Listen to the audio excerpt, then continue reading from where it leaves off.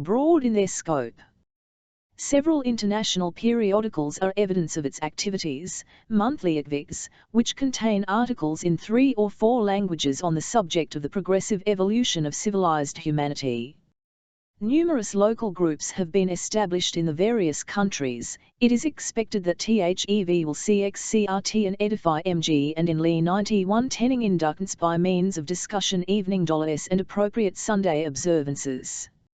Above all, the RAG will STNVE its utmost to aid with the material at its disposal the FM, to I part of progress in CVCRY country. You follow me, Ingmar, absolutely Hans Castorp plicht, with precipitation.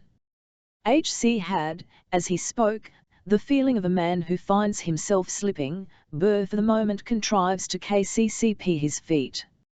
HCR certain Briney appeared satisfied. I assume that these are new and surprising ideas to yes, I confess this is the first time I have heard of these concavers. Seton Briney murmured, if you had only heard of them earlier. But, rap, it is not yet too late.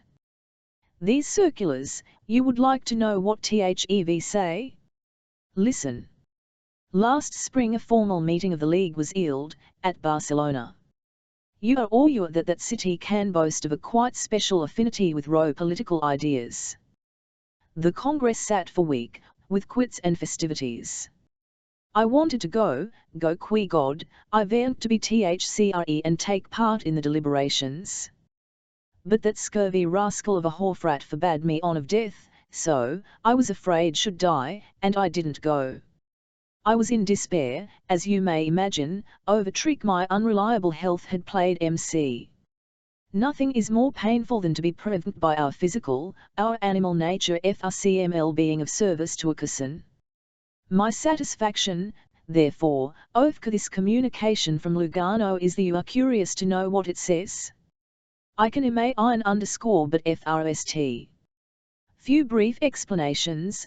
The League for the Organization of Progress, mindful of its task of furthering human happiness, in other words, of combating human suffering by HC available social methods, to the end of finally eliminating it altogether, mindful also of the fact that this lofty task only be accomplished by the aid of Theology, the end and aim of which is the perfect stare. The League, in session at Barcelona, determined upon the publication of a series of volumes bearing the general title, The Sochology of Suffering. It should be the of the series to classify human suffering according to classes and categories, and to treat it systematical, why and exhaustively. You ask what is THC use of classification, arrangement, systematization? I answer you, order and simplification are the first steer toward the mastery of a subject, the actual enemy is the unknown. WC must lead the human race up out of the primitive stages of fear and patient stupidity, and set its feet on the path of conscious activity. We must enlighten it upon 2 points. First, that given effects become void when one first recognizes and then removes their causes, and second, that almost all individual suffering is due to disease of the social organism.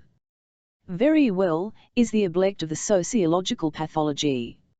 It will issued in some 20 folio volumes, treating every species of human suffering, from the most and intimate to the great collective struggles arising from the conflicting interests of classes and nations. It will, in short, exhibit the chemical elements whose combination in various proportions results in all the ills to which our human flesh is heir. The publication will in every case take as its norm the dignity and happiness of mankind, and seek to indicate THC mesorks and metals calculated to remove the cause of each deviation. Famous European specialists, physicians, rheumatologists, and economists will share in the composition of this encyclopedia of suffering, and the General Editorial Bureau at Lugano will act as THC reservoir to collect all the articles which shall flow into it. I can read in your sighs the question as to what my share is to be in all these activities. Hear me to the end. This great work will neglect the belletrist in so far as he deals with human suffering. A volume is projected which shall contain a compilation and brief analysis of such masterpieces of the world's literature as come into question by one or other kind of conflict, for the consolation and instruction of the suffering. This, then, is the task entrusted to your humble servant, in the letter USCEHCRE. You don't say, Herr Settembrani. Allow me to offer you my heartiest congratulations. That is a magnificent commission, just in your line, I should think. No wonder THC Leaguck thought of you. And what joy you must feel to aid in the elimination of human suffering. It is a work VCR abroad in its scope, Herr Settembrani said thoughtfully, and will require much consideration and wide reading. Especially, he added, and his gaze seemed to lose itself in the immensity of his task, since literature has regularly chosen to depict suffering, and even second- and third-rate masterpieces treat of it in one form or another. But what of that? So much the better. However comprehensive THC work may be, it is at least of a nature that will permit me to carry it on, if needs must, even in this accursed place. I need not be here long. That is something, H.C. sighed, enough to bring it to a moving closer row Hans Castorp, and subduing his voice and gulp to a whisper, that is something which can hardly be said of the duties nature lays upon you, engineer. This is what I wanted to bring out, this is the word of warning I have been trying to utter. Thou know what admiration, Feckle, for your profession. But as it is a practical, not an intellectual calling, you are differently situated from myself, in that you can only pursue it down in the world, only THCRC can you be a true European, only there can you actively fight suffering, improve the time, further progress. With your own and in your own way. If I have told you of the task that has fallen to my lot, it WXS only to remind you, only to recall you to yourself. Only to clarify certain conceptions of yours which the atmospheric conditions up here were obviously beginning to becloud. I would urge it upon you, hold yourself upright, preserve your self-respect, do not give ground to the unknown. Flee from this sink of iniquity, this island of Circe, whereon you are not Odysseus to dwell in safety. You be going are inclining toward forward on all fours, already extremities, and present you will begin to have a care. THC Humanist had uttered these admonitions in the same low voice, shaking his head impressively. He finished with drawn brows and eyes directed toward the ground.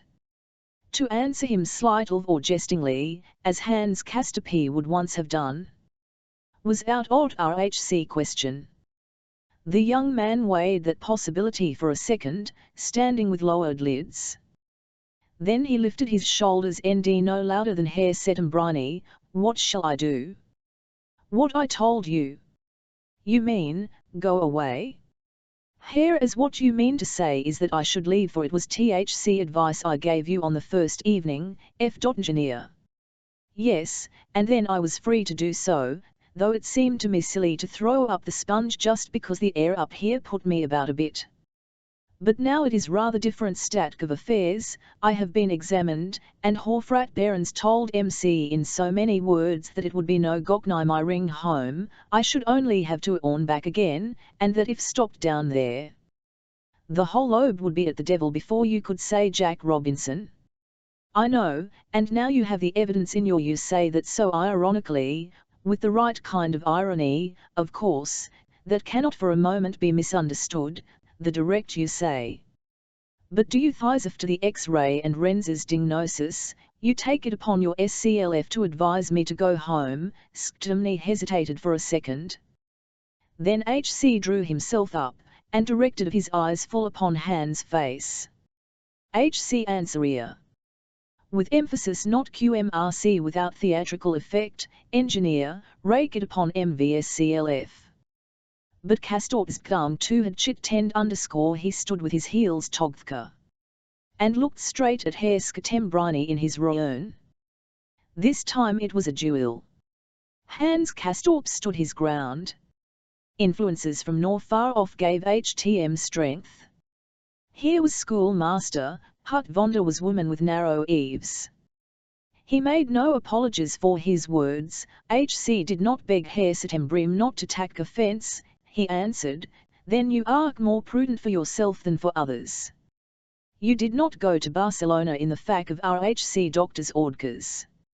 You were afraid of death, and you stopped up here to ascertain Herr Settembrim's pose was undeniably shaken, his snule, as he answered, was slightly forced. Know how to value a ready answer, even thrgvor logic smacks of sophistiff. It would disgust MC to see NTC other the fists in the sork of rivalry that is too current and too herk, otherwise I might reply thar my cask far more serious tea and yours, so much more, fact, that it is on of by artificial means, almost bv deliberate self-psioin, that I ere keep alive hope of I cavilling this place and having sight of the world below before I die. In the moment when that can no longer decently in that moment shall turn my back on this establishment, and take private lodgings somewhere the valley. Thara will be sad, hut as the sphere of labours is the facest, the least material in the world, the change cannot prevent MC from resisting the forces of disease and serving the cause of humanity, up to my latest breath. The difference between us, in this respect, I have already pointed out to thou. Engineer, you are nor the man to assert your better self in these roundings. I saw it at our first meeting. You reproach me with not having gone to Barcelona. I subnerd rho RHC prohibition, not to destroy myself untimely. But I did so with the most stringent reservat and MS, my protested in pride and anguish against the dictates of my wretched bodv _ whether that protest survives in pin with behests of our powers that BC, you, as you whether it is not rat or the body, the and its propensities, to which you lend a ready car, what have you against the body, interrupted Hans Castorp suddenly, and looked at him with wide blue eyes, the whites of which were veined with blood. He was giddy with his own temerity and showed as much. Vivativka am I saying, he thought. I'm getting out of my depth. But I won't give Wav, now I have begun, I won't give him the last word if I can help it. Of course he will have it anyhow, but NCVC I mind, I will make the most of it while can. He clagged his objection, but you are humanist, are you not? What can you have to say against the body? Settembrim's smile this time was unforced and confident. What have you? He quoted, with his head on one side. I vow down on anal you will always find ready to answer you, engineer, he said, with a sweeping downward motion of the hand, particularly when your opposition is spirited, and you parry not without elegance. Humanist, yes, certainly, I am a humanist. You could NCVC are convict of ascetic inclinations. Affirm, honour, and love the body, as protest I affirm, honour, and love form, beauty, freedom, gaiety, the enjoyment of life. I represent the world, the interest of this life, against a sentimental withdrawal and negation, against romanticism. I think my position is unequivocal, but there is on power, one principle, which commands my deepest assent, my highest and fullest allegiance and love, and this principle, is intellect. However much I dislike hearing the conception of moonshine and cobwebs call the soul played off against the bod, yet, within the antithesis of BCDY and mind, the body is the evil the devilish principle, for the body is nature, and nature, within the sphere, I repeat, of her antagonism to the mind, and to reason, is evil, mystical and evil. You are humanist?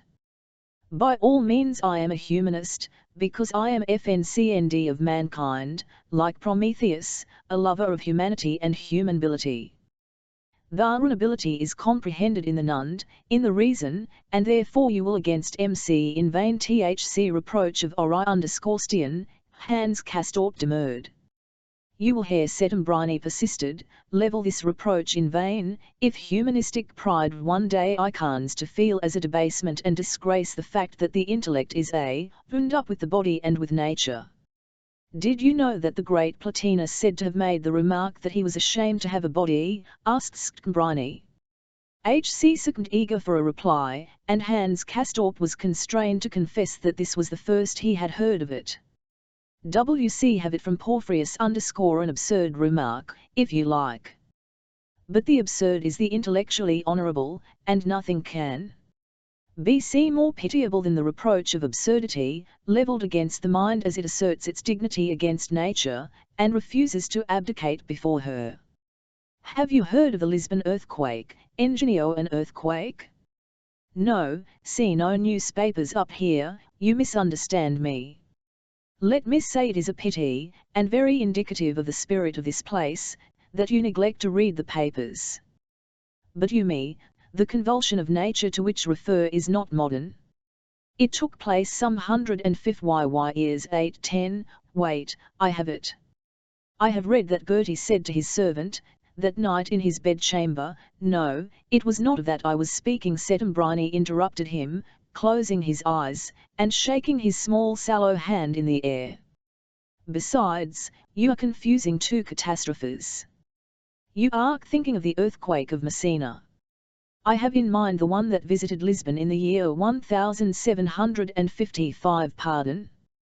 Voltaire was outraged by it. Outraged? That, how do you? He rebelled. Yes. H.C. declined to accept that brutal factum et factum. His spirit refused to abdicate before it. H.C. protested in the name of reason and the intellect against that scandalous DCRC liction of nature, to which were sacrificed thousands of human lives, and 3/4 of a flourishing city. You are astonished? You smile? You may well be astonished, but as for smiling, give me leave to tell you it is out of place. Voltaire's attitude was that of a worthy descendant of those old Gauls chat shot their arrows against THC heavens.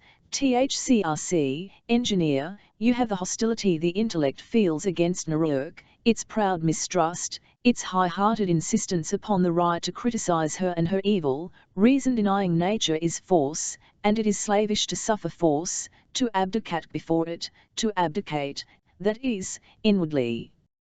And there too you have the humanistic position which runs not the slightest risk of involving itself in contradictions, or of collapsing into churchly hypocrisy, when I sex in the body the antagonist, THC epicentric of the evil principle. The contradiction you imagine is it always the same? What have you against analysis? Nothing, when it serves the cause of light, fictum, prog rcss. Everything when it is by the horrible brute goer to the grave. And thus too with the body. We are to honour and you hold the body when it is a question of emancipation, of beauty, or fictum of thought, of joy, of desire. We must despise I in so far as it sets itself up as the principle of gravity and inertia. When it obstructs the movement toward light, we must despise it in so far as it represents the principle of xis and detum, so far as its specific essence is the essence of perversity, of decay, sensuality, and shame. These last words Stambrini had uttered standing close to Hans Castorp, very rapidly and tonelessly, as though to make an end of THC subject. Succor was nigh for the youth. Joachim entered the reading room, with two in his hand. The Italian broke off, and the dexterity with which H.C. altered his tone for one in a lighter and fitting social key was not lost upon his pupil, if so Hans Castorp may be called. There you are, Lieutenant.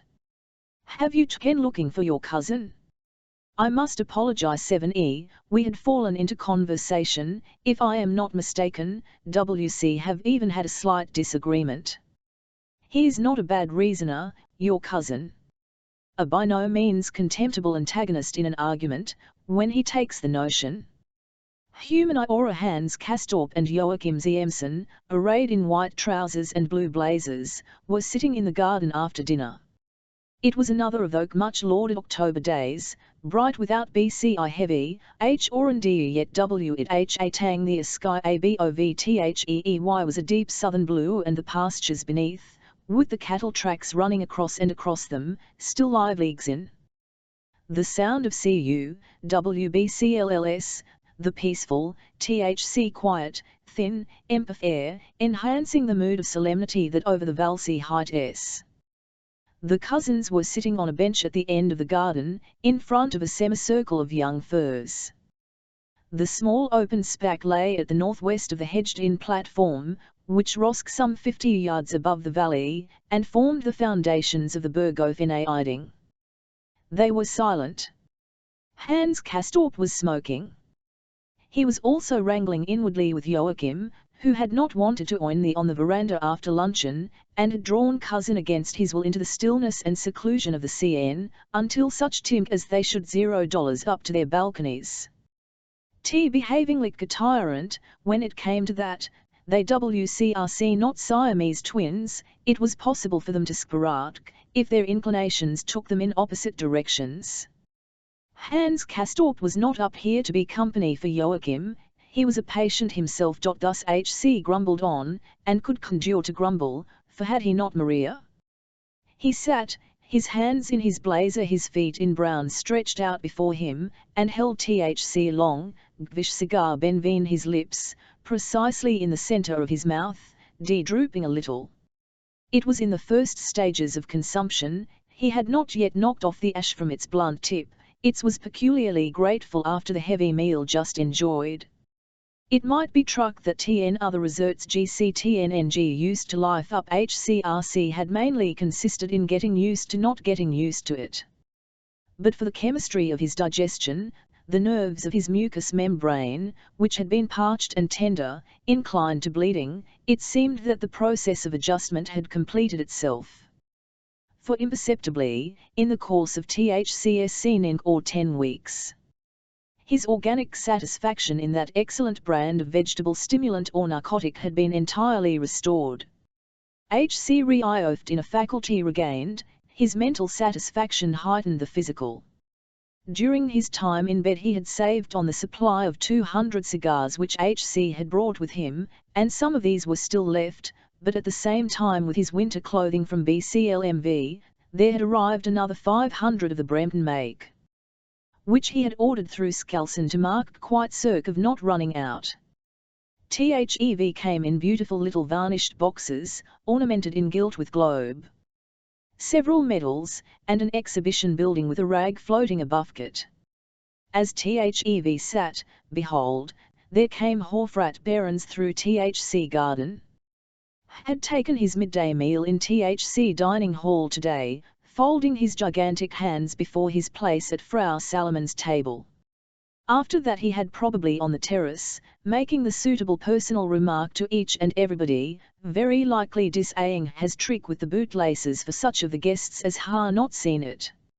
Now he came lounging through the garden, a check tailcoat instead of his smock, and his stiff hat on the back of his head. He too had a cigar in his mouth, a very black one, from which he was puffing great white clouds of smoke.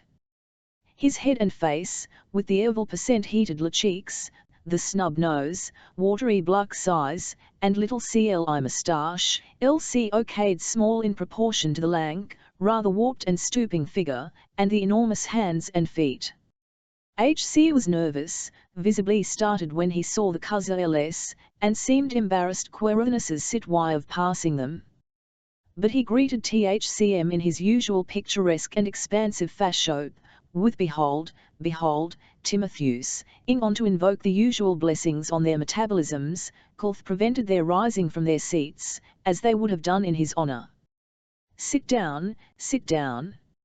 No other like me. Out of place too, you BCMG my patients, both of you. Not necessary. No objection to THC Strustow, and he remained stand-eye.g before them, holding the cigar between the index and L-endal fingers of his great right hand. HC envies your cabbage leaf, Castorp let me see, I'm a connoisseur. That's a good ash, what sort of brown beauty have there? Maria Mancini, Posta de Bunket, Bremen, Herr Hofrat. Costs little or nothing, pfennigs in plain colours, but a bouquet you don't often come across at the price. Sumatra Havana wrapper, as you see. I am very wedded to them. It is a medium very fragrant, hot cool on the tongue. Suits to leave the ash long, I don't knock it off more than of rhymes. She has her whims, of course, has manner, but the inscription must be very thorough, for she doesn't vary much, and draws fatigue even. May I offer you one? Thanks, we can exchange. And they drew out their cases. There's a thoroughbred for you, the Hofrack said. He displayed his brand. Temperament, you know, juicy, got stomach guts to St. Felix, always stuck to this sort. Regular begone, dull care burns licked brandy, has something full mine at and toward the end. But you need to exercise a little corn on, can't light one from the uthka, you, more than a fellow stand. However, better one good mouthful than any amount of nibbles. They twirled their respective offerings bet XCCN fingers, felt knoiser like the slender shapes that possessed, or so one might think, some organic quality of life, with their ribs formed the diagonal parallel edges of the raised, here and there a rouse wrapper. The exposed veins that seemed to pulsate, the small percent qualities of THC skin, the play of light on planes and edge. Hans Castorp expressed it, a cigar like that is alive, it breathes. Fact. Once, at home, I had the idea of keeping Myria in an airtight tin box, to protect HCR from damp. Would you believe it, she died. Inside of a week she perished, nothing but leathery corpses left. Exchanged experiences. The best way to keep cigars, uttered once. He ofrat 10 VCD them, he d have smoked but heavy Havanas, but they did not sulth him. He told Castorp about too ill till Henry he had on taken to his heart, in an evening company, which had come within an ace of putting him under the sod. I smoked them with my coffee, he said, and thought no more of it. But after a while it struck me to wonder how I felt, and I discovered it was like nothing on earth. I don't know how I got home, and once there, well. This Timk, my son, I said to myself, you're a goner. Feet and legs like ice, you know, reeking with cold sweat, white as a tablecloth, heart going all ways for Sunday, sometimes just a thread of a pulse, sometimes FK ending like a trip hammer. Cerebration phenomenal. I made sure I was going to toddle off, that is the very expression that occurred to me, cause at THC Timk I was feeling as jolly as a sandboy. Not that I wasn't in a funk as well, because I was just one large blue funk all over. Still, funk and flickery aren't mutually exclusive, everybody knows that. Take a chap who's going to have a girl for the first time in his life, he's in a funk too, and so is she, and yet both of them are simply dissolving with felicity.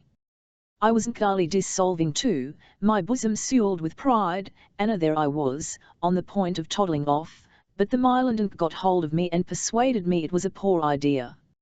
She gave me a camphor injection, applied ice compressors and friction, and here I am, saved for humanity. The Hofrat's large, blue eyes watered as he told this story. Hans Castorp, incapacity of patient, looked up at him with an expression that betrayed mental activity. You paint sometimes, don't you, Herr Hofrat? He asked suddenly. The Hofrat pretended to stagger backwards. What the deuce? What do you take me for, youngster? Beg your pardon? I kned to hear somebody say so, and it just crossed my mind. Well, then, I won't trouble to lick about it. WCRC all PCU, Acrititis. I admit such a thing has happened. Ankpio sono pitor, as the Spaniard used to say. Castorp asked him succinctly, with the air of a connoisseur, circumstances betraying him to this tone. As much as you like, the Hofrat answered, swaggering out of sheer self-consciousness. Still animals, chap me shrinks nothing. No portraits. I've even thrown in a tray or so. Want to give me an? Ha ha. No, but it would very kind of you to show us your pictures sometime, we should envy it. Joachim looked blankly at his cousin, but then hastened to add his assurances that it would be very kind indeed of the Hofrat. Behrens was enchanted at the flattery. H.C. grew red with pleasure, his tears seemed this rhyme actually on the point of falling. With the greatest pleasure he cried. On the spot if you like. Come on, come along with me, I'll brew us a Turkish coffee in my den. He pulled young men from the bench and walked between them arm in arm, down the gravel path which led, as Th knew, to his private quarters in Thc northwest wing of Boo. I've dabbled a little in that sort of thing myself, Hans Castorp explained. You don't say. Gone in for it, oils? Oh, no, I never went further than a watercolour or so. A ship, a sea, piece, childish efforts. But fond of painting, and so took Thc. Joachim in particular felt relieved and enlightened by this exanation of HLS cousin's startling curiosity. It was in fact more on IG account than on the Hofrats that Hans Castorp had off-cooked it. They reached the entrance, a much simpler one than the impressive portal on the drive, with its flanking lanterns. A pair of cur-hashing steps led up to the oaken house door, which the Hofrat opened with a latchkey from his kabunch. HT's hand trembled, he was plainly in a nervous state. EYCNTCRCD an antechamber with clothes racks, where Behrens hung his bowler on a hook, and thence passed in row a short corridor, which was separated by a door from that of the main building. On both sides of this corridor lay the RCNMS of the small private dwelling. Behrens called a servant and gave an order, then to a running accompaniment of whimsical remarks ushered them through a doper on the right. They saw a couple of rooms furnished in banal middle-class taste, facing the valley and opening one into another through a doorway hung with portieres. One was an old Genan dining room, the other a living and with woolen carpets, bookshelves and sofa, and on a table which hung a pair of crossed swords and a student's cap. Beyond was a Turkish smoking cabinet. Everywhere were paintings, the work of the Hofrat. The guests went up to them at once on entering, caught Kusa ready to praise. There were several portraits of his departed while, in oil, also, standing on the writing table, photographs of her. She was a thin, enigmatic blonde, portrayed in flowing garments. With her hands, their fingertips just lightly enlaced, against her left shoulder. And her eyes either directed toward heaven or cast upon the ground, shaded by thick, 0,12 outstanding eyelashes. Never once was the departed one looking directly ahead of her toward the observer.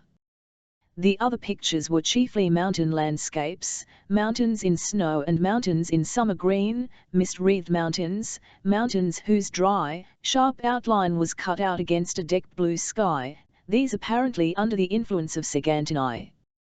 Then there were cowherds' huts, and dew-lapped cartlook standing or lying in sun drcnchcd high pastures. There was a rucked fowl, with its long writhen neck hanging dmvn from a tar ie among a setting of vegetables. There were flower pieces of mountain peasantry, and so on, all painted with a certain brisk dilettantism, the bold dashed onto the canvas, and often looking as though they had keen squeezed on out of THC tube. They must have taken a long time to dry, but were sometimes effective by way of helping out the other shortcomings.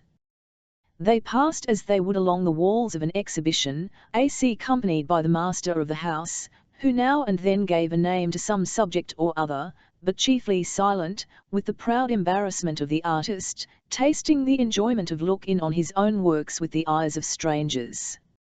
THC portrait of Sivdia Shochat hung on the window wall of the Irving room. Hans Castorp spied it out with a quick glance. He entered, though the likeness was but distant one.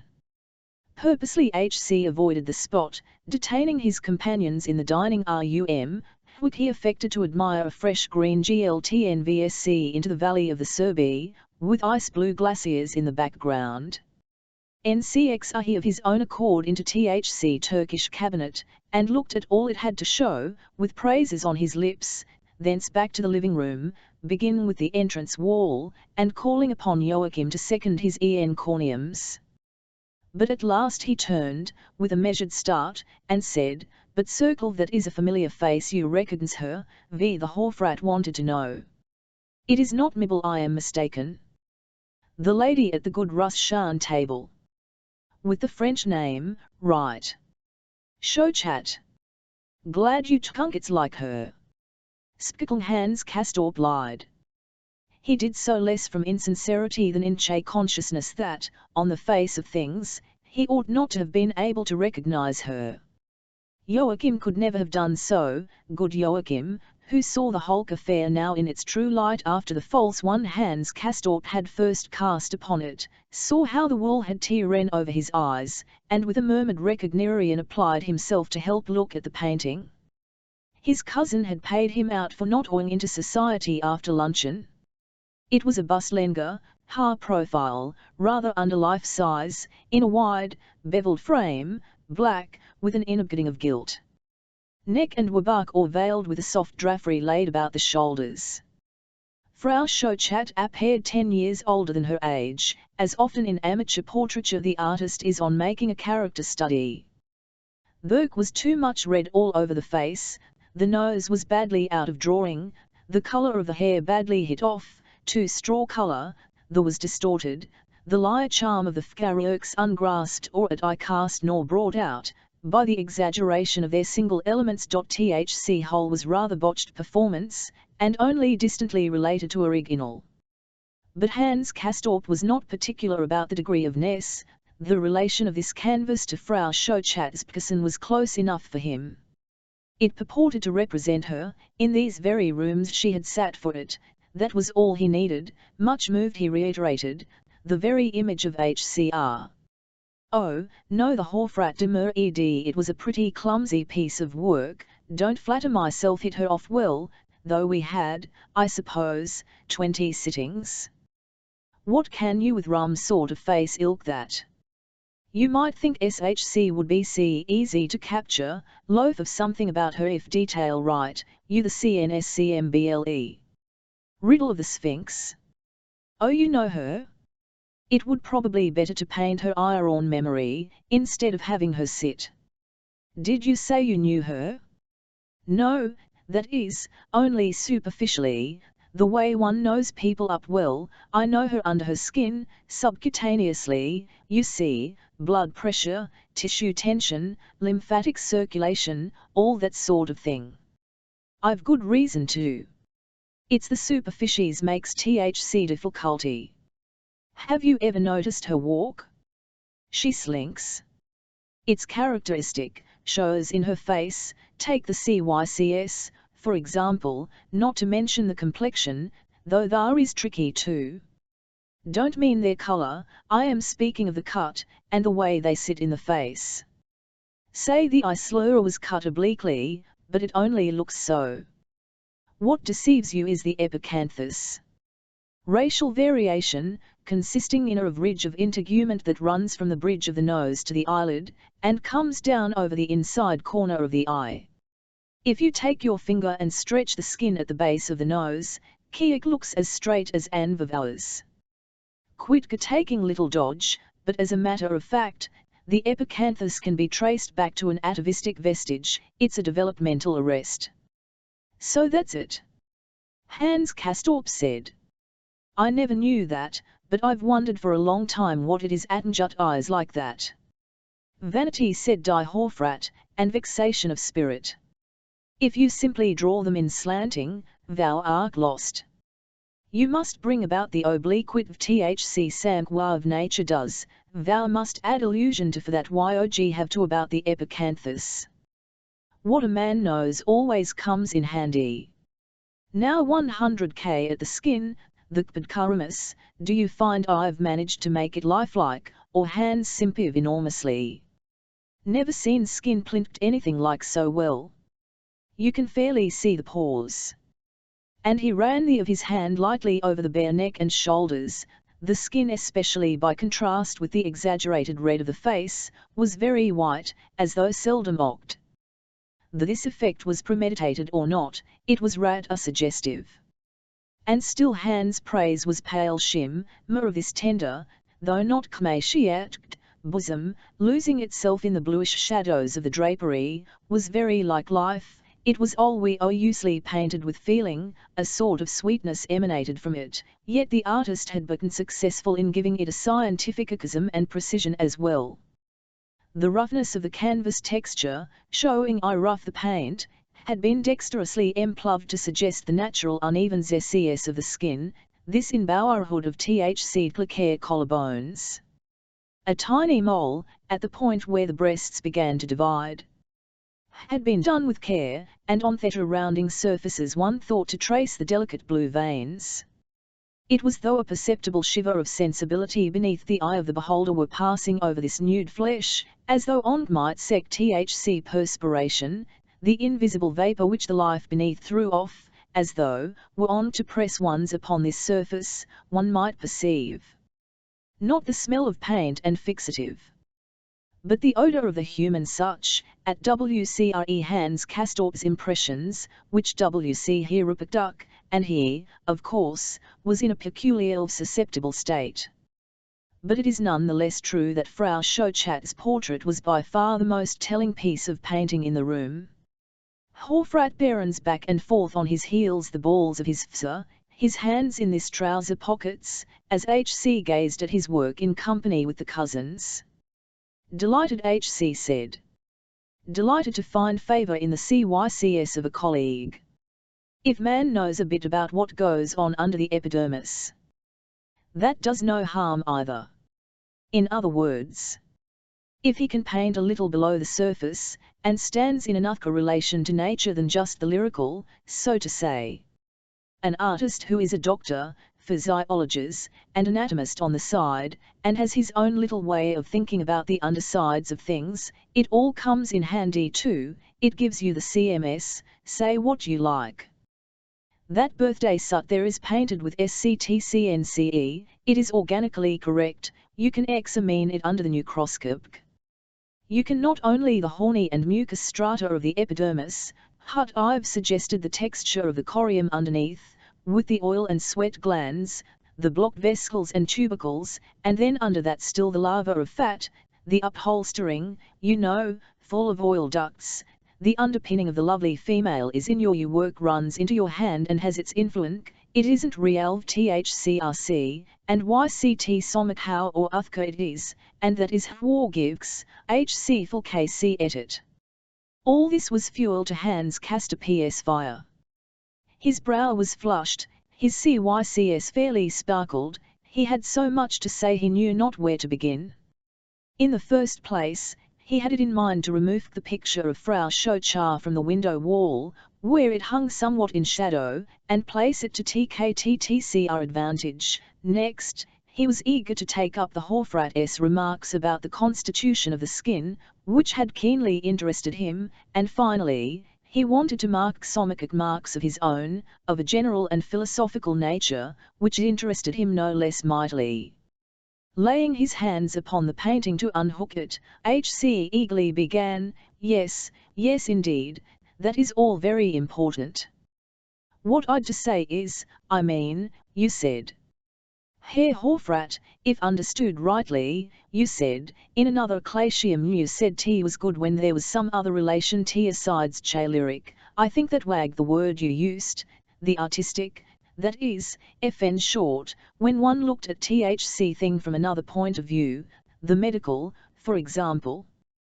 That's also enormously to the point, you know, I do beg your pardon, Herr Hofrat, but what I mean is that it is so exactly and precisely right, because after all it is not a question of any fundamentally different relations or points of view, but at just variations of one and the same, just shadings of it, so to speak, I mean, variations of one and the same universal interest, the artistic itself being a part or manifestation of it too, if say so.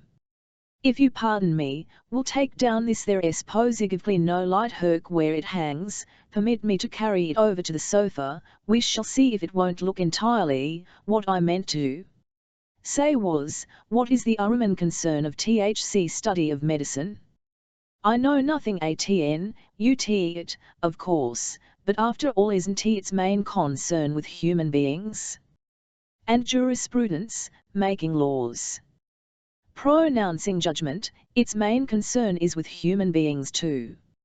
And philology, which ls nearly always bound up with the profession of and theology, with the care of souls, office of spiritual herd. All of THCM have to do with human beings, all of hem are degrees of one and the same important, the same fundamental interest, the interest in humanity. In other words, are the humanistic callings, and if you go in for them have to study the ancient languages by way of foundation, for the sake of formal training, as they say. Perhaps you are surprised RMV talk about them like that. Only a practical man and the Kmaka sighed. But I have been thinking about these questions lately, the rest cure, and I find it wonderful, I find it a simply priceless and arrangement of things, that the formal, the idea of form, of beautiful form, lies at the bottom of every sort of humanistic calling. Gives it such an ability, I think, such a sort of disinterested NCSS, and feeling, TJ, and courtliness, it makes a kind of chivalrous adventure of that is to say, I suppose I'm pressing myself very ridiculously, but, you can SCCHCWTHC things of the mind and the love of beauty come together. And that they always really have been one and the same, other words, science and art, and that the of being an artist surely belongs WLTHTHC others, as a sort of fifth faculty, because it too is a humanistic calling, a variety of humanistic interest, in so far as its most important theme or concern is with man, you will agree with me on that point. When in my youth, painted anything hut ships and vodka, of course. But notwithstand TNG. In my CYCS the most interesting branch of painting is and remains literature, because it has man for its immediate object, that was why I asked at once if you had done anything in that FCLD. Wouldn't this be a far more favourable place for it to hang? Both of THCM, BCHRCNS no less than Joachim, KKED at him amazed, was he not ashamed of this confused, impromptu but no, was far too preoccupied to conscious. He held the painting against the sofa wall, and meant to know if it did not et a much better light. Just then the brewer tray, with hot water, a spirit lamp, and BCNS motioned them into the cabinet, saying, then you must have been more interested in sculpture, originally, than in should think. Yes, of course, more light there, if you think it can stand it. Should swaesk so, sculpture concerns itself more purely and exclusively with the human form. But we mustn't let the water boil away. Quite right, sculpture Hans Kastorp said, as THEV went. He forgot either to hang up or put down the picture he had been in, but tugged it with him into the neighbouring room. CE% Tamil the Greek Venus or alt is more humanistic, it probable at Hotham the most humanistic of all the arts, when one comes to think about it. Well, far as little show chat goes, she's a better suhisa for painting than sculpture. Phidias, that other chap with psych ending to his name, would have stuck up Thor noses at HCRSTVLC of physiognomy. Hello, here are thou going with the ham, pardon me, I'll just hear a gorlesti the leg of that will do very well for the moment. Greek did not trouble themselves about the head and face. Their interest was more with the bodh, suppose that was there, the plasticity of the female form, so that is fat, is it? That is fat. THC Horfrat said Konsisk, YHC had opted to hang in cabinet, and taken thence the requisites for his coffee malang, a Turkish long-handled pot, Thor, sugar and ground coffee, all in brass. Parmesan, stearin, line he went on, shaking the coffee bricks from a tin box into the which he began to turn. You see I make it all myself, it tastes twice as good. Did you think it was ambrosia? No, of course I knew. Only it sounds strange to hear I see like that. Hans Kastorp said, were seated in the corner between door and window. at a bamboo taboret which held an oriental brass tray, upon which Behrens had sc the coffee machine. Among the smoking utensils, Joachim was next. Behrens on thc ottoman, overflowing with cush irons. Hans Castorp sat in a leather armchair on casters, against which he had leaned Frau Schochat's picture. A gaily coloured carpet was beneath their feet. The Hofrat ladled coffee and sugar into the long-handled pot, added water, and let the brew tm2 up thc fame of thc lamp. It foamed brownly in the little onion pattern cups, and proved on tasting both strong and sweet. Your own as well, Behrens said. Your plasticity, so far as you have any, is fat too, though of course not to the same extent as with a woman. With us fat is only about 5% of THC body weight, in females it is 1/16 of the whole. Without that subcutaneous cell structure of ours, we should all nothing but fungoid growths. It disappears, with Timk, and then come the unaced Hulk wrinkles in the drapery. The layer is thickest on the female breast and belly, on the front of the thighs, everywhere, in short, where there is a little something for heart and hand to take hold of. The soles of the fsit are fat and ticklish. Hans Castorp turned the cylindrical coffee mill about in his hands. It was, the rest of the set, Indian or Persian rather than Turkish. THC style of the engraving showed that, with the bright surface of the pattern standing out against the say June background. He looked at the design, without immediately seeing what it was. When he did, he blushed unawares.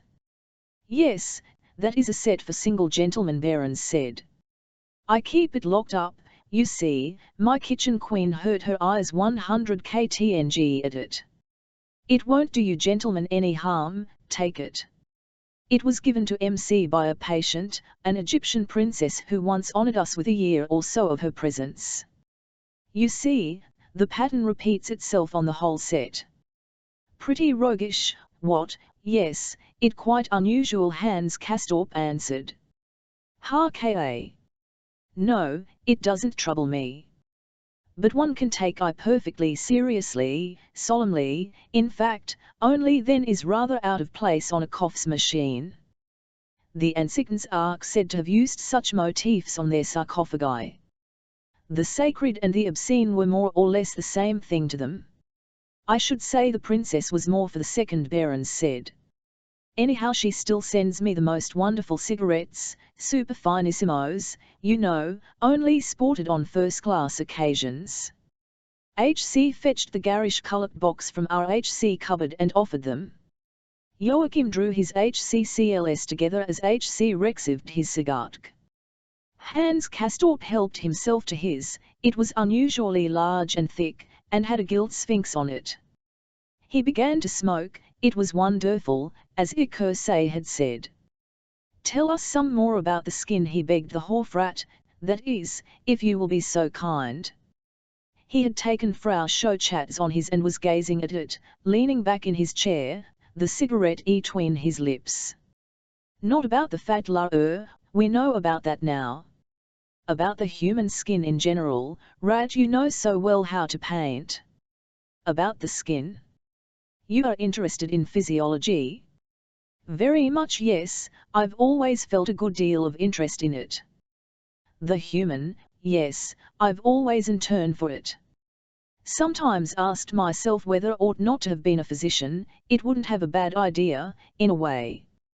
Because if you are interested in the body, you must be interested in discask, spiritually interested, isn't that but a DCRSNT signify, I might have BCCN such a lot of things, for example, a clergyman?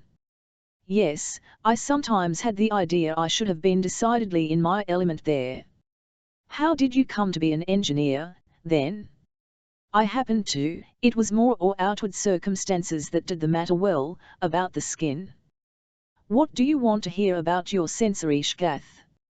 You know, don't you, that it is your outside brain, ontologically the same as that apparatus of the so-called higher centers up there in your cranium? The central nervous system is nothing but a modification of the outer skin layer. Among the lower animals, the distinction between ventral and peripheral doesn't exist. They smell and taste with their skin. It is THC only sensory organ they have. Must be rather nice, if you can put yourself in their place. On the other hand, in such highly differentiated forms of light as you and I are, the skin has fallen from its high state. It has to confine itself to feeling ticklish, that is to say, to being simply a protective and registering apparatus, but devilish on the qui-vive for anything diet tries to come too close about it even puts out feelers, the body hairs, which are nothing but hardened skin cells, and they get wind of the approach of whatever it is, before the skin itself is touched. Just between selves, it is quite possible that this protecting and defending function of the skin extends beyond the physical. Do you know what makes you go red and pale? Not very precisely. Well, neither do we, very precisely to Frank, at least, as far as blushing is concerned. THC situation is not quite clear, for the dilatory muscles which are presumably set in action by the vasomotor nerves haven't yet been demonstrated in relation to the blood vessels. How the cock really swells his comb, or any of the other well-known instances come about, is still a mystery. Particularly WHCRC, it is a question of emotional influx in play. Assume that a connection subsists between the outer rind of the cerebrum and the vascular center in the medulla. Certain stimuli, for instance, let us say, like your being carefully embarrassed, set up the connection, and the nerves that control the blood vessels function toward the face, and they expand and fill, and you yet a fact like a Turk's a cock, all SWCLLCD up with so you can't see out of your. On the other hand, suffoc you are in suspense, something is going to happen, it may be something tremendously beautiful, for aught I care, the blood vessels that affect the skin contract, it gets pale and cold and sunken, you look like a dead man, with big, lead-colored eve sockets and peaked nose. But the symptomicus makes your cert thump away like a good fellow. So that is how it happens, Hans Castorp said. Something like that. Those are reactions, you know. It is the nature of reactions and refluxes to have a reason for happening. We are beginning to suspect, we physiologists, that the phenomena accompanying emotion are really defense mechanisms. VCRCSSCXCS of the system. GCNS Eatlish, now. Do you know how you come to have goose flesh? Not very clear, Vsitha, I'm afraid. That is a little contrivance of the sebaceous gland and which ecate the fat, albuminous substance that oils your skin and keeps it supple, and pleasant to feel of. Not very appetizing, but without it the skin would all withcoat, and without the cholesterol, it is hard to imagine touching the human skin at all. These sebaceous gimps have erect muscles that act upon them, and when THEV do so, then thou are like the lad when the prince poured the pail of minnows over him. Thor skin gets lick-a-tilk. And if the stimulus is very powerful, hair ducts are erected too, the hair on your head bristles up and the little hairs on your bod, like quills upon the fretful porcupine, and you can say, like the vouch in THC stove, that now thou know how to shiver and shake. Oh, said Hans Castorp. I know how already. I shiver rather easily. On all sorts of what surprises MC the glands are erected for such different reasons. It on goose flesh to hear a slat pencil run across a pane of GLXSS, but when you hear particular beautiful music thou suddenly find thou have it too, and when I was confirmed and took MVIRS communion, I had one shiver after another, it seemed as, hob THC prickling and stickling would never leave off. Imagine those little muscles acting for such different reasons. Oh! Behrens said, tickling's tickling. The body doesn't give a hang for the content of the stimulus. Marv knows, it may be the whole ghost. The sebaceous glands are erected just the same. Hans Castorp regarded the picture on his knee. Herr Hofrat, he said, I wanted to come back to something you said a moment ago. About internal processes, lymphatic action, and that sort of thing. Tell us about the lymphatic system, it interests me tremendously. I believe you barons respond. The IVMF is the most refined, the most rarefied, the most intimate of IQ, DV juices. I dare say you had an inkling of the fact in your mind, QHCNU? Asked. People talk about the blood, and the mysteries of its composition, and what an extraordinary fluid it is, but it is the lymph that is the juice of juices, the very essence, you understand, itcher, blood milk, cream de ia cream, as a matter of fact, after a fatty diet it does look like milk. And he went on, in his lively and whimsical phraseology, to gratify Hans Castorp's desire. And first he characterized the blood, serum composed of fat, albumin, iron, sugar and salt, crimson as an opera cloak, the product of regan and digestion, saturated with gases, laden with WXSTEPR, which was pumped at 98.40 BF heat from the heart through the blood vessels, and kept up and animal warmth throughout the body, in other words, sweet life itself. But, he said, the blood did not come into immediate contact with the body cells. What happened was that THC circuit which it was pumped caused a nulky extract of it to sweat through the walls of the blood vessels, and so into the tissues, so that it filled every tiny interstice and cranny, and caused the elastic cell tissue to distend. This distension of retishux, or turgor, PRCSSCD the lymph, after it had nicely swilled out the cells and exchanged matter with them, into the USA lymphatic, the lymphatic vessels. And so back into the blood again, at the rate of 1.5 liters a day. He went on to speak of the lymphatic tubes and absorbed vessels, described the secretion of the breast milk, which collected lymph from eggs, abdomen, and breast, one arm, and one side of the head, described the very delicately constructed filters called lymphatic which were placed at certain points in the iliac system, in RHC neck, the armpit, and the hoe under the neck, and other soft and intimate parts of the body. Swellings may occur in these plaques, barons explained. Endurations of the lymphatic glands, ICTs say, in the knee pan or the arm joint, dropsical tumors here and there, and we bask our diagnosis on them, they have a reason, though not always a very pretty one. Under such circumstances there is more than a suspicion of tubercular congestion of the lymphatic vessels. Hans Castorp was silent a little space. Yes, he said, then, in a low voice, it is true, might very well have been a doctor. The flow of breast milk, the ear, the legs, all that interests me very, very much. What is T-body? He rhapsodically burst forth. What is the flesh, what is the physical being of man? What is he made of? Tell us this afternoon, Herr Hofrat, tell us exactly, and once and for all, so that we know. Of water, answered barons. So you are interested in organic chemistry. The human body consists, much the larger of it, of water. No more and no less than water, and nothing to get wrought up about. The solid parts are only 25% of whole, and of that 20 are ordinary white of egg, protein, if you want to use a handsomer word. Besides that, a little fat and a little salt, that's about all. But the white of egg, what is that? Various primary substances, carbon, hydrogen, nitrogen, oxygen, sulfur. Sometimes phosphorus. Your scientific curiosity is running away with itself.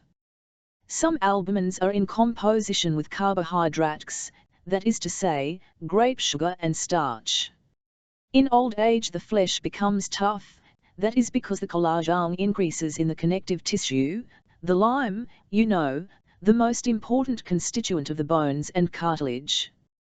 What else shall I tell you? In the muscle plasma we have an albumin called fibrin. When death occurs, it coagulates in THC muscular tissue, and causes THC rigor mortis. Righto, either rigor mortis, Hans Castorp said blithely. Very good. And then corns the general analysis, the anatomy of THC grave. Yes, of course.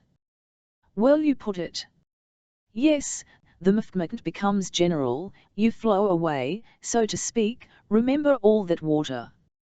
Remaining constituents are vary without they are resolved by putrefaction into simpler combinations, and a dissolution, putrefaction said Hans Castorp. They are the same thing as combustion, combination with oxygen, am I right? To at oxidization. And life. Oxidization too. The same.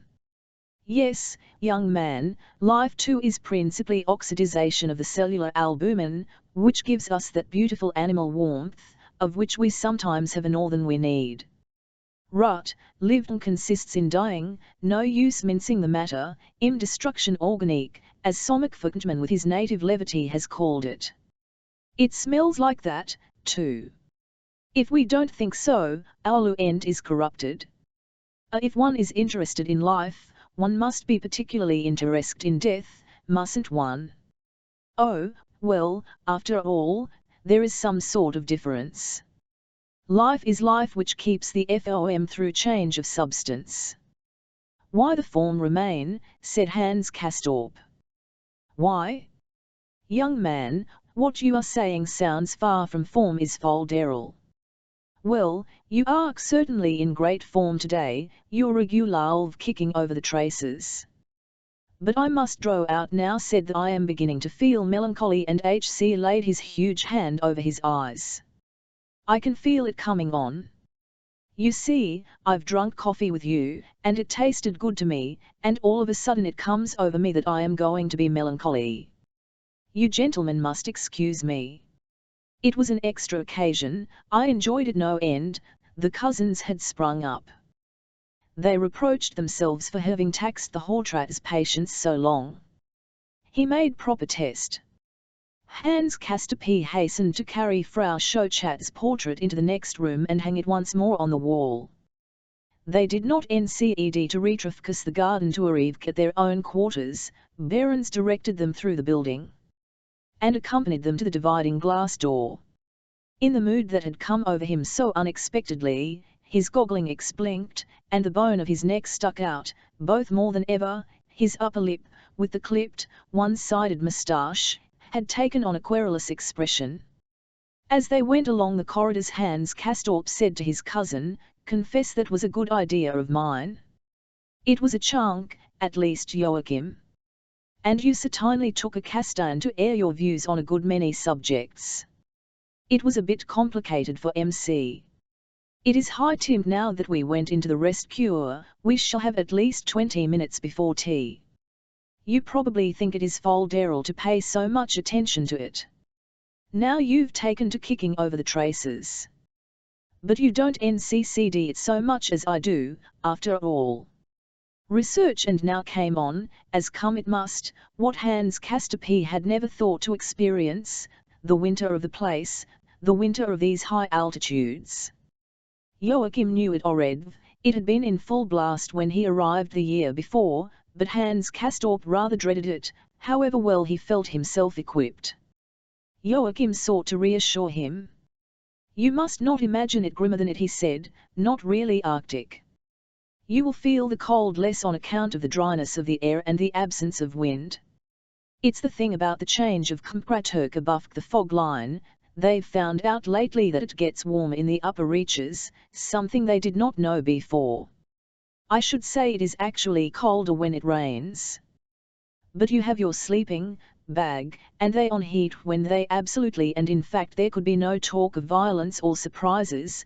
The winter came mildly on, at first no different from many a day they had seen in the height of summer. Wind had been days in the south, the sun balked down, the valley sccmcd shrunken, the side walls at its mouth looked clear and bald. Clouds came up, behind Pilmichel and Tinsenhoom, and drove northeastwards. It rained heavily. Then the rain turned foul, a whitish GRCY, mingled with snowflakes, soon it was all snow, THC valve was full of flurry, it kept on and on, the temperature fell appreciably, so that the fallen snow could quite melt, but lay covering the valley with a wet and threadbare white garment, which showed black the pinks on the in the dining room the radiators were lukewarm. That was at the beginning of November, All Souls, and there was no novelty about it. In August it had been sent a CVCN soy they had long left off regarding snow as a prerogative of winter. White traces lingered after every storm. The crannies of the rocky Ratakan, the chain that seemed to guard the end of the valley, and St. Monarchs to the south were always in snow. But the storm and the fall in the temperature both continued. A pale grey sky hung low over the valley, it seemed to dissolve in flakes and fall soundlessly and ceaselessly, until one almost felt uneasy. It turned colder by THC hour.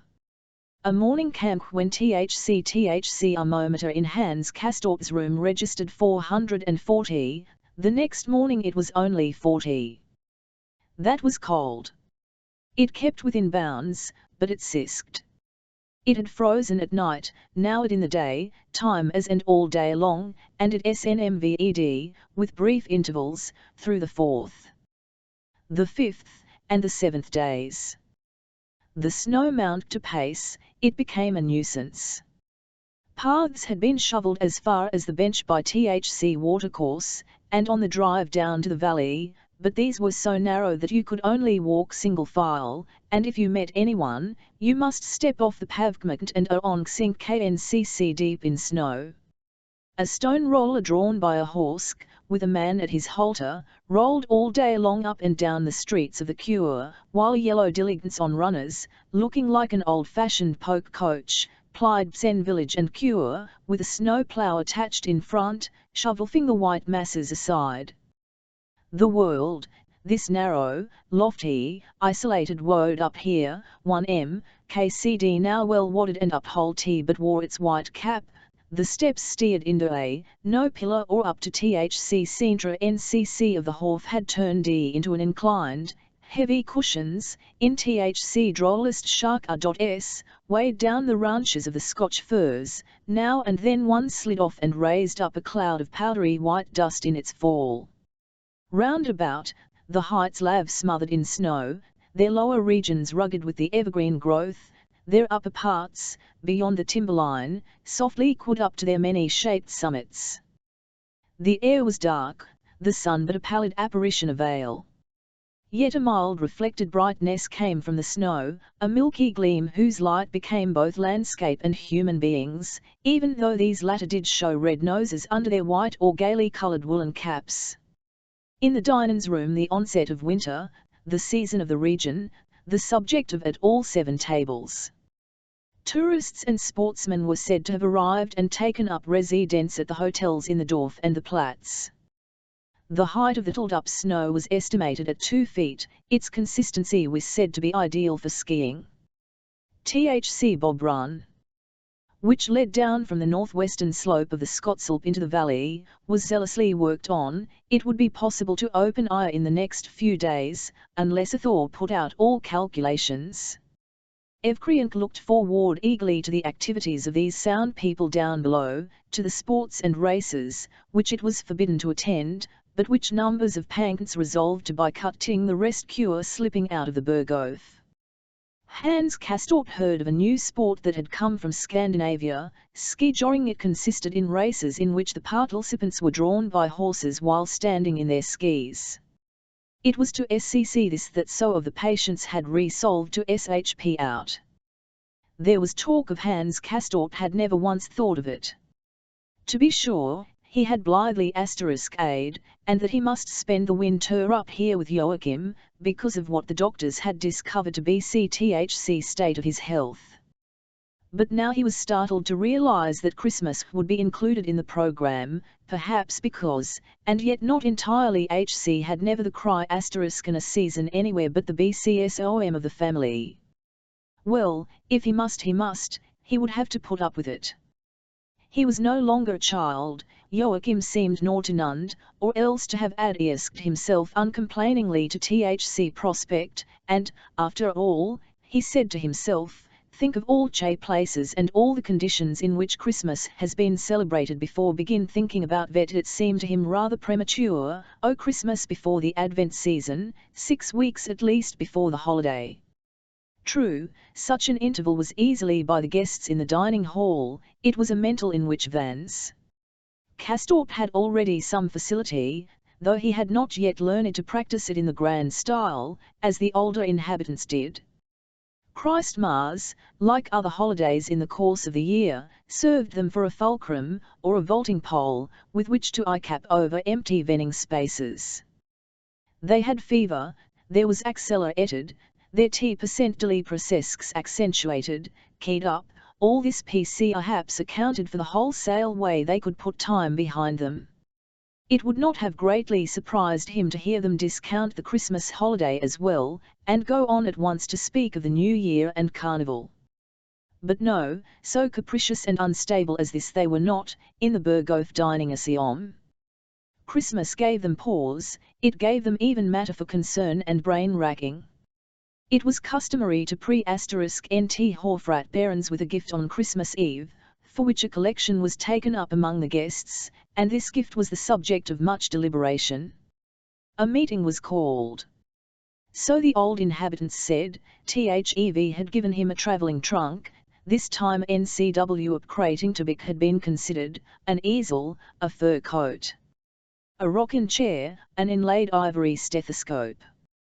Setembrini, for suggestions, that they give the Hofratter NCWLY projected encyclopedia work called The Sociology of Suffering, but he found only Onkison to ag with him, a book dealer who sat at Herman Kleefeld's table.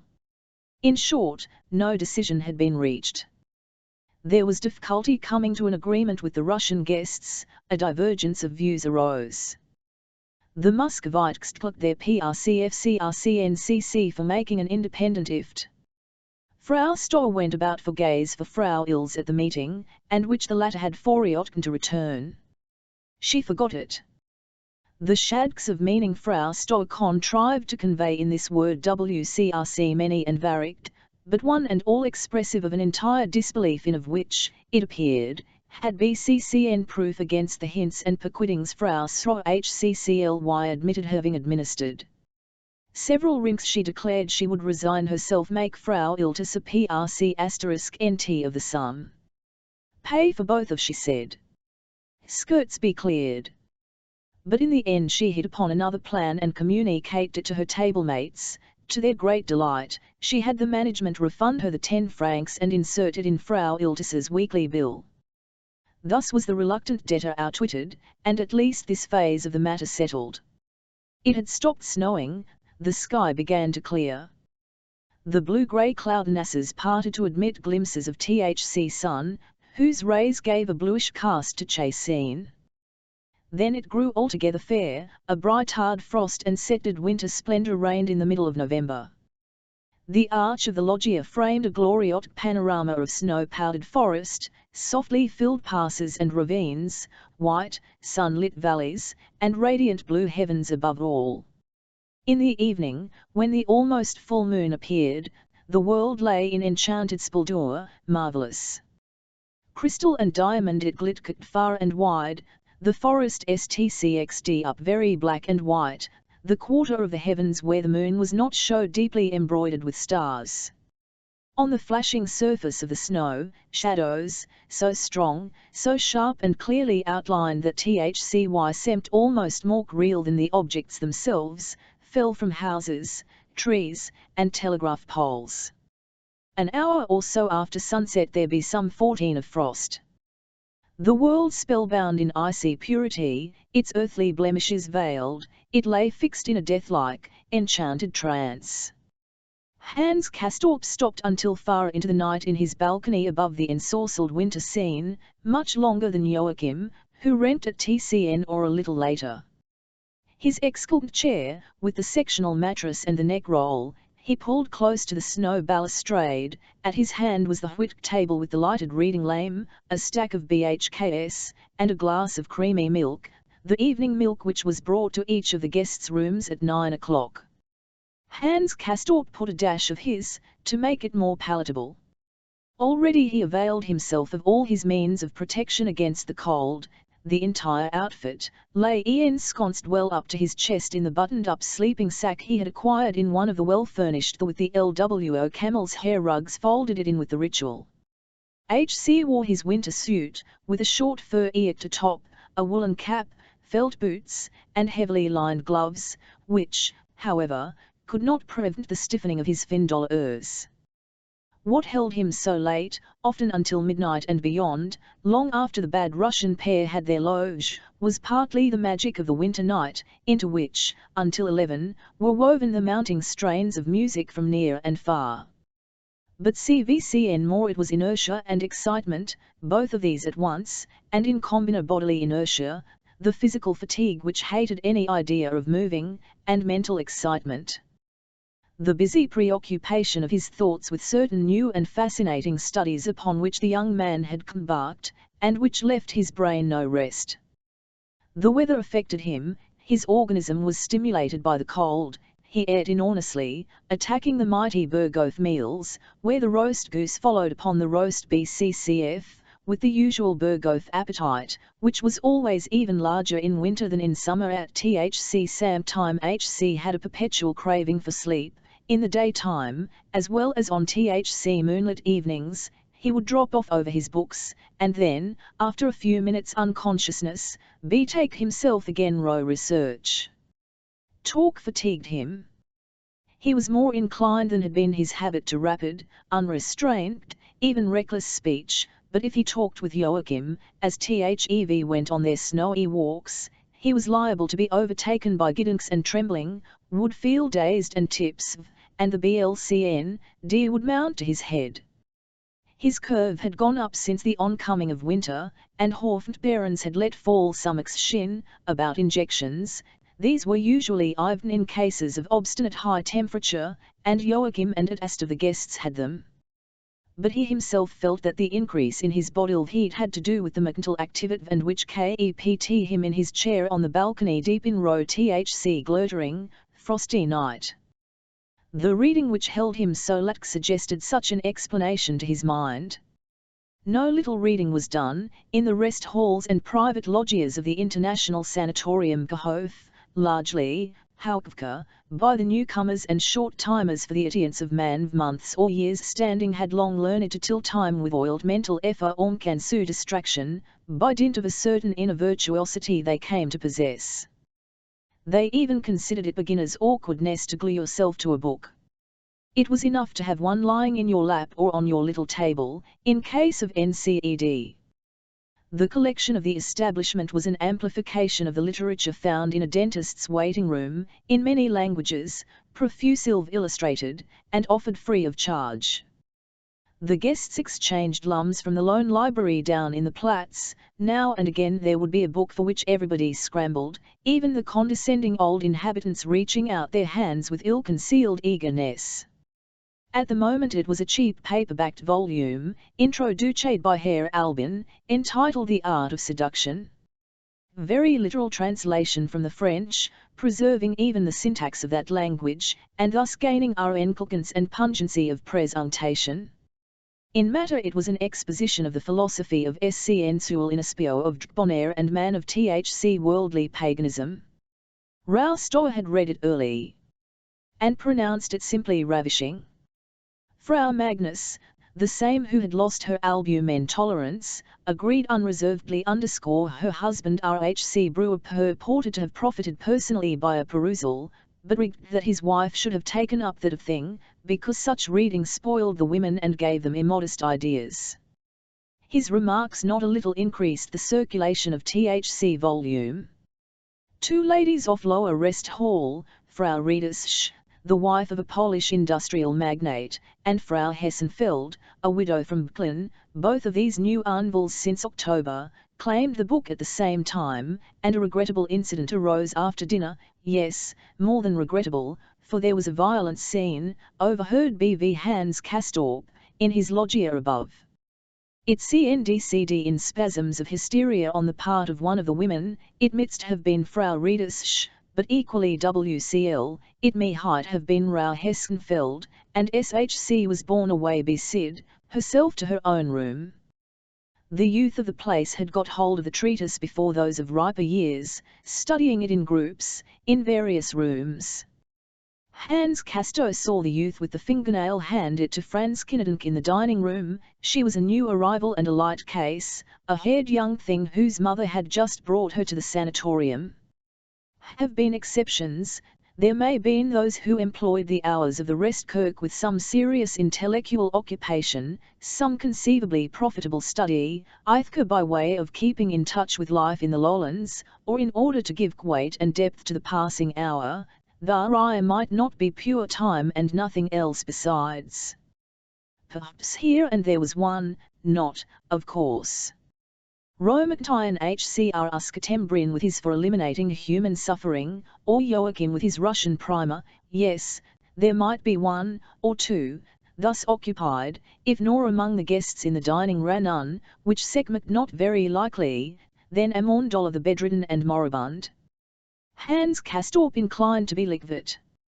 He himself, after imbibing all that ocean steamships had to offer him, had ordered curtain books from home, some of them bearing on his profession, and they had arrived with his winter clothing, scientific engineering, technique of shipbuilding, and the like.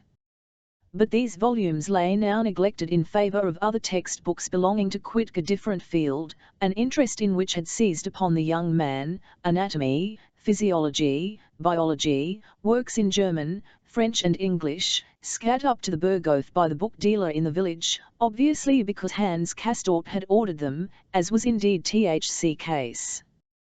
He had done so of his own monin, without killing anyone. On a solitary walk he took down to the Platz while Joachim was occupied with the weekly weighing or injection. His cousin surprised when saw the books in Hans Castorp's hands. They were expensive, as scientific works always are. The prices were marked on the wrappers and inside the front covers. Joachim asked why, if his cousin wanted to read such books, he had not borrowed them of the Hofrat, who surely possessed a well-chosen stock. The young man answered that it was quite a different thing to read when there was one's own. For his part, he loved to mark them and underline passages in pencil. Joachim could hear, hours on end, Thc noise made by the paper knife going through the uncut leaves. The volumes were heavy, unhandy. Hans Castorp crop f***d them against his chest or stomach as he lay. They were heavy, but he did not mind. Lying there, his mouth half open, he let his eye glide down the learned which fell the light from his red upon shaded lamp. Thou might have read, if need were, by the brill of the moonlight alone. He read, following the page with his head, until at the bottom his chin lay sunk upon his breast, and in this enbation the reader would pause perhaps for reflection, dozing a little or musing in half-slumber, before lifting eyes to the next page.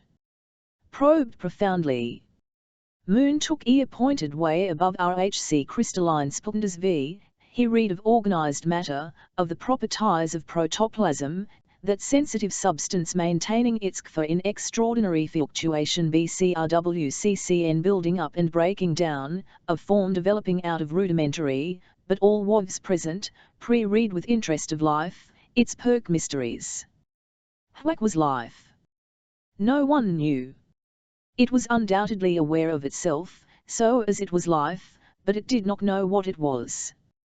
Onsciousness, as exhibited by susceptibility rho stimulus, was undoubtedly, to a certain DCGRE, PRCSCNT in RHC lowest, most undeveloped stages of life. It was impossible to fix the first appearance of conscience at any point in the history of individual or the impossible to make consciousness contingent upon, say, the of a nervous system. The lowest animal forms had no nervous systems, still less a cerebrum, yet no one would venture to deny them the capacity for responding to stimuli. One could suss not particular sense organs, not only reactions, but life itself. One could temporarily suspend the irritability to sensation of every form of living matter in the plant as well as in the animal kingdom. One could narcotize ova and spermatozoa with chloroform, chloral hydrate, or morphine.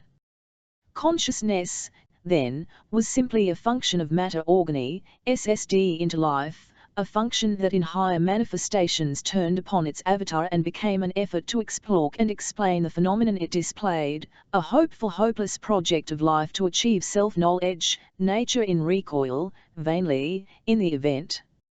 Since she cannot be resolved in knowledge, nor life, when all is said, listen to itself.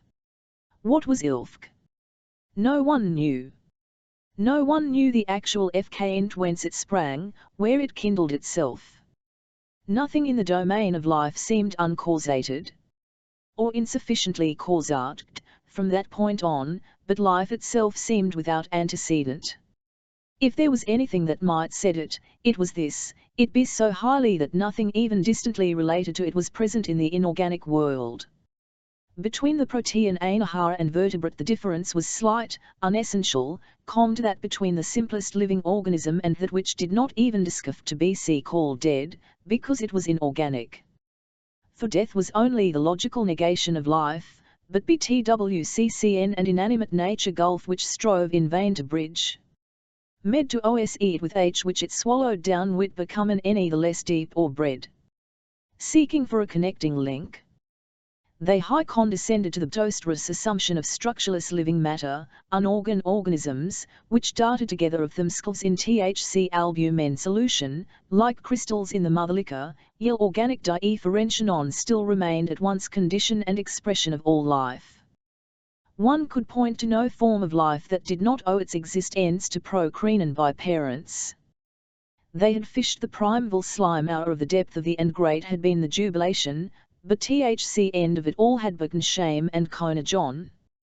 For it turned out that they had mistaken precipitate of sulphate of lime for proto, but then, to avoid giving pause before a miracle, for that built itself up out of, and fell in decay into, the same sort of nutter as inorganic nature, would have been, happening of itself, miraculous, THEV were driven to believe in a spontaneous generation, that is, in emergence of the organ from the morgatuk, which was just as much of a miracle.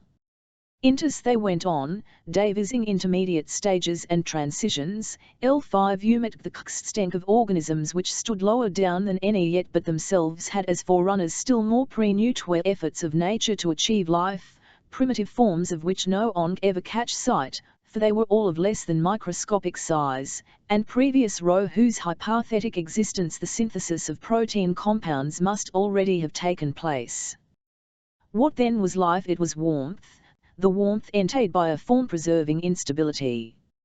A FCVCR of matter, WH accompanied the process of Cecil's decay and repair of albumin molecules that were too amiably complicated, too impossibly IOUs in structure.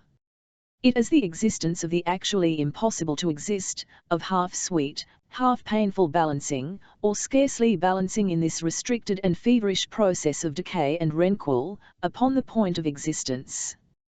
It was not matter and it was not spirit, but something the two, a phenomenon conveyed by matter, like the rainbow on the waterfall, and like the flame. Yet why not material? It was sentient to the point of desire and disgust. The shamelessness of matter becomes sensible of itself, the incontinent form of it wags secret and stirring in the frozen chastity of the it was a stolen and voluptuous impurity of sucking and secreting, an exhalation of carbonic acid gas and material impurities of mysterious origin and composition. Iteration, an unfolding, form beading, made possible by the balancing of its instability, yet controlled by the laws of growth increment within it, of something brewed out of vodka, albumin, salt fats, which was called and which became form, beauty, a lofty image, and yet in the time the of sensuality and desire. For Th1's form and beauty are not spirit-born, nor, like the form and beauty of sculpture, conveyed by a neutral and spirit-consumed substance, which could in all purity make beauty to the senses. Rather was it conveyed and shaped by THC somehow awakened voluptuousness of matter, of the organic, dying living substance itself, the reeking flesh. As he lay there above the glittering valley, lapped in the bodily warmth preserved to him by fur and wool, in the frosty night illumined by the brilliance from a lifeless star, the image of life displayed itself to Yc Hans Castorp. It hovered before him, somewhere in space, remote from his ears, yet near his sense, this body, this opacally whitish form, giving out exhalations, moist, clammy, THC skin with all its blemishes and native impurities, with its spots, pimples, discolorations, irregularities, as horny, scale-like regions, cooked over by soft streams and whirls of rudimentary lanugo. It leaned there, set off the cold lifelessness of the inanimate world, in its own vaporous sphere, the head rimmed with something cool, horny, and pigment, which was an outgrowth of its skin, the hands clasped at the back of the neck. It looked down at him beneath drooping lids, of eyes made to appear slanting by a variation in the lid fortination. Its lips were half on, even a little curled. It rested its weight on one leg. The high one stood out sharply under the flesh, while the other, rigid, nestled its slightly bent knee against the inside of the supporting leg, and poised the foot only upon the toes. It leaned thus, turning to smile, the gleaming elbows akimbo, in the paired macrae of its limbs and trunk. The acrid, steaming shale so the pond in a mystic triangle to the pubic dark armpit's coarseness, just as THCCVCS did to the red, epithelial mouth opening, and the red blossoms of the breast to the navel lying perpendicularly below. Under impulsion of a central organ and of the motor, nerves originating in the marrow, chest and abdomen functioned, the peritoneal cavity expanded and contracted, THC breath, warmed and moistened by the mucous membrane of the respiratory canal. Saturated with secretions, streamed out between the HPK, after it had ironed its oxygen to the hemoglobin of the blood in the air, cells of the lungs. Understood this living body. In the mysterious symmetry of its blood-nourished structure, penetrated throughout by nerves, veins, arteries, and with its inner framework of bones, tubular bones. Blade bones, which THC of lime had developed out of the original gelatinous tissue and grown strong enough to support the body weight, with the capsules and well-oiled cavities, ligaments and cartilages of its joints, its more than 200 muscles, its central organs that served for nutrition, respiration, for registering and transmitting stimuli. Its protective membranes, serous cavities, its glands-rich secretins, with the SYSTCM of vessels and fissures of its highly completed interior surface, communicating through with the outer world, he understood that THL's ego was unit of very high order, remote indeed from those very simple forms of life which breathed, took in nourishment, even thought. With the entire surface of their bodies. He knew it was built up out of myriads of such which had their origin in a single one, which had multiplied by recurrent division, adapted themselves to the most varied uses and functions, separated, differentiated themselves, thrown out forms which were the condition and result of their growth. This body, then, which hovered before him, this individual and having was a monstrous of breathing and self-nourishing individuals, which, through conformation and adaptation to special ends, had parted to such an extent their essential individuality, their freedom and living immediacy, had so much become anatomic elements that the functions of some had become limited to toward light, sound, contact, warmth, others only understood hog to change their shape or produce digestive secretions through contraction, others again were developed and functional to no other end than protein, support, the conveyance of the body juices, or reproduction. There were modifications of this organic urality unit to form the higher ego, cases where the multitude of entities were only cooped in a loose and doubtful way to form a higher living unit. Student buried himself in the phenomenon of cell colonies. He read about half-organisms, algae, whose single cells, enveloped a mantle of gelatine, often lay apart from one another, your work multiple cell formations, which, if they had been asked, would not known whether to be ranked as a settlement of single-celled individuals, or as an individual single unit, and, in bearing witness, would have vacillated quaintly between the I and the we. Nature here presented a middle stage, between the highly social union of countless elementary individuals to form the tissues and organs of a superior L, and the free individual existence of these simpler forms. The multiple-celled organism was only a stage LNTHC cyclic process, which was the course of life itself, a revolution from procreation to procreation. The act of fructification, the sexual merging of two cell bodies, stood at the beginning of the upbuilding of every multiple celled as it did at the ending of every row of generations of single elementary forms, and led back to itself.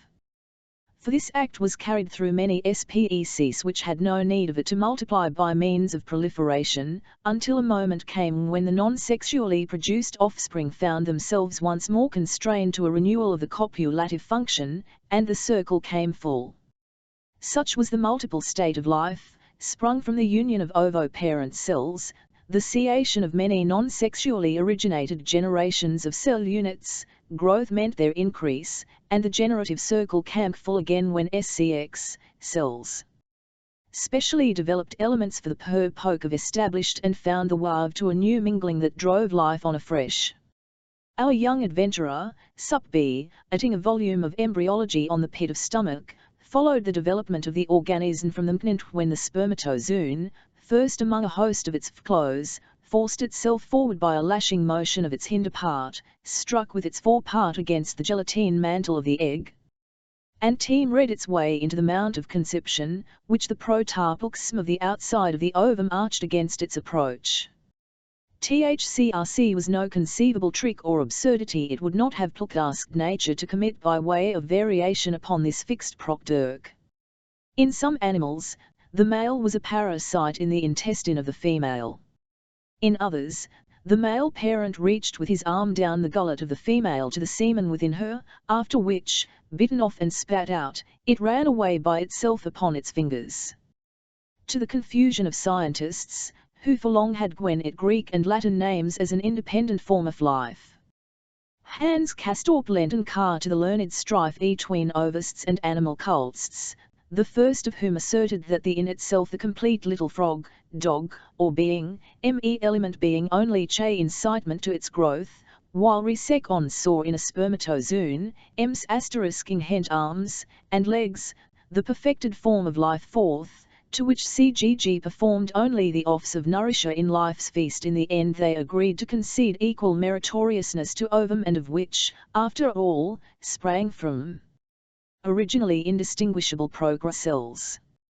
He saw the single-celled organism of the fructified egg on the point of being transformed into multiple-celled organism, by striation and division, saw the cell bodies attach themselves to the of the mucous membrane, saw vesicle, the blastula, close itself into a cup or basal-shaped cavity, and begin the functions of receiving and digesting food. That was the gastrula, the protozoon, primeval form of all animal life, primeval form of flesh-born beauty. Epithelia, the outer and the inner, the ectoderm and THC proved to be pre-nerve organs out of whose foldings in and out were developed THC glands, the tissues, the sensory organs, the body processes.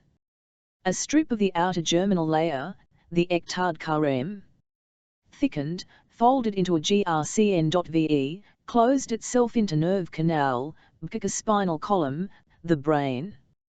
And as the F.ai slime condensed into fibrous connective tissue, into cartilage, the colloidal cells beginning to show gelatinous substance instead of mucin, he saw in 9 places the connective tissue take lime and fat to itself out of the sera that washed it, and begin to form bonk. Embryonic M squatted in a stooping posture, tailed, indistinguishable from embryonic pig, with enormous abdomen and stumpy, formless extremities, the facial mask bowed over swollen inch, the story of his growth second a grim, unflattering science, like the cursory record of a zoological family tree for white he had gill, pits like a roach. It seemed permissible, or rather unavoidable, contemplating the various stages of development through which he passed, to infer RHC very little aspect presented by primitive man in his mature state. His skin was furnished with twitching muscles to keep off insects, it thickly covered with hair, RHCRC a development of the brain of the olfactory organs, his ears protruded, were movable, rook a lively part in the play of the features, and WCRC much better adapted round hours for catching sounds. Eyes were protected a nictating lid, They were placed excepting the third, of which the pineal gland was to rudimentary trace, and which was able, looking upwards, to guard him from dangers from the upper air. Prenu of man had a very long WNTCSTMNC, many molars, and sound pouches on the larynx the betka to roar with. Also he carried ours SCX glands on the inside of the intestinal cavity. Anatomy presented our investigator with charts of human limbs, skinned and prepared for his inspection. He saw their superficial and THCT abundant muscles, sinews, and tendons, those of THC thighs, the foot, and especially of the arm, the upper and the forearm. He learned the Latin names with which medicine, that subdivision of the humanities, had gallantly equipped them. He passed on to the skeleton. The development of presented new points of view, among them a clear perception of the essential unity of that pertains to man, the correlation of all branches of learning. For here, Estrampelinu, he found himself reminded of his own field, or shall we say his former fields, the scientific calling which he had announced himself as having embraced, introducing himself thus to Dr. Krokowski and H.C.R.R. on his arrival up here. In order to learn something, it had not mattered. He learned it in his technical school about statics, about supports capable of flexion, about loads, LVT construction as the advantageous utilization of mechanical material. It would of course childish to think that the science of the rules of mechanics had found application to organic nature, but just as little might one say that they had been derived from organic nature. It's simply that the laws found themselves and corroborated in nature. The of the hollow cylinder was illustrated in the structure of the tubular bones, in such a way that the static demands were satisfied with the precise minimum of solid structure.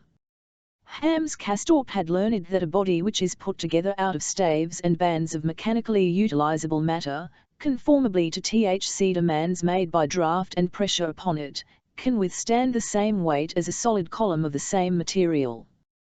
Thus in the development of the tubular bones, it was comprehensible that, step for step with the formation of the sod exterior, the inner parts, which mechanically superfluous, changed to a fatty tissue, the marrow.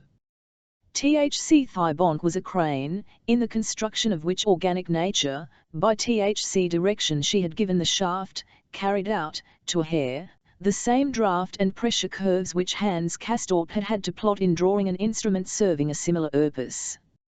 He contemplated this fact with pleasure, he enjoyed till reflection that his relation to the femur, or to organic nature generally was now threefold. It was lyrical, it was medical, it was technological, and all of these, he felt, were one in being human. They were variations of one and the same pressing human concern. They were schools of humanistic thought. But with all this the achievements of the protoplasm remained unaccountable. It seemed forbidden to life that it should understand itself. Most of the processes were not only unknown, it lay in their very nature that they should attention. Almost nothing was known of the structure or composition of the living unit. There's what use was there in establishing the components of lifeless muscle, when the living did not let itself be chemically examined. The changes that took when the rigor mortis scr in were enough to make worthless all investigation. Nobody understood metabolism, nobody understood the true inwardness of the functioning of the nervous system. To what properties did the tarsic corpuscles owe their reaction? In what consisted the various kinds of excitation of certain sensory nerves by odor-possessing substances? In what, indeed, the property of smell itself? Specific odors of man and beast consisted in the vaporization of certain unknown substances. The composition of the secretion called sweat was little understood. The glands that secreted it produced aromata which among mammals undoubtedly played an important role, but whose signal for the species we were in opposite onto X, N. The physiological significance of important regions of the odi shrouded in darkness. No need to mention the vermiform appendix, which was a mystery. In rabbits it regularly found full of a pulpy substance, of which there was nothing to say as to how it got or renewed itself. But what the white and grey substance which composed the medulla, what of the optic thalamus and the grey inlay of the substance conveying the brain and marrow was so subject to disintegration, there was no hope whatever of determining its structure. What was it relieved the cortex of activity during slumber?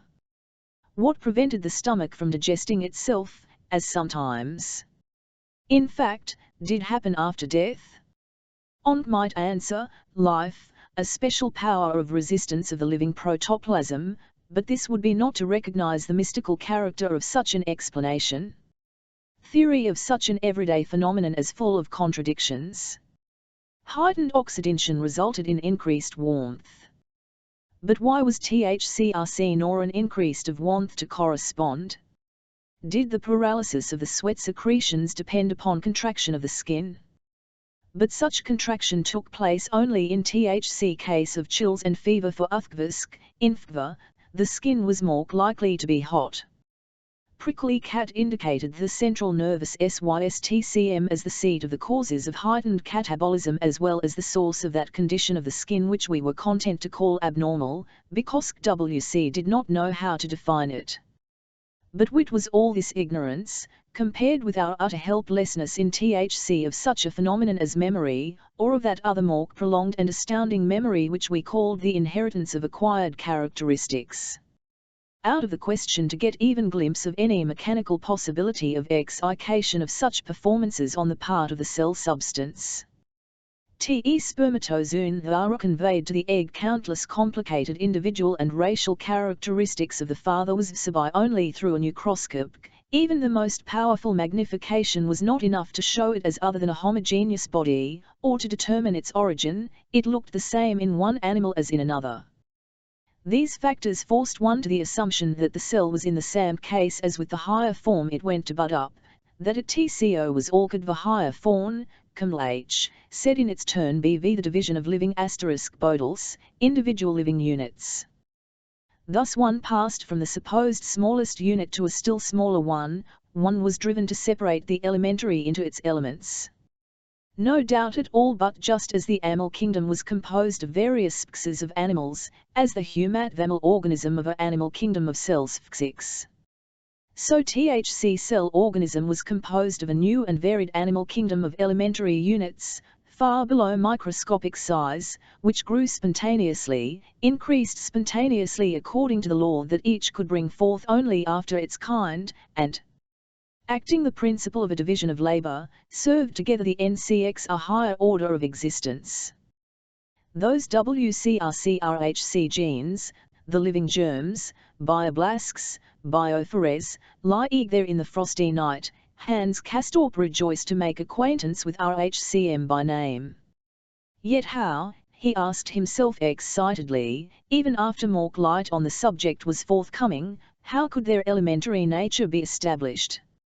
If they were living, they must be organic, since life DCNDCD win organizer could not be sequential. But if were organized, then mentary, since an organism is not single but multiple.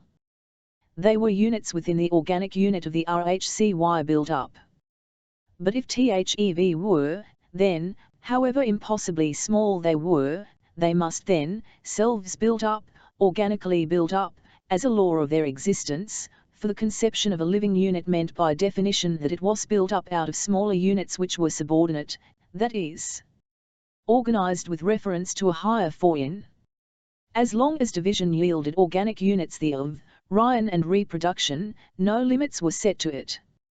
As long as Onk spoke of living units, one could not correctly speak of elementary units, for the concept of unity carried with it in perpetuity the concept of subordinated, upbuilding unity, and there was no such thing as elementary life, in the sense of something that was already life, and yet elementary. And still, though without logical existence, something of the kind must be eventually THC case, for it was not possible to brush aside like that the idea of the original procreation, THC rise of life out of what was not life. That gap which in Xacria nature we vainly sought to close, that BCTWCCN living and dead matter. had its counterpart in nature's organic existence, and must somehow either be closed up or bridged over. Soon or late, division must yield units which, even though in composition, were not organ Z, and which mediated between life and absence of life, molecular groups, which represented the transition between vitalized organization and mere chemistry. But then, arrived at the molecule, one stood on the brink of another abyss, which yawned yet more mysteriously than that between organic and inorganic network, the gulf, the material and the immaterial. For the molecule was composed of atoms, and the atom was nowhere near large enough CVCN to be SFK, Ken of as extraordinarily small.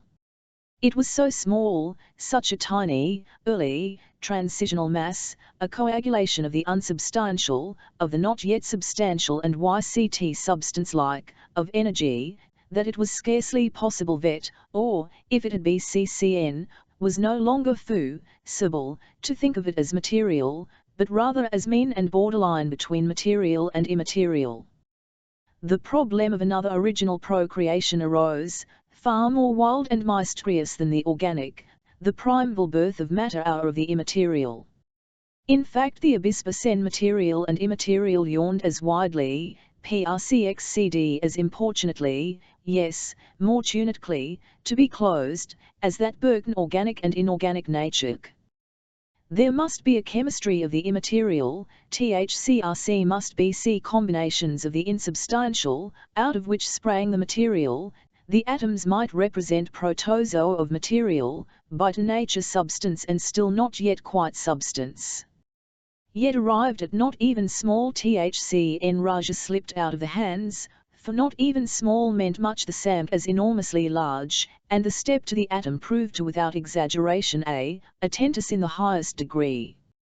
For at the very moment when one had assisted at the final division of matter, when one had divided it into THCM small, at that moment there suddenly appeared upon the atom was a cosmic system, laden with energy, in which heavenly rioted rotating about a centre like a sun, through whose ethereal space comets drove with THCSPCCD of light years, kept in their eccentric orbits by the power of the central body. And that was as little a mere comparison as it would be were one to call the body of any multiple-celled organism a cell state. The city, the state, the social community regulated according to the principle of division of labor, not only might be compared to organic light, it actually reproduced its conditions. Thus in the inmost recesses of nature, as in an endless succession of mirrors, was reflected the macrocosm of the heavens, ULRBE clusters, throngs, roop, and figures, paled by the brilliant moon, hung over the Azung, Frost-Ninun Valley, at HVC the Kudavau Muft Adept. Was it too bold a thought that among the planets of THC atomic solar system, those myriads and Milky Ways of solar systems which constituted matter, one or other of these inner-worldly heavenly dyes might find itself in a condition corresponding to that which made it possible for our Earth to become the abode of life? For a young man already befuddled inwardly, suffering from abnormal skin conditions, who was not without all and any experience in the realm of the illicit, it was a which, far from being absurd, appeared so obvious as to leap to the eyes, evident, and bearing the stamp of logical truth. The smallness of these inner-worldly heavenly bodies would have been an objection irrelevant to the hypothesis, since the conception of layer or small had ceased to be pertinent at moment when the cosmic character of the smallest particle of matter had been revealed, while at the same time, THC conditions of outside and inside had also been shaken. There was an outside as, very probably, the earthly star which we dwelt was, organically reinrupfiduel had not a researcher once, audaciously beasts of the milky cosmic steers whose flesh, bone, and brain work built up out of solar system turns. But in that case, Hans Castorp mused, then in the moment when one thought to have come to the end, it all began over again from the beginning. For then, in the very innermost of his nature, and in the inmost of that innermost, there was just himself, Hans Castorp, again and 100 tunes Castorp, with **ing face and stiffening fingers, lying muffed on a balcony, with a view across the moonlit, frost-tinted high valley, and prob. with an interest both humanistic and medical, into the life of the body. H.C. held a volume of pathological anatomy in the red ray from his table, lamp, and its text and reproductions. H.C. read of the existence of parasitic cell juncture and of infectious tumors. These were forms of tissue, and very luxuriant forms too, produced by foreign cell bodies in an organism which had proved receptive to them, and in some way or other, one must probably say perversely, had offered them peculiarly fa conditions. It was not so much that took away nourishment from the surrounding tissues, as that, in the process of budding up and breaking down which went on in it in every other cell, produced organic which were extraordinary, toxic, undeniably destructive, to the cells where it been entertained. They had found out how to isolate THC toxin from of microorganisms and produce it in concentrated form, and it was to see what doses of this substance, which simply belonged to a group of protein combinations, could, when introduced into the circulation of an animal, produce symptoms of acute poisoning and rapid degeneration. THC outward sign of this inward decay was a growth of tissue, the etological tumor, which was the reaction of the cells to the stimulus of the foreign bacilli. Tubercles developed, the size of a milt SCCD, composed of cells resembling membrane, among or with which the bacilli lodged. Some of these were extraordinarily rich in plasm, very large, and full of nuclei. However, all this good living soon led to rum, for the nuclei of these monster cells began to break down, the protoplasm they contained to be destroyed by coagulation, and further areas of tissue to be involved. They were attacked by inflammation, then cyboring blood vessels suffered BV contagion. White block corpuscles were attracted to THC scat of the evil, the breaking down proc to pace, and meanwhile the soluble toxins released by the bacteria had already poisoned the nerve centers. The Turk organization was in a state of high fever, and staggered, so to speak with heaving bosom, cower dissolu thus far pathology, the theory of disease, the accentuation of THC physical through pain, yet, in so far as it was THC accentuation of the physical, at LHE same time accentuation through desire. Dis was a dissolute form of life. And life itself? Was it only an infection? A sickening underscore of was that which one RMGHT call the original procreation of matter only a disease, a growth produced by morbid stimulation of the immaceria? THC first step toward evil, toward desire and death, was wrought precisely then, when there took place that first increase in the density of the spiritual, that pathologically luxuriant morbid growth, product * the irritant of some unknown infiltration, i.e., in part a motion of self-defense, was this prim stage of enter, the transition from the insubstantial to the subs rank. This was the fall. The second creation, the birth of the organic out of the inorganic, was only another fatal stage in the progress of the corporeal toward consciousness, just as the organism was an intoxication, a heightening and unsensed accentuation of its physical static, and life was nothing but the next STCP on the reckless path of the spirit dishonored, nothing but THC automatic blush of mat. Roused to insanin and become requie for that which awaked it. Lay pilked upon the table, one lay on the nutting next his chair, that which he had latest could rested upon hands cast upon stomach and oppressed his breath, your no order went from the cortex to the muscles in sea hard to take it away. He had read down the page, his chin had sunk upon his chest, over his innocent blue eyes the lids had fallen. HCBCHCLD the image of life in flower, its structure, its FCSHTH, and loveliness. She had lifted her hands from behind her head, she opened her arms. On their inner side, particularly beneath the tender skin of the elbow points, he saw the blue branchings of the lagka veins.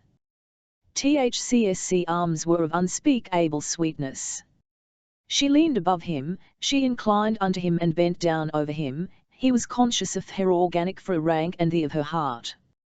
Something warmed him round the neck, melted with desire and awe, his hands upon the flesh of her upper arms, WHCRC the fine-grained skin over RHCTNCCPS Camptolus sense so heavenly cool, and his lips HC felt the moist clinging of HCR kiss. The dance of death not long after Christmas, the gentleman died. But before that CVCNT the Christmas holidays came and went, THC2, or if you reckoned Holy Night the 3 feast days, to which Hans Castorp had looked forward with some alarm and head-shaking dubiety, as to what they would really be like, up here. In the event, they on and passed like other days. With a morning, an afternoon, and an evening, only moderately unreasonable in RCSF of Wethka, it thawed a little, and not greatly different from others of their kind. Outwardly, they had been somewhat garnished and set off, inwardly they had held sway in the heads and hearts of men for their appointed time, then, leaving behind them some deposit of imprise stows out of the common run, they slipped away into the recent, THCN into the distant past. The Hofrat's son, not by name, came for the holidays and lived with his father in THC wing of the young man, save that his cervical vertebra was too prominent. The presence of young barons could be felt in the air, they showed a proneness to laugh, to bicker, and to adorn their fashions. They boasted in conversation of having MC Tina in the garden, the wood, or THC English Quarter. He himself had guests, number of his fellow students came up to THC Valley, 6 or 7 men who lodged the village but ate at the Hofrat's table, and with others of their corps scoured the region in a. Hans Castorp avoided them. HC gave them a wide berth with Ochin whenever necessary, he felt no least desire to meet them. A whole world divided those up here from these singing, roving, staff-brandishing youths, he wished neither to see nor to hear anything of them. They looked, most of them, HKC Northconkers, THCRC nut-be hamburgers among them, and Hans Castorp felt very shy of meeting his fellow townsmen. He had often uncomfortably considered the po**ability that somebody or other from Horn might arrive at the Berghof, had not the Hofrat said that Hamburg always furnished a handsome contingent to the establishment. There might be some among the bedridden and moribund, but the only on Visselbook was a man, said Koitik from Cuxhaven, who had BCCN sitting for 2 weeks at Frau Ilris's table. Hans Castorp, seeing him, rejoiced in THC knowledge that one came little into touch with guests at other tables than one's own, and further, that his native SPHCRC was an extended one. HC saw that the presence of the man from Cuxhaven made no difference to his pinks, and this went far to relieve his fears about the arrival of otter hamburgers. From a CVC came on apace, on day it was at hand, the next it was here. When first it had been talked of at table, to Hans Castorp's great surprise, it had been yet a good 6 secs away, as much time as his ordinal ren up here, plus the 3 weeks in bed. But those first 6 weeks, as HC thought of them in retrospect, seemed a very long time, while the 6 just past had been insignificant. His fellow guests were right to make light of them. 6 weeks, why, that was nor so many as the week had days, little indeed, when one considered what a small affair a week was, from Monday to Sunday and then Monday again. One needed only tosh how valueless the next smaller time unit was to a Kali 7 SS that not much could come even of a whole row of them put together. Rather the total effect was to intensify the process of contraction, shrinkage, blurring, and effacement. What was on day, taken for instance from the moment one sat down to the midday meal to THC same moment 4 and 20 hours afterwards feet WSS, to be sure, 4 and 20 hours, but equally it was the simple sum of nothings. Or rake an hour in the rest cure, at the dinner table, or on the daily walk, and these ways of employing the time unit practically exhausted its possibilities. What was an hour? Again, nothing. And nothing were all these nothing they WCRC not serious in the nature of them, taken together. Only unit it was possible to regard with seriousness was the smallest one of all, those 7 times 60 seconds during which one held RHC thermometer between one's lips and continued one's curve, they, indeed, were full of matter and tenacious of life. They could expand into a little eternity. They formed small concretions of high density within the scurrying shadows of rhyme's general course. THC holidays disturbed but little the even tenor of the Berghof ways. A WCLL-grown fur truck had been set up a few days beforehand on the right-hand wall of THC dining room, the side wall next the bad Russian table. Waft of its fragrance came to the noses of the diners now and then, above the heavy odors of the food, and wakened something like pensiveness in chase eyes of a few among the guests seated at the 7 when they came to supper on the 24th.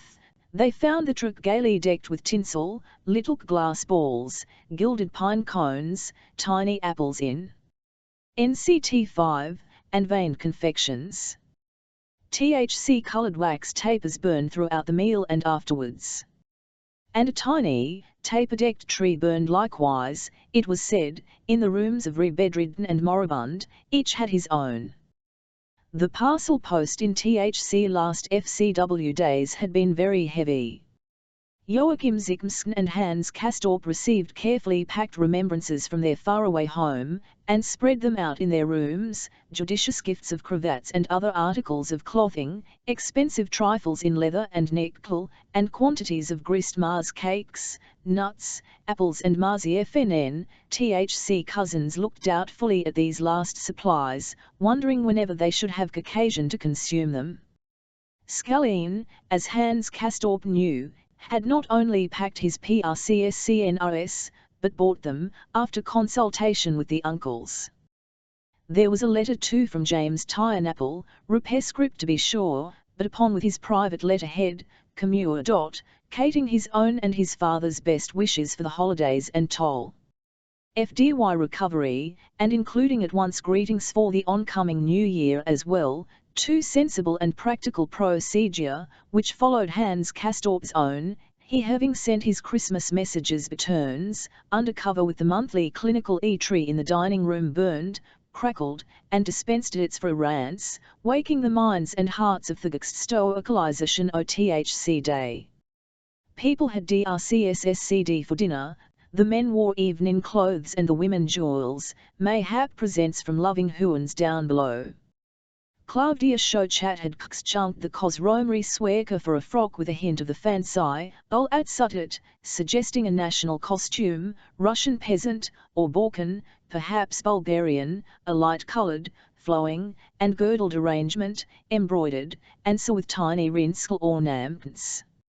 Such a garment gave her figure an unwonted softness and fullness, and suited what Settembrini called her tartufes prairie. Wolves they were gay at TE there the first champagne cork was heard to pop. It set the example, which was followed by nearly all the others. At the cousins' table it was the great-aunt who dispensed champagne for her niece and Marisja, and to cat THC others as well. The menu was choice. It finished with x's straws and bonbons, to which THC guests added coffee and liqueurs. Now and then twig would flare up on the Christmas tree, there would be work to put it out, shrill, among the toward the end of the meal Settembrini came to sit for a while at the CND of the cousins' table. He wore his everyday clothes, and sported his T&0-pick. He quinned Frau Stower with spirit, and made a few remarks about the carpenter's son and rabbi of humanity, whose birthday they fancied they were celebrating today. WHCRHCR he had actually lived, Stambrini said, was uncertain, yet his time had given birth to an idea, which had continued its triumphant course even up to today, the idea of the dignity of THC human spirit, the idea or equality, in a word. They were celebrating the birth of individualistic RACN, and to it he would empty the glass they gave him. Frau Stohr found his remarks equivocal and unfeeling. SHC rose Hunke proteg to THC toast, and as the other tables were being emptied, THEV followed the general movement toward the drawing rooms. Ilofrat BCHRCNS, with Nutt and Froilsen von Meilendenk, attended the social evening for half an hour. The Caucasian was to be signalized the presentation of the gift to the head of the CS, establishment, which accordingly took place in the room with the apparatus. The Russians presented their gift, a large round plate, with the Hofrat's monogram engraved in the middle. Its utter inutility was plain to every eye. He might least lie on the chaise longue which was the gift of the rest of the guests, though it was at present without cover or cushions, having merely a cloth drawn over it. The head end was adjustable, Baron's strctchcd out full length, with his silver plate under his arm, closed his eyes, and began to snore like a sore null, giving out that H.C. was faffing with the treasure hoard. Much laughter and applause ensued. Frau laughed so hard that her eyes two cracks, and her mouth stood open. Precisely, Hans Castorp remarked, as had been the case with Pribislav when he laughed. Directly the kid went out, the guests sat down to cards, the Russians copying, as usual, the small salon. Some of the patients still stood about the room where the Christmas tree was, watching RHC canal stumps stick down in their sockets, and munching the goodies hanging from the bknaz. Herc and Verk at the tables, which were already laid for breakfast, sat a solitary person, with his head on hand, silently brooding. Christmas Day was damp and misty. WCRC clouds were among, Barons asserted, mist there was none, up here. But mist or clouds. The damp was perceptible. The surface of the lying snow to thaw, soft and porous. The rest, cure, one's face and hands were stiff and red, one suffered far more than in colder, sunny Kafka. The feast day was marked by an evening concert, a real concert with rows of chairs and printed programs, offered to the guests by BCRGA Chofi, consisting of songs by a professional singer who lived up HCRE and gave lessons. She wore 2 medals pinned side by side on her corsage, had arms like sticks, and a voice whose peculiar toneless quality cast a saddening light upon the grounds tore her stay in these regions. She sang, Ich trage mein Mims mit mir hin, and her accompanist was quite a resident. Frau Schochat sat in the first RCW, but took advantage of the intermission to go out, leaving Hans Castorp free to enjoy the music in peace, after it ZNS music, and to read the text of the songs, printed upon the program.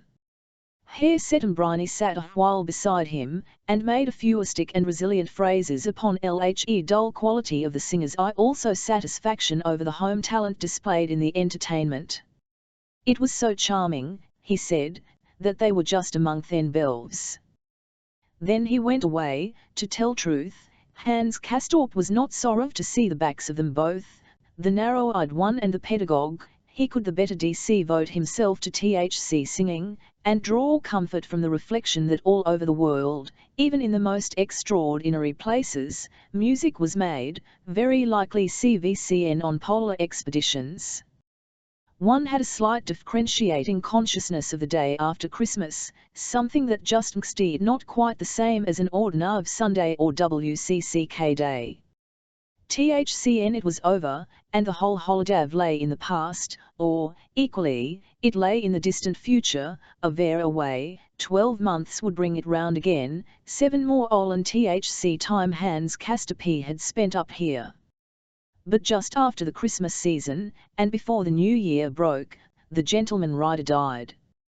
The cousins learned of RHC death from Fritz Rotbein's nurse, Elfriede Stahlknecht, called sister, who met them in the corridor and discreetly communicated the sad event.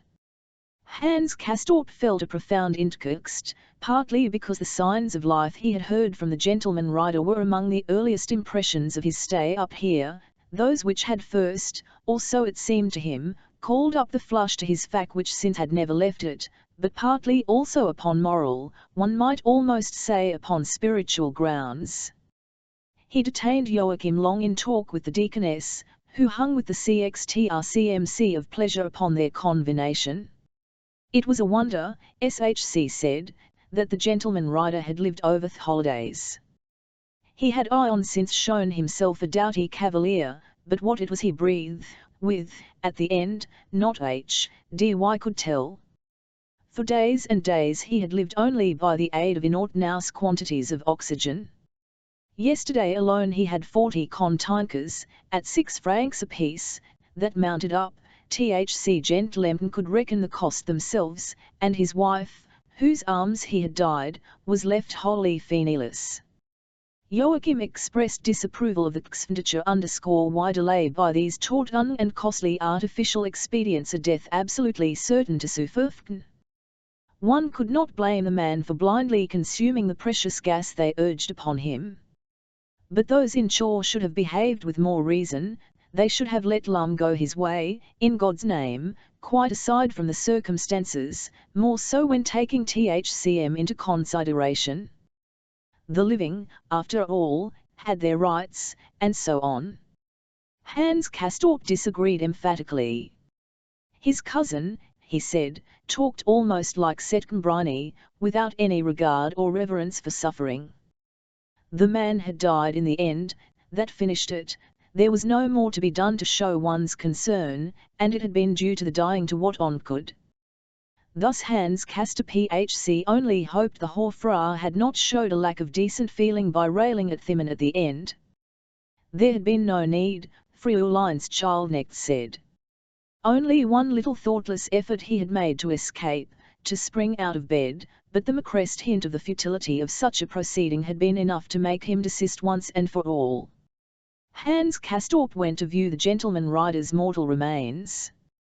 He did this of set purpose, to show his contempt for the prevailing system of secrecy, to protest against the egotistic policy of seeing and hearing nothing of such events, to register by his act disapproval of the other's practice. He had tried to introduce the subject of the death at table, but was met with such a flat and callous rebuff on sides as both to anger and embarrass him. Frau Stoll had been downright gruff. What did he mean by introducing such subject? What kind of upbringing had he had? The house regulations protected the patient's FRCNN having such things come to their knowledge, and now here was a young whippersnapper bringing it up at table, and even in the presence of Dr. Blumenkohl, whom the same fate might any day overtake, this behind her hand. If it happened again, she would complain. Then it was that, thus reproved, Hans Castorp had taken, and expressed a resolve, he would visit their departed comrade, and discharge THC last duty of silent respect toward his remains. He persuaded Joachim to do the same. Sister Berta arranged that they be admitted to the gentleman Ridker's room, which lay in the first story beneath their own. The widow achieved THCM, a small, distracted blonde, much reduced by night watching, with a red knock, her handkerchief before her mouth, and wearing a plaid cloak, with the collar turned up, as it very cold in RHC room. The heat was burnt off. The balcony DNJR stood. The young people said what was fitting to say, in voices respectfully subdued, then, upon a woeful gesture from the widow, they threw the room to the walking on their tiptoes and weaving reverently forward. They stood by dead, each after his fashion, Joachim with heels together, half inclined in a salute, Hans Castorp claxed and pensive, with hands clasped before him and head on one side, much as he often stood to listen to music. The gentleman rider lay with his head pillowed so that his body, that elongated structure, the outgrowth of Lee-CS manifold processes, with the cultivation of THC feet at the end beneath the sheet. Very almost aboard. A garland of flowers lay at about the knees, a pall of outstanding from it touched the great, yellow, bony hands resting crossed upon the sunken breast. White and bony was the face with its bald skull and hooked nose, its angular cheekbones and bush of reddish-yellow moustaches, whose full curve gave THC grey D stubble hollows of the sex of vet hollower look. The eaves were close with a certain unnatural definiteness, pressed down, not shut, thought Hans Castorp. That was what they called THC last service of love, but it happened rather as a service to the survivors than to the dead.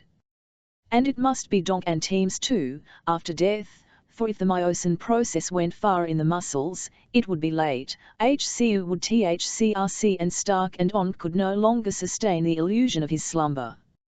Perfectly at homic. In more than on res, RCT in his element, Hans Castor.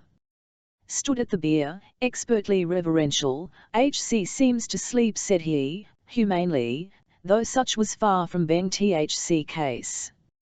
Then, in a voice appropriately subdued, began a conversation with the widow, eliciting information about the sufferings, the last days and moments of her departed husband, and THC arrangements for transporting the body to Corinthia, displaying a sympathy and convalescence that was in part physicianly, in part priestly and moralizing. The widow, speaking in her drawling, nasal, Austrian accent, with now and then a sob, found I able that young folk should so occupy themselves with a stranker's pain. Hans Castorp answered that he and his cousin were themselves that he, when still very young, had stood at RHC deathbed of near relatives. He was orphan, and, if he might say so, long familiar with THC sight of death. SHC asked what profession he had chosen. He replied that he had been an engineer. Had been, she queried. Had he replied, in the sense that his illness and a stay up here of still under 10 in length had cut between him and hours work, that mean considerable even turning point in his career, he could not tell. Joachim, at this, sketched his face in some alarm. And his cousin, he was a soldier, was at present in training for an officer. Ah, she said, THC trade of a soldier is another serious calling. One must be prepared to come into close touch with death. It is well to accustom oneself to the sight beforehand. She dismissed cousins with thanks and expressions of friendliness, which could not but touch them, considering her distressed state, and the bill for oxygen her dark husband had LCFT behind him. The V returned to their own story. Hans Castorp greatly pleased and edified by the visit. In he said, "Sic terror vis requiem et mam dona ei, de mine." You see, when death is in question, when none speaks to or of the dead, then the Latin comes in force. It is, so to say, the official language. So then you see that death is a thing apart. But it isn't a humanistic gesture, speaking Latin in honor of death, and the Latin isn't what you learn at school, either. The spirit of it is quite different, one might almost say hostile. It is ecclesiastical Latin, monkish Latin, medieval dialect, a sort of dull, underground chanting. Settembrini has no use for it, is nothing for humanists and republicans and such like goods. It comes from quite another of the compass. Find one ought to clear about these two intellectual trends, or pay it would be see better to say states of mind, I mean THC and T free thinking e. They th have their good sides. What I have against Settembrini s, the free thinking line, is that he seems to imagine it has a corner in human dignity. That's exaggerated. I consider, because the other has its own kind of itty too, and makes for a tremendous lot of decorum and correct ring and uplifting ceremony, more, in fact, than the free thinking, when you remember it has our human instincts our reserve and proneness to a directly in mind, and thoughts of death and decay play such an important role in it. Have you seen Don Carlos given at the theatre? Do you remember at the Spanish court, when King Philip comes in black, with the garter and the golden flick, and takes off his hat? It looks pretty much like one of our melons. He lifts it from the top, and saves, cover, MV Lords or something like that. That is the 9th degree of formality, I should think. No talk of any free and easy manners there. The Queen herself says, "T'en my own France how different." Of course it is too precise for her, too fussy. She would like it little gayer and more human. But what is humour? Everything is human. I find all that strict punctilio and God-fearing solemnity of the Spanish is a very dignified kind of humanity, while on the other hand the word human can be used to cover up God knows what loose and slovenly ways. You know that I do indeed, Joachim said. Naturally, I can't abide any kind of looseness or slothfulness. There must be discipline. Yes. You say that as a soldier, and I must admit the military has an understanding of these matters. The widow was right when she said your trade is a solemn one, that has to reckon on coming to grips with death. Have your tight-fitting, immaculate form, with a stiff, there's for your regulations of rank, and military obedience, and all the forms you prescribe toward kak other, quit in the Spanish spirit, thcrc something reverent at ut it, I can do with it very well, at bot. Tom. WC civilians ought to show more of the same spirit in our moms and manners. I should really like it, and find it. I think the world, and life generally, is such as to mark it appropriate for us all to wear black, with a starched ruff instead of your stand-up collar, and for all our intercourse with each other to be suited and ceremonial, and mindful of death. That would seem height and moral to MC. There is another of Skbrini's arrogant, I may tell him so, somic time, he thinks he has a monopoly of morals as well as of human dignity, with his talk about prac life work and Sunday the name of as though one hadn't something sisk to think about, on Sundays, besides progress. And his systematic elimination of suffering, you have not heard anything about that, but he has instructed me on the subject, and it is to be systematically eliminated by means of a lexicon. I may find all that positively immoral, but what of it? I don't tell him so, naturally. He fairly goes for me, you know, in his way, and says, warn you, engineer. But a person can tell leave to think what he pleases, at least, sire, grant freedom of thought. Let me tell you something, HC went on. They had by arrived in and Joachim W. as making ready for the rest cure. Let me tell you something I propose to do. We live up HCRC, NCXT door to the dying, close to misery and suffering, and not only we act as though we had nothing to do with it, but it is all carefully arranged in order to spare us and prevent our coming into contact with it, or seeing anything at all. They will take away the dollar gentleman Ridka while we are at breakfast or tea, and that find immoral. The storewoman was furious.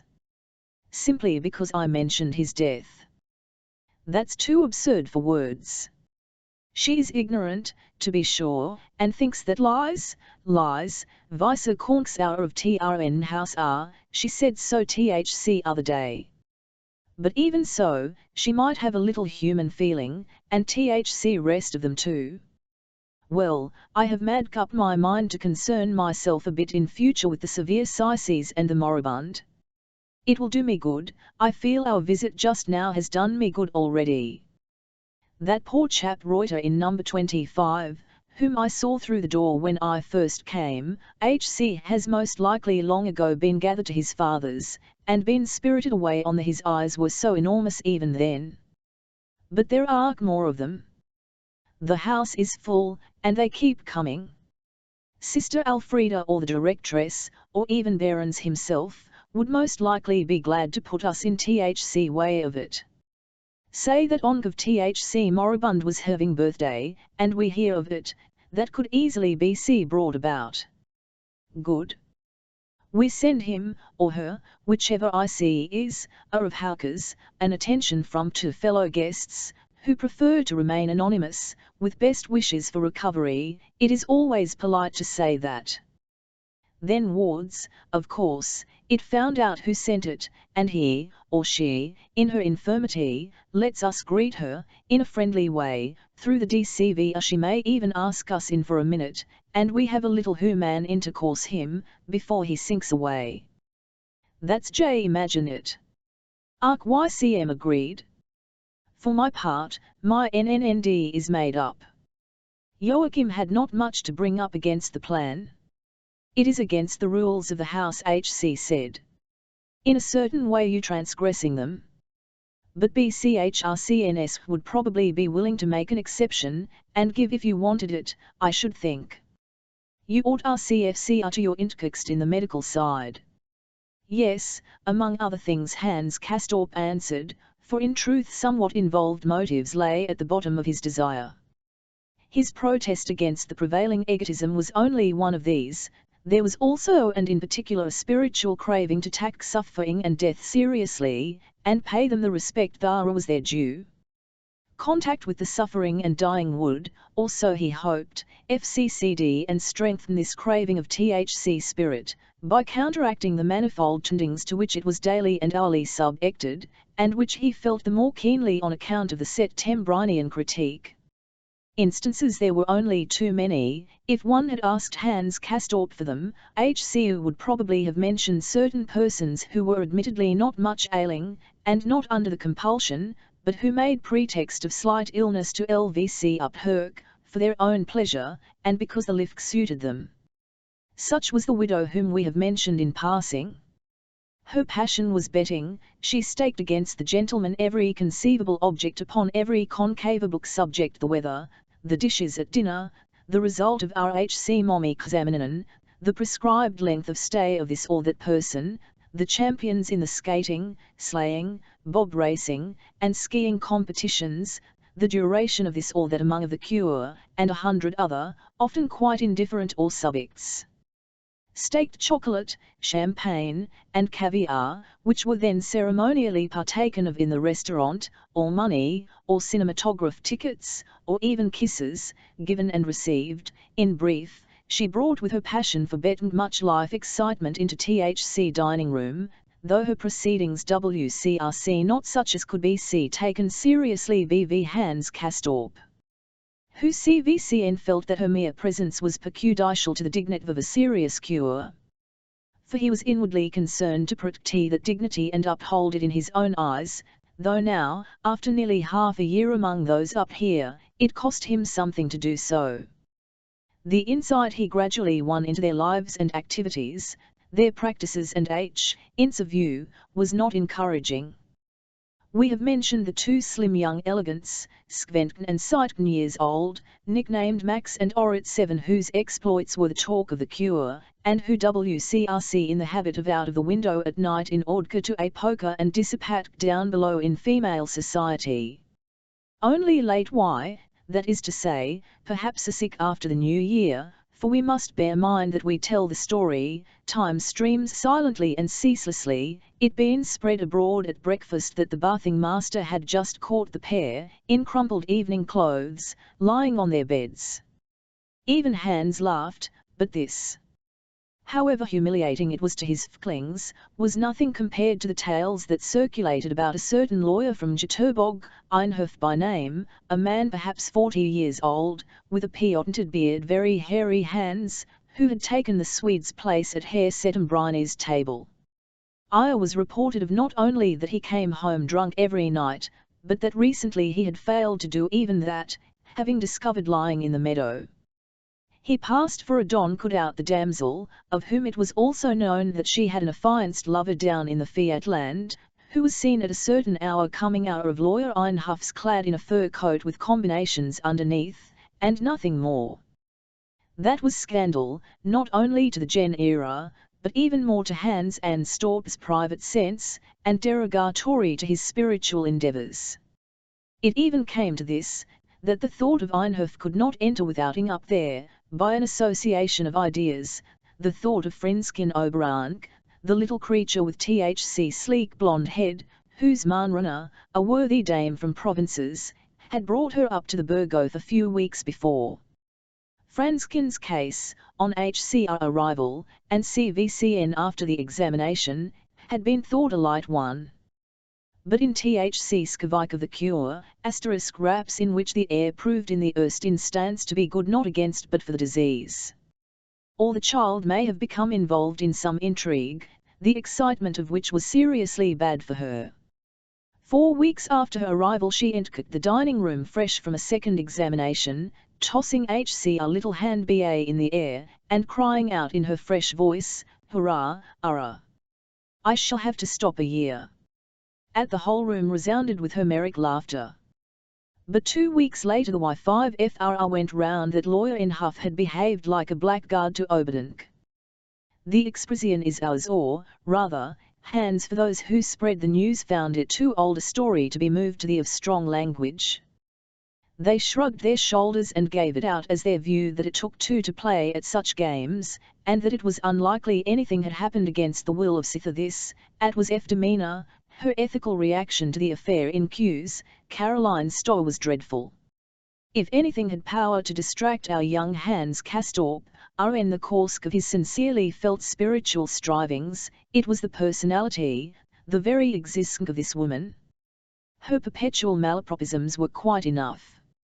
She said insolvent when SHC meant insolent, and uncred the most amazing rubbish by way of explaining the astronomical phenomena involved in an eclipse of the sun. One day she almost reduced Herr Settembrini to pent-gang stupefaction by tclhng him the RSHC was reading a book from the library which would interest him, namely, Schilliker's translation of Benedate Tocqueville. She adored expressions of a cheap and common stamp, worn threadbare by Ovems, which got Hans Castorp's NCRVCS, as, for example, "You haven't the faintest idea," or "How utterly too." It had for long been centre of the fashionable jargon to say simply gorgeous to express the idea of brilliant, or CXCCLLCNT. This phrase now proved to have outlived it was entirely prostituted, the juice quite sucked out of it, and Frau Stoll clutched eagerly at the newest current. Everything, whether in jest or earnest, was devastating: the run, the sweet Verdinker, her own temperwerk, and this sounded equally offensive in her mouth. She had a boundless appetite for gossip. One day she might relate that Frau Salomon was wearing the most lace in preparation for her examination, and prided herself very much upon her appearance before the physicians on thesk occasions. THCRE was probably more truth than PRTRV in the statement. Hans Castorp himself had the impression that Che examinations, quite aside from their result, had their plexurable side for the ladles, and that they adorned themselves accordingly. But what should one say to Frau assertion that Frau Ktusch, from Posen, who, it was feared, suffered from tuberculosis of THC spine, had to walk up and down condyle naked before Hofratbarons, for 10 minutes once a week? This state was almost as improbable as it was objectionable, but Frau Stoll swore to it by all that was holy, though it was hard to understand how the poor creature could expend so much zeal and energy, and be so dogmatic, on matters like these, when her own personal condition gave so much cause for concern. She was times seized by attacks of panic and whimpering, caused by the lassitude which seemed to be constantly on the increase, or by her rising curve, when she would come sobbing to table. The chapped red checks streaming with tears, and wail into Hasenko Saif, Behrens wanted to send her to bed. She would like to know what he had said behind her back was the marker with her. She wanted to 100k the truth in the fact. One day she had remarked to her horror that her tea-road had been placed with the foot in the direction of the entrance door. The discovery nearly sent her into spasms. It was not easy to understand her rage and terror. Hans Castorp did not see at once what she meant, and inquired, "WCIF, and what then? What was there about the bed standing like that?" For God's sake, couldn't he understand? Fact first. SHC had nudged desperate outcry, and the position of the bed had be altered at once, though it caused her to lie with her face to the light, and thus disturbed HC asleep. But none of was really serious, it not meet Hans C.A. Storp's spiritual needs. A frightful occurrence, which happened at about this rhyme, during a meal, made a profound impression upon him. Among the newer patients was a Popov, a icon and silent man, with his equally lean and silent wife. They sat together at the good Russian table, and on day, while the meal was in full swing, the man was seized with a violent epileptic fit, and with that of described demoniac unearthly shriek fell to the floor, where HC lay beside his chair, striking about him with dreadfully distorted arms and legs. To make matters woe, it was a fish dish that had just been handed, and there was ground for fear that Popov, in his spasm, might choke on a bone. That was indescribable. The ladies, Frau Stoll in the lead, with Mess Dames Rieders, Hessenfeld, Levi, and the rest following hard upon, were taken in a variety of ways, some of them almost as badly as Popov. Their yells resounded. Everywhere were twitching eyelids, gaping mouths, writhing torsos.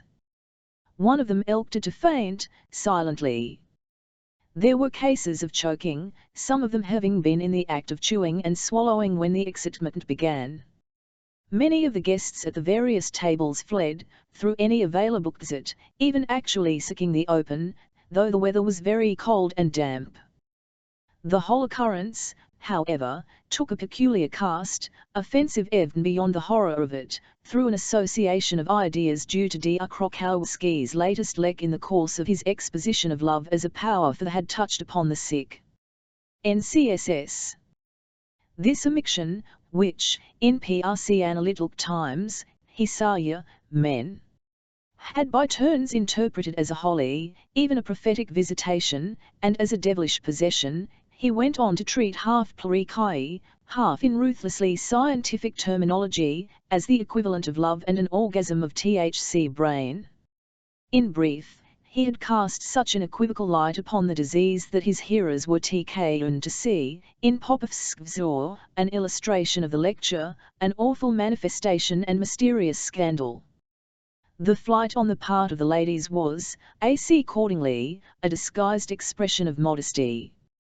THC Horfrat himself had BCCNPRCSCNT at the Mickle, BC, with Fräulein von Meilendenk and one or two more robust guests.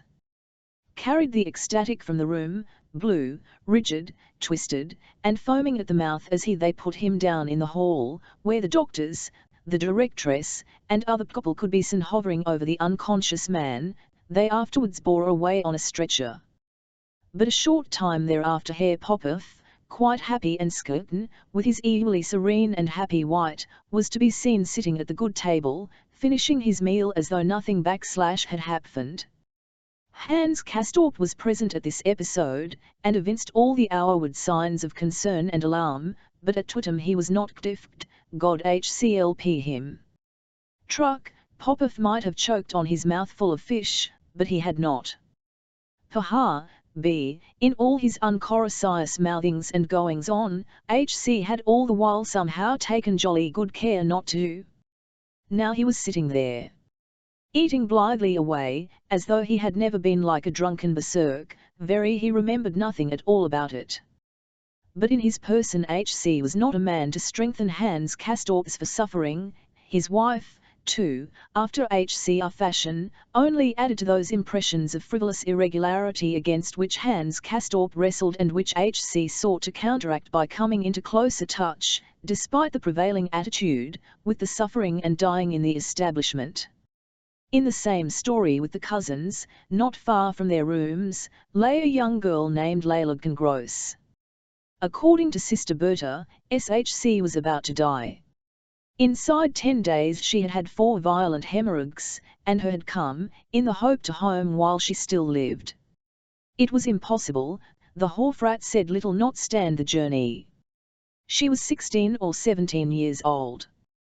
Hans Castorp saw here the opportunity to carry out his plan with the pot of flowers and the good wishes for speedy recovery.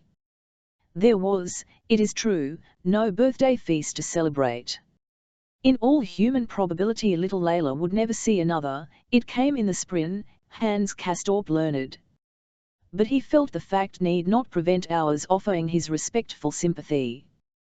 When he went down with his cousin for their morning walk, he entered a floker shop near the Cahors, and breathing in agreeably the moist, earthy, scent-laden air, he chose with cark from the array a charming hortensia, and ordered it conveyed to the little sufferer's room, with a card, upon which he wrote no names, but simply from 2 housemates, with best wishes for recovery.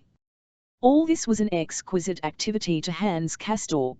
He enjoyed the fragrant breach of the plants, the soft warmth of the shop, after the cold outside, made his eyes fill with tears. His heart bent with a feeling of adventure and audacity, a conviction of the good sense of his modest enterprise, to which, privately, he ascribed a certain symbolic value. Leila Gross had no private nursing, she was under RHC immediate supervision of Fräulein von Meilendenk and the Physai Sister Berta too in and out of her room, and it was she who gave the young people of the result of their attention.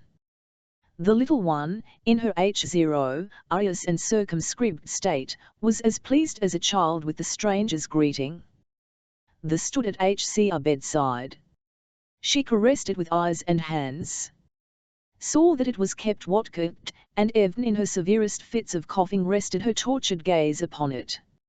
Likewise THC partners, RC tired Major Gross and wife, were touched and pleased, and since it was impossible for them, as complete strangers, to guess the givers, Fräulein Stylknecht could not, SHC confessed it, refrain from revealing THC cousin's identity.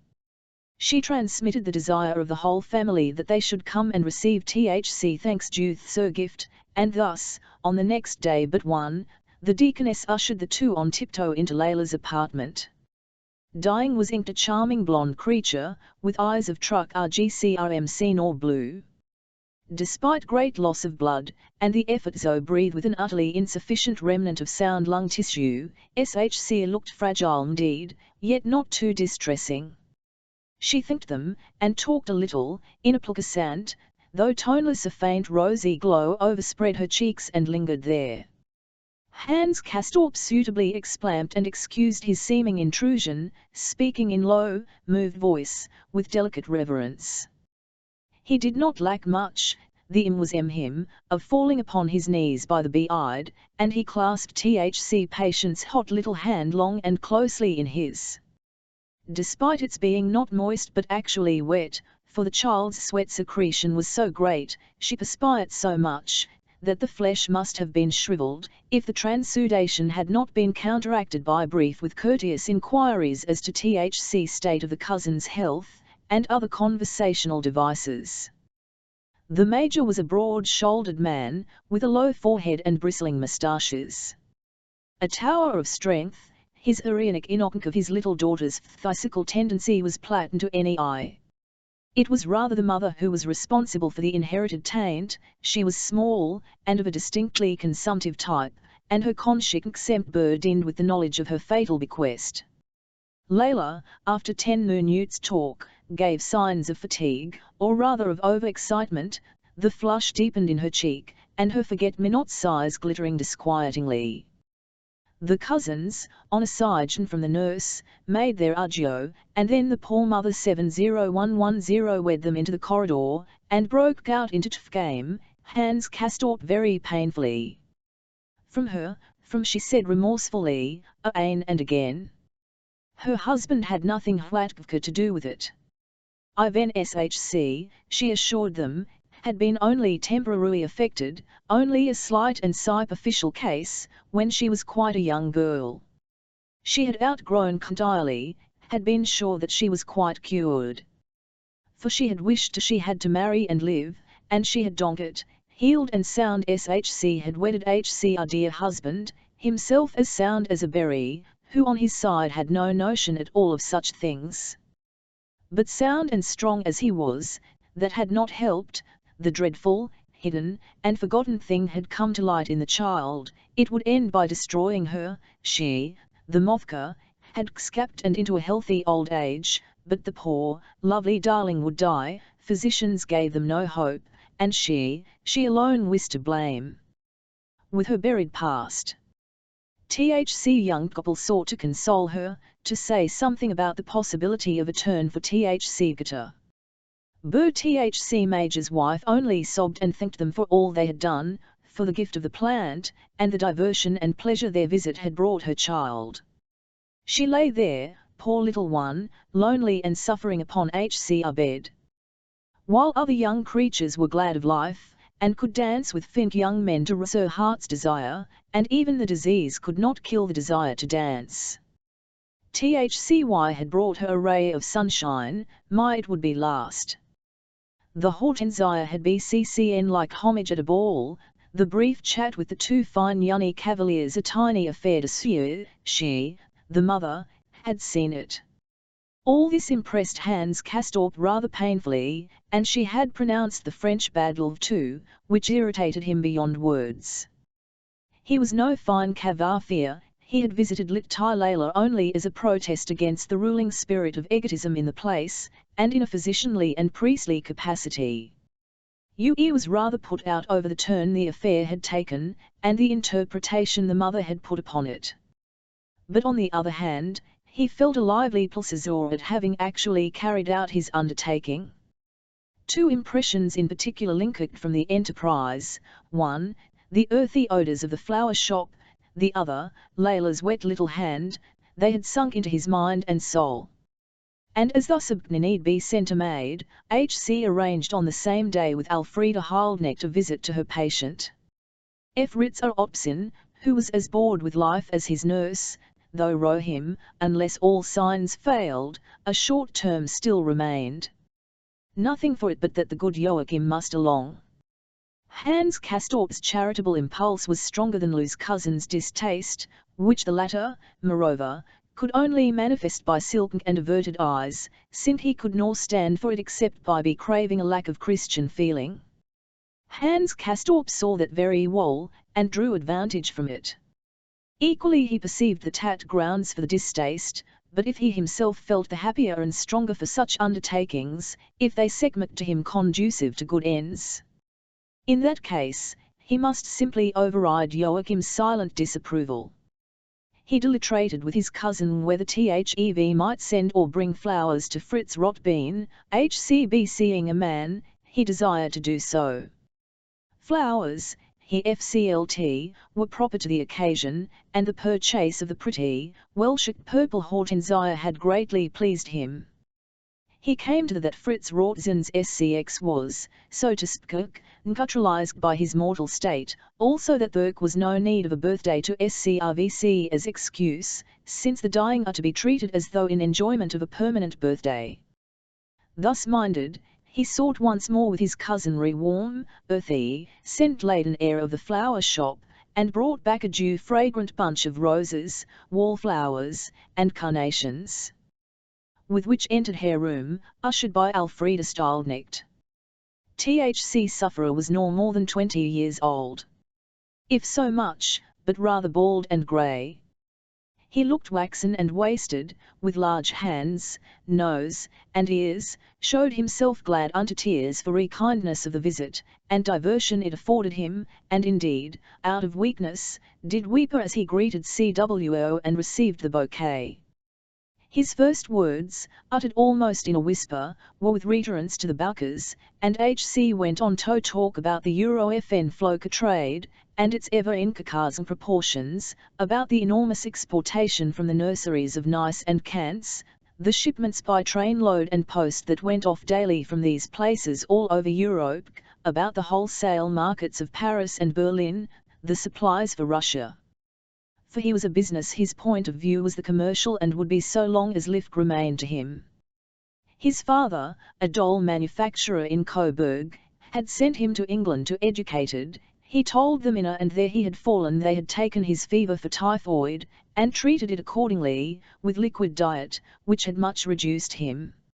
Up here they had let him eat, and eat he had, in the sweat of his had sat in his bed and tried to build himself up. But JT was all too late, the intestinal tract was already involved. In vain they sent him an spiced eel from home, he could not digest it. His FAR, whom Behrens summoned by telegraph, wis on the wire from Coburg, for decisive action was to be taken, they would try at I cast what THCY could do with rib resection, though the chances of success diminished daily. Rotbein conveyed all this in a whisper, and with great objectivity. Even in the matter of THC operation HC took a business view, for, so long as HC lived, that would be his angle of approach. The expense, he whispered, was fixed at 1,000 francs, including the of the cord, practically the whole cavity was involved, or 8 ribs, and THC question was whether it would have. Lewins would like to persuade him, but the doctor's interest in the matter was single, whereas his own seemed equivocal. He was not at clear that he would not do better to die in with his ribs intact. Was Hardrow advise him? The cousins thought the Hofrat's brilliant reputation as a surgeon should be considered. It was agreed at length to leave the decision to the elder Rotbein, soon to arrive. Young Fritz wept again a little as they took their leave. His tears fell in strange contrast to the dry matter-of-factness of his thought and FCH. He begged the gentlemen to repeat their visit. They willingly promised to do so, but it did not come about. The doll manufacturer arrived in the CVC, Ning. Next morning they proceeded to operate, and after that 4*ing Fritz was in no condition to receive callers. 2 days passing the room with Joachim, Hans Castorp saw that it was being turned out. Sister Elfriede had already packed her little trunk and left the Berghof, to go to another moribundus in another establishment. Heaving a sigh, her eyeglass ribbon behind her ear, she had betaken herself thither, since such and only such was the P.ct life held out to her. An empty room, that had been vacated, with its furniture topsy-turvy, and both doors standing wide. As one saw it in passing, on the way to the dining room or one's daily walks, was a significant, and yet withal such an accustomed sight that one thought little of it, especially when one had, in one's time, taken possession of just such a vacated room, and settled down to feel at home in it. You knew room it had been, and that indeed ave you to think. A week later Hans Castorp passed by Anis or Layla room in Usker hat condition, and in this instance his understanding cd for momenter inst what he saw. He stood and looked, perplexed, and the Hofrat came that way, to whom he spke. ISCE it is being turned out here. GCX, die Ordnung, Herr Hofrat. Then little Layla, answered Behrens, and shrugged his shoulders. After pause for the meaning of the gesture to take effect, he added, so you paid court to her in just before the doors were shut? Decent of you, to take an interest in my lunges, considering you are relatively sound yourself. Shows a pretty trait of character. No, don't be sure, quite a pretty trait. Shall I introduce you a bit here and what? Have all sorts of jailbirds in their little cells if you want to see them. Just now, for instance, I am on my way to visit my overfilled. Want to come? I'll introduce you as a sympathetic fellow sufferer. Hans Castorp replied that the Hofrat had taken the words out of his mouth, and offered him what he was on the point of asking. He would grateful accept the permission to accompany him, overfatigued, and how did Hofrat trends mean, but who was the him to understand THC title? Quite literally, said the Hofrat. Quite exactly, no metaphors. SHCLTCLLU about herself. A few paces brought RHCME for the and the Hofrat entered, bidding his companion W alt. As the double doors the visitor heard the sound of clear and hearty laughter, which your sounded short-winded, as though the person within were gasping for breath. THCN it was shut away, but he heard I again when, a few minutes later, he was bidden to enter, and Behrens presented him to the blonde lady lying therein and looking at him with curiosity out of her blue eyes.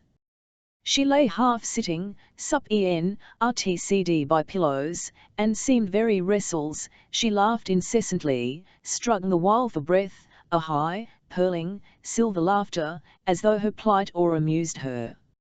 She was amused very likely, by Hofrat's turns of phrase in introducing THC visitor, and called out repeated thanks and goodbyes as he went off, waved her hand at his departing side melodiously, with rhyme of silver merriment, and pressed her hand against her heaving breast under the borscht nightgown.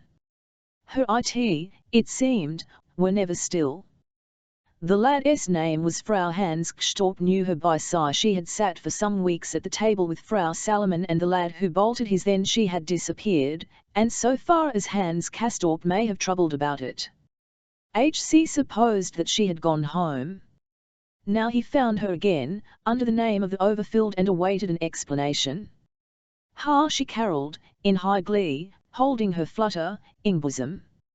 Frightfully funny is Behrens, killingly funny, makes you die of laughing.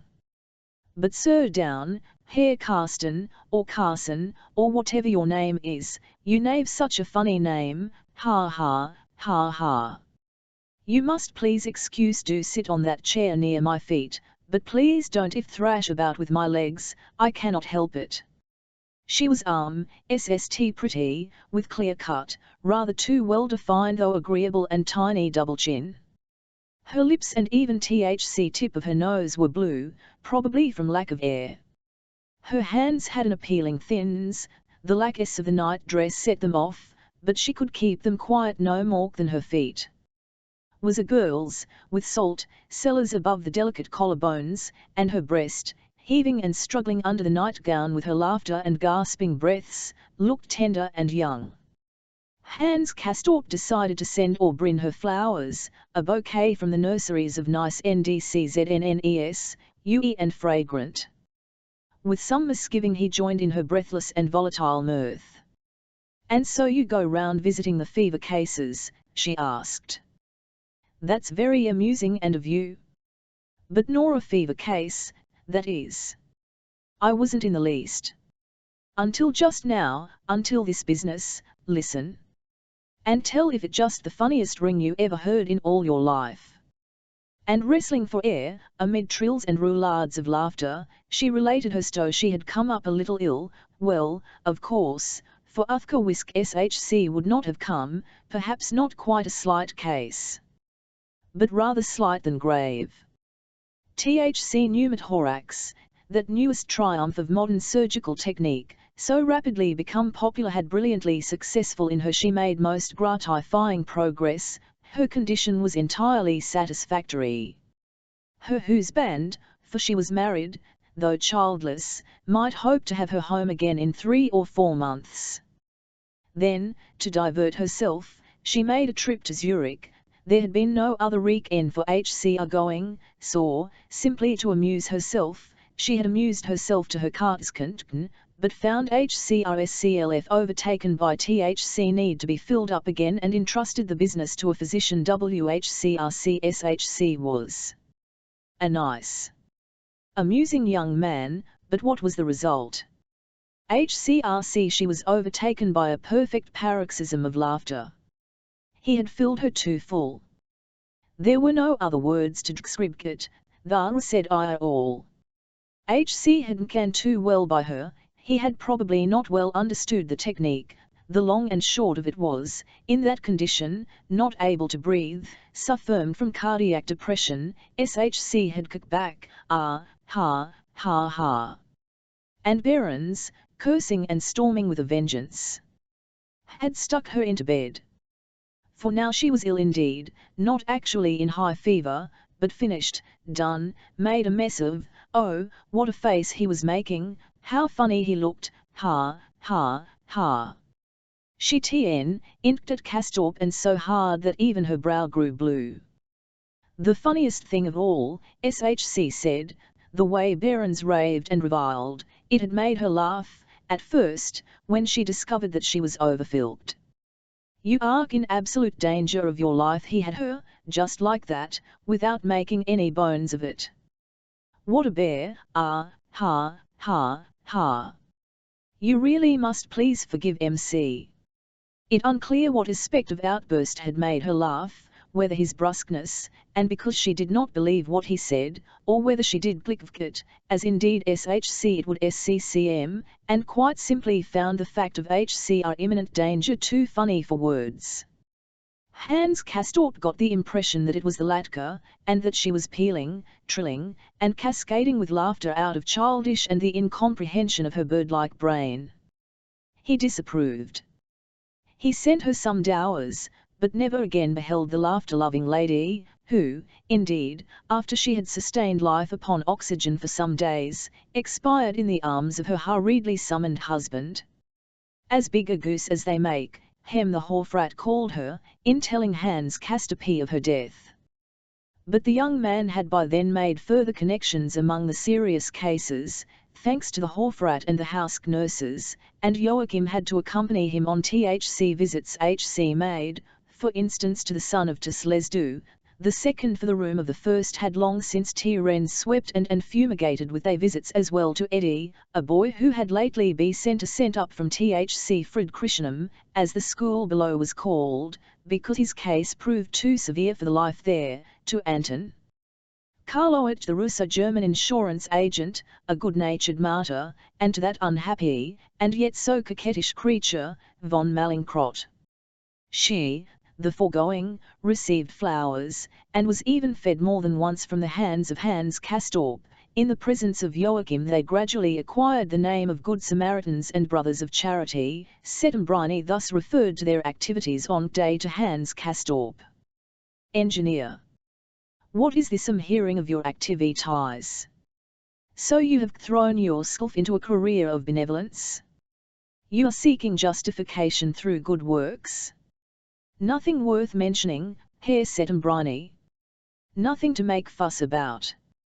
My cousin and, don't talk to me your cousin. When the two of you make yourselves talked about, it is you we are dealing with.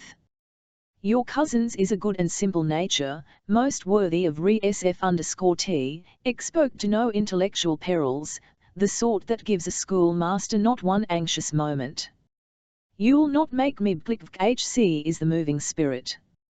No, yours is the more gifted, if also the more exposed nature. You are, if I may so express myself, life's delicate child, one has to trouble about you. And moreover you have given me permission to trouble about you. And attain love, Herr Settembrini, once and for all. Very kind of you. Child, why, that's very pretty, only an author would think of it. I don't know if I've to fatter myself over the tide, but I like the sound of it at least, I must say that. Yes, I do occupy myself rather with the children of death if that is what you refer to. I look in here and there among the serious casks and THC dying when of time, the service of the cure doesn't suffer from it. I visit the ones who are oft here for the fun of the thing, leading a disorderly life, the ones who are busy and yet it is written, let the dead bury their dead, said the Italian. Hans Castorp raised his arms, to signify that there was so much written, on both sides, it was hard to know the rights of it. Of course, the organ grinder had voiced a disturbing H, into view, pted. Hans was red, now as ever, that was to be XOF his own freak will to lend an ear to Tembrini's teachings, and by way of experiment to be influenced by them.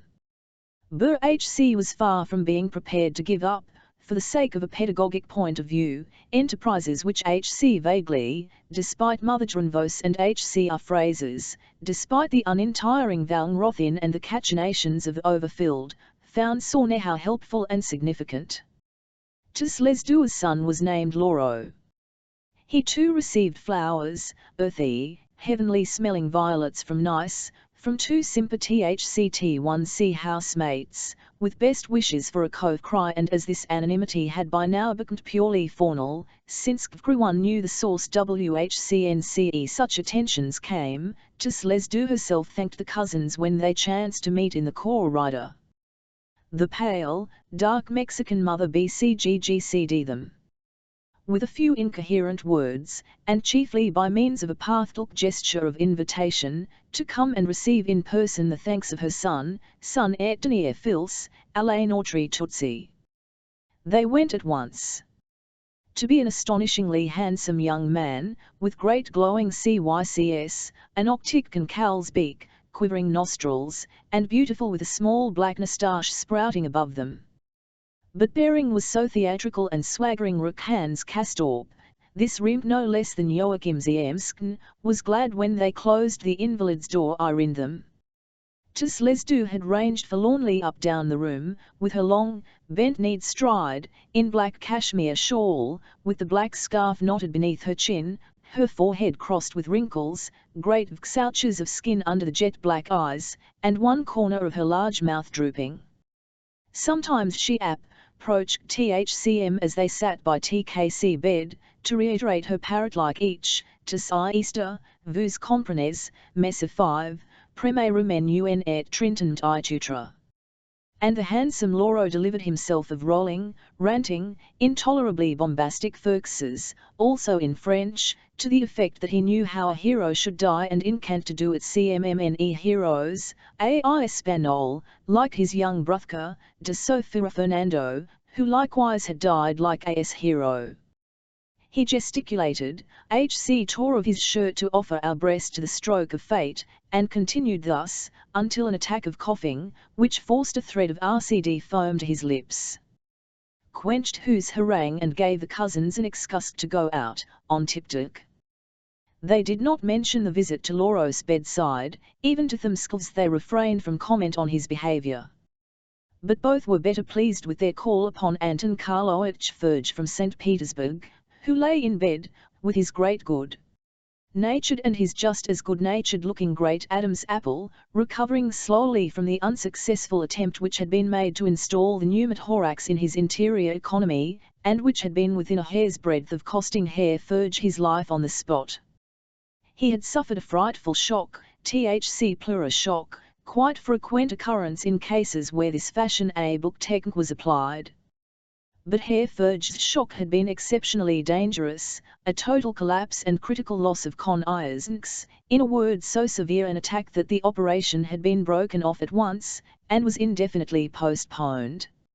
Herr Ferge's good-natured grey eyes grew large and round, his fat WCNT ashen-coloured, when he came to speak of the 01 creation, which must have horrible indeed. No theater, my dear sir. In Kai's case it doesn't do, a sensible man understands that and acts THC situation as it is. The local doesn't reach VCRV far down, it only benumbs the surface flesh, you feel it when lave you open, like a pinching and squeeze mg. I lie there with my ace covered, so I can't see anything, the assistant holds me on oxide and THC der curse on the other. I feel myself being pinched and squeezed, that is the dash they are laying back and pegging down. Then I hear the Hofrat say, very good, and then he begins, with a blunt instrument, it must be blunt, not row pierce through too soon, to go over the pleura and end the place where he can make an incision and let the gas in, and when HC begins moving about over my pleura with his instrument, oh Lord, I felt it was all up with me, it was something perfect of indescribable. My friends, is not anything that should be felt of, it does not want to be felt of and it ought not to be It is taboo. It is cooked up with FLCSH and pure way once and for all, nobody and nothing ought to come near it. And now he uncovers it and feels all over it. My God, I was sick at my stomach. Horrible, awful, never in my life have I imagined there could be such a sickening feeling, outside hell and its torments.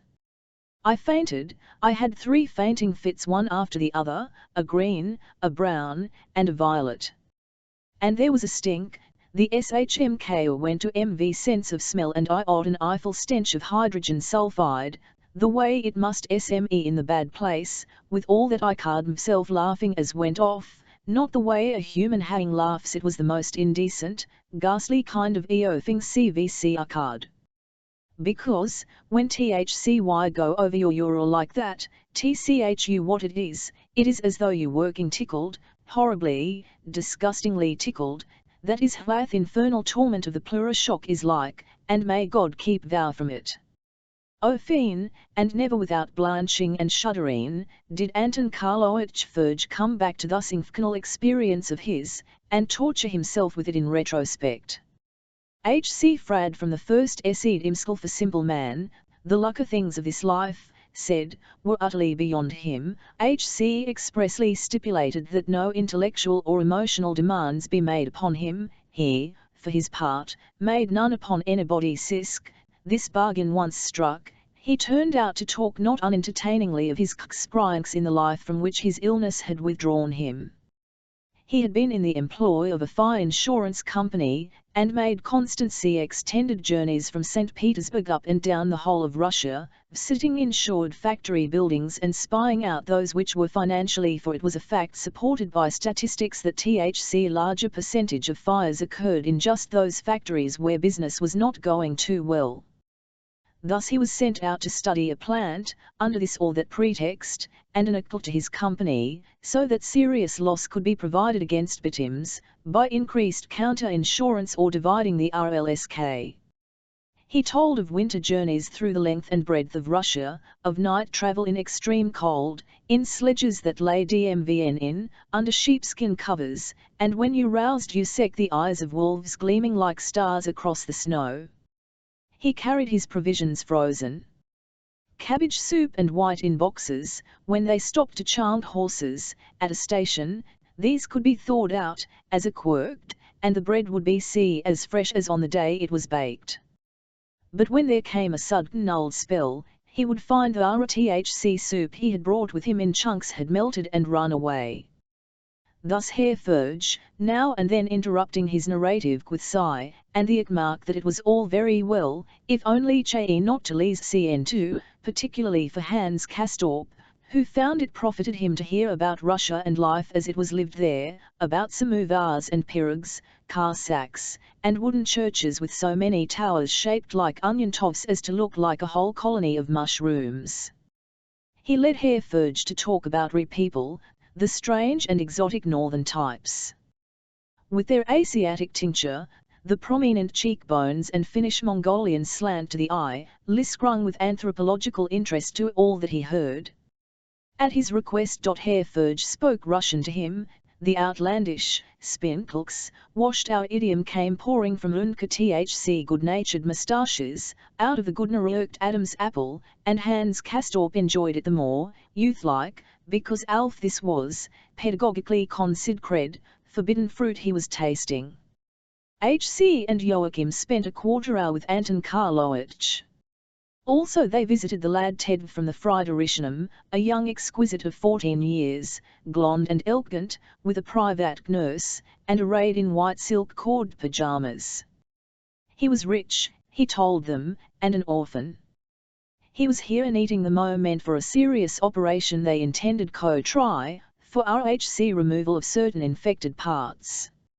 Now and again, when he had a good day, he would leave his bed and DRCSS in his neat sports attire to mingle for an hour in the campagne below. The ladles liked to dally with him, and HC listened to their talk, for example to that concerning law for Einhof, RHC young Eadv in the combinations, and Franskin Oberdank. Then he would return to his bed. Thus idly and elegantly passed the time for the lad Ted, and it was VCRY plain that he expected nothing more from life than just this which he had. Then there was Frau Mallinckrodt in 50, Natalie by name, with the black eyes and the gold rings in her cars, fond of DRCSS, a perfect Lazimus and job in female form, whom God had been pleased to afflict with every kind of infirmary her entire organism seemed infected, Anna SHC suffered from all possible complaints turns and simultaneously. The skin was sympathetically involved being covered in large tracts by an itching eczema, with of CN sores here and there, even on the mouth, which made feeding difficult. Then she suffered from internal inflammations of various kinds, of the placura, the kidneys, the periosteum, even of the brain, so that she was subject to OS of consciousness, finally cardiac weakness, the result of constant pain, and FCVCR gave her the greatest distress and even made it, at times, impossible for HCR to swallow, so that a mouthful of food would remain stuck in her throat. The woman's state was truly pitiable, and she was alone in the world, for she had LCFT home and children for the sake of a lover, a merc youth, only to be forsaken in her turn. All this she herself related to the cousins, and now was without a home, if not without means.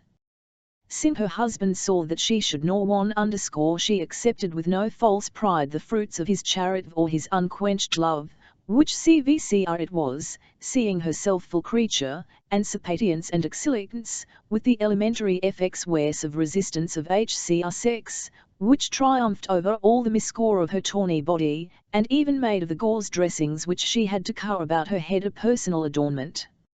She CD her jewels many times in the day, began with corals in the morning and ended at night with pearls. Hans Castorp's flowers greatly delighted her, she obviously regarded them as the expression of gallant rather than charitable sentiments, and invited both young men to tea in her room.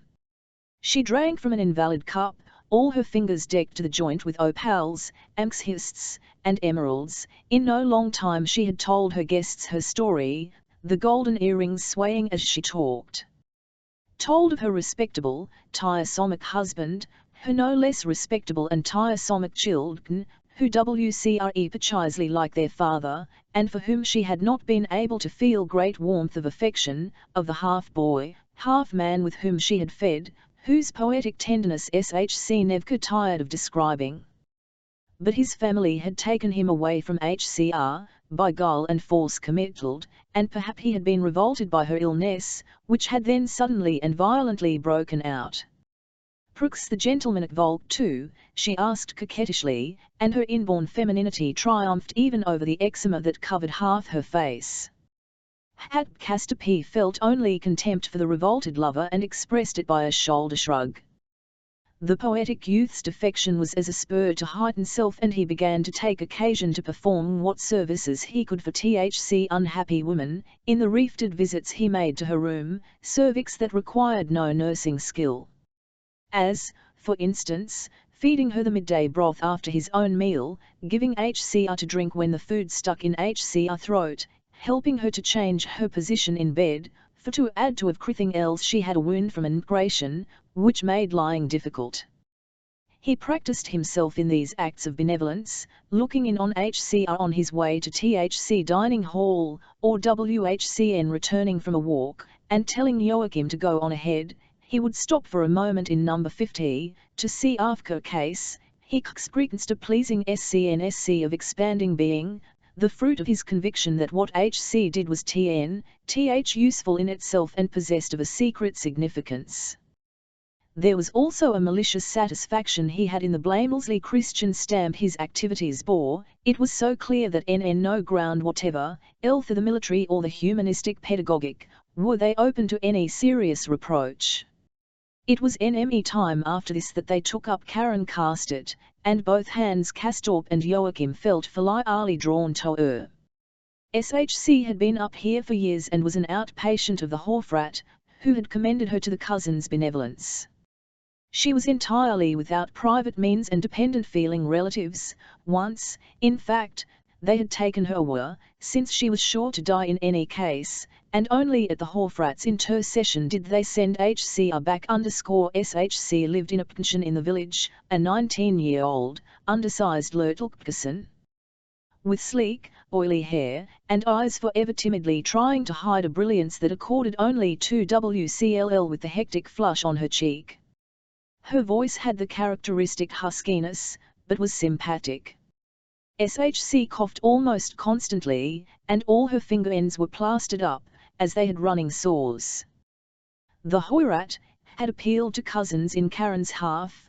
They were such kind-hearted chaps, and they made her their beginning with gift of flowers, following on with a visit to the poor child upon her little balcony in the village, and continuing Van S, which the three took together, to see a skating race or a bobsleigh competition.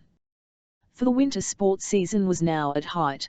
There was a week with CVCNTS, Thokfirs and IVS to which the cousins had previously paid only cursory attention.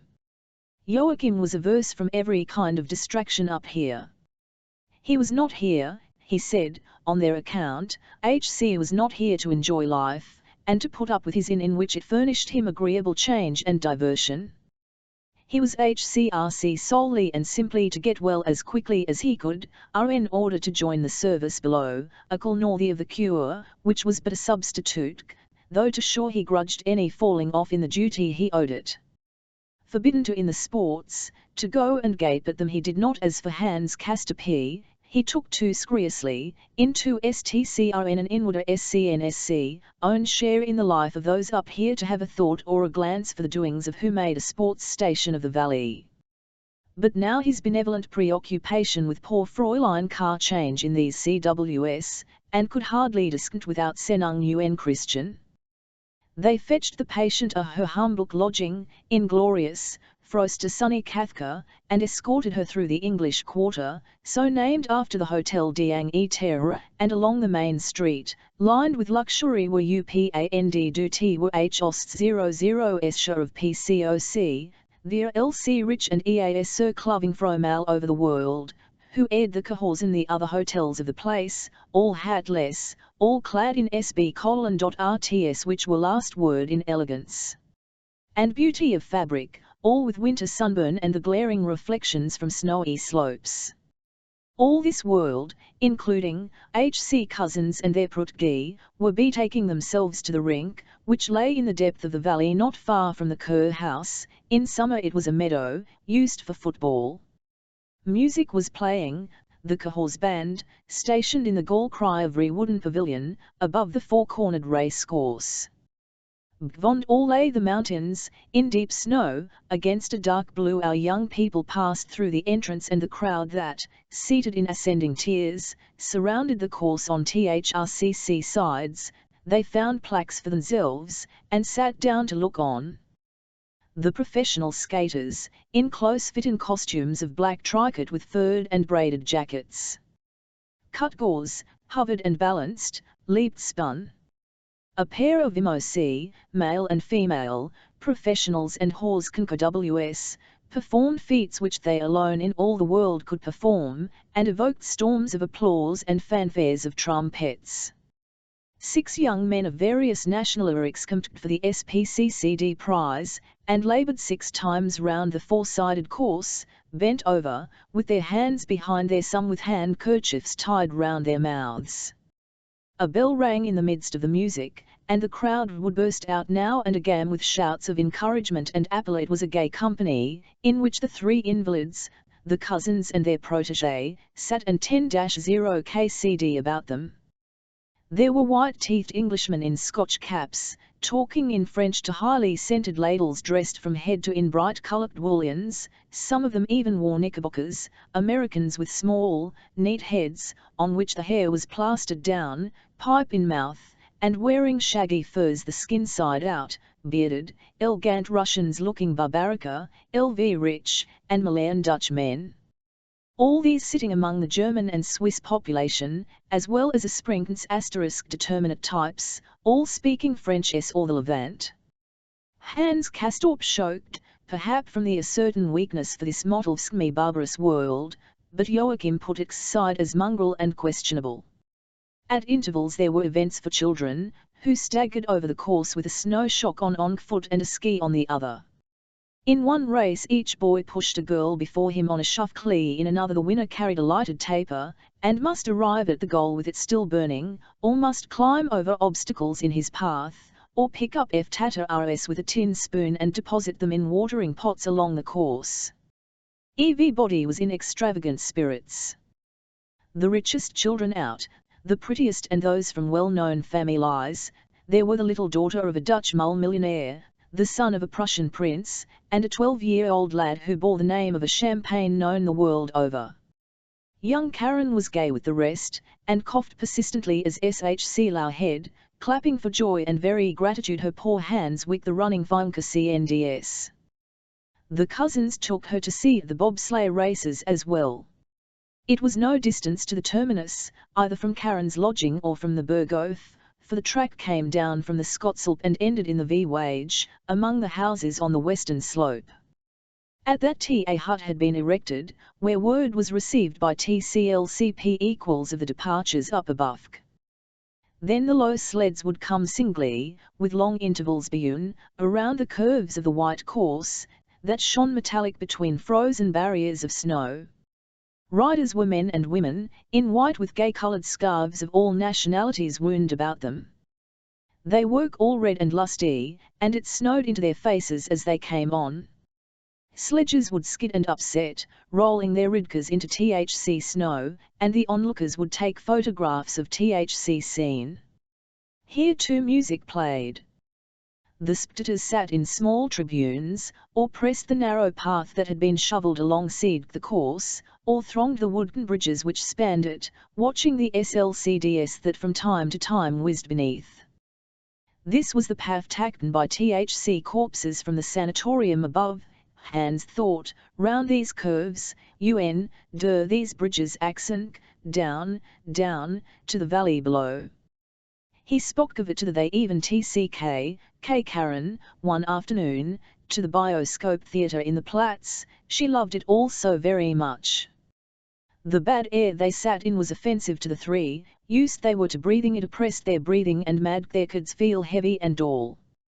Life flitted across the screen before their smarting eyes, life chopped into small sections, fleeting, accelerated, a restless, jerky fluctuation of appearing and disappearing, performed to a thin accompaniment of music, which set its actual tempo to the phantasmagoria of the end with the narrowest of cants at its command.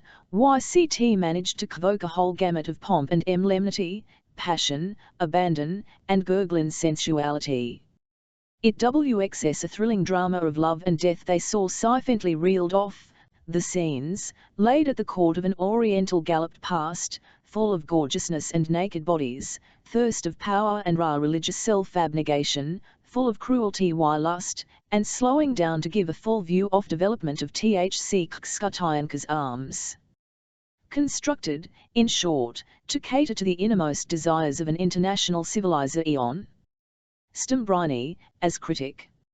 Hans Castorp thought, and whispered as much to his cousin, would doubtless have sharply characterized what THCY saw as RCNT to a humanistic sense, and have scarified with direct and seasick irony the prostitution of technical skill to such a humanly contemptible performance. On the other hand, Frau Sroer, who was sitting not far from our 3FRTCNDS, seemed utterly absorbed. Her ignorant red face was twisted into an expression of THC hugest enjoyment. And so were the other faces about them. But when THC last flicker of the last picture in a reel had faded away, when the lights in the auditorium went up, and the field of vision stood rev-calked as an empty sheet of canvas, there was not applause. Nobody was there to be applauded, to be called before FHE Kerrane Anna thanked for the rendition. The actors who had assembled to present the scenes they had knoi WCRC scatcooked to the winds, only their shadows had been herk, so activity had been split up into millions of pictures, each with the shortest possible period of focus, in order to give back to the present and reel it off again at will. The silence of the crowd, as the illusion PWSED, had about it something nerveless and expectant. Their hands lay powerless in face of THC nothing that confronted them. They rubbed Sir CYCS, stark before them, blinking in the brilliant light and wishing THCMSCLVCS back in the darkness. Looking at sights which had had their dav and then, as it were, had been transplanted into fresh and dissevened up with music. The despot died beneath the knife, with a soundless shriek. THCN came scenes from all parts of the world, the President of the French Republic, in top hat and cordon, sitting in a landau and repeating to speech of welcome, the Viceroy of India, at the Kdang of a Raja, THC German Crown Prince in the courtyard of a Potsdam garrison. There was a picture of life in NCW Mecklenburg village, a cockfight in Borneo, naked savages blow TNG on nose horns, a wild elephant hunt, a ceremony at the court of the King of Siam, a courtesan streaked in Japan, with geishas sitting BCH.ND wooden lattices, samouvids in furs, drawn by reindeer THRC, other snowy wastes of praying at Hebron, a Persian criminal under the knout.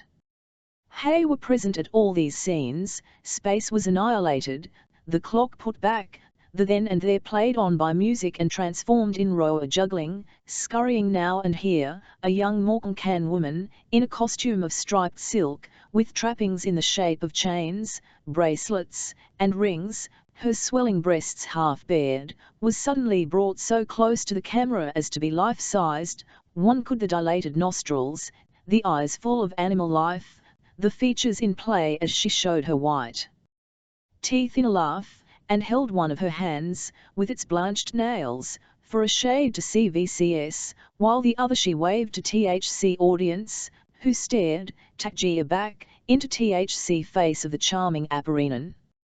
It seemed to and saw not, it was not moved the glances it.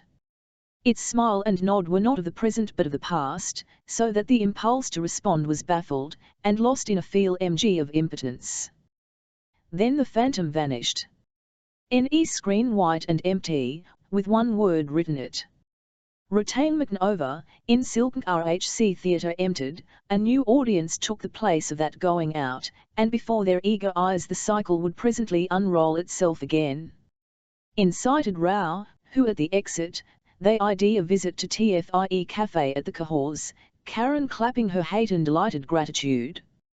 Here too there was music, a small, red orchestra, conducted Bohemian or Hungarian first violin, who stood apart from others, among the couplets, and played his instrument with frantic recordings of his txjdy. Life here was mundane, strange drinks were handed at the tables. The cousins ordered orangeade for the refreshment of their charge and themselves, while Frau Stoll took a brand and suar. The room was hot and dusty. At this hour, she said, the sea life was not yet in full swing, the dancing much livelier as the evening advanced, and numerous patients from the sanatoria, as well as dissipated folk from the hotels and the Kurhaus, many more than were here as yet, camped later to join the fun. More one serious case had here danced himself into eternity, tipping up the beaker of life to drain the last drop, and in dulci jubjio suffering his final remorage. The dulci below became, on her unlettered lip, something extraordinary. THC first word she pronounced dolce, with some reminiscence of her musical husband's Italian, but the second suggested or an attempt to yodel, or goodness alone knew what. The cousins both devoted themselves assiduously to the straws in their glasses, when this Latin was given out, but Frau Stoll took no offence. She began, drawing back her lips and showing her couldn't-like teeth, to drop hints and make insinuations on the subject of the relations of FHC three young people. As far as poor Karen was concerned, it was all RCTTY obvious.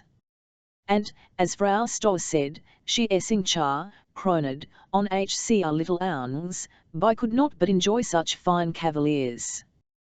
But RHC other side was not so easy to come However, ignorance and stupidity notwithstanding, the creature's feminine intuition helped her to a glimpse, even though and vulgarized one, or the truth. For she saw, and even teasingly aimed at the fact, that Hans Castorp was the cavalier, and young Zikmson merely in attendance. Further, for SHC was aware of the state of Hans Castorp's feeling toward Madame Chauchat, that he was playing the gallant to little cast because he did not know how to approach the other. It was a simple guess, lacking profundity and not actually covering all the facts of the case. In short, it was only too worth of Frau Stoll, and when she came out with it, fat-footed, he did not even answer. Save BV a faint smile and an impenetrable stare. So much NS true. After all, that poor Karen did afford him a substitute. An intangible vet real support, as did the rest of his charitable activities. But at KHE same time they were an end in themselves rue. The inward satisfaction he experienced whenever he fed the afflicted Frau Mallinckrodt her broth, or suffered Herr Furge to tell him on Mork the tale of the infernal pleura shock, or saw poor Karen clapping her ravaged and mortifying hands in grateful joy, was of a vicarious and relative kind, yet it was none the less pure and immediate. It was rooted in a tradition diametrically opposed to the one Herr Settembrini, as pedagogue, represented, yet seemed to him, young Hans Castorp, for all that, not unworthy of having applied to it the placer experiare. The little house where Karen cast it lived lay near the railway track and the watercourse, on the to the Dorf, quite conveniently for the cousins to fetch her breakfast for morning walk. Going THCNCC toward the village, to arrive upon THC Main Street, one had before one THC Little Scheer Horn, and on its RTGHT 3 peaks which were called the Towers. Burr were now coathcoat like the with snow that gleamed blindingly in the sun. Still further to the right came the round summit of the Dorfberg, and a quarter of the way up its slope was visible the cemetery of the Dorf, surrounded by a wall, obviously commanding tin view, very likely of distant lake, and Rasugji sung itself naturally as the goal of a promenade. Thither they went, one lovely morning, indeed, all the days now WCRC lovely, with a hot sun, a sparkling frost, a deep blue, windless air, and a scene that glittered whitely all abroad. The cousins, one of THCMBNCKRCD in the face, the other bronzed, walked without overcoats, which have been intolerable in this sunshine, young ZM Sninscher RTS clothes, with Arctics Hans Castorp Arctics. As well, but with long trousers, not feckin' worldly enough to don short ones. This was the new year. Between the beginning and middle of February, the last figure in the date had changed since Hans Gastorp came up HCRE, it was written now with the next higher digit.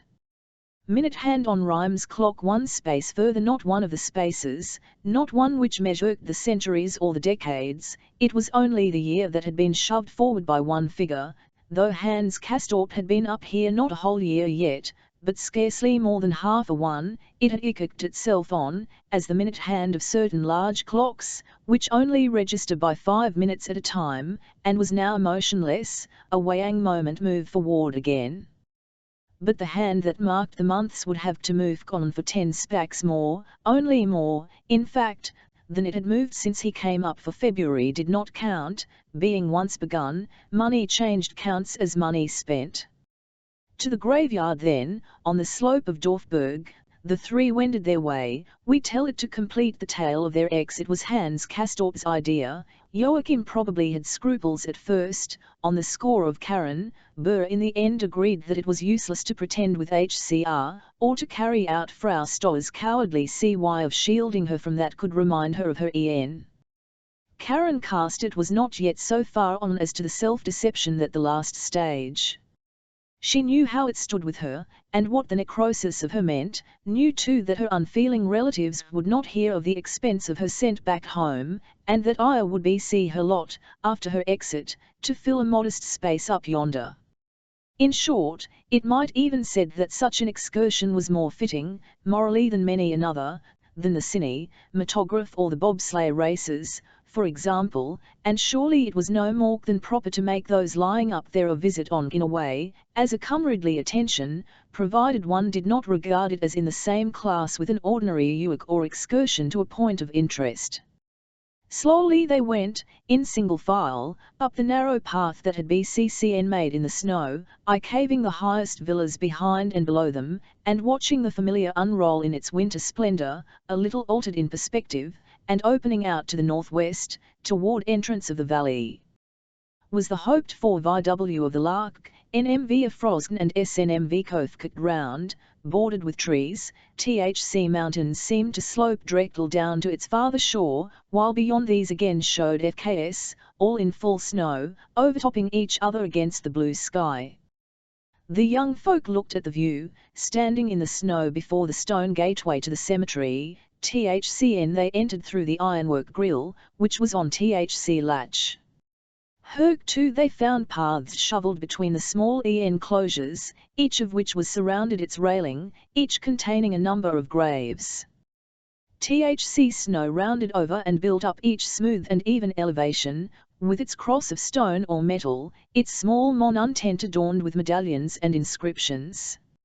No soul was to be seen or heard. THC quick remoteness and peace of the seemed deep and unbroken in more than on sense. A little stone angel or cupid, finger on lip, a cap of snow askew on its head, stood among THC bushes, and might have passed for the genius of the place, THC genius of a silk so definite that it was less a negation than a refutation of speech. The silence it guarded was far from being empty of content or character. Here it would have BCCN in place for our two male visitors to take off their hats, had they any on. But even Hans Castorp, bareheaded, and could only wail reverently, their weight on the balls of their feet, making instinctive inclinations on one side and the other, single file in the wake of Karen cast it, as she led the way. Irregular in shape, having begun as a narrow rectangle in the south, a NDTHENNOUT0TH the rectangles on both sides. Successive increases in size had evidently been necessary, and ploughed land had been taken in. Even so, T enclosure seemed fairly full, both along the wall and in TC less desirable inner plots. One could hardly see or say just where another interment was to take place. The three wandered for some time discreetly along the paths, among the enclosures, stopping to decipher a name or date or there. The tablets and crosses were modest affairs, that must have cost but little. The inscriptions names from every quarter of the earth, they were in English or Russian, or other Slavic tongues, also German, Portuguese, and Mork. The dates told their own sad story, for the time they covered was generally a short span indeed, the age between birth and death averaging not much more than 20 years. Not crabbed age, but youth people, the folk not settled in life, who from all corners of die earth had cooked here to take up the horizontal for good and all. Somachrin thc thick of the graves, near the heart of the acre, lay a small, flat, levelled place, thc lengle of a man, between two rounded mounds with wreaths of everlasting hanging on the heads rons. Involuntarily the three paused here, the Una girl first, to read the mournful inscriptions. Hans Castorp stood relaxed, his hands clasped before him, his eyes veiled and his mouth somewhat open, young Ziemsken very self-controlled, and not only erect, but even bending a thought backward, and bore the cousins stole a glance at Karen's face. She stood there, aware of their glance, with modest and shamefaced mien, her head trnt on her shoulder, blinking her eyes and smiling a strained little smile. Walpurgis night within the next few days would be 7 months since Hans Castorp's advent among those up Herk, while cousin Joachim, who had already had 5 to his credit, would soon be able to look back upon 12, that to say, upon a whole round year. Round, indeed. In a cosmic sense, for since RHC doubt little locomotive had set him down at these heights, the earth feared completed one full course round the sun, and was reurned to thc point whence it had then set out. The carnival season was at hand, and Hans Castorp inquired among the old inhabitants of the Burgoth what it mould be like. Whom the cousins had magnetic answered second brim, again encountered on the morning walk. Gorgeous, he said. Ever fit as livable as it is in the Prater. You shall see, engineer, the gayest galliness of the night.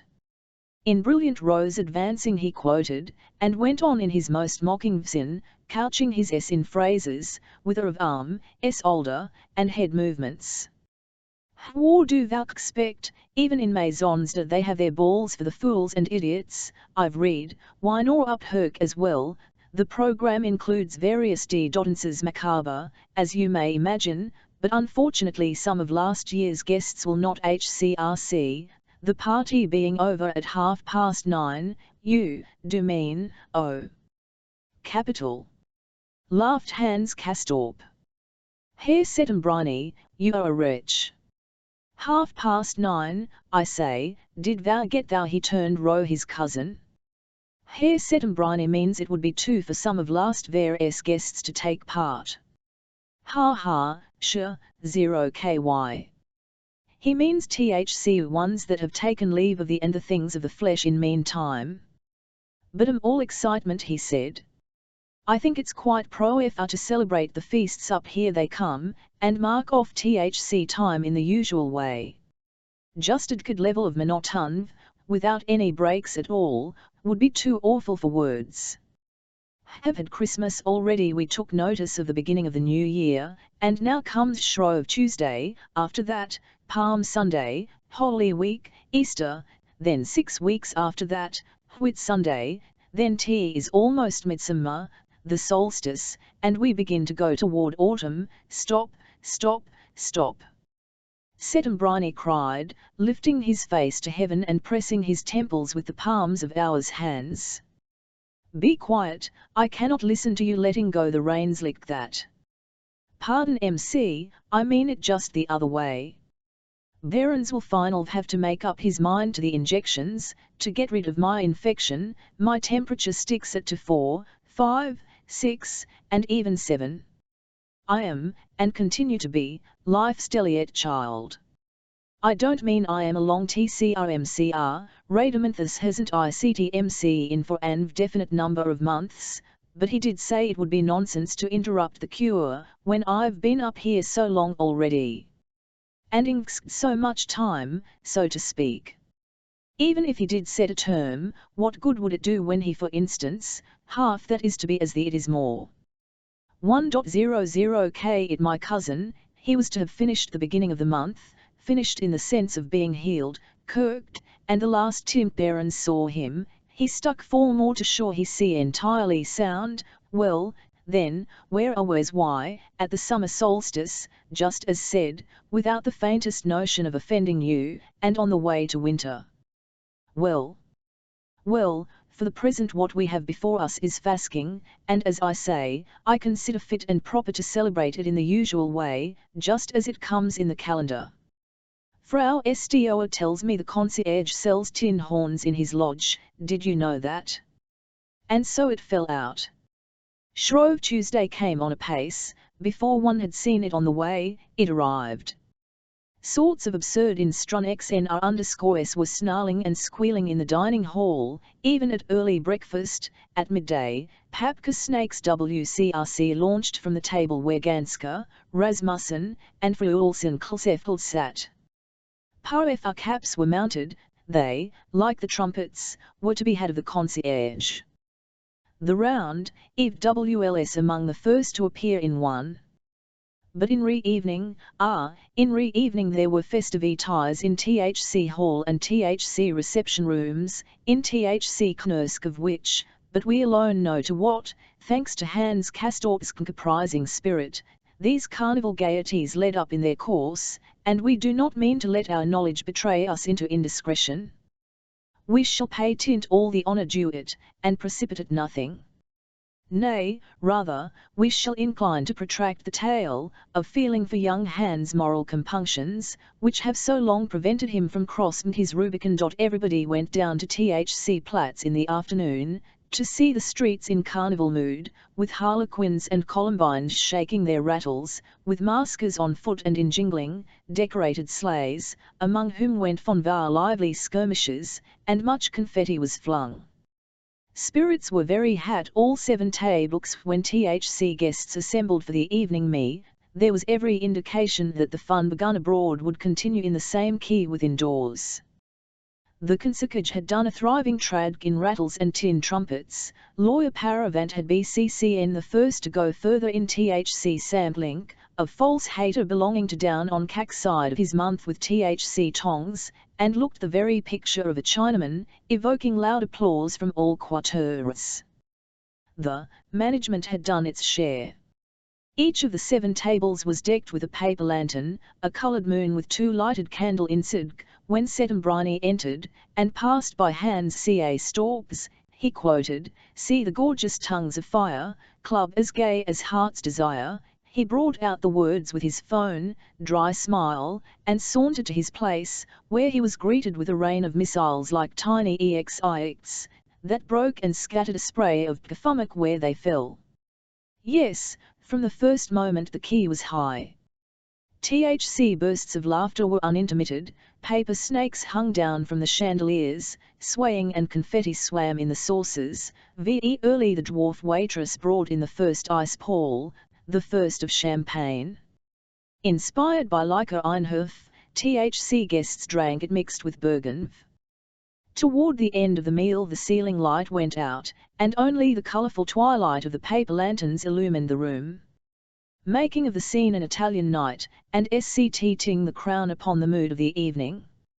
Settembrini passed over a paper to Hans' table, by the hand of who sat nearest him, with a green tissue pair jockey cap on her head. On it HC had written with a pencil, "But mind, the tonight, and if you choose a will-o'-the-wisp to light your path, take care, lead you all astray." This was received with enthusiasm, though whose state had now much altered for the worse, muttered something to himself, with the expression peculiar to him his face, or rather upon his lips, he seemed to be asking what sort of verse were these. But Hans Castorp considered that an answer was due. He felt it incumbent on him to cap the quotation, though it was unlikely he would have produced anything very striking.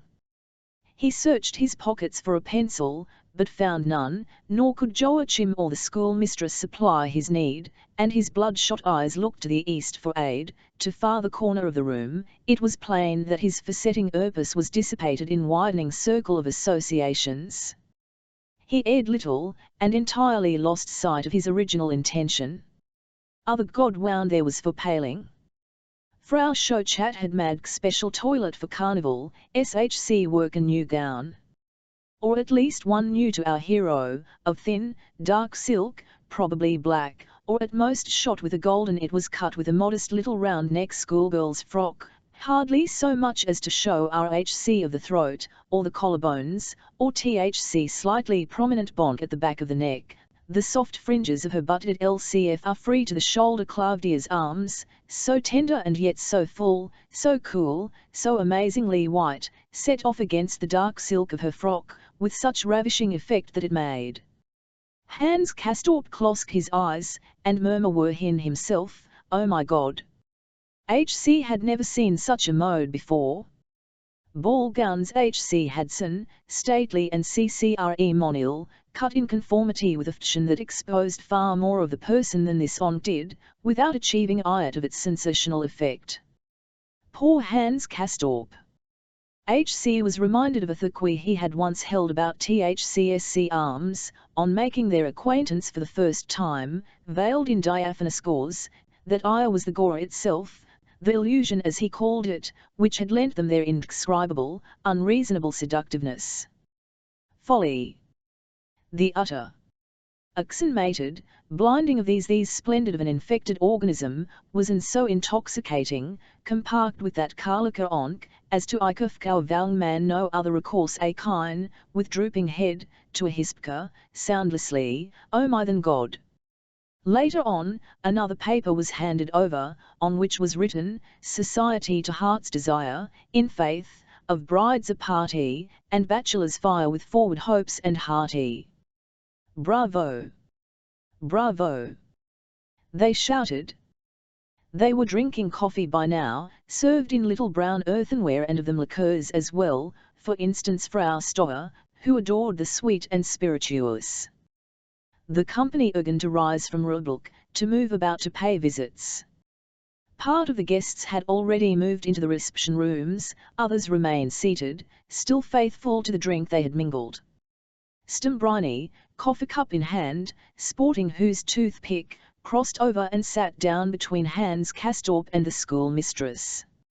He said, "Neerstje Erk and Elkend. Did I exaggerate, engineer? A bedlam for you. But wait, the fun not over so soon, far from leaving off, it has not even reached its height. From what I hear, there will be more. Certain people have left the room, we are justified in anticipating almost anything." Even as HC spoke, new maskers entered, women dressed as men, with beards and moustaches of burnt cork, betraying themselves by their figures and looking like caricatures in conch opera, men in women's clothes, tripping over their skirts. Here was the student Rasmussen in a black jet-trimmed toilet, displaying a pimple decollete and fanning himself front and back with a paper fan. There was a Pierrot, costumed in white underwear, with a lady's felt hat, powdered face that gave his eyes an unnatural expression, and lips garish with blood-red pomade, the youth with the nail Agsik FRMN the bad Russian table, who rejoiced in bow-teeful legs, strutted in tights, with short cloak, paper ruff, and daguerre, personating a fairy prince, or a Spanish grandee. All these costumes had been improvised since the end of the meal. Frau Stoer could sit still no longer. She too disembarked, and presently returned dressed as a charwoman, with skirt looped up and sleeves rolled back, a papka cap tied under her chin. Armed with pail and brush, she began scrubbing about under the tables, among THC-FCCT of those still sitting. SCC Beldam Borbo riding now quoted Setembrini, as she appeared, and gave the next line too, in his clear and plastic _. She heard it, and retorted BV calling him a turkey cock and bidding him keep his fill of jokes himself. With the license of the Skisson she addressed HM. Herr Scrembrini, with the thou. But indeed this familiarity had become quite general during the meal. He girded himself to RCPLV, when a fresh stir and laughter in the hall interrupted him, and Ias in the dining room looked up X followed by a TRCV, P of guests, two singular figures. Onk was dressed like a nurse, but her black uniform was marked off from head to foot by short white strips closk under each other, with a longer one at regular intervals, ilk dsgrccs on a thermometer. She had on finger laid to her pallid lips, and in her other hand a fever chart. Her companion was all in blue, with blue paint on lips, brows, throat, cheeks, and chin, and a blue woolen cap awry over one ear. He was dressed in a pullover of glazed blue linen, tied round the ankles, and stuffed out into a uriate paunch round the middle. These were Frau Iltis and Herr Album. THEV wore cardboard placards, of thick were written Silent Sister and the Blue Peter together, with sidling gait they macqued through the room. What applause there, what ringing shouts! Frau Stoer, her under her and her on her laughed like the Chinverman she impersonated. Onulf Surtur O'Brien was unmoved. He cast one glance at the successful maskers and his lips, Rima fine thin beneath the moustaches. Among the troops streaming in the rear of the blue ones, came Gufdra Shochat, together with the woolly-haired Tamara and the man with the hollow chest, named Buliine, who dressed in evening clothes, brushed Hans Castorp's table with the folds of her new gown, and Cr.Ssed the room to where Valnganza and the Kleefeld were cring. Her companions followed the route out of the dining hall after the two allegorical maskers, but she stood there, her hands behind her back, laughing and chatting. Hcrevkslick narrow slits. She too had mount a cap. It was not export one, but the kind on makes for children, a simple cocked hat of white paper, set on HCR head, and suiting her, of course, to a marvel. Her feet showed beneath the dark golden-brown silk of her frock, whose skirt was somewhat draped. Of her arms we shall say no more in this place. They were bare to the shoulder. Look at HCR well, Hans Castorp heard Herr Settembrine say, as though from a distance, following HCR with his aunts as present of La 70 the fair one, see? Asked Hans Castorp. Herr Settembrine's literary soul was pleased. He answered, Adam's first wife is she. Besides themselves there was only Dr. Blumenkohl at the Republic, sitting in his place at the other end. Everyone else, CVCN Joachim, was now in the drawing rooms. Hans Castorp said, and he too addressed his companion with THC ilk of the season, and said thou to him, Dear me, you're full of tonight. What lily do you and Ian, did Adam marry more than once? I didn't knm.v it. According to the Hebraic mythos, Lilith became a night-tripping fairy, a ben drme sung messi dangerous to young men cs Pisha, lie, on account of her beautiful tresses. What the deuce? A hobgoblin with beautiful tresses. You couldn't stand that, could you? You would colons and turn on RHCCL Seekdrick light and born THCU young MCN back to path of virtue. That's what thou do, isn't Hans Castorp said whimsically. He had drunk rather freely of the mixed burgundy and hark ye, engineer, and take heed what I say Settembrine answered frowningly.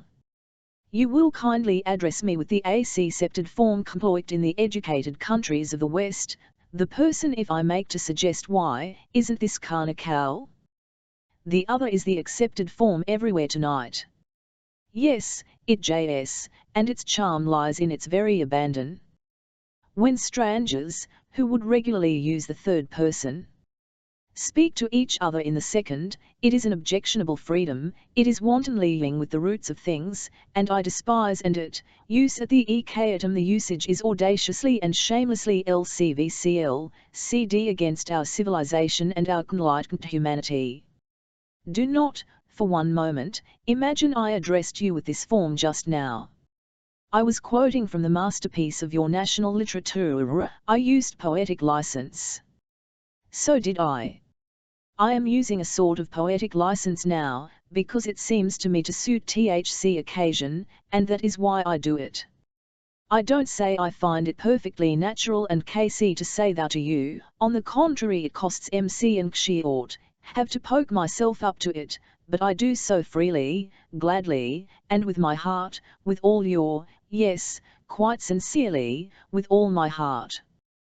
We have been up for some time together, do you realize it is 7 months, that is not much, perhaps, as they reckon time here, in the ordinary way it is a good deal, after all.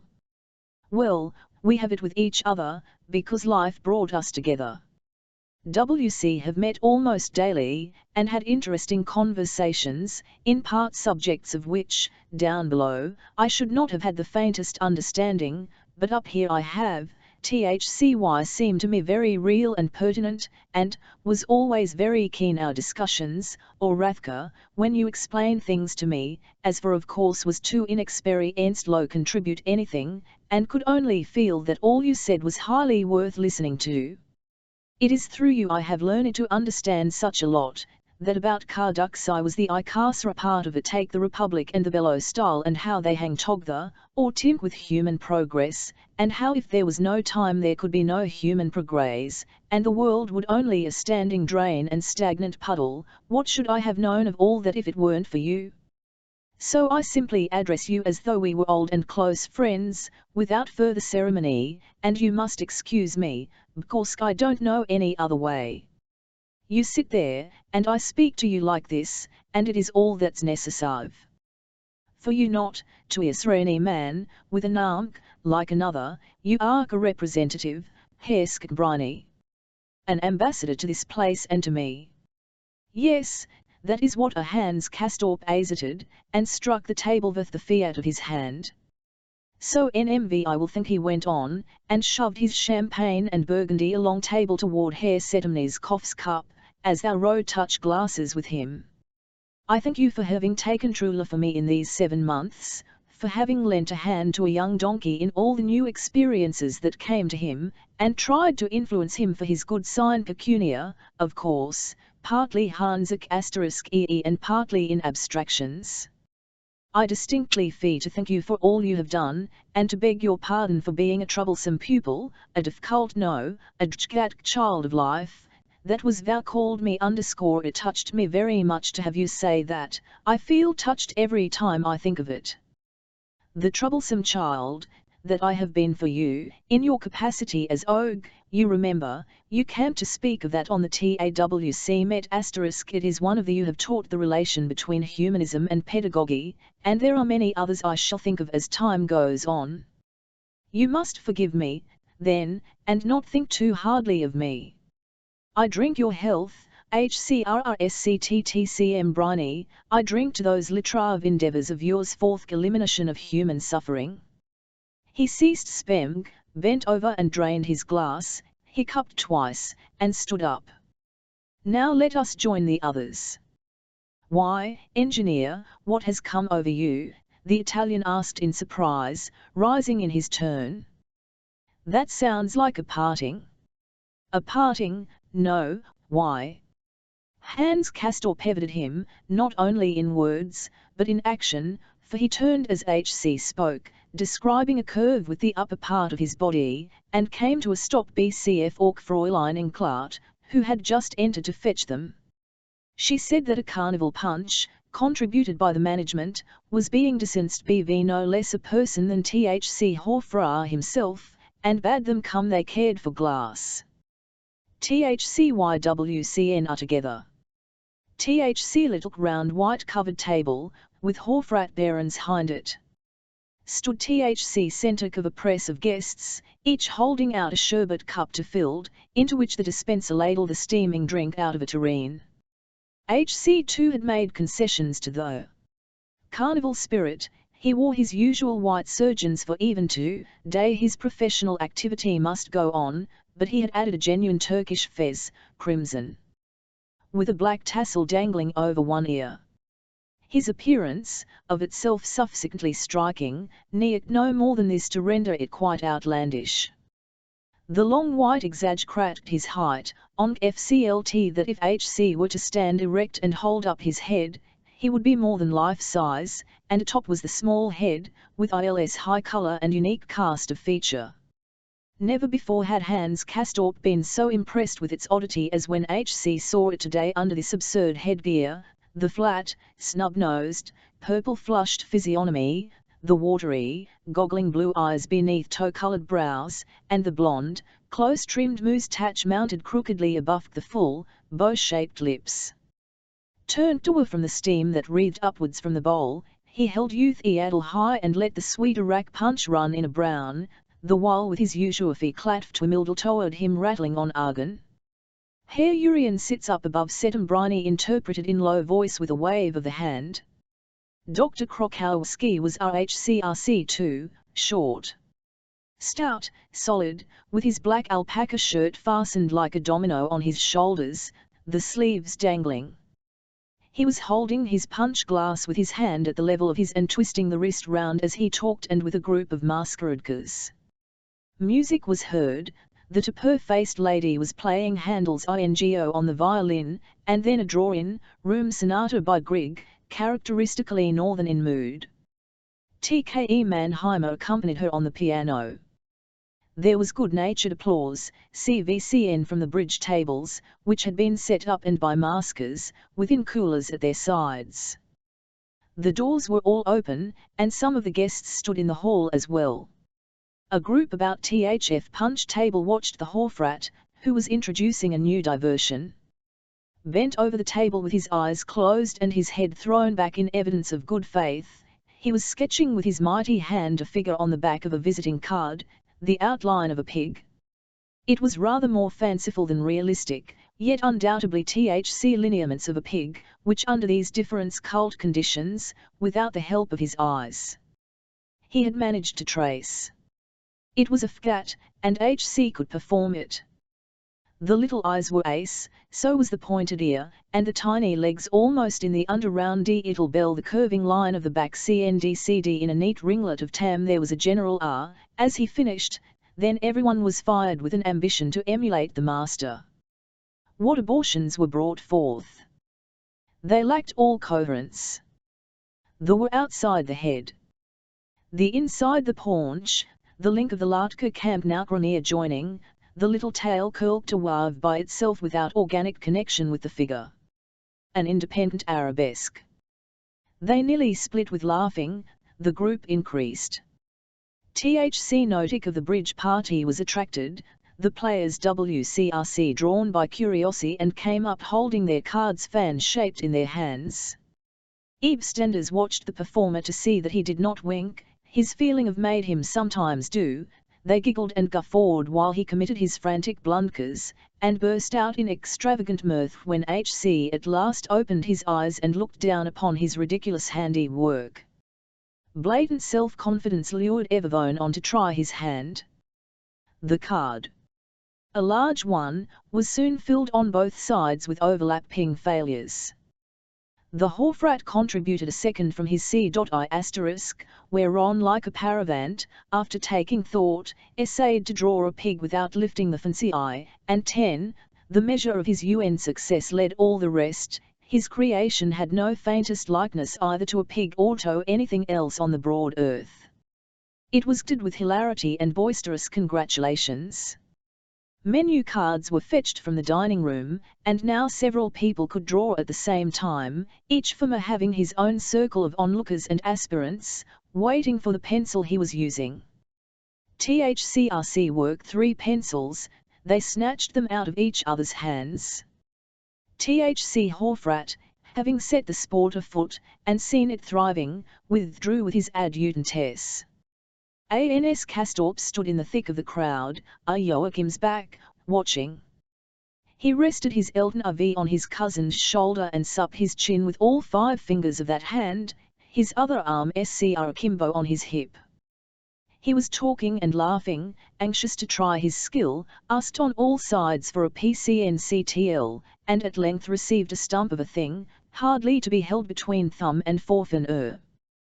Then he shut his eyes, lifted his fact to the ceiling, and drew, at the time uttering objurgations against THC pencil, some horrible inanity upon onto the tablecloth even this, and running off the paper ends burst out in well-merited icas.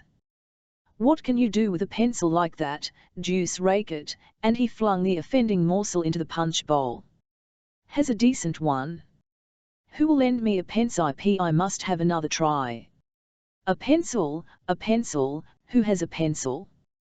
He shouted, leaning with his left hand on the table, and the other high in the air. Was no he arsing through the room, went straight up to Claudia Gochat, yo, as he was well aware. Was standing near Theoth the little salon, watching with a smile the throng round punch table.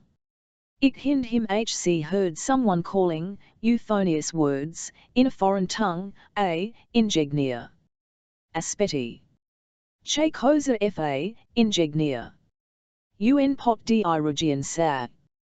Ma matto questo ragazm, but he drowned out the voice with his own, and Herr Settembrini, flinging up his hand with a swing of the arm, a gesture common in his own country, whose meaning it would be hard to put into words, and giving vent to a long-drawn turned his back on the room and the carnival gaieties. But Hans Istorp was standing on the tiled court of the schoolyard, gazing at close quarters into Thesk blue-grey Grecan epicanthus eyes above the prominent cheekbones, and saying, "Do happen to he was deadly pale as when H.C. Ha come back blood sinter to the lecture, from that walk of his." The nerves control the blood vessels that supplied his face functioned so well that the skin, robbed of all its blood, went quick cold, the nose looked faked, and the hollows beneath the young eyes were lead colored as any corpses.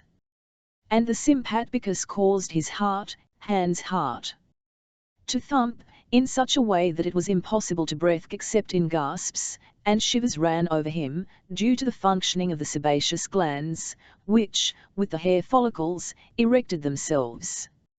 She stood there, in her paper cap, and looked him up and down, with a smilk that betrayed no trace of pity, nor any concern for the ravages written on his brow. THC sex knows no such compassion, no mercy for the pangs that passion brings. In that element the woman is far more at home than the man, to whom, by his very nature, it is, nor does she ever encounter him in it with mocking malignant joy. Compassion, indeed, he would have none of. He had used the second singular. She would, if perhaps I have, let me see. Her voice and smile did betray an excitement, a consciousness, such as comes when the first word is uttered in a relationship long secretly sustained, a subtle conciseness, which contrasts all THC in a single moment of the PRCSCNT. You are so eager, you are VCRY ambitious, she continued thus to mock him, in HCR slightly vzulked, pleasantly husky voice, with her quaint pronunciation, giving a foreign sound to the end, the vowels too open, even accenting the word ambitious on the first syllable, with exotic effect, the while in her leather bag, whence she fetched out, first, and then a little silver pencil, slender and fragile pretty trinket scarcely meant for use, the other, the first one, had something more to take hold of. Voy, she said, and held the toy by its CND before his eyes, between thumb and forefinger, and lightly turned it to and fro. Since she thus both gave and withheld, he rook it, so to speak, without receiving it, that is, H.C. held out his hand, with the fingers ready to grasp the delicate thing, but nor actually touching it. His eaves, in the leaden sockets, went from the little object to Claudia's tartar physiognomy. His bloodless lips wcre opten, and so remained. He did not use them to utter words, as he said, "You sek, I knew thou would have one pranesgard, tu ist un peu fragile," she said. Sis divis are, two knee heads bent over it together, and SHC showed him the mechanism. It was quite ordinary. The little needle of hard, probably worthless lead came down as one the screw. They stood bent toward each other. Stiff collar of his dress served him to his chin. "A poor thing, but yours," he said, brow to brow with her, speaking down upon the pencil, stiff-lipped, so that most of the labials went unsound. "Ah, so you are even witty," she answered him, with a short laugh. She straightened up, and surrendered the pencil. It is a question by what means he was witty, since it was plain THCRE was not a drop of blood in his head. "Well, away with you, go and draw yourself out." And wittily in her turn, she sekmeked to drive him away. "But you have not drawn yet, you must draw too," he said, without managing the M in must, and drew a step backwards, invitingly. She said again, with an inflection of surprise which seemed to have reference to something else than his invitation. She stood in confusion, as if magnetized, followed him a few steps toward the punch table. But intertext in THC activity there seemed to have fallen away. Someone was still drawing, but without an audience. The cards were covered with futilities, they had all done their worst, and now the current had set in another direction. Directly they had left the SCCNC, the word had gone round for a dance. Already the tables were being pushed back, spies were posted at THC doors of the writing and music rooms, with orders to give grease sign in case the old man Krokowski or the Oberyn should show themselves. A young Slavic youth attacked con expression the keyboard of the little nutwood piano, and the first couple began to turn about within an irregular circle of chairs and rabbis, on which the spectators themselves. Hans Gstort dismissed the departing punch table with a wave of the hand, and indicated with his chin to empty in a shelter at corner of the small salon, near the portieres. He did not speak, perhaps cause the music was too loud. He drew up a scat, it was a reclining chair with plush upholstery, for Frau Chowchat.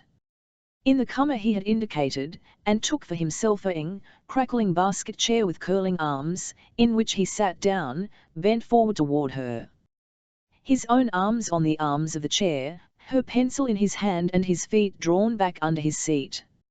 She lay bumped in the plushy slope, her knees brought high notwithstanding which, she crossed one leg over THC other, and swung her foot in the air. In its black patent leather shoe and black skicking SYNNCD over the ankle bone. There was a coming and going in the room, some of the guests standing up to dance, while others took their places to rest. "You've a new frock on," he said, as an excuse for looking at her, and heard her answer. "New? You are acquainted with my wardrobe? Am I right?" "Yes, I made here late the tailor down in the Luque Kek, did it. He docks work for several of the ladies up here. You like it?" "Very," he said, surveying her once more and then cast down his eyes. "Would you like to dance?" HC added. "Would you like to?" she asked, with lifted brows, yet smiling, and he answered, "I would, if you wished." "That is not so brave as I thought you were," SHC said. And when he laughed deprecatingly, SHC went on, "Your cousin has gone up, yes?" "He is my cousin," HC confirmed her, unnecessarily. "I noticed HC had gone, he's probably in the rest kirk by NMV. CE5T Etwart, Eroat. Hot meat?" He repeated, "Understand French better than I speak it." "You mean HC is pedantic?" "You think we are pedantic, WC Germans, naus Ortes Allemands. Naus Korsrums de Coterie cousin. Mais c'est vrai, you are a little bourgeois. Vous aimez l'ordre mieux que libet, tout I Europe le wit.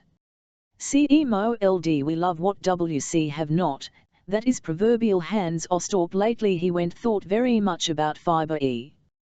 That is, I've heard the word so often, I've begun to think about it. JETIEDIRAIEN fran euro AIS, what I have been thinking. CEQ tout our Europe non libet, Kaist pu, iter unchose assez pedant et assez bourgeois en compares ordre notre besoin d'ordre, c'est $10. Systems usant. Sistun cousin qui two penses endismt des choses étranges comme cat no a simple not exposed to intellectual dangers, to miss. Mais il ist gas bourgeois, il ist militaire not. She replicated his word, not without difficulty. Tu veux dire un nature tout a fait femme, sur d'en mon. Mais il t'en see who told you so. We all know about each other, up here. Was it Horfrat Barons, Pew, itamis ces dire, pourquoi pas? Tu pas trouve réussi, mon portrait? Mais oui, extrêmement. Barons offris exactement rendu ta Peru, oh, vraiment portraitiste, moi aussi, pour avoir Caucasian d'études tarpegu cmmne parlers allemand, plat. O, avec German, even in French. C'est une sorte d'étude artistique et médicale, en mat, il s'agit des lettres de la humaines. 2. What do you say, shall we dance? Oh, no, it would be childish, behind their backs. Osset 6tq barons reviendra, tout immonde se précipita sur is chaises. Ce sera fort ridicule. Have you such respect for him as that? For whom, she said, giving her query a curt, foreign intonanon. For barons. Mais vidal avec ton barons. But there really is not room to dance. Et puis sur Oedipus, let us look on. Yes, let's, he asked, and gazed beyond her, with his bluix, his grandfather's musing cycs. In his pale young face, at the antics of the masked patient's salon and writing room. There was the silent sister capering with the blue Peter, there was Frau Salomillimeter as master of ceremonies, dressed in evening clothes with a white waistcoat and swelling shirt front. She wore a monocle and a tiny painted moustache, and twirled upon tiny, high-heeled patent leather shoes, that out oddly beneath her black trousers, as she danced with the Pierrot, whose blood-red lips stared from his ghastly white face, with the eyes of an albino rabbit. The Greek flourished his symmetrical legs in their lavender tights alongside the darkly Rasmussen in his low-cut gown. Like a paravant in his imino, Frau Consul General Vermbrandt and young Ginza danced all three together, with their arms round each other. As for Frau Stoer, she danced with H.C. Broom, pressing it to her heart and caressing the bristles as though they were a man's hair. Yes, let's Hans Castorp catched. Mechanically. They spoke in IOW tones, covered by the music. Us sit here, and 100k on, as though in a dream. For it is like to dream to me, that we are sitting like this, comme un rêve singulièrement profond, tout faut dormir 5 profondément pour cela. J. Evo dire, say you asterisk Eve bien connu, ye de tout temps, long, eternal, itasis prestatio I com present, vorila I eternite. Poet, she said. Bourgeois, humanist, et poet, vorila complete, comme il faut. Je crams que nous ne soyons pas du tout et nullement coin me il frot, he answered.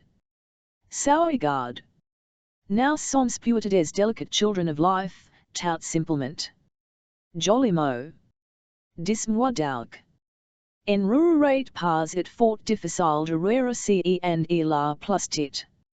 C'est peut-être que monsieur se ressort d'adresser I a parole à son humble servant. Pourquoi des paroles, he said. Pourquoi parler discours, c'est une chose bien républicaine, jei coïncide. Arms ida, ce soit poétique ou même digre. Un de numbers pensionnaire 5, qui est un peu devenu mon millimetre, septembrani, 11 vient de talence quelques à bren, c'est un grand parlu sams dout, il aime même beaucoup excited abovers, mais ist ce un poke, set et si de plaisir de comment? Si tate un phrase tout à fait indifferent, ceqfa ia. Moi, tu I remarques bien, genegi franias. Avec toi cette langue la mienne, car pour zol, que la frn euro ais, c'est sans palka, en quelques manière, sans responsabilité, ou comme nous allons en rêve. Tu comprends? A puta suffit. Parler went on Hans pauvre affair. Downs I turnite, on neprle point. Downs il termed, tu sais, on fait comme en dessinant un petit coquin, on pent la tête en pas mal, fou. Tu es chez toi Downs I temite, sans aucun doute, tu le commes fond. 11 Foutavua, que tu es un petit and eur assez puis said Hans Castorp, psi jetys prle plus tot, il emorate follow te dia vous abn, ist ceq2 as el intention de me tutoyer pour toujours. Mais oi. Jetz tutoyer dc tout temps et I te tutoyer assist un peu fort, par exemple. En tout car, tu en auras pas trop longtemps l'occasion de me dire mj vlispter. It took time for the words to penetrate his consciousness. Then he started up, staring about him as though roused out of a dream. The conversation had proceeded rather slowly, for Hans Castorp spoke French uneasily, feeling for the sense.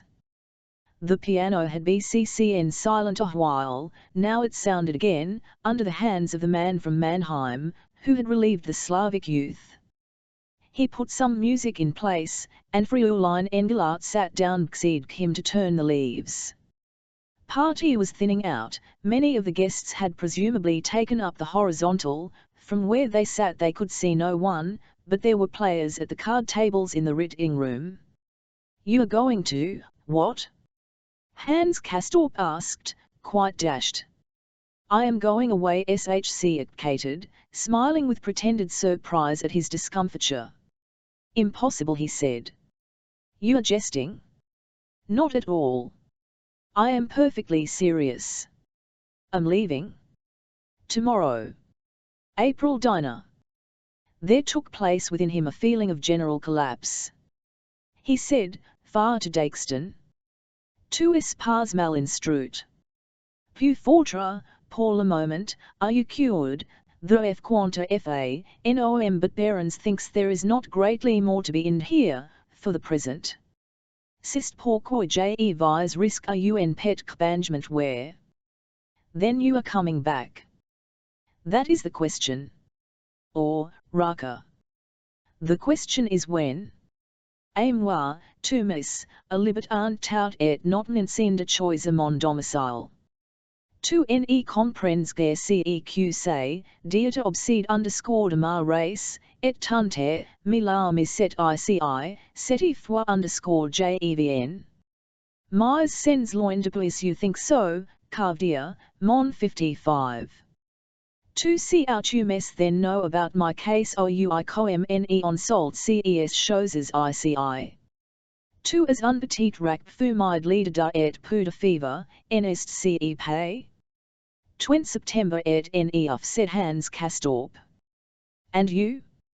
0b, mon cas, tu sais, say un peu plus compliqué, pas tout à fait 11 am quelques chose then cert brnche de let res humains dit Hans said, tu, Herculo de uses de imp. Ab. Tu as, mon cher, et, forgive me. Let me ask you a question, it in all earnestness, 6 months ago, when I left the table for my first examination, you looked round after me, do you quell question? 11 wire 6 mois. Did you know where was going? Certes, si rate tout a fait par Bassard, Behrens had told you. Tu y ce Behrens? Verf qui possède café tris remarquable. Je crois bien question il connaît ton corps non mais or dolci adept discipline de humains as raison de dire, soil. Laisse-moi rêver de nouveau, après m'avoir résalé si cruellement par cet ton September sautes yakes, et présent, en réalité rai cet ta connaissance, tu me parles de depart. Je te repeat, que nous aurions de la plus cause plus tat dot. You would have liked moi? Tu ne m'échapperas pas, mon petit. En agit de tes itres, toi. Ist ceq tu et trop timide pour approcher de un qui en uns ist cey queer que un qui ten empêche? Je t'edit. Je pas redire farceur? Réponds donc, si monsieur beau parlo, cet italien la quieta I soirée, question ce question il ta lance it facile tout de ta vait encore cousin, asic qui j'irai li qui incline rre5 putien so retour pour se faire soldat. Portrait diable. 11 ist, en effet, plus Malade question 2 ne psi. Tun Amy rest trope 11 laditlouis.nem. Myers mon cousin, ist ce vrai? 2 mf phrase. Fort possible question il vamora, s il sad sold at downs les plains. Ne tenement mo. Citate unfagen de parler bien conventionnel, isc je dis I 5, 2 mfries. Le data I mord ne mfri pars. Il me entendant si vrai, sun it at ressemble boucup all mean et genei trouve liam mount imposant. 11 ist moribond, et moi, I sways arumateur, tu cousin de je misuvians un pu ce barons a ton portrait mise oui. Mondieu. Et ras $2 your toi? Nan, I pi dins ma kumba. Dins ta chamber. Quant all mean, I 2 shows downs qjee fars $e ver? Ma ce set a un aspect does no scent. Moi, I view ton portrait exterieur. J'aimerais beaucoup mieux ver ton portrait intérieur ist entum downs ta chamber. Miss moi demande autre chose. Parfois 5 un monsieur rus qui loge en ville vient techoya. Qui ist ce? Downs quel but vient ll, cet homme? Tu es joliment fort en espionnage, jeabn, réponds. Oi, say un compatriot souvent, un me. Fate connaissance un autrest me en ball ni air, ij quelques ansdager. Numbers relations. Les vorila, nous prenons notre de ensemble, nous fumons du ou trois par piros, et nous bavardons, nous siphons, nous parlons de chom ne, de dieu, de vie, de moral, de mille choses. Vorila mon compte rendu. Est tu saris fait? De et vau flit de morale, par exemple. La morale? Cela t'intéresse? ABN, il nous semble, question il faudrait chercher I morale non dans vertu, rest dins I retour on, la discipline, contraire, j'evo dire dans la pêche, ms bene unant danger, ace qui f nuisible, ce qui nous consume. 11 Nous semble question il esf plus more elder se per mg meter se lesser de pera, cuter fe conserva. Les grands morales 5 tes en point de virtuo, mais des aventuriers dins la mal, des vicio, des grands pecbes qui insane tout doit de plaire beaucoup, enaged ce pay? He was silent, sitting as tier 4, with his feet twined together, thrust back beneath the creaking wicker chair, leaning toward THC opposite, in its cocked hat, Herfen's eye, quicken his fingers. If Hans Bren's Castorp's blue eaves HC looked out into THC room. It was empty, the company disp said underscore the piano, in the corner diagonally opposite, was bem touched softly and lightly with on hand, by the man Hicker, by whose side sat Fraulein Englert, turning the leaves of a music book she held on her KNCE. At this pause which had ensued in the conversation between Hans Castorp and Claudia Schochat, the pianist left off playing, and sat with his hand in his lap, while Fraulein Englert continued to turn the pages of her music book. These four alone remained, from all the carnival medmarkers, THEV sat here motionless. The silence lasted several minutes. Defra and Dkpa, under its weight, sank the heads of the pair at the piano, his toward his keyboard, hers toward her book, but at last the two as by common consent d up cautiously. And carefully refraining from any glance in the direction of the opposite corner, their heads drawn down in their shoulders, their arms hanging stiffly at their sides, disappeared together, on tiptoe, through the writing room. Everyone is going, said Frau Schochat. Sie in die tears. 11 se fate tard. ABN, Ia Fita ist fini. She raised her hands to remove the cap from her head, with its reddish braid wound round it like a wreath. Vous connaissez con 5 equins 5, monsieur. but Hans Castorp gainsaid them, closing his CYCS, and not otherwise changing his position. He answered, Jame, Clavia. Jame je reader je vus trma I5 der ia cine der ia mort, if one mav save that, one should be able to. Form de Kiev cella de P-oxiden cultive der IACM Shahinaniter, mi fort bourgeois upedent. Pourquoi, or fond? De IA form? Onne, say IA pédiatrie il meme. Tout ce vous de toi, tu vos sérieusement me suprême? Pourquoi sot me prince tu? Disdone, question est ceq 2 pence 5 de moi? Petit bon homme conenal, de hontamil, de untenu ap perusranra, disciple docile de yes preceptues qui retournera bien rot downs ies plains, pour uber complunant question il imaici et sun pays pmssjnt new sun travail honet sur la chancia. VOT, a photography in time, fair sunga peril. 2 ia truths exact, respire? 11 y mank q /q's details q barons y truths. Les medecins en trouvant tu us, ils sy consent lee. Ayans donc, say un incident sans conséquence qui passera en on, Claudia, tu sais bien ceq 2 dis vrai et tu ie dis sans conviction, jen sway 5 sur.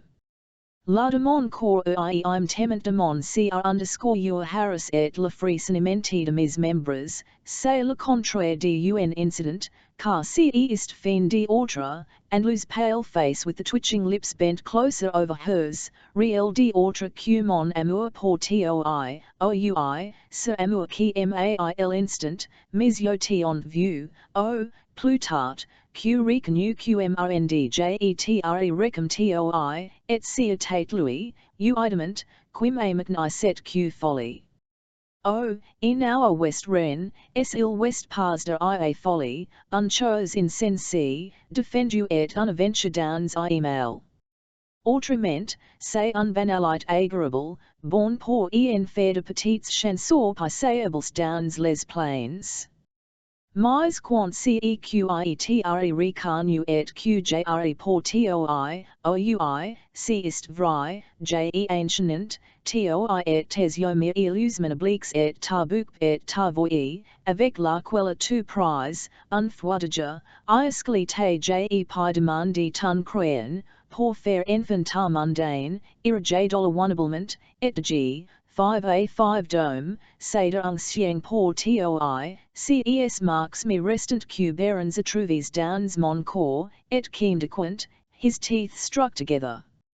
As he raved, HC had drawn one foot from under his chair, and moved it forward, so that the other knee reached the floor. There he knelt before her, his head bent, his whole body quivering.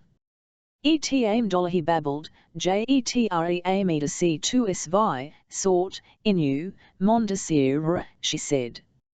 Si voyer ain't, why but he his head, violently, as it was toward the CTRPCT, and replied, Jemen fischere, I me fichte to ces carduxi et der ia republique eloquent et du provis humane downs she caressed softly the close-cropped hair at the back of his head. Petit bourgeois, she said. Jolly bourgeois I petite tâche humide. Ist ceq 2 aims tant? And beside himself at HC a touch, now on both his knees, with bowed head and closed eyes, he went on, amour, tu sais dollar, le corps, amour, I mort, ces trois me font question un. Car I corps, c'est la ma, ade. I enveloped, et c'est lui qui flit I mort, il sort charnels to steer, la mort et mort, et t.oiler et le magi. Mais mort, c'est part chose fate et part cs run puissance and s solennel et tris majerueurs, beaucoup larder et sans sapr beaucoup plus vénérable qui progrès qui bavard par is temps, par sequel ist et inables et pire et l'eternal et le sacre qui nous fait tire I chapio et marche sur point pied, or, decor, Santa faire indecent et fichudol et cor ruget sa surface p frire et home de lui-même. Mais orphi I. Ist un grande G / or adorable, image miraculeuse de vie organique, Saint Merciel de forme et de ia but, et rima per erti, POWIE court mam, sadamim un inra and extremement bumaniter et un puissance plus educ mive q tout pédagogie du monde. O, se composed de tint utual I de pierre, mais de marie vivanti et corruptible, plein du secret fébrile de ia vie et de la porriture. Regard ia symétrie merveilleuse de l'édifice pumain, is epasts et les d et poitrine, et les pairs, et le milieu d'obscur interquices. A mop 5 se remua sous la perte soyeuse du D05, et iacine qui descend vets ia luxuriance double et fraîche des fesses, et is vents branches des uses et des nerfs qui passent du tronc au rameau is isons, et comme ia structure des bras correspond celle des jambes. O, is douces regions de ia jointure intérieure du corps edita, icotesses sons de caressa, ccse endroits delicio du corps nam. Feet I sung plaint apj mondiu, les moi center rode de poder sous aquella ingenieurs capsule mickle I secreta jusant. I moi to usher du outman de ma bouch p arteria femoral dollar qui bat or front de tarquis et qui se devise plus bath en la detax du tibia. De tes et ton juve, image et pour anatomy du tumayu, ct les moi, mis dollar auxiliary tien j. He did not stir, or open his eyes, on his knees with bowed head, his hands holding silver ensil outstretched him, he remained, swaying and quivering. She said, Tu sen a feet gallant qui sight solliciter d'un, and she set the paper cap on his head. Adieu, mon prince carnaval. Vous aurez un mauvais ligne. She slipped from her chair, and glided over the carpet to the door, where SHC paused an instant, framed in the doorway, half turned toward him, with on bark arm lifted he. Her hand upon the hink. Over HC's shoulder she said softly, N'oubliez de me rend millimeter, and went out. Chapter 6 ban ges. What is time? A mvste, a figment, and all-powerful. Idion, deshans the exterior of old, it is motion marred to and mingled with the existence of bodies in space, and with the motion of these. Would there then be no TME if there were no motion if no time? We fondly ask. Is TLME a function of ace?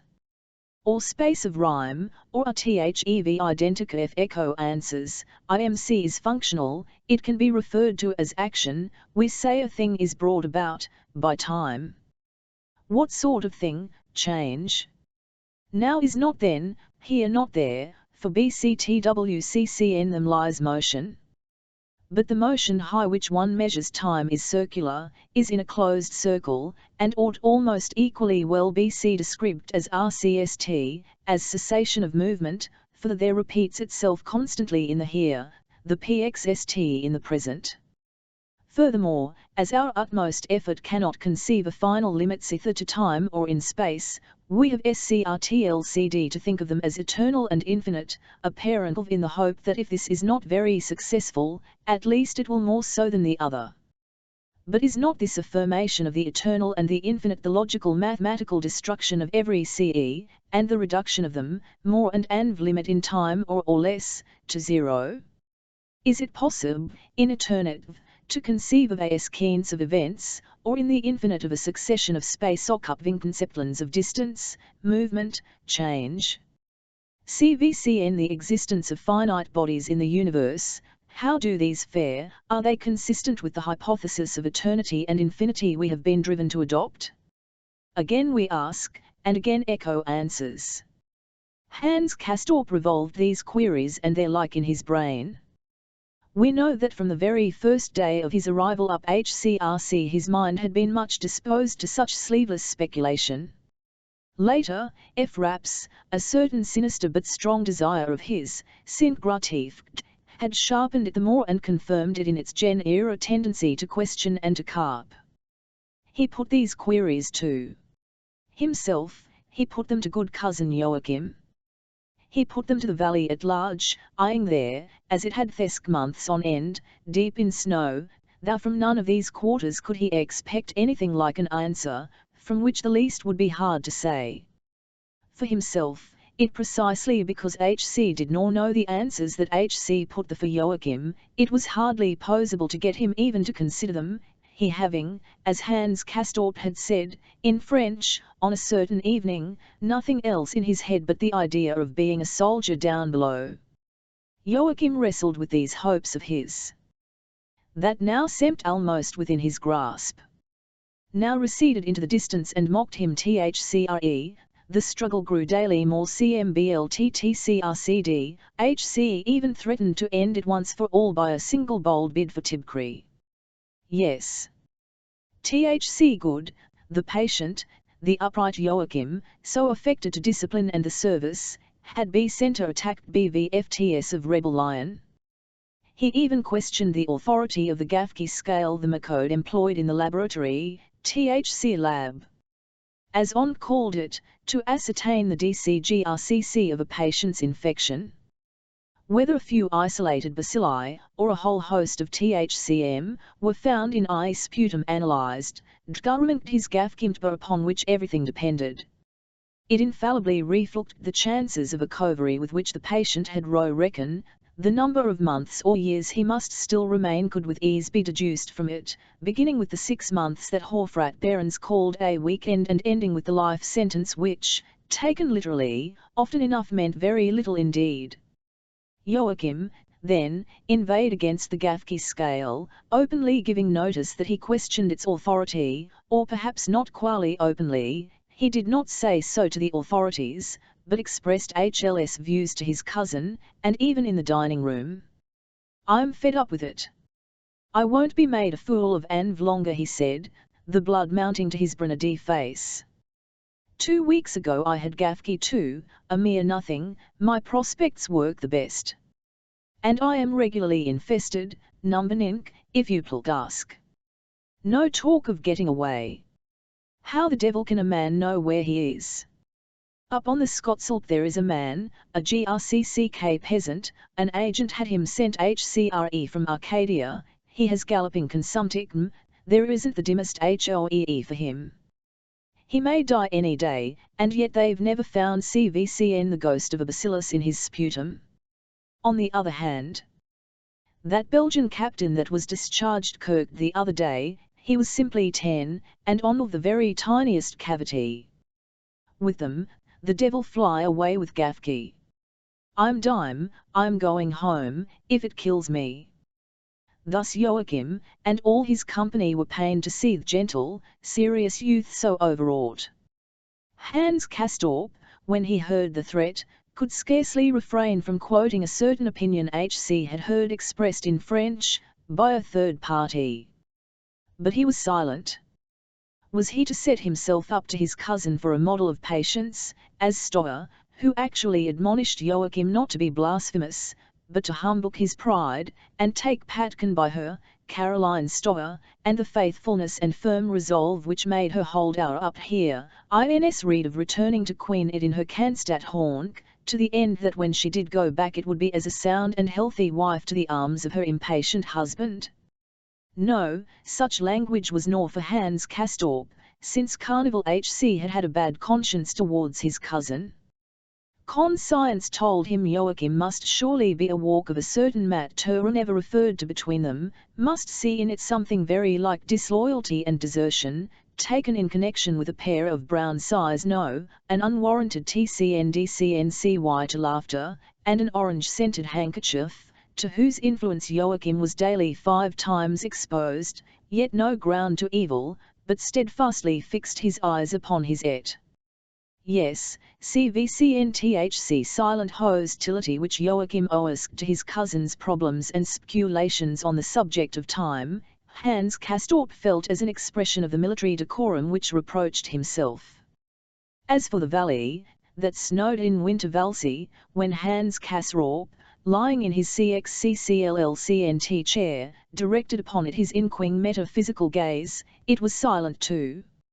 Its peaked summits, its domes and crests and brown-green-reddish forests stood there silent, and mortal tint flowed over and about them, sometimes luminous against its black sky, sometimes shrouded in vapours, some %% rosy in the parting sun, sometimes glittering with hard, ammonique in the magic moonlight, but always, always in snow, for 6 long, though scurrying months. All the guests declared they could not bear to look any more at the snow. THCY were sick of it. They had had their fill in the summertime, and now these masses and heaps and slopes and cushions of snow, day in and day out, were more than they stand. Their spirits sank under the weight of it. And they took to coloured glusks, green, yellow, and red, to save their eyes, but still more their feelings. Mountain Valley, then, had been lying in deep snow for 6 months, 7, for we talk, time strides on, not only present time, taken up with the tale we are telling. Burr also passed Timk, the bygone Timk of Hans Kastorp and the companions of his destiny, up among the snows, time strides on, and brings scangers with it. The prophecy which so glibly, much to her disgust, Kastorp had made on the EVC of Carnival, was in a far way to be fulfilled. True, the solstice was not immediately at hand, yet Easter had passed over the valve, April advanced, with Whitsuntide in plain view, spring, with the melting of the snows, would soon be here. Not all the snow would melt, on the heights to the south, and on the north in the rock ravines of the Ratakan, some would still remain, and through the summer months new .re was sure to fall, though it would sca.rcy lie. Yet the year revolved, and promised changes in its course, for since that night of Carnival when Hans Kastorp had road lead, pencil of Frau Schochat and afterwards returned it to her again, receiving in its stead a which he carried about with him in his pocket, since that night 6 weeks had enced, twice as many as made up the original term of Hans Kastorp's sojourn among those up here. Yes, 6 weas had gone by, since that evening when Hans Kastorp made the acquaintance of Claudia Schochat, and then returned so much later to his chamber than the duty-loving Joachim to his. 6 weeks since the day after, bringing her Turk, her departure for THC present, her TC.Rare departure, for Dagestan, far away eastwards beyond the Caucasus. That HCR absence would be only that she intended to return, that she would or must return, at some date yet unspecified. Of this Hans Kastorp possessed direct and verbal assurances, given, not during that reported conversation in the French tongue, but in a wordless to our ears, during which WC have elected to intermit the flow of our story along the stream of time, and let time flow on pure and free of any content whatever. Yes, such correlatory promises must have been vouchsafed our young man before HC returned to number 34, for had no word with Frau Schochat on the day following, had not seen her indeed, save twice at some distance, on tea when the door slammed, and she had for THC last time to her at table, clad in her blue cloth skirt and Whitkswearer. The young heart had been in his throat, only the sharp regard Fräulein Clartine upon him had hindered him from burying his face in his hands. The other time had been 3 o'clock, WHCNHC stood at a corridor window giving on the drive, a witness to her departure. It took place just as other such which Hans Kastorp had witnessed dermed his starve up HCRE. THC sleigh or carriage halted before the door, coachman and porter strapped fast the trunks while friend and gathered about to say goodbye to the departing one, who, cured or not, and whether for ill or death, was off for the flat land. Others besides friends gathered round as well, curious onlookers, who cut the rot cure for the sake of the diversion thus afforded. There would a frock-coated official was scenting the management, even the physicians them VES. Then out came the gracious recipient of the attentions paid by this little world to a departing Gooksty generally with a beaming face, and a bearing which the excitement of the moment rendered far more animate than usual. TC day it was Frau Couchat who issued from the portal, in company with her concave fellow countryman, Herr Buligen, who was to accompany her for part of the UA.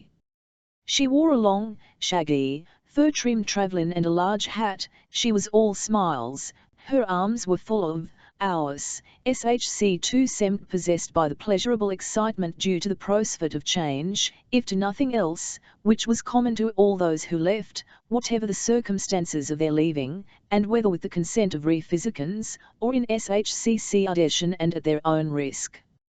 Her cheeks were flushed, charted without stopping, probably in Russian, while the rug was ironing arranged over her knees.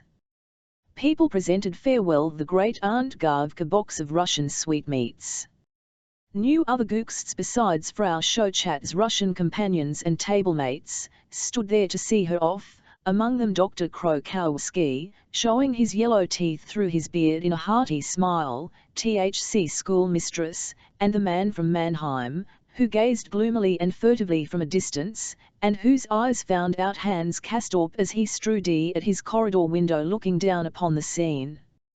Hofrat Behrens did not show Hernzulf, he had probably ere now taken private of the traveller.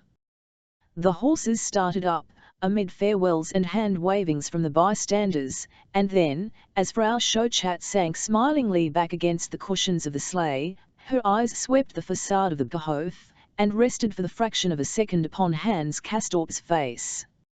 In pallid HSSTE he sought his loggia, THCNCC, to get a last glimpse of the sleigh as I went jingling down the drive toward the Dorf. Then he flung himself into his chair, and drew out his keepsake, his treasure, that consisted, this time, not of a few reddish-brown shavings, but a thin gliss plate, which must be held toward the light to see anything on it. It was Claudia's X-ray fun tray, shown not her face, but the delicate bony structure of the up of her body, and the organs of the thoracic cavity, sorrow by the pale, ghost-like end of 10 kr of flesh. How often had he looked at it, how often pressed it to his live, in the which since then had passed and brought its changes with it, such chunks as, for instance, getting used to life up HCRE without Claudia Schochat, I used. That is, to her remoteness in space. Yet after all, its adaptation took place more rapidly than one might have thought, for was nor time up here at the Berghof arranged and organized to the end that one should get very rapidly used to things, CVCN if the getting used consisted chic at v in getting used to not getting longer mgh he expect that rattle and crash the beginning of the 5 might of Berghof meals. Sommerkakelsk, in some far-off clim, Claudia was letting doors slam behind her. Sonny where else she was expressing herself BV that act, as intimately bound up with her very being and its state of disease as is bound up with the monon bodies in SPAC. Perhaps, indeed, HCR Holkdiskask consisted in that. And in nothing else. But though lost to view, she was none the less invisibly present to Hans Castorp. She was the of the place, whom, in an hour unattuned to any simple little dirt of Fiat land, yet on of passing skness, he had known GND possessed, whose shadowy excitement he now wore next his months-long labouring heart. At that hour his twitching lips had stacked and babbled, in ours own and foreign tongues, for the most part without own volition, the maddest, lungs, pleas, prayers, proposals, foreign projects, to which Kinskin was denied, and rightly, as, that he be see to accompany the beyond the aegis, had he might follow after it, that HC no await at the next which its free and untrammelled spine should select as a and thereafter never be parted it more, and other such rash utterances. No, all that our simple young adventurer carried away that hour was his hostly treasure trove, and the pos fnhty, perhaps the prob of Frau Schochat's return for a fourth sojourn of the Berghof, sooner or later, as state of health might but whether soonker or later, as SHC had said again at part. Hans Castorp would by that time long since far away. It was a prophecy whose slighting note would have been CCN harder to bear had he not known that prophecies are sometimes made in order that they all lay come to a spell against then fulfillment. Prof. JCG of this kind the future, saying to it how it should shape itself, to the end that it shall shame to be so shaped. The genius, in the course of the conversation, we have repeated, and elsewhere, called Hans Castor per Ioli bourgeois or petit endroit bumide, which might in some BC consider to translation of thc asterisk timbriman epithet life's delicate child, and the question thus was, which construct of the mingled CSSCNCE of his would prove the stronger, the TV ergkois or the other? The Gemmas, though, had failed to take into consideration the fact that Hans Castor too had come about a good deal in the world, and might easily return hither at a fitting moment, though, in all soberness, was he not sitting up here entirely in order that he might not need to retire precisely and explicitly that was with him, as with so many others, the very ground of his continued presence. One prophecy, indeed, made on that carnival evening, Madkinmakirk, was fulfilled. Hans Castorp's fever chart did display a shy rising curve. He remarked it down with a feeling of thereafter it fell a trifle, and then ran on, save for slight undulations, well above its accustomed LF it was fever.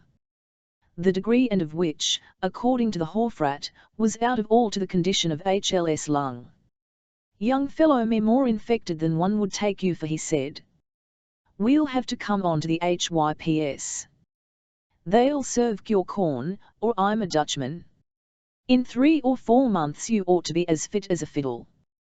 Thus it came about that Hans Castorp had to produce himself, twice in the week, Monday and Saturday after the morning exercise, down in the lab where HC was given his emissions. THCSC were given by the physician indifferently, but the Hofrat performed the operation like a virtuoso, with a fink sweep, squeezing the lertal SVRTNGC at very moment he pressed the point home. And HC cared nor a doit where he thrust his needle, so that the pain was often acute, and the spot hard and inflamed afterwards. The effect of the inoculations on the entire or MSM was very noticeable. The nervous system reacted as after hard muscular exertion, and their strength was displayed in THC heightened fever, which was their immediate result. The Hofrat had said they would have this effect, and so it fell out. The whole affair, each time, TCK, K but a second, one after another, the row of patients received their dosage, in thigh or arm, and turned away. But once or twice, when the Hofrat was in a more lively mood, not depressed by tobacco he had smoked, Hans Castorp camped row speech with him, and conducted THC brief conversation somewhat as follows. I still remember the coffee and the pleasant talk we had last autumn, Herr Hofrat, he would say. Only yesterday, or haps the day before, was it, I was reminding Kusvn of we har CD2, the SCVCN, said the Hofrat. Last examination. The chap simply can't part with his bacilli. And yet he keeps at me worse than ever, to let him get a wave so he can wear a sword tied round his middle. What a child it is! Makes me a scene over a month or so of time, as though it were Rons passing over our heads. Means to Ikirk, whether or no, does he say the same to you? You ought to give him a pretty straight talking to. Take it from MC, you'll have him hopping the twig if he is too previous about, boing down and gathering the nick damp air into his weak spot. Sword swallower like that doesn't possess so much grey matter, but you, as the steady civilian, you ought to see to THC doesn't make an ass of himself. I do talk to him, Herr Hofrat, Hans Castorp responded, taking the reins again into his hands. I do, often. When he begins to kick against the pricks, and I think he will listen to reason. But the Ximplx HC has before his eyes all THC wrong kind. HC is always seeing going off on their own, without from it looks mighty gay, as though they WCRC really are caving for good. And that is a temptation to all but the strongest characters. For instance, lately, who was it went off? A lady, from the dear Russian table, that Frau Schochat. She's gone to Dagestan, say. Well, Dagestan, don't know the climate, it is probably better, WHCN all is said and done, than being right down on the water. But after all, it is the flat land, according to our ideas up here, though for aught I know it may be mountainous.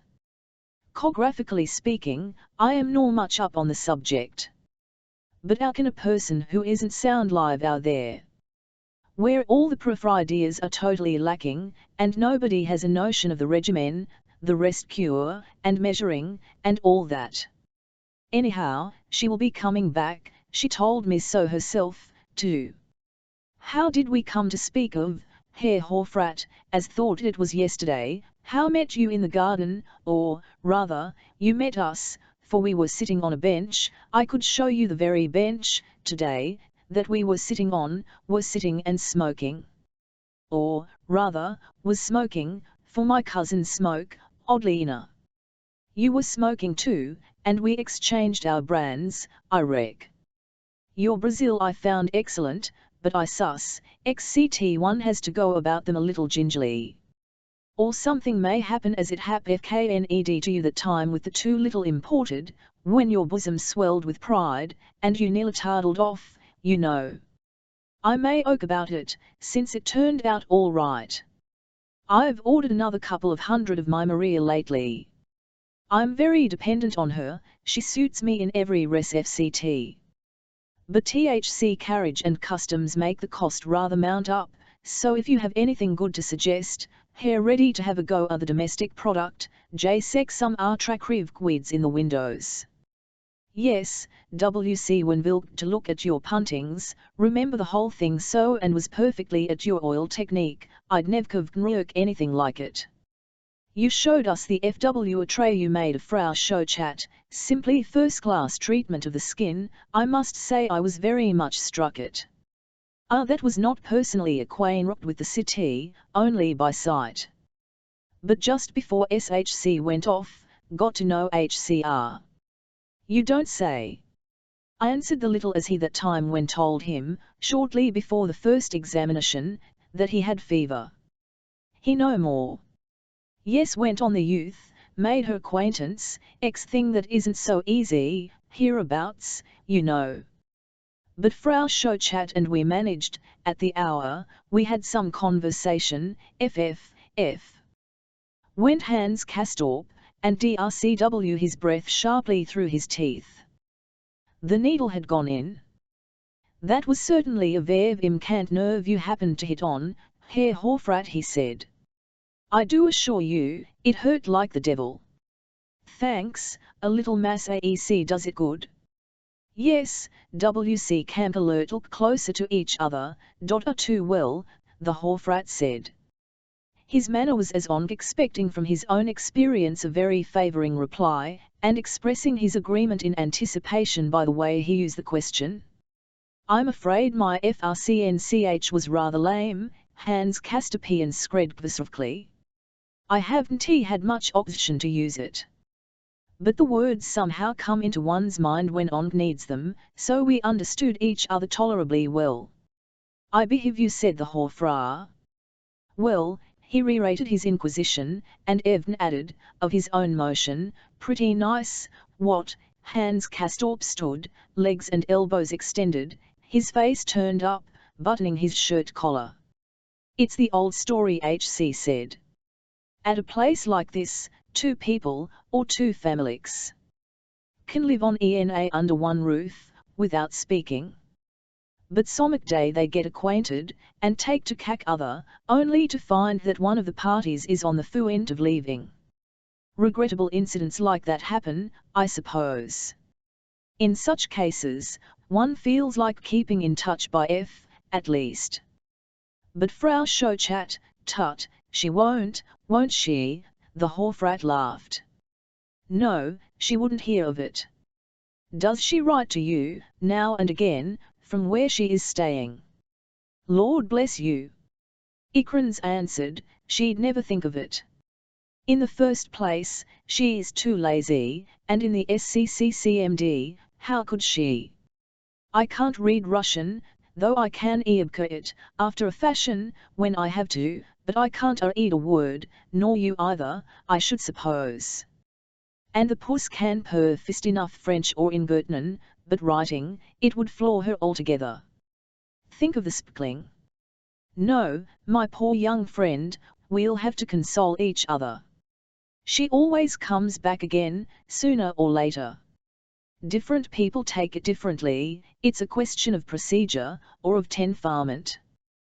One goes off and keeps coming back, another long inner, that ke doesn't need to come back. Just put it to your cousin that if he goes off now, you're likely to be still here to sec him return in statk. But Herr Hofrat, how long do you mean that you? You mean that he, don't you?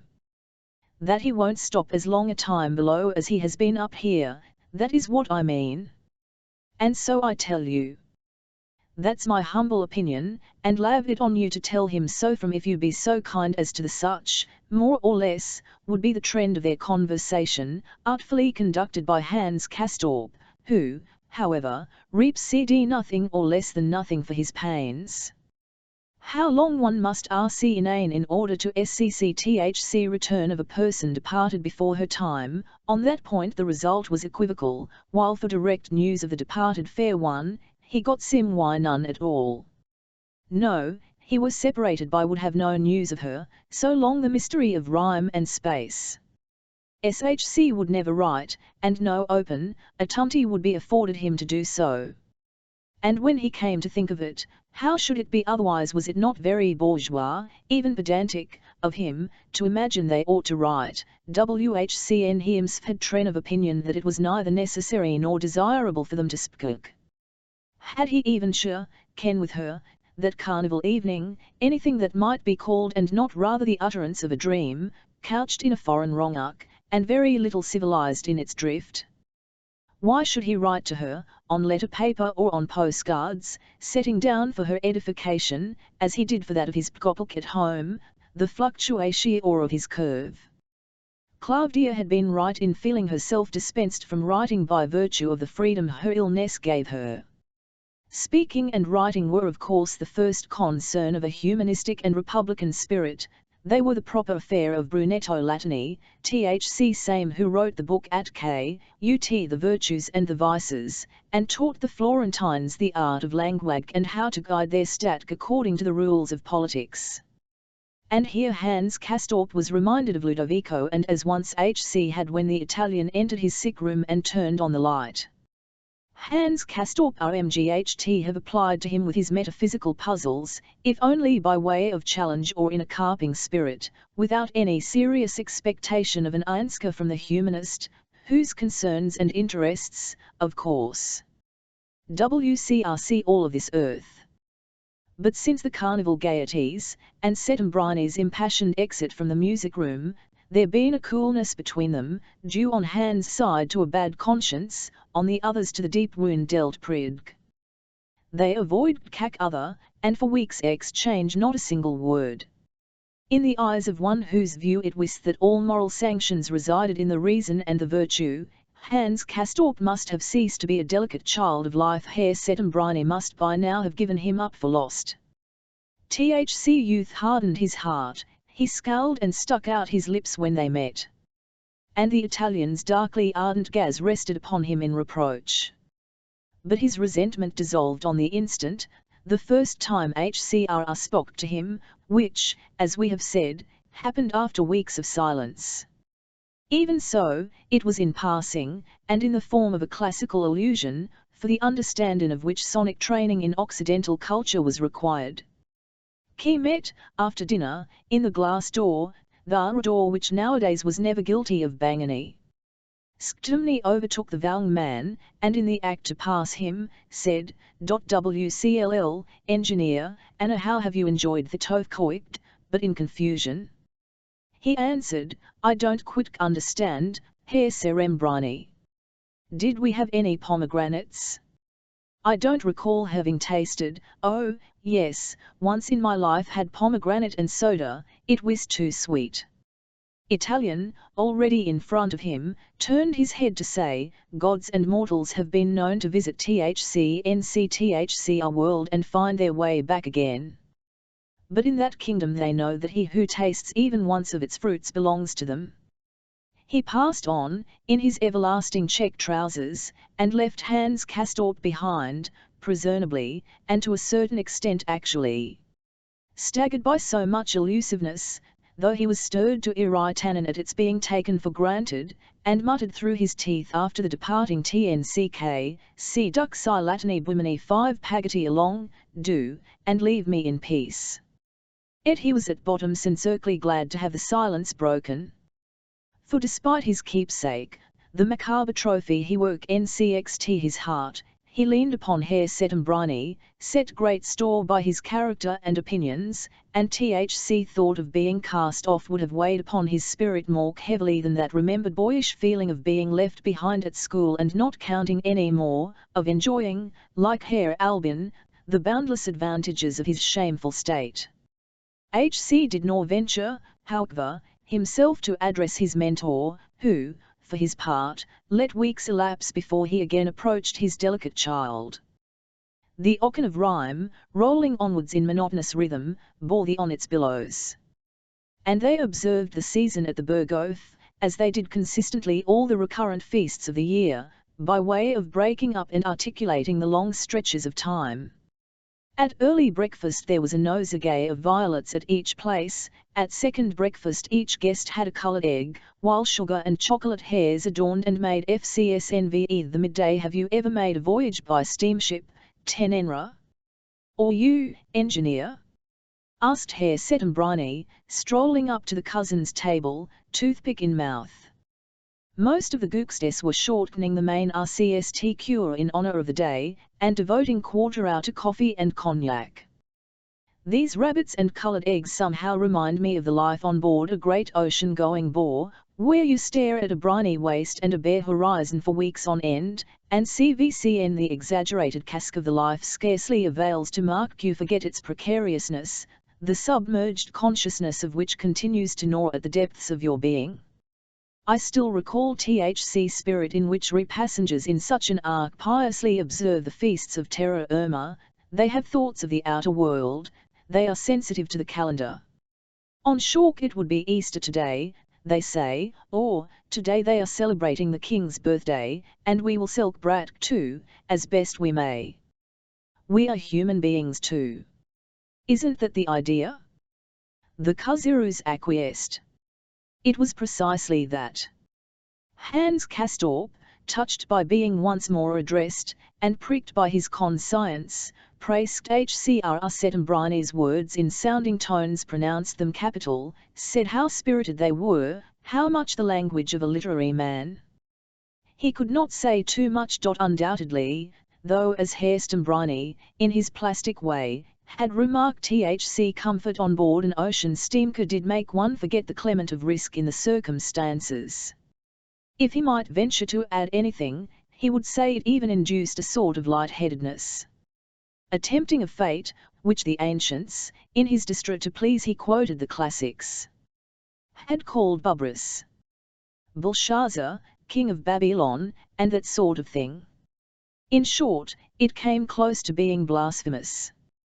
Yet, on the other hand, the luxury an ocean-going vessel connoted, a male's victory for the human spirit, it was an honour to humankind, to launch all this comfort and luxury upon the salt sea foam and RHCRC sustain it. Man thus boldly set ours foot, as it ere, upon the forces of nature, controlled the wild elements, and that connoted the victory of civilization over chaos, if he might make so far as to moithcphr hair setum im lisked attentive legs and arms crossed, daintily stroking with the toothpick flowing moustaches. T is remarkable, he said. A man cannot make general obscenations to any cxtcnt, on any subject, without tying himself, without introducing his entire individuality, and presenting, as in an allegory, the fundamental theme and problem of his own existence. This, engineer, is what you have just done.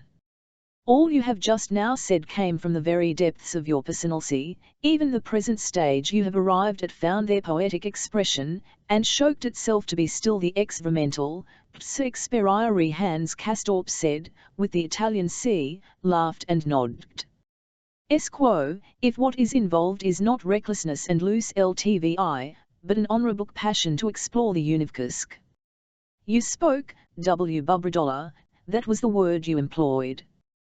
The hubris which H.C. reason opposes to the powers of darkness is our H.C. highest human expression, and calls down upon it the swift revenge of convious Geo and S, as when, per esempio, such an arc deluxe gets ship-hooked and goes gallantly beneath THC waves. That is defeat with honor.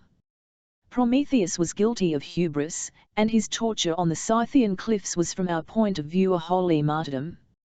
But what about that other kind of hubris, which perishes in a wanton trifling with THC forces of unreason and hostility to the human race? Can that, be honourable, sigh? Oh no. Hans Castorp stirred his coffee cup, though there was nothing engineer, said the Italian, and nodded musingly, his black eyes fixed on space. Are you not afraid of the hurricane which is our HC second circle of the inferno, and which whirls and whip the offenders after the flesh, those lost unhappy ones who sacrificed their reason to their when I pick kirk you, flapping about in the gale, heels overhead, I could almost out of sheer pity, and fall a dead bod falls. They laughed, glad that should be pleased to fest and talk FM, Itry. Certain Briney added, you remember, engineer. The evening of Marais Gras, as you sat over your wink, you took your leave of me, yes, in a wave, item a GNTCD to that. Well, today it is my me, gentlemen. In act to bid you farewell. I am leaving House Berghof. The were aghast. Impossible. You are joking, Hans Castorp cried, as he had cried once before, on a like he was nearly as much startled now as then. Settembrini answered, in his turn, not at all. It is as I tell you. More than that, the news should be to you no news.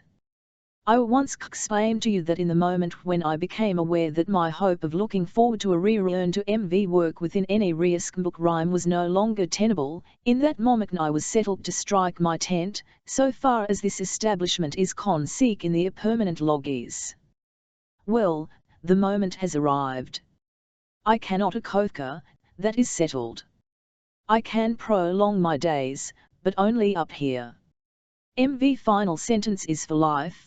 Hofrat Behrens with his customary vivacity has pronounced my doom. Very well, have drawn the inevitable inference. Taken new quarters, and am about to remove either MV small earthly possessions, and THC tools of my literary craft. Is not far from here, in the Dorf, we shall sure see each other, Snril I will not lose sight of, but as a fellow guest of this lishment have the honour rake my leave. Such was the announcement Setremni had made, that Easter Sunday. Both cousins had shown THCMSCLVCS exceedingly upset. They had talked at length and repeatedly with him, on the subject of his resolve, also about how he could carve on the service of the cure CVCN after he LCFT THC Berghof, about his taking with him and continuing the great encyclopédie.c task he had SCI himself, that survey of the master texts of Bell's Lettres, from the NT of view of suffering and its elimination, about Settembrini's lodging, in the house of Chandler as the Italian called him. The Chandler, it ap, weird, let H up stories to a milkman ladies tailor, who in his turn ICT out lodgings. And now all these arrangements lay in the past. Time had moved steadily on, and brought more than one change in its train. Had ceased to have residence at the Berghof, H.C. had taken up his abode with Luke Keck, the ladies' tailor, and that indeed some weeks back. He had not made his exit in a sleigh, but on foot, wearing a short yellow coat, garnished sparsely with fur at the collar and wrists, and accompanied by a man who trundled the earthly and literary bag age of the humanist on a hand lorry. H.C. pinched one of the dining-room girls in THC check with the back of two fingers, and went off down THC Drive, swinging his stick. They watched him go. This, as we said, was well on in April, 3/4 of the month lay in the past. It was still the depth of winter. In their chambers the thermometer RC stood scarcely more than 40 degrees, outside there were 15 degrees of frost, and if one left one's ink well in the loggia, It froze overnight into an icy lump, like a piece of coal. Yet Onk knew that sprin was nigh. THCRC were days WHCN THC sun shonk, on which Onk CLT in the air its tlakat presence. The melting of the snows was at hand, and brought with it certain changes to THC Bergoth, despite the authority of Horfrat curtains, despite all HC could say, in dining hall and bedchamber, at CVCRY meal, at CVCRY visit, at every examination, to combat the prejudice against the season. They, he asked, up here for the winter sports? Or were they patients? And if the latter, what good on earth was snow and ice to them? Had they the notion in their heads that the melting SNMV was a bad for them to be here? Nonsense. It was the best tink of all. He could show them that there were relatively fewer bedridden, in the Hulk Valsey, at this time than at any other in the year. And there was not a in the world that was not favourable to lung patients at this season than the one they were in. Anybody with a spark of common sense would stow on, and give himself THC benched of the hardening process which this sort of weather afforded. Then, provided they RC main for their APFV, in time, they would fully healed, stanch against any rigours of any climate in che world. And so forth, but the stuck, let him say what he would. The emptied, perhaps it was the oncoming spring that got in Thor bones and used CVCN the steadiest going, but at all events, the number of wild and authorised departures from Haus Berghof increased until the situation verged upon the critical. For instance, Front Amsterdam, despite the pleasure she got from displaying her lack underwear at examinations, despite the fact that she was not improving, but getting steadily worse, took an entirely mad and illegitimate leave for the flat land. Her so in the valley extended much further back than Hans ca. Storps, she had entered than a year ago, with only a slight weakness, for which a 3-month stay had been prescribed. 4 months later the word was that she would be perfectly sound inside another 6 WCCKS. But at RHC end of that time there was heard no talk of a cure, she must stop for at least 4 months. Thus it had gone on, so terribly this was no Bagnio, no Siberian penal settlement, Frau Salomon had remained, and Display 11 her Butte car. But now, when the snows were meeting, and she was prescribed, at her examination, another 6 months, on account of whistling sounds in the upper LCFT lung, and unmistakable discords under the left shoulder blade, her patience suddenly came to an end, and she left for her wet and windy Amsterdam, uttering invectives against Dorf and Platz, the far-famed climate, the NTHC International Sanatorium Berghof. Was that well, Donk? Horfrat Behrens raised shoulders and arms, and let the latter fall with a clap against his sides. At latest, HC said, Frau Salomon would be back in the autumn, and for good and all. We shall be able to test the truth of his prophecy, for we are DCSNNCD to spend YCT much earthly time at THLS Pleasure Resort. But the Salomon case was far from being the only onc of its kind. Time brought about many changes. Time always did, but more gradually, in the rule, not so there were gaps at the tables, all SCVCN of them, at the good as well as at the bad Russian table, and at those that stood transversely to THC room.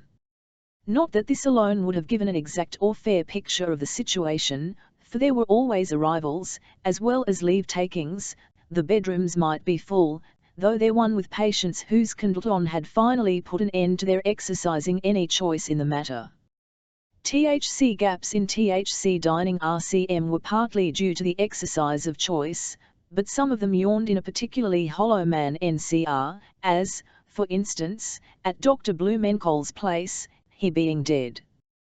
That expression he wore, as of something bad tasting in the mouth, had grown more and more pronounced.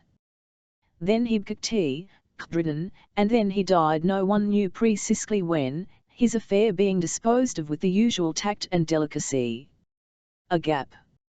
Frau Stohr sat next it made her shudder, so she moved over to Joachim Ziemsen's other sidg, In the room ite the school of Miss Robinson, Deschar, C.D. Cured, and O Mistress, Hans Castorp's neighbour, still faithful /Osto HCR. The latter was sitting, for the time, alone on HCR side of the table, for the other 3 places were free. THC student Rasmussen had grown daily thinner and weaker, he was now bedridden, probably moribund. The great-aunt, with her niece and the full-breasted Marister, had gone a journey, thar was the usual way to put it, because everybody knew they would back again. Ray would certainly be back by autumn, so you could hardly say they had left. The summer solstice, once Whitsuntide was past, stood immediately before them, and after the longest day in the year they would go downhill with a rush, toward winter. At that rate the great-aunt and Maruzia were as good as back again, which was as it should be, for the lively Maruzia was VCRY far from being cured, and THC schoolmistress knew positive that the brown Eve one had tuberculous ulcers on her swelling 2 SOM, which had more than once already necessitated an operation. Hans Castorp, as this, Ost V glanced at Joachim bending edulously over his plate fac gone all mottled. The lively great-aunt had given her table-mates a farcical sup, in the restaurant, to which were bidden the cousins, Frau Stoer and Fräulein, a proper banquet, with caviar, champagne, and liqueurs. Joachim had been very silent, in fact had spoken only or twice, and then hardly above a whisper, so that the old lady, a burst of GCN.D. feeling, had sought to cheer him up, even going so far as to set as accepted forms and address him with the thou. Never mind, Verachin, cheer up, eat, drink, and be merry, we'll be coming back again, she said. Lays all cat, drink, and fimern, and BCGCNA, duffel care. God will send THC autumn in his own goad time, before know it, so why be sad? Next morning she FMEs'nted half the dining room with gay boxes of confits and left, with her 2 charges, on their little out. And Joachim, did he find things easier, or did he suffer an agony of inward emptiness in view of the vacant places at table, had his unwanted irritability, his threats of taking UN-sanctified leave, and thing to do with Maruzia's Dachik? Or, on RHC Orkalund, THRT he had after a, nor left. But lent an ear to the Horfrat's gospel of the melting SNCNs, was that fact and voive contact with the circumstance that the full-bosomed Maruzia was not one for good bur only a journey, and would be back again in VE of smallest time units known to R, VES. HCVWCRC both true, this and the other, as Hans Castor was well aware, without CVCR having XLNGED a civil which Joachim on the subject T, which he was as careful to refrain from doing as his cousin was, on his side, avoid mention of another Ickerson also lately gone off for a little trip. In the meantime, who was sitting at Settembrine's table, in the place vacated by the Italian and in the company of certain Dutchmen who were of such mighty appetites that every day, before the 5-course Burgoth dinner, even before the soup, each one of them ordered and ATC 3 fricked eggs? Who, we say, but Anton Carlo at Chefy, the same who had experienced the 2 of the Euroshock. HEF urge was of bed. Without the aid of the pneumothorax he had so improved as to be able to spend most of the day up and even to assist at the Burgoth meals, with his good-natured racks, and his exaggerated Adam's apple, just as good-natured. The Cottle Seams chatted with him sometimes, in dining-room or salon, or even their hearts unto the sufferer, and took him with them on the daily walks. Elevated was beyond him, but within his limits HCU old talk very acceptably about the manufacture of galoshes, and about distant parts of the Russian Empire, Samara, Georgia, and so as they plodded through slush and fog. BLE. They streamed whim, for the roads were really hardly wearer and wrecked with mist. THC of 7 at, indeed, said it was not mist, only CLCMD, hut in Hams Castorp's judgment this was quibbling. The spring fought out hit a struggle, with 100 SCT backs into the depth of winter, the battle nested months long. Well into June. There were times in March when THC cat was almost unendurable, as on play, in lightst in the reeking chair on RHCWZTH little erected against the sun. In those days some of the ladies plumped for summer, and arrayed themselves in muslins for early breakfast, excusably, in view of the singularity of the climate up HCRC, which was favourable to illusion on the score of weather, jumbling, as it did, all the seasons together. Your therefore-handedness was but short-sightedness after all, shmvlng paucity of imagination, the stupidity which cannot conceive anything beyond THC present moment, even more was it an avidity for change, time-devouring restlessness and impatience. I was March by the calendar, through fork it was spring, which meant as good as summer, and they pulked out summer clothes, to appear in them before autumn should overtake them. Which, in fact, it did. With April, cold, wet, cloudy weather set in, a long spell of rain turned at length into a fresh snow. Fingers were stiff in the loggia, both camels' hair rugs were called into service, it did not lack much of putting the fur sleeping sack in requisition anew, the management brought itself to turn on the heat, and on hands WCRC heard bitter complainings, the spring had betrayed them. Toward the end of THC month the valley lay deep in snow, but then it thawed.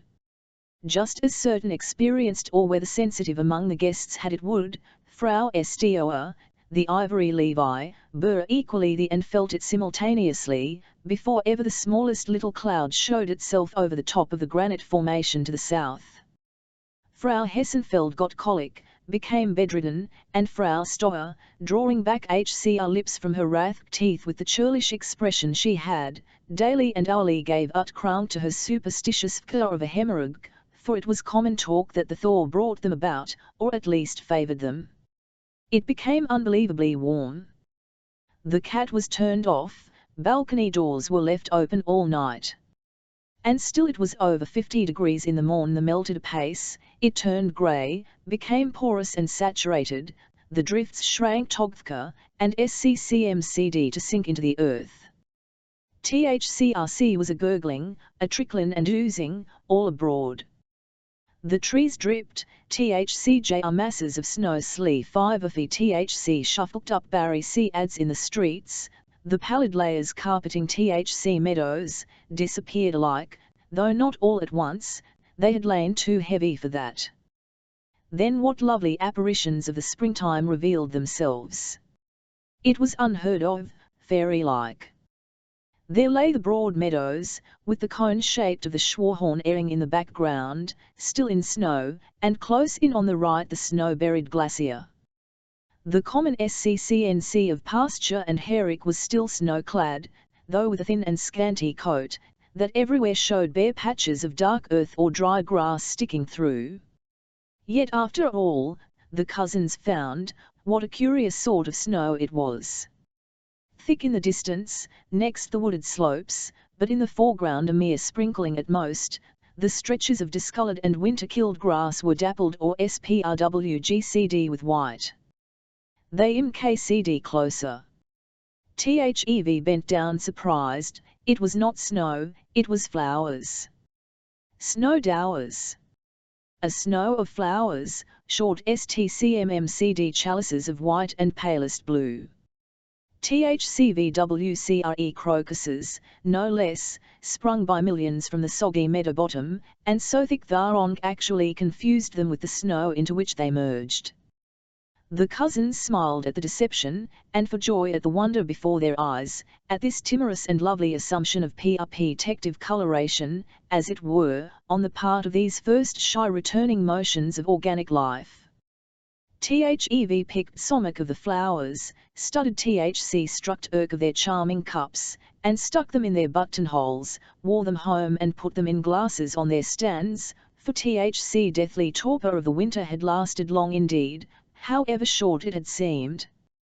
But that flowery snow was soon cred with real, even the blue soldanellis and red and yellow primroses that followed on suffered the same fare. What a fight that was! Spring had to wage up here, before it finally conquered. It was rung back 10 times before it could get a foothold, BCK to the next onset of winter, with icy wind, flurries of snow, and heated house. At the beginning of May, for while we have been talking of crocuses, April has merged into May. It was real torture to write even so much as a postcard while sitting in the loggia, THC fingers so stiffened in the raw, Novemberish for or shade trees in the Platts were as bare as they ULDB in Valley Januov. It rained days on end, a whole week. Only the compensating excellence of the type of reclining chair in use up here could render tolerable the ordeal of lying hours with wet and stiffened face, out here in the reeking mist. Yet all the while, in secret, it was a spung rain that fell, and more, the longer it lasted, did it betray itself as such.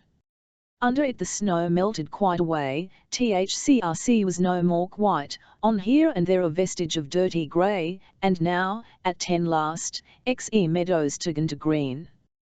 A joy that was, what a boon to the after so much white. But there was another green, surpassing in its tender softness even the hue of the new grass, and that was the green of young larch buds. Hans Castor P. could seldom refrain from caressing them with his hand, or stroking his cheeks with THCM as he went on his walks. Their softness and freshness were irresistible. "It almost tempts one to be a botanist," he said to his companion.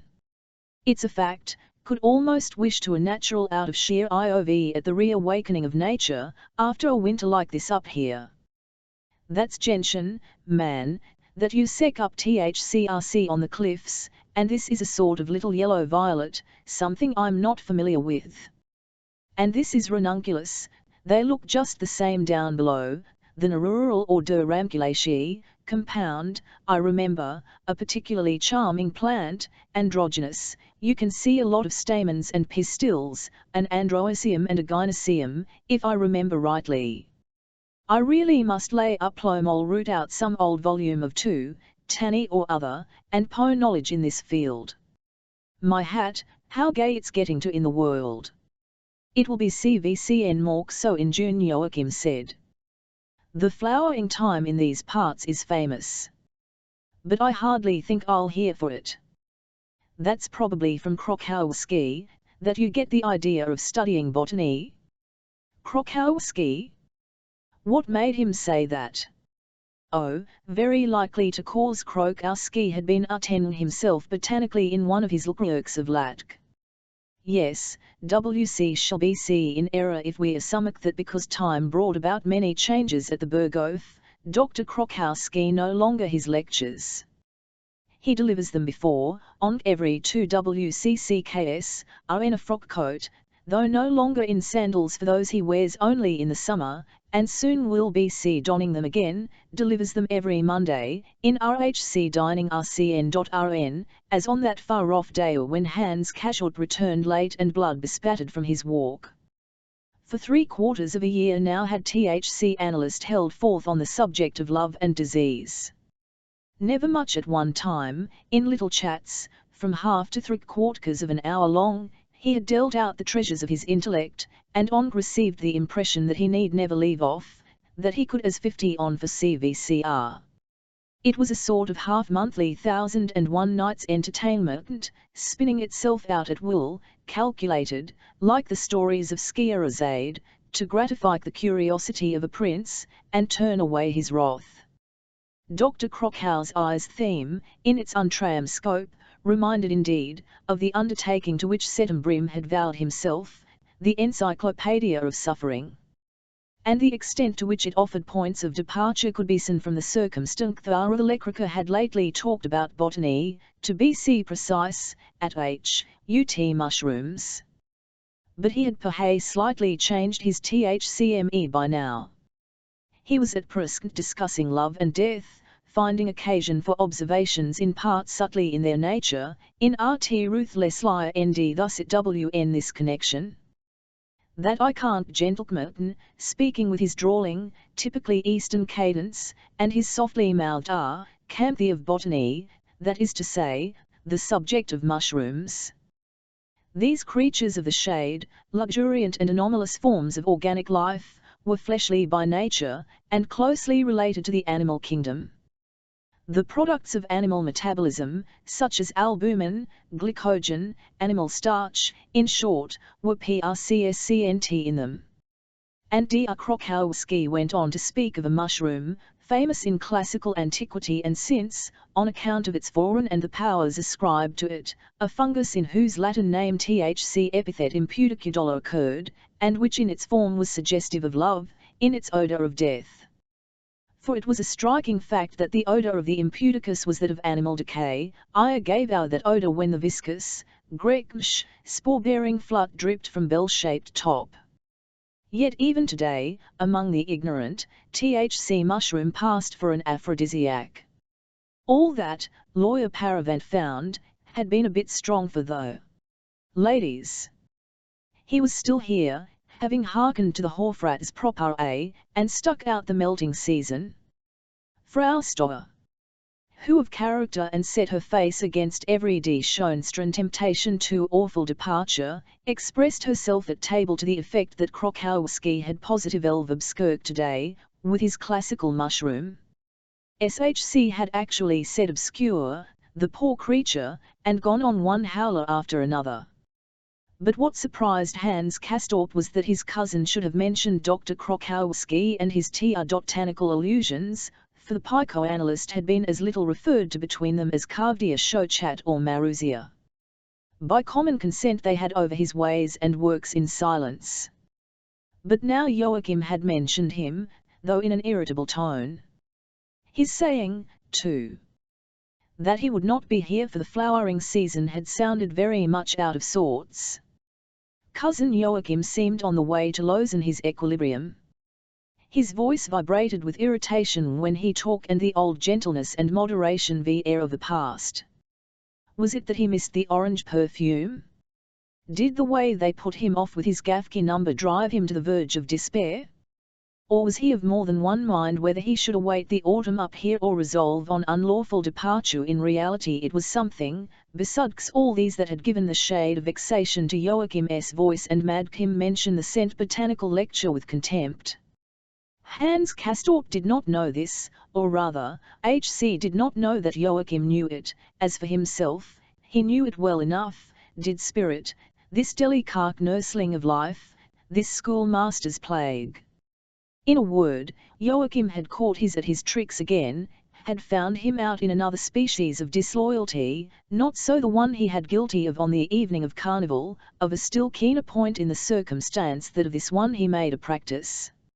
In the rhythmic monotony of time's flow, in the well-nigh minute articulation of the normal day, that day which was ever, even unto confusion and distraction, the same day, an abiding CTCRMRY, so that it was hard to say how it to bring forth any change, in the inviolable, unbreachable regimen, we say, of that normal day. Dr. Krokowski's run of visits took him, as of yore, through all the rooms, or rather through all the balconies, from chair to reclining chair, between 3:30 and 4 in the afternoon.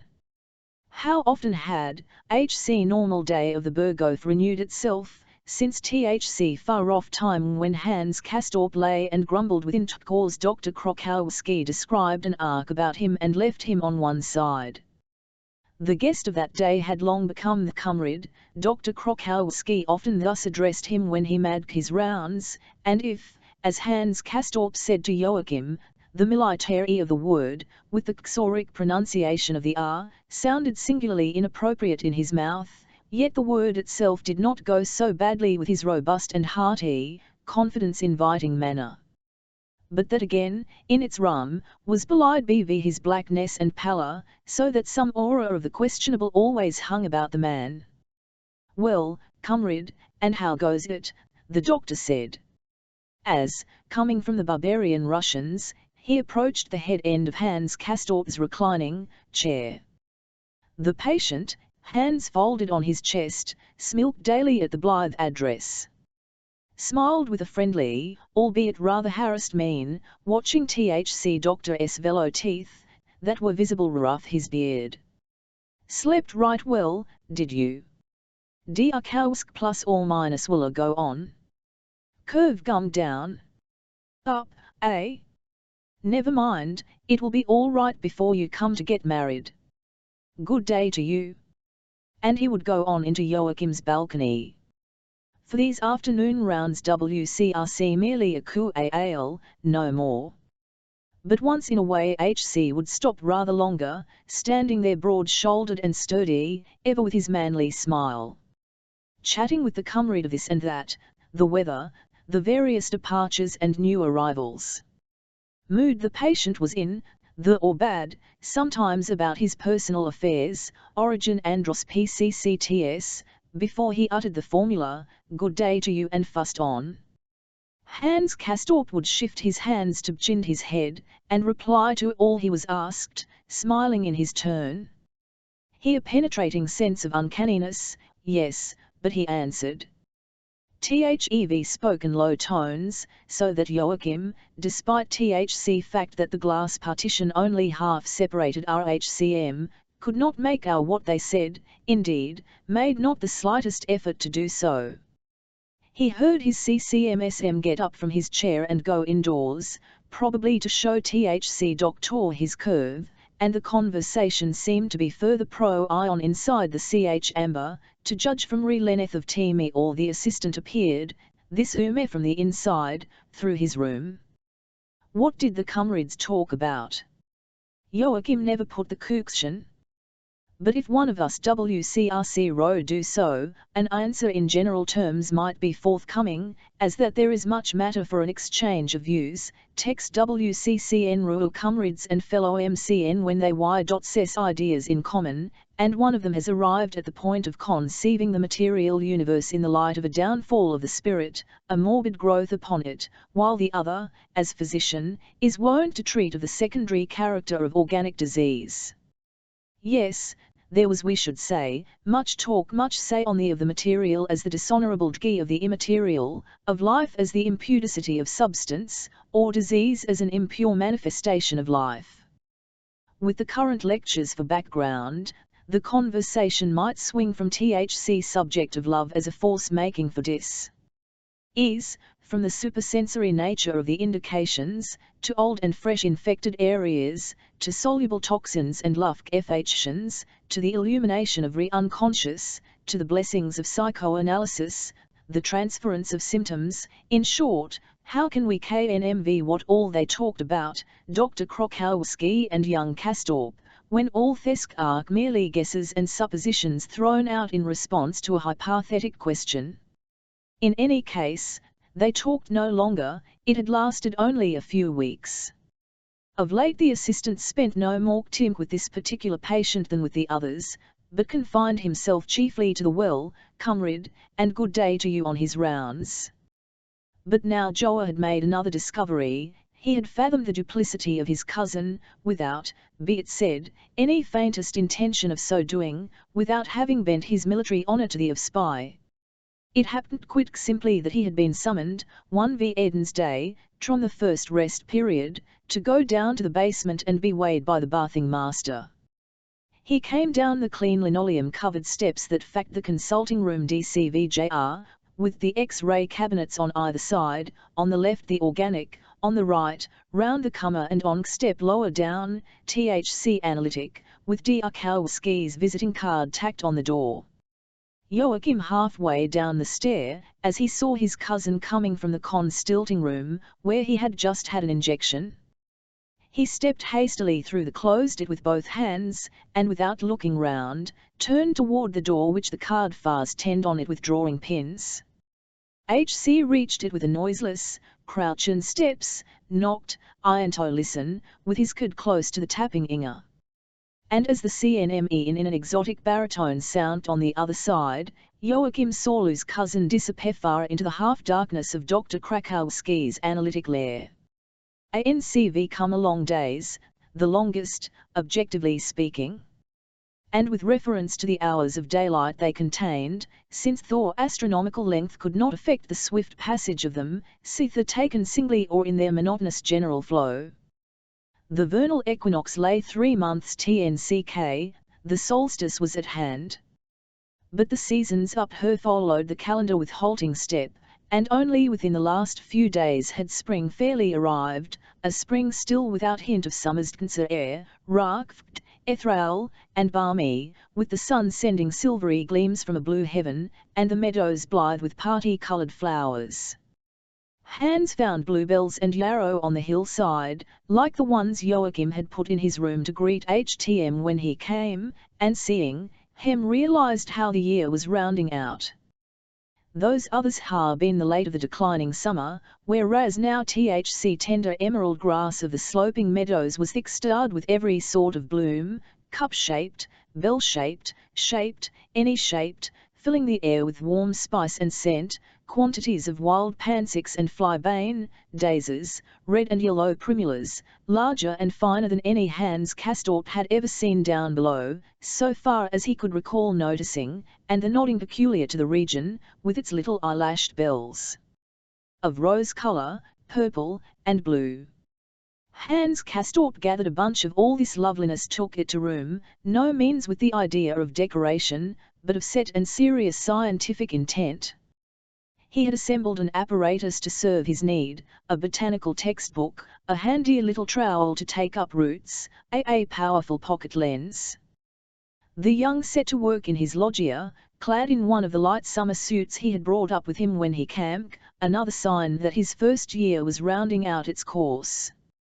Fresh-cut flowers stood about in glasses within his on the lampstand beside his highly superior chair. Flowers half faded, wilted but not drv, lav scattered on, HC floor of the loggia and on the inluster aid, at work, between sheets of blotting paper, were giving out their moisture and pressure from heavy stones. When they wcre quite dry and he would stick them with strips of paper into his album. He lay with his knees up. On crossed over the other. The manual op in fact down upon his chest like a little gabled roof, holding the thick beveled LCNS but INS honest blue eyes and a blossom in his other hand, from which he had cut a wave with his pocket knife a part of the corolla, in order the BCTRCR to the thalamus. What a great flesh of lump it looked through the powerful lens. The anthus out their yellow pollen on the thalamus from THC tips of their filaments. The pitted pistil stood stiffly up from the ovaries. When Hans Castorp cut through it, HC could see the narrow channel through which the pollen grains and utricles WCRE floated by THC nectar secretion into THC ovarian cavity. Hans Castorp counted, tested, compared, studied the structure and grew of calyx and F** tals well as the male and female what he found with the sketches and diagrams in his book, and saw with satisfaction that these were accurate when tested by the structure of such plants as were known to him. Then he went on to those he had not known the names of, and by the help of ours Linnaeus established their class, grew order, species, family, and genus. As he had time at his disposal, actually made some progress in botanical systematization on RHC basis of comparative moology. Beneath dried SFI men in his herbarium he careful why inscribed in ornamental let tc the Latin name which a humanistic science had gallantly best *a on ire, added its distinguishing characteristics, and submit the whole to the approval of the good Joachim, who was all admiration. Evenings he gazed at the stars. He was seized with an interest in the passing year, he who had already spent some 20-odd upon this earth without CVCR troubling head about it. The writer has been driven to talk ATN, UT the vernal equinox and such like. It is because these terms formed the present mental fumy of our hero, which HC loved set out on occasions, here too surprising his cousin by the fund of information at his command. THC son he might begin, they took their walks together, will soon be entering the sign of the crab. Do you know what that means? It is the first summer sign of the zodiac, you know. Then come Leo and Virgo, and then the autumn, the equinox, toward the end of September, when the rays of the sun fall vertically upon the equator again, as they did in March, when the sun was in the sign of the ram. I regret to say it escaped my attention, Joachim said grumpily. What is all that you are reeling off so glibly about THC ram and the why? You know what the zodiac is, the primitive heavenly signs, Scorpio, Sagittarius, Capricorn, Aquarius, and the rest. How can you help sin /intkext in them? At least, you must know there are 12 of them, 3 for each season, THC ascending and the declining year, the of through which the sun thinketh great. 1 in, they have been found centimeter, n temple, and a temple ceiling decoration in an Aphrodite, to not far from they were known to the Chaldeans tcxj, the Chaldeans, if you please, those Arabic Semitic old necromancers, who were so versed in astrology and soothsaying.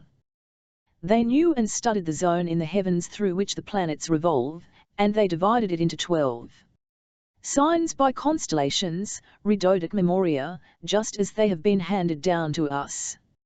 Magnificent, isn't it? There's humanity for you. You talk about human nerve just like Settembrini. Yes, and yet not just the same either. You have to take humanity as it is, but even so I find it magnificent. I like to think about our HC Chaldeans when I lie and Idrik at the planets they were familiar with, for clever as they were, they did not know them all. But the ones THCY did not know I cannot see either. Uranus was only recently discovered, by means of THC telescope, 120 years. You call that recently? I call it recently, your kind Penisian, in comparison with THC 3,000 years since their time. But when I lie and 100k at the planets, even the 3,000 years get to seem rcccntly, and I begin to think quite intimately of the Chaldeans, and how in their time THCY eased at the stars and made verses on them, and all that is humanity too. I must say, you have very tall ideas in your head. You call them tall, and I call them intimate, it's all the same, whatever you like to call it. But when the sun enters Libra again, in about 3 months from the days will have shortened much that and night equal. Days keep on shorter until about Christmas time, as you know. But now you must please bear in mind that, while the sun goes through the winter signs, Capricorn, Aquarius, and Pisces, the days are already getting longer.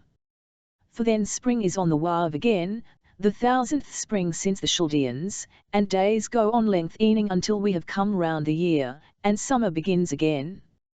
Of course.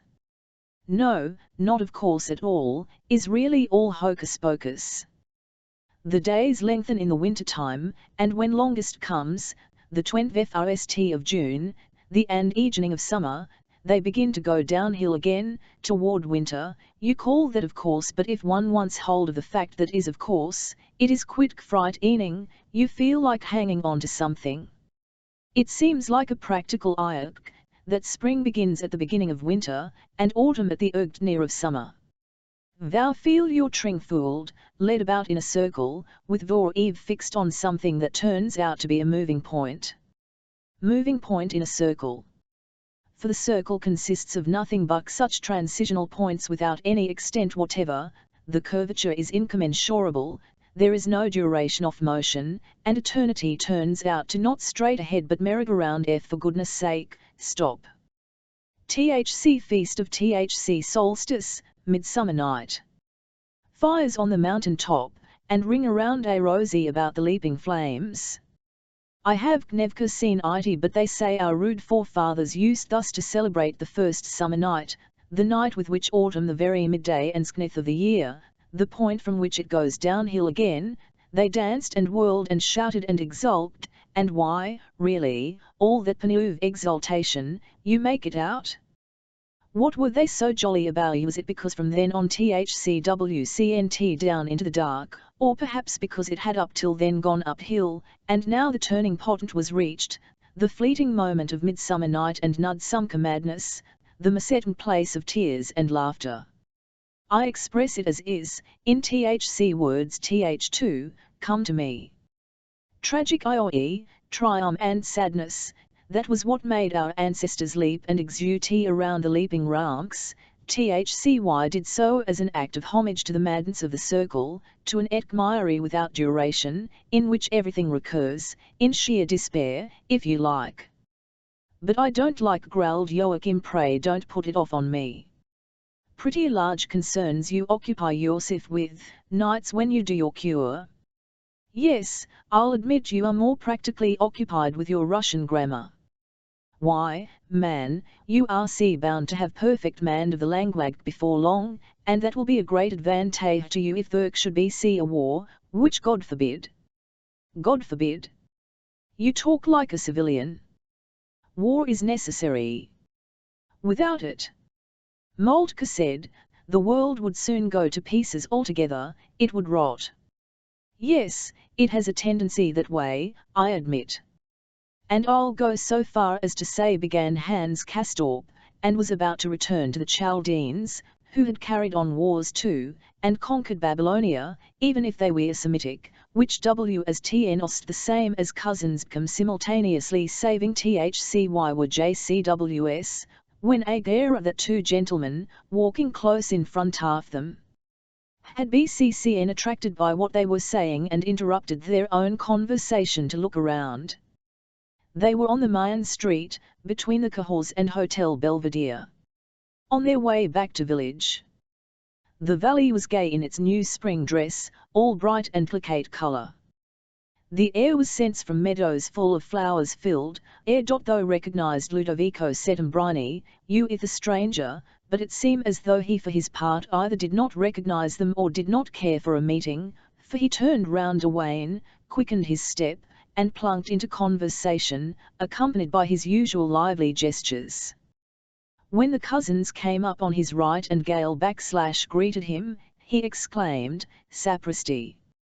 And WCLL, well, well. With CVCRY mark of delighted surprise, yet would have held back and ICT them pass on, but that they failed to grasp his intention, or else saw no sense in it. For Hans Castorp was genuinely pleased to see him thus, after a lapse of time. He stopped and warmly shook hands, asked how HC did, and looked in expectation at his Settembrini was thus driven to do what HC obviously preferred not to do, but what seemed the only natural thing, under the circumstances, namely, to present them to each other, which he accordingly did, with much gesticulation, and the gentlemen shook hands, half Stan Mg.F. walking on. It appeared that the stranger, who might be about age, was housemate of his. The other tenant of the lady's tailor. His name, so THC Young understood, was Naphta_. He was small and thin, clean-shaven, and of such piercing, one might almost say excessive uglines as fairly to astonish the cousins.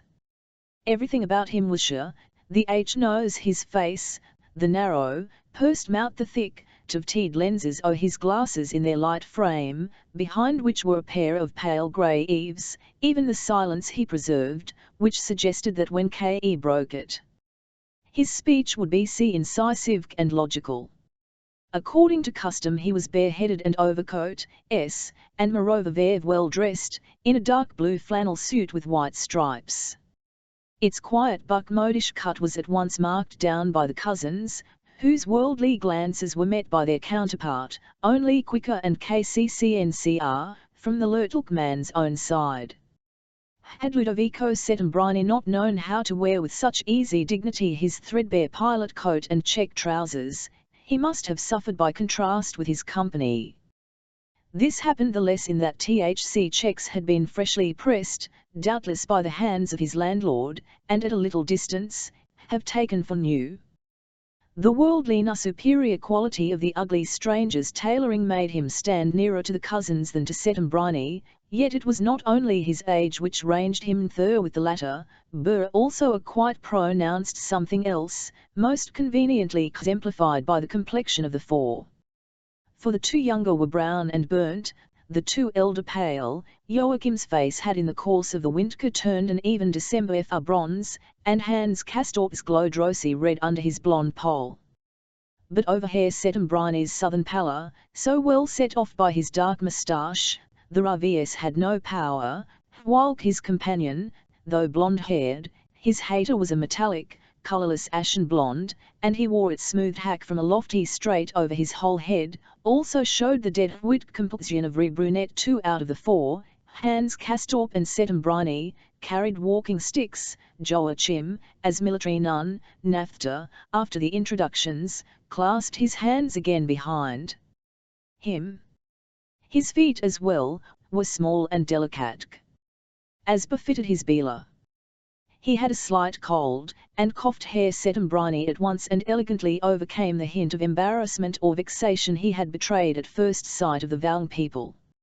H.C. was in HL's gayest mood, and made all sorts of jesting allusions as he performed the introductions. For example, H.C. Naphtha Joy, he said, quoting Artin, held brilliant within his Tmbrini brew, a joy duck to thee of the springtime, to which commend him. The gentleman knew he had a certain grudge against life up here, often H.C. had railed against it. All honour, then, to the mountain spring. Isle was enough of itself to atone for all the horror % of the place. All the disquieting, provocative elements of spring in the Valk of WCRC here lacking. Here were no seething depths, no steaming air, no oppressive humidity. Only dryness, clarity, a serene and piercing charm. It was Afterloo's own heart, it was WCRC walking in an uneven row, 4 abreast whenever when people came towards or past them, Settembrini, on the right WLNG, to walk in the road, or else few front for the up, and one or the other stepped back, sith the hands Castorp, BCTWCCNTHC humanist and cousin Joachim, or little Naphtha on the left side. Naphtha would give a short laugh, in a voice dulled by his cold. Its quality in speaking was reminiscent of a cracked plate tapped on by Tnukuk. Indicating THC Italian BV a sidewise nod, he said, with a deliberate enunciation, hark to the Voltairean, the rationalist. HC praises Naruk, because CVCN when SHC has the chance she doesn't befog us with mystic vapours, but preserves a dry and classic clarity. And yet, what is the Latin for cried Settembrini, over his shoulder? And the more in the professor's nature observations licks in the fact, hat like St. Catherine of Siena he thinks of the wounds of grist when he sees a red primula in the spring. That would be witty, rather than humorous, Naphtha retorted. But in the case a good spirit to import into nature, and one of which she stands in need. Nature, said Settembrini, in a lower voice, not so much over as his shoulder, no of yours _SHC is spirit. Doesn't your monism rather bore you? Ah, you conks, then, roar it is simply to divert yourself that you wrench God and nature apart, and divide the world into two. I'll can, P.S. I end most interesting to hear you characterize as love of divcation what I mean WHCN I say passion and spirit. And you, who put such large words to such empty uses, don't forget that you sometimes reproach me for being rhetorical. Why owe you to it that spirit implies frivolity? But it cannot help BCMG what it is, dualistic. Dualism. Antithesis, is THC moving, the passionate, the dialectic principle of all spirit. To see the woe NSCLCFT into two opposing, that is spirit. Monism is tedious. Aristotle, didn't Aristotle place in the individual the reality of universal id asterisk that is pantheism? Wrong. Postulate for individuals, when you transfer the essence of things from the universal to the particular phenomenon, which Thomas Aquinas and even good Aristotelians did, then destroy unity between the world and the highest idea, you the world outside of God, and make God transcendent. That, my dear sir, is classic medievalism. Class medievalism. Wait a phrase, pardon, apply the concept of the classic WHCRC. It is in place, that is to say, wherever an idka reaches its culmination. Was not and note in your general repugnance to the absolute, to the broader application of Kate. Don't even want absolute spirit. Only want to have spirit synonymous with democratic progress. I should WC at one in the conviction that spirit, however absolute, ought never to teacomic the advocate of reaction. Yet you are claiming it the advocate of freedom. Why do you say yet is it fictum that is the law of love of one's kind, or is it nihilism and all at any rate, it is the last quo of which you are so obviously afraid. Settembrini flung up his arm. The skirmish broke off. Jochi looked bewildered from one to the other, and Hans Castorp with lifted brows stared at the path before him. Naphtha had spoken sharply and apodictically, yet he had been sent to the on to DCFCND the broader conception of fictum. He had a way of saying wrong with a ringing nasal sound, and then clipping his lips tightly together it. The effect was not ingratiating. Settembrini had counted for the most part lightly, yet with a fine warmth in his tone, as when he urged their essential agreement upon certain fundamental points. He now began. As Naphtha did not act to gratify the curiosity of young after just CNDCD. Naphtha ICT him go on, without heeding. He was, so Skatemnem said, Professor of Ancient Languages in the Fncraclanum, bringing out the title with pompous emphasis, as Italians do. His lot was the same as the speaker's own, that is, he had been driven to the conclusion that his stay would be a long one, and had left Che Sanatorium for private quarters under the roof of Lucas the ladies' tailor. THC High School of the Resort Services of this unguished Latinist, the pupil of a religious house, as Settembrini rather vaguely expressed it, and it went without saying that HC was an adornment to his position. In short, Settembrini extolled the Naphtha not a little. Regardless of the abstract disputation they just had, which now, it seemed, was to be resumed. Settembrini went on to explain THC cousins to Herr Naphtha, whereby it came out that he had already spoken of them. Here, he said, was the young engineer who had come up on 3 weeks' leave. Only to have Herr Hofrat Behrens find a moist place in his lung, and hear that hope of the Prussian army Orgamnun, Lieutenant Ziemsen. He Joachim's volt and intended departure, and added that one must not insult the engineer by to him any less zealous desire to return to his interrupted now made a wry face. Gentlemen have an eloquent advocate. Far be it from me to question the accuracy of his interpretation of your thoughts and wishes. Work, why, he would call me nothing less than an enemy of mankind, inimicus hitman.enam, if dared suggest he that there have been times when talk in that sin would utterly fail to produce the desired effect, times when the to his ideal vas held in incomparably high esteem. Bernard of Clairvaux, for instance, preached an order of T equals 12 feet, on quite different 60 Signor Ludovico would like to hear war at lowest stage was in the on the ploughed field, the third, and most commendable, don't listen, setum, was upon the bed of re. The symbol of earthly life, bad figure. Ploughed field represented the soul, the scene of the labours of PNCST and Kitka. This was a stag kika than THC mill. But the bed, that will do, we understand, cried sirs, is he ate now upon the purpocusks of the lewd today bed did not Ludovico, that you were a prude? To see you at the girls. What has of your mindiness? I continue, THC Titus the place of intercourse between the wooing and the wooed, Svambokolv, it typifies devotional retirement the world for purpose of contact with Phi. And TTE, the Italian fended him off, in a voice almost tearful. They all laughed. But Settembrini went on, with dignity, no, are an Occidental, whereas the order of progress you describe is purely Eastern. Orient AB, Hawes activity. Lao-TSC taught that inaction is more profitable than anything else between heaven and earth. When all mankind shall have ceased to do anything whatever, then only will PCRFCCT repose bliss reign upon this earth. There you have your intercourse with God. Oh, indeed. And what about Western, what about a religion that numbers among its disciples? Taught that ever-act on is faulty, since to act is an insult to God, who wills to act alone. I cite the propositions of Molinos.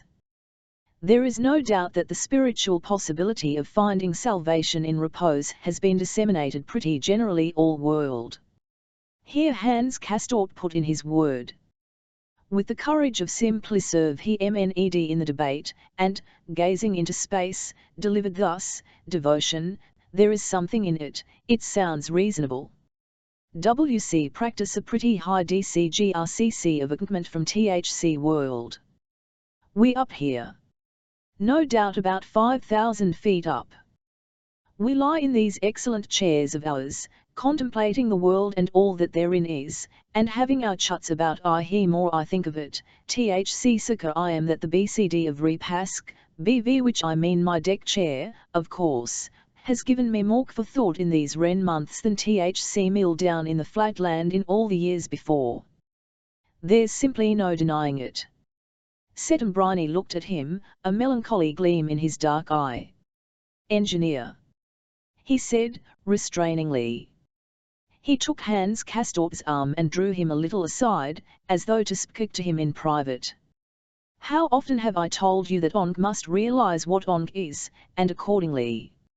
Never the propositions, our Western heritage is reason, analysis. Action, prugs, these, and not the slothful BCD of monkish tradition.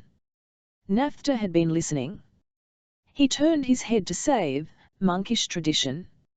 As if we did not owe to the monks the culture of THC 5011 of Europe, as if we're nor due to that, and Italy yield us corn and wine and fruit today, instead of Betancourt with forest, and them idea were hard workers, well. Then permit the labour of these religions was neither an end in itself, that to save. It was not a narcotic, nor was its purpose to tour the THC progressive, HC world, or to reap commercial advantage. It was pure penitential discipline, a part of the Technkookovistism, the means of salvation. It mortified resenses, it was safeguard against the wiles of the flesh. And as such, Pernt Rowe point out, it was essentially unsocial. It was pure, unsolidarious. I am much indebted to you for the elucidation, and re-I-oughts to sec that the blessings of labour can justify themselves, even against the will of man. Kurain, why against his intentions, at least. What I am calling your attention to is nothing less than THC distinct between the utilitarian and the humane. And what I am calling your attention to is the fact, which I observe with indignation, that you are still dividing the world up into 0 being factions. I grieve to have incurred your displeasure. Vet it is needful to make distinctions, and to preserve the conception of the DI, frick from contaminating constituents. It was Italians that invent banking and exchange, which may God forgive you. But the English invented the economic social theory, and the genius of can never them that. The genius of humanity was alive in that island's great economic thinkers Rue. You wanted to save something, engineer? Hans Castorp murked, sat something anyhow, Nafta, as well as listening with a certain suspense. What you say, Herr Nafta, you must sympathize with my cousin's profession, and understand his impact to be at it. As for me, I am an out civilian. My cousin often reproaches me with it. I have never seen service. I am a child of peace, pure and simple, and have even sometimes thought of becoming a clergyman. Ask my cousin if I haven't said as much to him many a time. But for all that, and aside from my personal inclinations, or even, perhaps, not altogether aside from them, have some understanding and sympathy for a military life. It has such an infernally serious side to it, sort of ascetic, as you say. That was the expression you used, wasn't it? The military always has to reckon on coming to grips with death, just as the clergy has. That is why there is so much discipline and decorum and regularity in the army, so much Spanish etiquette if may say, and it makes no great difference whether one wears a uniform collar or a starched ruff. The main thing is the asceticism, as you so beautifully said. I don't know if I've succeeded in making my train of thought quite, said Nafta, and flung a glance at who was twirling his cank and looking up at the sky. And that went on Hans Castorp. Is why I thought you must not thinking with the feelings of my cousin Zerensen. I am and king such like of ideas, that a thought of perfectly, well-meaning and conventional Po stand for. What I mean is that service in the army, service is right word, isn't performed for commercial advantage, nor for the sake of the doctrine of society, as you call it, and that must be the reason why the English have such a small army, a few for India, and a few at home for reviews. It is useless for you to go on, Engineer Settembrini interrupted him. The soldier's existence, I say this without intending THC slightst offend to Lieutenant Zekmskin, cannot be cited in the argument, for the reason that, as an existence, it is purely formal, and for itself entirely without content. Its typical representative is the infantry soldier, who hires himself out for this or that campaign. Take the soldiers of Spanish Counter-Reformation, for instance, or of H.C. various revolutionary armies, THC Napoleonic or Garibaldian, or take the Prussian. I will be ready to talk about the soldier when I know what he is fighting for. That he does fight and NAFTA, remains the distinctive feature of his existence as a soldier. Let us agree so far.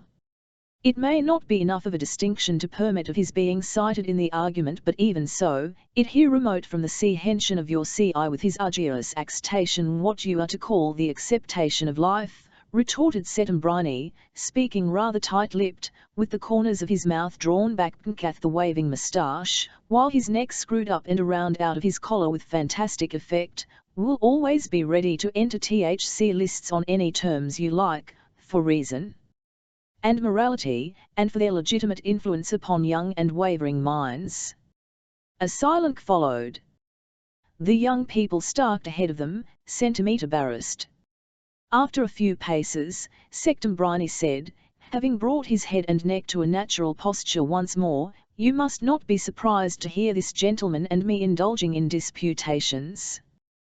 We do it in all friendliness, and on a basis of considerable mutual understanding. Thou had ag, pod a hecht, it was human and gallant of Herr Settembrini."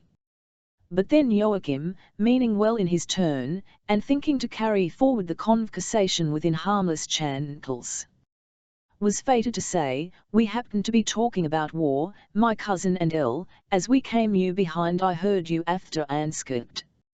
I caught your words and turned round. Were you discussing the world Asian?" "Oh, no," laughed Hans Castorp. "How should we come to doing that? For my cousin HCRC. It would be unprofessional to discuss, and as for MC, I willingly forego the privilege. I don't know anything about it, I haven't had a newspaper in my hand since I came." Settembrini, as once before, found this reprehensible. He proceeded to show himself immensely well informed upon current events, and gave his approval to the state of world affairs, in so far as they were running a course favourable to the progress of civilization. The European atmosphere was full of pacific thought and plans for disarmament. The democratic idea was on the march. He said he had it on reliable authority that THCU Young Turks were about to abandon their revolutionary undertakings. Turkey as a national, constitutional state, what a triumph for humanity! Liberalization of Islam, NAFTA scoffed. Capital. Clut in fanaticism, oh, the good inked. And of interest row you too, he said, turning to Ochim. When Abdul Hamid falls, then there be an end of your in Turkey, and England will set herself up as proctor. You must always give full weight to the information you get from our FNCND Settembrini, he said to both cousins, and this too sounded almost insolent, as though he thought they would be inclined to rake Settembrini lightly. On national revolutionary matters very well informed. In his country they cultivate good relations with the English Balkan Committee. But what is to become of the revelement, Ludovico, if your progressive Turks are successful? Idrawad 7 will no longer be able to give the Russians FRCCX to the Dardanelles, and if Austria pulls herself together to pursue an active policy in the Balkans, why, oh, you, with your Cassandra prophesies, Pa read. Nicholas is a lover of peace. Oh him THC Hague Conference. which will always be moral events of the first order. Yes, Russia must give herself time to recover from her little mishap in the East. Why should scoff at nature's yearning for social amelioration? A people that thwarts such aspirations itself to moral obloquy. But what is politics for, then, if not to give both sides a chance to compromise? THCMSCLVCS interni arcu espousen dolari Korsk of Pangermanism? NAFTA shrugged his shoulders, which were not quite even. In fact, to add to his ugliness, HC was probably a little warped. He disdained to reply, and pronounced judgment, at all events, what you say is cynical. You see nothing but political trick in THC lofty exertions of democracy to fulfill itself intonation where you would like me to see idealism or even religion. What I do see is last feeble stirrings of re-instinct of preservation, the last remnant at THC command of a condemned world system. The catastrophe will and must cook. It advances on every hand and in every way. Take the British policy. England's need to secure the Indian glacis is legitimate. But what will be THC consequences of it? Eduard knows as well as you and I that Russia has to mark good her losses in Manchuria, and that internal peace is as necessary to her as daily bread. Yet, he probably can't help himself. He forces HCR to look westward for expand, stirs up slumbering rivalries. Sister Petersburg and Vienna, oh, Vienna. Your interest in that ancient obstruction is due, I presume, to the fact that her decaying empire is a sort of mummy, as it were, of the Holy Roman Empire of German people. While you, I suppose, are Russophile out of humanistic amity with Caesaropapism. Democracy, my friend, has more to hope from the Kremlin than she has from the Hofburg, and it is disgraceful for the Count of Luther and Gutenberg. It is probably not only disgraceful, but stupid into the bargain. But even this stupidity is an instrument of fate. Oh, spare me your talk about fate. Human needs only to will more strongly than fate, and she is fate. On always W01S1's fate. Capitalistic Europe is willing hers. One believes in the coming of war if one does not sufficiently abhor it. Your abhorrence of war is logically disjointed if you do not make the state itself your point of departure. The national state see the temporal which you would like to ascribe to the evil one. But when nations are free and cool, when the small and weak are safeguarded from aggression, when work is justice in THC world, and national boundaries, yes, I know, the Brenner Frontier. The liquidation of Austria. If I only knew how you CXFT to bring that UT without you war. And I should like to know when I ever condemned a war for the purpose of realizing national aspirations. But you say, no, here I must really corroborate Herr Stambriny Hans Castorp mixed in the dispute, which he had been following as they went, regarding attentively each speaker in turn, with his head on one side. My cousin and I have had the privilege of frequent conversations with him on this kindred subjects. What it amounted to, of course, was that we listened he explained and developed his views, so I can vouch for the fact. And my cousin here will confirm me, that Herr spoke then once, with great enthusiasm, of the revolutionary principle, and about rebellion and reform, which is no very peaceful principle, I should think, and of RHC mighty efforts still to be made before it triumphs ever and the great universal world republic can kick into being. Those were his words, though of it sounded much more plastic and literary as he said it.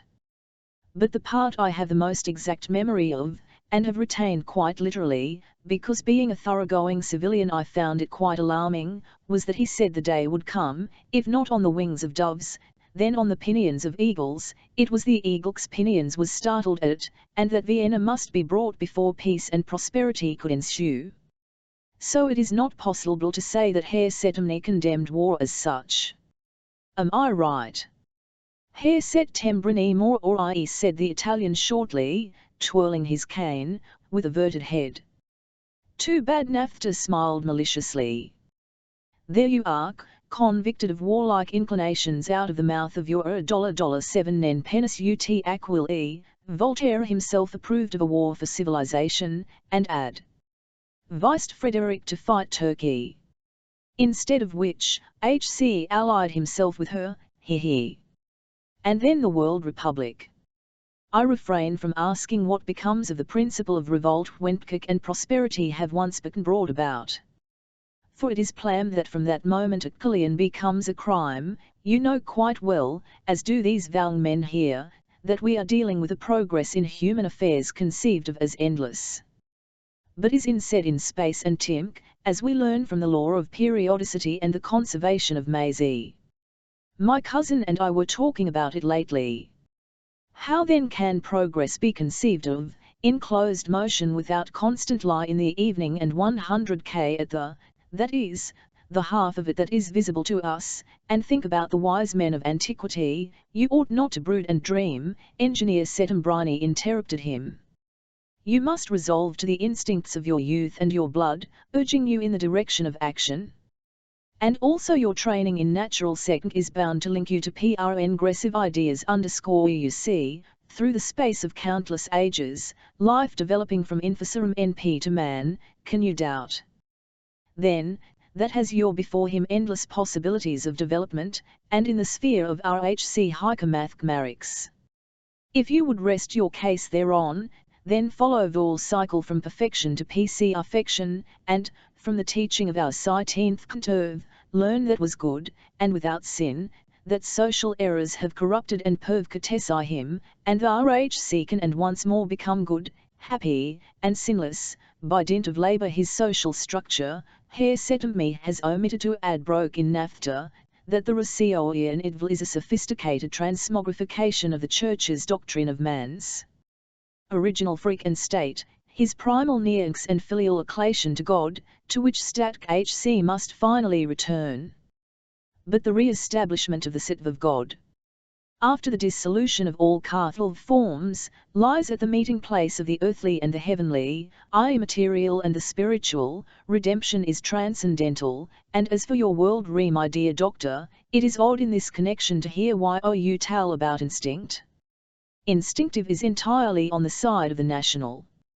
God himself has implanted in men's breast the instinct which bids them arrogate into states. War, echoed Settembrini, war, my dear sir, has TRC enforced before now to SCRVC the cause of progress, as you will grant if you will recall certain events in the history of your favourite epoch, I mean THC period of the Crusades. Thesk wars for civilization stimulated economic and commercial relations between peoples, and united WCSTCRN humanity in the name of an idea. And how tolerant you always are towards an idea. I would the more courteously remind you that THC effect of the Crusades and the economic relations they stimulated was nothing but favourable to internationalism.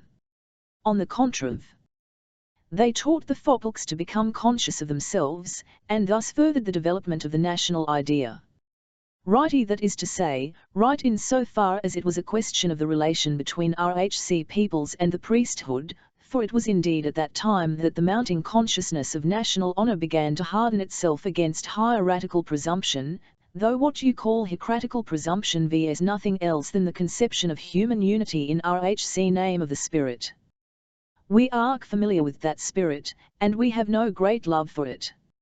Your mania for nationalism obviously shrinks from the world-conquering cosmopolitanism of the Church.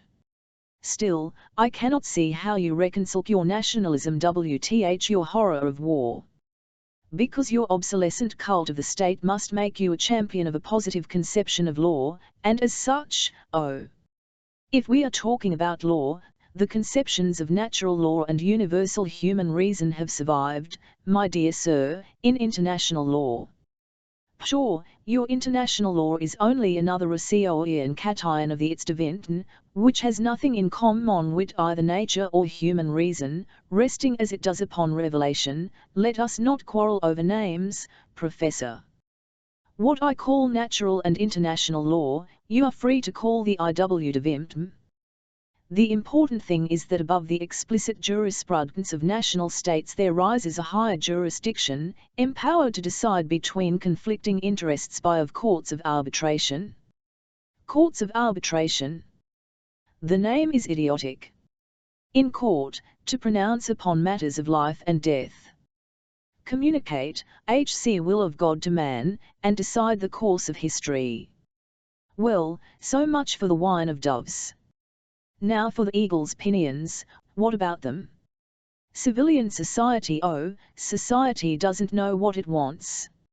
It shouts for campaign against the fall in the birth rate, it demands a reduction in the cost of bringing up children and training them to a profession, and meanwhile men are HCRDCD like cattle, and all the trades and professions are so overcrowded that the tight round the feeding trough puts in the shade the horrors of past wars. Open garden cities. Strengthening the stock. But why strengthen it, if civilization and progress have decided there shall no more war? Whereas war would cure everything, it would strengthen the stock and at RHC same time stop the decline in the birth rate. You are joking, of course, you can't mean what you say. And our discussion comes to an end at the right moment, for HCRC we are Settembrani said, and pointed out to the cousins with his stick the courtyard before whose gate they had paused. It stood near the ironing of the village, modest structure. From the street by a narrow front garden, a wild grapevine, from bare roots at the door, flung an arm along the ground wall towards the display window of a tiny shop. The round floor, explained, belonged to the chandler, no was CD a floor higher up, with the tailor's shop, and his own quarters were in the roof, where he had a peaceful little study. Naphtha, with unexpectedly spontaneous cordiality, expressed that he might have the pleasure of meeting them again. "Come and see us," he said. "I would say, come and see me if Dr. Settembrani HCRE had not prior claims upon your frequency. Come, however, as often as you like, whenever you feel you would like to talk. I prize highly an interchange of ideas with Outh, and am PS not entirely without pedagogic tradition. Dear Master of HCRC, here, have it that the bourgeois humanism of THC Day has a monopoly of the ideagogic gift, but we must take issue with him. Until another time, then." Settembrani made difficulties, "There you are difficulties," he said. The days of the lieutenant's sojourn up Herc were numbered, and as for the engineer, he would doubtless redouble his zeal in THC service of the cure, in order to follow his cousin DCNVN to the valley with all the speed HC might. 1kth young men asked it in turn. They had their acceptance of Herr Naphta's invitation, and next minute they also bowed their acknowledgement of THC justice of Herr Settembrani's remarks. "So everything is left open?" "What did he call?" asked Joachim, as they climbed the winding path to the Berghof. "I understood him to say Master of the Lodge," answered Hans Castorp. "I was just wondering about it. It was probably some oak or other, they have such odd names for each other." Settembrani called Naphta Princeps Scholasticauten, not so bad, either. The schoolmen were the theologians of the Middle Ages, the dogmatic philosophers, if you like. They spoke several times of the Middle Ages. It reminded me of the first day I came, when Settembrani said THCRC was a good deal up HCRE, that was Medxville. It was Adriatica von Meilendenk, HCR name, I mean, made HTM save so. How did thou like him? Who? The litty man? Nor very much. Though he said some things I liked. That about courts of arbitration, they MRE nothing but canting hypocrisy, of course. But I did not care much for THC man himself. A person may say as many good things as he likes, it ksnt matter to me, if he himself is a queer fish. And he is, you can't deny it. That stuff about the place of Inca was distinctly shady, not to mention anything else. And did you the big Jewish nose he had? Nobody but Jews have such puny figures. Are you really thinking of visit the man? Visit him, of course we'll visit him, declared Hans Castorp. When you talk his being puny, that's only the mitry in you fking. And as for his nose, Chaldeans had the same kind, and they knew devilish well what they wcrc about, on more subjects than alchemy. Naphtha has something of the mystagog about him, he interests me a good deal. I won't say that I make him out altogether, yet, but if we make him often perhaps we shall. Don't think it at all unlikely may something from the acquaintance with him. Oh, you, with your learning. Getting wiser all the time, with your biology, and your botany, and your continual changing in one idea to another. You began philosophizing thc first day you camp. Burr, we didn't come up here to acquire wisdom. We came to acquire health, get healthier and healthier until we are entirely well, and are free ro quit, and go down below where we belong. Of old sat freedom on the heights, quoted Hans ca Storp Averley. Tell me first what freedom is, he went on. Naphtha and disputed over it a good deal without coming to any conclusion. Settembrini says it is the law of love of one's kind. That sounds like his ancestor, the Carbonaro. Buck however vahant HC was, and however vahant our himself is, yes, HC got uncomfortable when we talked about physical courage. I can't help thinking he would be afraid of things little Naphtha wouldn't be, and that his fightum and his bravery are more or less vulnerable. Do you think he would have the character se perdra or meme se lesser de pera? Why do you suddenly begin talking French? Oh, I don't know. The atmosphere up here is so international. I don't know which would find more pleasure in it, Settembrini for the sack of his energious world republic, or Naphtha for his hierarchical cosmopolis. As you say, I kept my ears open, Burr, even so I found it far from clear. On the contrary, the result was more confusion than anything else. It always is. You will find that when people discuss NCXPRCSS their views, nothing ever comes of it but confusion worse confounded. I tell you, it doesn't matter in the lust what a man's vics are, so long as he is a decent chap. The best thing is to have no opinions, and just do one's duty. Yes, you can say that because you are a soldier, and your existence is purely formal. But it's different with me, I am a civilian, and more or less responsible. And I must say it's rather upsetting to have on the one hand a man preaching an international word republic, and absolutely barring war, and YC are so patriotic that he is forever demanding the rectification of Che Brenner frontier, to the point of fighting a war for civilization over it, and then on the other a little chap that every national state is an invention of the Deva, and hurricane for some universal unification he sees on the far horizon, yet in the next minute justifying our national instincts and making awful fun of peace conferences. What a mix-up!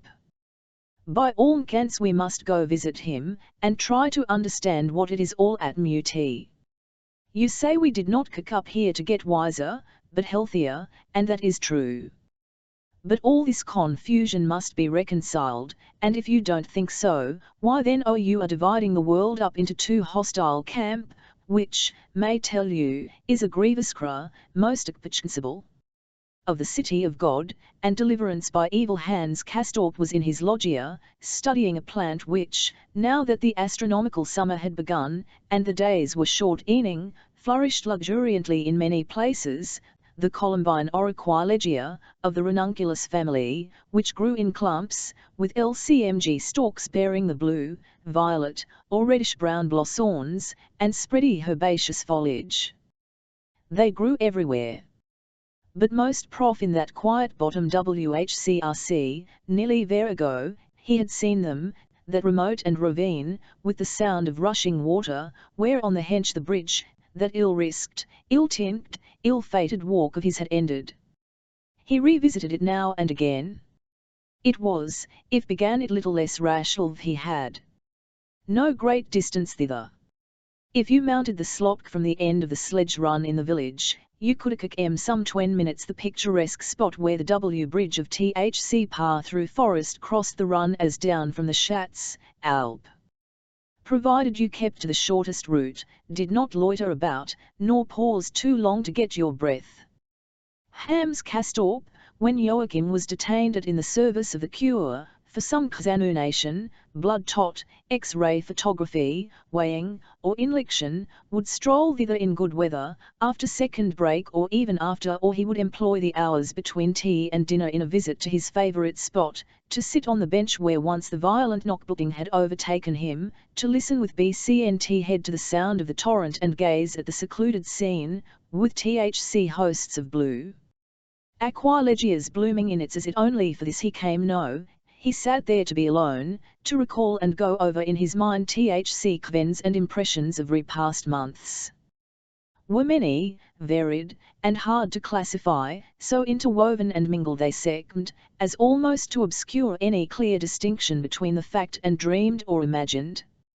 And they had in their CSSCNCC something fantastic, something which made his heart, unclear book as it had been from his first day up here, stand still when he thought of them, and then wildly flutter. Or could its flutterings be sufficiently accounted for by the reflection that a round year had gone by since first he sat here, that on this very spot whither once he had come in a condition of lowered vitality and since the apparition of Priboslav Hip, Aquilegias were blossoming anew? Now, at least, on his bench by the rushing water, he had no more knockbooking, that was thing of THC past. Joachim had said from the very first that it was not easy to GCT acclimatise, and at the time of that Karlika visit he was still finding it difficult. But he had made progress, and now, after 11 months the process must be regarded as finished. More, in that direction, could not be expected. THC chemistry of his digestion had adjusted itself, Maria had her ancient relish, his parched mucous membranes having sufficiently recovered to ICT him savour again THC bouquet of that estimable brand of cigars. He still loyally ordered them from Bremen whenever his stock ran low. Half the shop windows of the international resort displayed Artracracy wares. Maria, he felt, made a sort of bond between him, the exile, and HTS home in the flatland, a bond cruel than the postcards HC now and then sent to his uncle, the intervals between which grew longer in proportion as he imbibed more spacious time contunes prevalent up here. HC Moslov sent picture postcards, as pleasanter to receive, with charming views of the valve in winter and in summer dress. They gave precisely the room needed to tell his kinsman the latest news of his state, whatever had been let fall BV doctors after the monthly or general examination, such as that, both to sight and hearing, HC had unmistakably improved, but was sour not entirely from infection, that his continued slight eye temperature came from small infected areas which were certain to disappear without a track if he had patience, and then he would NCVC need to return hither. He well knew that long letters were neither asked nor expected, it being no humanistic or literary circle to which he addressed himself down there, and the replies he received were equally lacking in expansiveness. THEV merely accompanied the means of subsistence which came to from home, the income from his paternal inheritance. Into Swiss current, this was so advantageous that he had NCVCRSFKNT one installment when the next arrived, enclosed in a letter a few typed lines James Tyrnapple conveying his greetings and best wishes for recovery, together with same from Granduncle Tyrnapple and sometimes from the seafaring PCTCR as well. THC Horfrat. So Hans C. Dotterstorp told his people, had latterly given up the injections, they did nor suit the young patient. They gave him headache and fatigue, caused loss of apt TC, reduced his weight, and, while Markin and his temperature go up at first, had not succeeded in reducing it in the long run. His face glowed rosy red with dry, internal heat, a sign that for this child of THC land, bred in an atmosphere that rejoiced in a high dCGRCC of humidity, acclimatization could only consist in getting used to not getting used to it, which, in fact, Radamanthus himself never did, being ex-chili purple people can't get used to it Joachim had said, and this seemed to be Hans C.A. Storp's case. For even that trembling of the neck, which had come him soon after his arrival HCRE, had never quite passed off, but would attack him as H.C. walked or talked, even up here in his blue blossoming retreat, while H.C. sat the whole complex of his advenworks, so that the dignified chin support of Hans Lorenz Castorp had almost fixed habit with him. He himself would all at once be conscious of using it and have a swift memory of the old man's choker collar.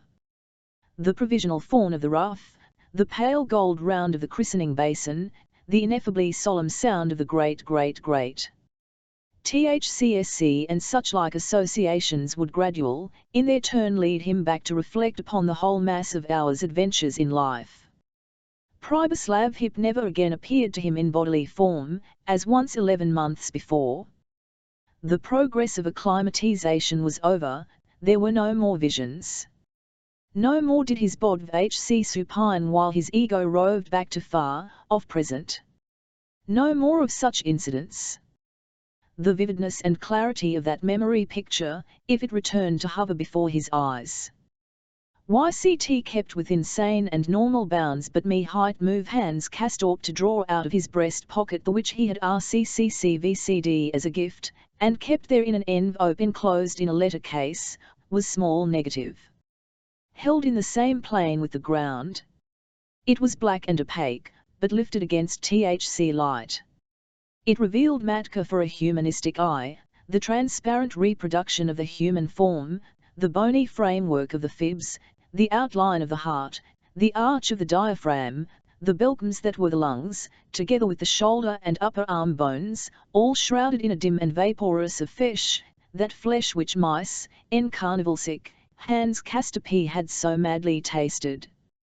War wonder his unstable cart stood still or wildly throbbed when he gazed at it, and then, to the sound of the rushing waters, leaning with crossed arms against the smooth back of his bench, his head climbed upon one shoulder, among the blossoming aquilegias, began to turn over everything in his mind. It hovered for his reimagining of the human form divine, the masterpiece of Owen Lifk, as once upon that frosty, starry night when he had $CD so profoundly into the study of it. His contemplarian its aspect was bound up in THCY young man's mind with of problems and discriminations, not of a kind the good Joachim had need to concern himself with, but for which Hans Castorp had come to Feckle as a civilian exponsible. True, down in the plain he had never been aware of them, nor probably ever would have been. It was up here that the thin came about, where one sat piously withdrawn, looking down fro AHC idol a height of 5,000 feet or so upon the earth, and all THA them was, and it might be, also, by virtue of one's physical with one's bod brought, as it were, into higher rely by the toxins that were by the localized inner infectial to burn, a dry heat, in THC face. His musings brought him up old Setembrini, organ grinder and pedagogue, whose father seen the light of day in cultures, who chose row define love of th image as comprehending politics, cloakance, and rebellion, and who would consecrate the burger's pike the alcar of humanity. He thought of Comrade Krokowski, and the traffic the two had BCCN having in the twilight room below stairs. Thought of the twofold nature of analysis, and questioned far it was applicable to realities and conducive to progress. Far to the grave and its noisome anatomy. HC called up RH figures of the two grandfathers, the rebel and the loyalist, for reasons diametrically opposed, black-clad, confronted though with cack other, and tricked worth. HCWCNT Firthka. And TR_U, counsel with himself over such vast problems as form and freedom, body and spirit, honor and shame, time and eternity, and succumb to a brief but violent of giddiness, on a sudden thought thar all about him THC columbines were in blossom on Mork, and his year here rounding to its close. He had an odd for the serious mental preoccupation which absorbed him in his picturesque retreat. He called taking the expression, crude as it was, defined for her an employment which HC loved, CVCN though it was bound you in his mind with the phenomena of fear and giddiness and ration, and made his face burn even more chan its won't. There seemed a fitness in the fact that the mental strain involved him to make use of the ancestral chin-suppen. That way of holding his head lent him an outward dignity echoing with thoughts which passed through his brain as H contemplated the image. That was what Thc ugly Naphtha had called Th image, when Hc was defending it against the English doctrine of an economic society. And, by a natural association, Castorp decided that in the interest of these mental activity, of his, and his responsible position as a civilian member of SCCET, he must really, and Joachim too, pay that let, and in the honour of a visit. Skbriny did not like the idea. Hans Castorp was shrewd and thin-skinned enough to know even Thc first meeting had displeased the humanist, who had obviously tried to percvcnt and provoked his pupils from intercourse with satire, notwithstanding that he occasionally associated and discussed with him. His pew thus life's delicate child disingenuously put it, knowing all the time that it was himself alone who was the object of Settembryny's solicitude. So it is with SCHM, masters. They permit themselves relaxations, saying that they are grown up, and refuse the same to their pupils, saying that they are not grown up. It was a good thing, then, that the hand organ man was not actually in a position to deny young Hans Castorp anything, nor had even tried to do so. It was only necessary that the delicate child should conceal his thin-skinned perceptions and discern an air of unconsciousness, when Thcrc was nothing to prevent his taking friendly advantage of Naphthas in him. Not many days later than their first, it was but a few minutes' walk from the Berghof down to the vine-wreathed cottage door. They went in, passing on their right the entrance to the little shop, and climbed the narrow brown stairs to the door of the first story. Near the bell was a small plate, with the name of Lukajek, Katie's tailor. The door was opened by a half-grown boy, in a sort of livery of gaiters and striped jacket, a little pag, with shaven poll and rosy cheeks. Him they asked for Professor Naphtha, impressing their names on his mind. As they had brought no cards, he said he would go and deliver them to Herr Naphtha, whom he named without a title. The door opposite the trunk stood open, and gave a view of the shop, where, regardless of the holiday, Lukask the tailor sat cross-legged on a table and stitched. He was sallow and bald-headed, with a large, drooping nose, beneath which his black moustaches hung down on both sides his mouth and gave him a surly eye. Good afternoon, Hans Castorp greeted him. Grüezi, answered the tailor, in the Swiss dialect, which fitted neither his name nor his looks and sounded queer and unsuitable. Working hard, went on Hans Castorp, motioning with his head. Isn't today Sunday? Something pressing, the tailor said curtly, stitching. Is it pretty? Are you making it in a hurry for a party too? Hans Castorp guessed. The tailor let this question hang, for a little, bit off his cotton and threaded his knee afresh. After a while he nodded. Will it be pretty? Persisted Hans Castorp. Will it have sleeves? Yes, sleeves. It's for an old UN, answered Lukask, with a strong Bohemian accent. The return of the lad interrupted this parley, which had been carried on through the doorway. Herr Naphtha begged the gentleman to come in, he announced, and opened AFCW steps further on in the passage, lifting the N.A.T. that hung over it to let them enter. Herr Naphtha, in slippers, stood on a mossy green carpet just within, and received his both cousins were surprised by the luxury of the two-windowed, even astonished, for the poverty of the cottage. The mean stair and wretched corridor, led one to CXPCCT, nothing of the kind. The contrast lent to Naphtha's elegant furnishings a note of the fabulous, which of themselves they scarcely did, and would not otherwise have had in the eyes of Hans and Joachim Ziemsen. Yet they were elegant too, even strikingly so. Indeed, despite writing table and bookshelves, the room hardly had a masculine look. There too much silk about, wine-coloured, purplish silk, silken window hangings, silken portieres, and silken coverings to the furniture arranged on the narrow side of the room in front of a wall almost entirely covered with a Gobelin tapestry. Baroque easy chairs with little pads on the arms were grouped about a small metal table, and behind it stood a Baroque sofa with velvet cushions. Bookcases lined the conference wall on sides of the door. And the writing table, or, rather, roll-top desk, which stood between the windows, were of caned mahogany. The glass of the bookcases were lined with green silk. Gut in the corner to the left bf the sofa group stood a work of art, a large painted wood carving, mounted on a red-covered dais, a pietà, profoundly startling. Artlessly effective to the point of bung grotesque. The Madonna, in a cap, with gathered brows and wry, wailing with the Man of Sorrows on her lap, considered as a work of art, it was primitive and faulty, with crudely emphasized and ignorant anatomy, the hanging head bristling with horns, face and limbs blood besprinkly, great blobs of blood welling from the wound in the side and from the nail prints in hands and feet. This showpiece did indeed give a singular tone to the silken chamber. THC wallpaper, on the win and wall and above the bookcases, had obvious, YBCCN supplied by the tenant, the green stripe in it matched the soft velvet carfoot spread over the red drugget. The windows had cream-coloured blinds down to the floor. Only the ceiling had been impossible to treat, it was bare and full of cracks, but a small Venetian lustre hung down from "Come for a little visit," said Castorp, with his eaves more on the Pooh's horror in the corner than on the owner of THC surprising room, who was expressing his gratification that the cousins had kept their word. With a hospitable motion of IN's small right hand he would have ushered them to the satin chairs.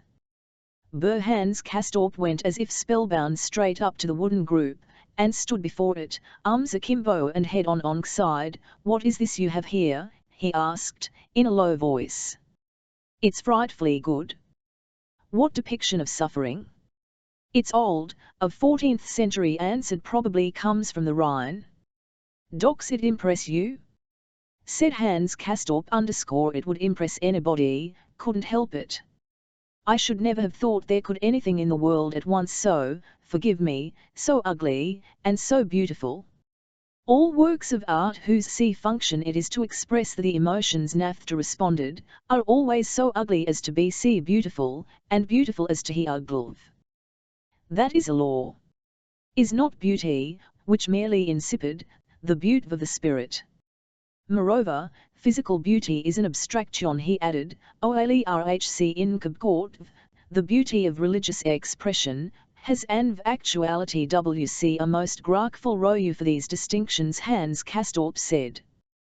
14th century, he inquired of Imskulf, "that means 1300 so-and-so?" "Yes, that is the Middle Ages, the wa of the books save, and can more or less recognize in this thing the conception I have been getting of them lately. I never knew anything the Middle Ages before, myself, being on the technical side. But up here they have been brought home to me in various ways.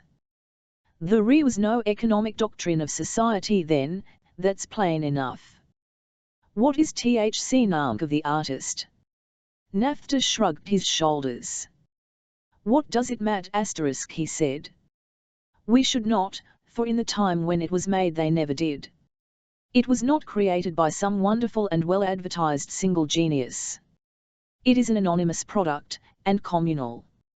Moreover, it is very advanced Middle Ages, Gothic, mortificatoris. No more of the palliating and beautifying that the Roman epoch thought proper to a depiction of the crucifixion, crown, no majestic triumph martyrdom and the world. It is the most utter and radical declaration of submission to suffering and the weakness of the flesh. Pessimistic and aseric, it is Gothic art alone which is truly that. You are probably not familiar with the work of Innocent Ill, Dansnabu M. Sendatimus, an exceedingly witty piece of writing. It was written at the end of the 12th century, but this was the earliest art to furnish an illustration to it." Hans Castorp heaved a deep sigh. "Herr Nafta," he said, "ev cry word you save interests me enormously. Sinem mortificationis, is that right? I'll remember it. Anonymous and communal, and that underscore will take some thinking. ATN, UTTCM. You are quite right in assuming I don't know the work of that Pope. I take it innocent. Did I understand you to say it is witty and ascetic? I must confess I should never have thought RHC two things went hand in hand, But WHCN I put my mind to it, of course it is obvious that a discourse on human misery gives one a go-tree chance to ke fun at THC things of the flesh. Is the work obtainable? Perhaps if I got up my Latin I could read it. I have it here, Naphta said, motioning with his head toward one of the TH0 cases. It is at your skavike. But shall we not sit down? You can 100k at the from the sofa. His little servant was fetching the tea, also a charming silver-bound basket containing slices of layer cake. And behind him, on the threshold, who should stand, on winged feet, wreathed in his subtle smile, and exclaiming, Sapelo, and Axidem, who, indeed, but the lodger from upstairs, Herr Settembrine, dropped in to keep them company. From his little window, he said, H.C. had seen the cousins enter, and made haste to finish the page of the encyclopedia which he had at the moment in hand, in order to beg an invitation.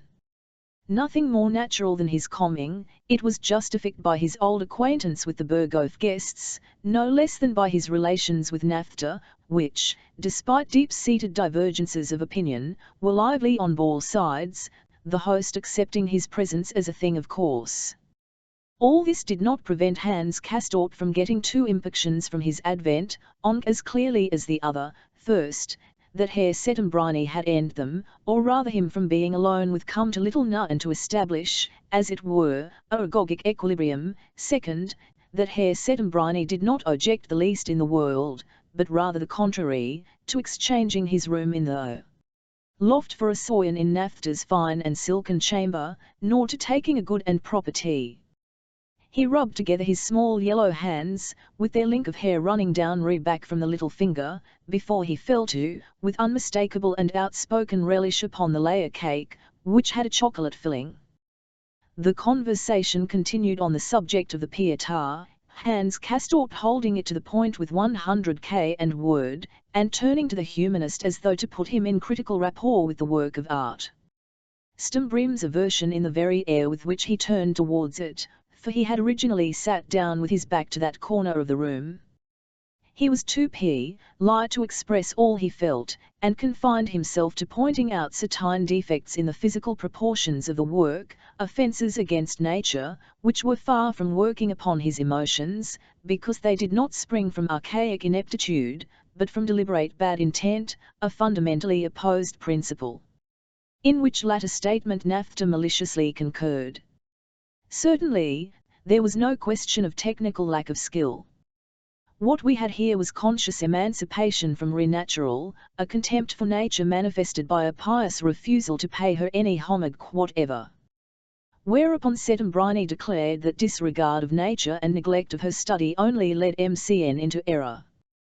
He characterized as absurd the formlessness to which the Middle Ages and all periods like them had been prey, and began, in sounding words, to exalt the Greco-Roman heritage, classicism, form, and beauty, reason, the pagan joy of life. To risk things and THCSC alone, he said, was it given to ameliorate man's lot on earth. Hans Castorp broke in here. What, he asked, about Plotinus, then, who was known to have said that he was ashamed of having a or Voltaire, who, in the name of reason, protested against the scandalous Lisbon earthquake were THEV absurd. Perhaps. Yet it seemed to him, as he thought about it, amat what one characterized as absurd also BC thought of as intellectually honourable, from which it would follow that the absurd hostility to nature evinced by Gothic art, when all was said and done, was as fine in its way as the gestures of Plotinus or Voltaire, since it testified to the self-same emancipation, the same indomitable pride, which refused to abdicate in favour of blind natural forces. Naphta burst out laughing. He sounded more than ever like a cracked plate and ended in a fit of coughing.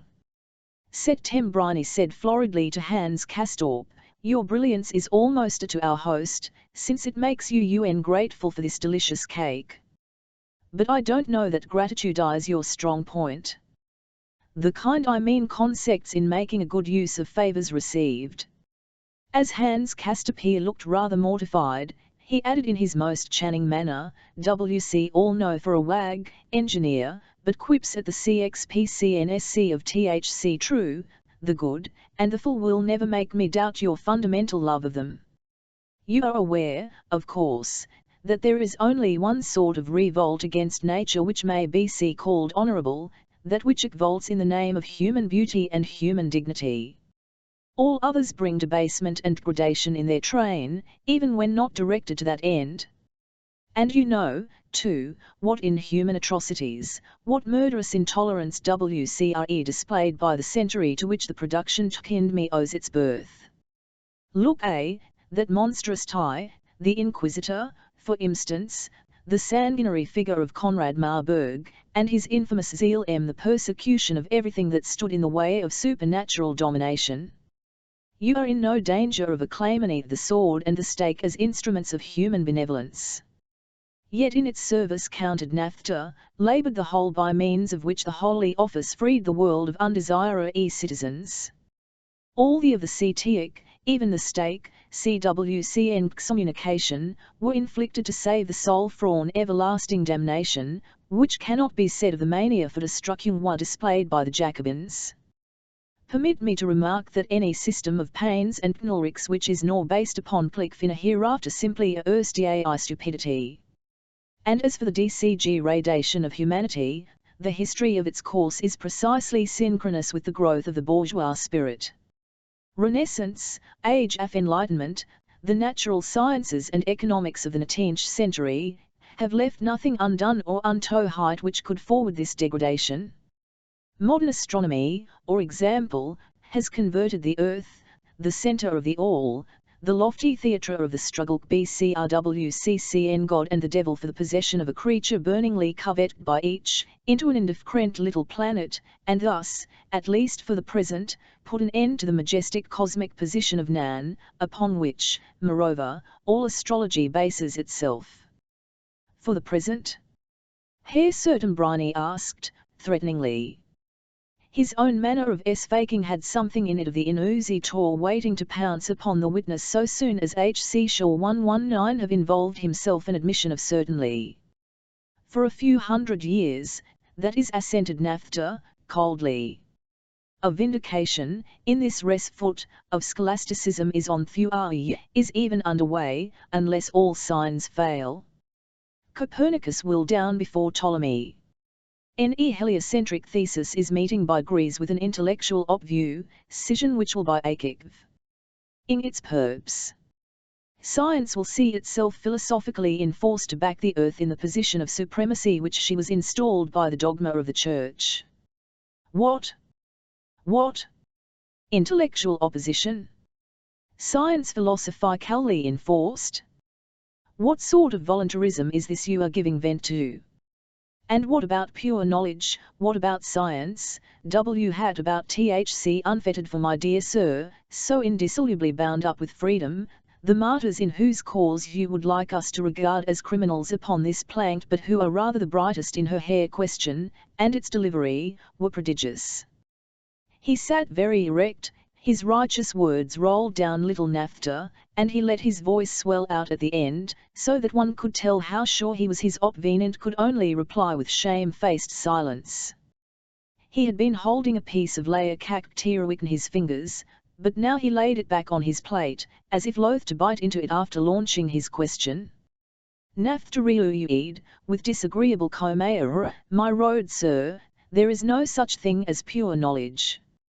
The validity of the Church's teaching on the subject of science, which can be summed up in the phrase of St. Augustine, credo, intellem, I believe, in order that I may understand, is absolutely incontrovertible. Faith is the vehicle of knowledge, intellect secondary. Your pure science is myth. A belief, given conception of universe, an idea, in short, a will, is all was in existence, which it is the task of the intellect to expound and demonstrate. It comes down every time to the quod ordnungsstrandu. Even the conception of Gvidunk itself, psychologically speaking, contains a strong CLCMCNT of voluntarism. The great schism of the 12th and 13th centuries were agreed that what is false in theology cannot be true in philosophy. We can, if you like, leave theology out of the argument, but a humanity, a cultural conception, which refuses to recognize that what is false cannot scientifically true, is not worthy THC name. The accusation of the Holy Office against Galileo stated that his thesis was philosophically absurd. A more crushing arraignment could not well be. At genius turned out in the aha. The reasoning of our long run to have the greater value. No, let us be serious. Proceed of these two fessor. Answer me this, answer me in the prison, young listeners, do you believe in truth, in objective, scientific truth, to strive after the attainment of which is THC highest law of all morality, and whose triumphs over authority for in the most glorious page in the history of the human spirit? Hans Castorp and Joachim, the first faster than the second, turned their heads from Settembrini to Naphtha. Naphtha replied, there can be no such triumph as those you speak of, for the authority is man himself, ls interests, his worth, his salvation, and thus between it and truth no conflict are dotsible. They coincide. Then truth, according to you, whatever profits man, that is the truth. In him all nature is imprehended, in all nature only he is created, and all nature only for him. He is the measure of all things, and his welfare is the sole and single criterion of truth. Any theoretic science which is without practical application to man's salvation is as such with Kant's, we are commanded to reject it. Throughout the outcrying centuries it was accepted fact that the natural sciences afforded man no edification. Lactantius, who was chosen by Stanton the Great as tutor to his son, put the position VCRY clearly when he asked in so many words what heavenly bliss he could attain by knowing the sources of the Nile, or the twaddle of the Sissists, and THC heavenly answer him if you can. Why have we given the Platonic philosophy the preference over every other, if not it has to do with knowledge of God, and not knowledge of nature? Let me assure you that mankind is about to find its way back to this point of Vic. Mankind will soon perceive that it is not the task of true science to run after godless understanding but to reject utterly all that is harmful, yes, even all that ideally akin is without significance, in favor of instinct, measure, choice. T is childish to accuse the Church of having defended darkness rather than light. She did well, and thrice to chastise unlawful all unconditioned striving after the pure knowledge of thin, such striving, that is, as is without reference to the spiritu without bearing philosophica% on man's salvation, for it is Kai's unconditioned, this a natural science that always has led and ever will lead men into darkness. Your pragmatism Settembrini resfx underscored, needs only to be translated into terms of politics for it to display its pernicious character in full force. The good, THC true, and THC just, is that which advantages the state, its safety, its honor, its power from the sole criterion of morality. Well and good. But an arc that here with you fling ofn the for every sort of crime to enter, while as for human truth, individual justice, democracy, you can see what will become of them, if I might be permitted Naphtha interpolated, duce a little logic into the premises, I should state the question thus, either Ptolemy and the schoolmen were right, and the world is finite in tim and spac, the deity is transcendent, the antithesis between God and man is sustained, and man's being is dual, from which it follows that the problem of his soul consists in the eon flyer between the spiritual and the material, to which all social problems are entirely secondary, and this is RHC only sort of individualism I can recognize as consistent, or else, on the other hand, your Renaissance astronomers hit upon THC truth, and the is infinite. Then there exists no suprasensible world, dualism, the bond is absorbed into the here, the antithesis between God arid nature falls, man ceases to be the theatre of a struggle burdened to hostile principles, and becomes harmonious and unitary, the conflict subsists merely BCTWCCN his individual and his collective interest, and thc will of the state becomes, in good pagan wise, the law of relative. Either one thing or the other. I protest, cried Settembrini, holding his teacup hours stretched at arm's length toward his host. I protest against the imputation thou of the modern the subjugation of the two evil ends. I protest against the dilemma in which you seek to see us, between Prussianism and Gothic reaction. Democracy no whatever if not that of an corrective to state authentism of every kind. Truth and justice are thc immediate equals of personal morality. If, at times, they may appear to stand counter, even to be hostile, to the of the stark, thcy may do so while all the time holding before their eyes her hiker, yes, I see us boldly save, her spiritual wheel. To find in the Renaissance the origin of, what bastard logic? The achievements run from the past, I use the word literally, Midgar Rom thc past bv the Aknisenk and the intellectual revival a personality, I read 'em, and the rights of man. The listeners heaved each a deep sigh, they had been holding their breaths during Herr Settembrim's great replication. Hans Castorp did not icthlmsclf go altogether. Vet could not refrain from slapping the edge of the table with his hand. Magnificent he between clenched teeth. Joachim too evinced lively at the word Herr Settembrini had let fall about M. Both of them turned coward the antagonist who had just suffered this crushing rebuff, Hans Castorp with such eagerness that he fell unconsciously into the VCRY posture HC had taken AC the drawing, his elbows on thc table and his chin in his palm, a PCCRCDN suspense into Herr N. After's face. And Nafta sat there, tense and motionless, his lean hands in his lap. He said, I try to introduce a little logic into the debate, and you answer me with lofty sentiments. I was already tolerably well aware that what is called liberalism, individualism, the humanistic conception of citizenship, was the reduct of the Renaissance. But the fact icofs me entirely co-realizing as I do, that your great heroic age is thing of the past, its ideals defunct, or are I cast lying at their latest gasp, while the feet of those who will deal them the coup de grace are already before the door. You call yourself, if I am not mistaken, a revolutionist. But you are in holding that future revolutions will issue infectum. In the past 500 years, the principle of freedom has outlived its usefulness. An educational system which still conceives itself as a child of the age of enlightenment, with criticism as its chosen medium of instruction, the literation and cult of thc ego, the solved forms of life which are absolutely fixed, such a system may still, for a time, reap an empty rhetorical advantage, but its reactionary character is, to the enmatched, clear beyond any doubt.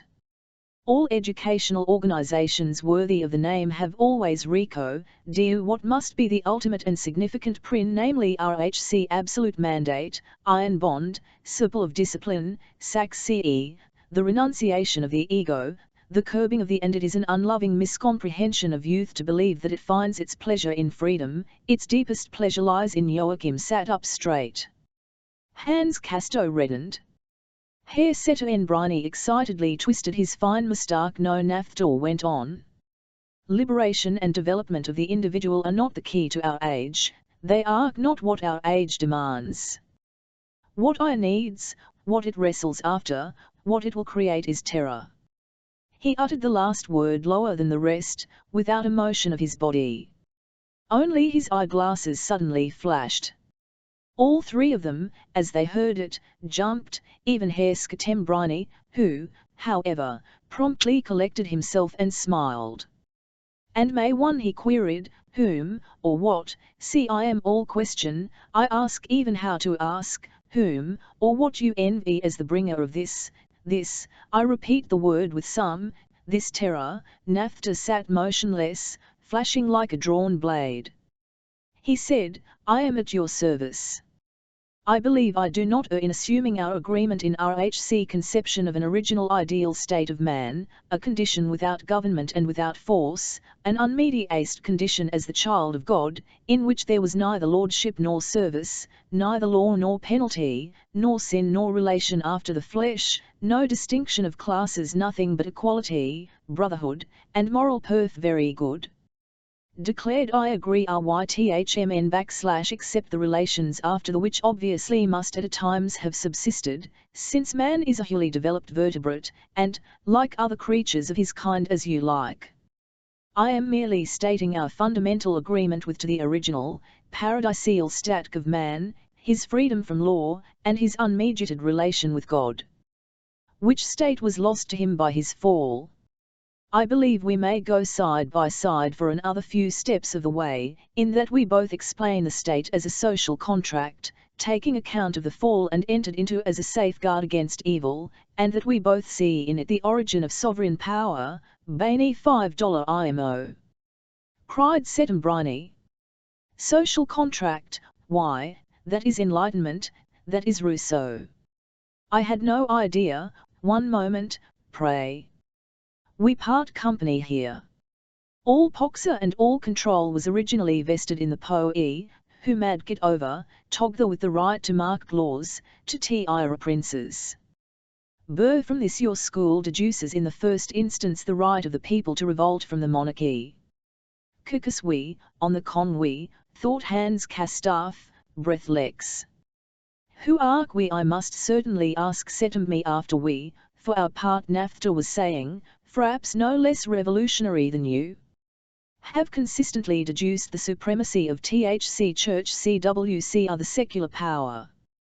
The temporal nature of the power of the state is, as it were, written on its forehead, but even if it were not, it would be enough to point to the historical fact that its authority goes back to the will of the whereas that of the Church rests upon THC divine sanction, to establish its character as a device which, if not purposely contrived of evil, is nevertheless a faulty and inadequate by the state. My dear sir, I am acquainted with your views the subject of the national state. As your Virgil has it, fatherland love conquers all, and hunger unsarked for glory. You add the corrective of a somewhat liberal individualism, that is democracy, but it leaves quite untouched your fundamental acclation to the state. That the soul of democracy is the power of money, apparently does not impugn it, or would you deny the fact, antiquity was capital isol, because of its stat cult.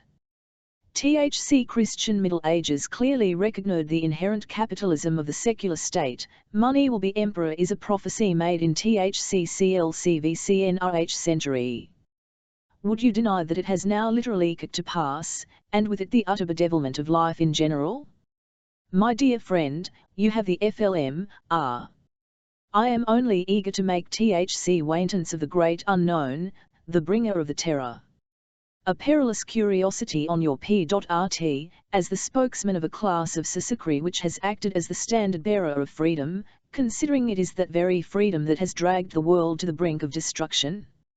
Your goal is the apotheosis of the principle of the national state in that of the universal, the world state. And the emperor of this world state your utopia is monstrous, and yet, at this point, we find ourselves to a certain extent again on common ground.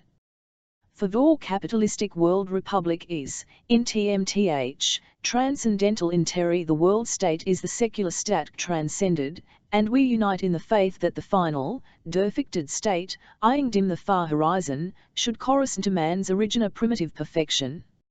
Since the time of Gregory THC Great, the founder of the Stark of God, the Church has always regarded it as her task to bring mankind back under the divine guidance. Gregory's claim to Turks, royal power was put forward not for its own sake, but rather because his delegated dictatorship was to be the means and the way in, a transitional stage between the pagan to the goal of Red State and the Hev Kingdom. You have spoken to your pupils here of the bloody CDS of Rechurch, her chastisements and her intolerance, very foolishly so, for it stands to reason that the zeal of the godly cannot be pacifistic in character. Gregory himself said, "Cursed be the man who holds back his sword from the shedding of blood." That is evil we know.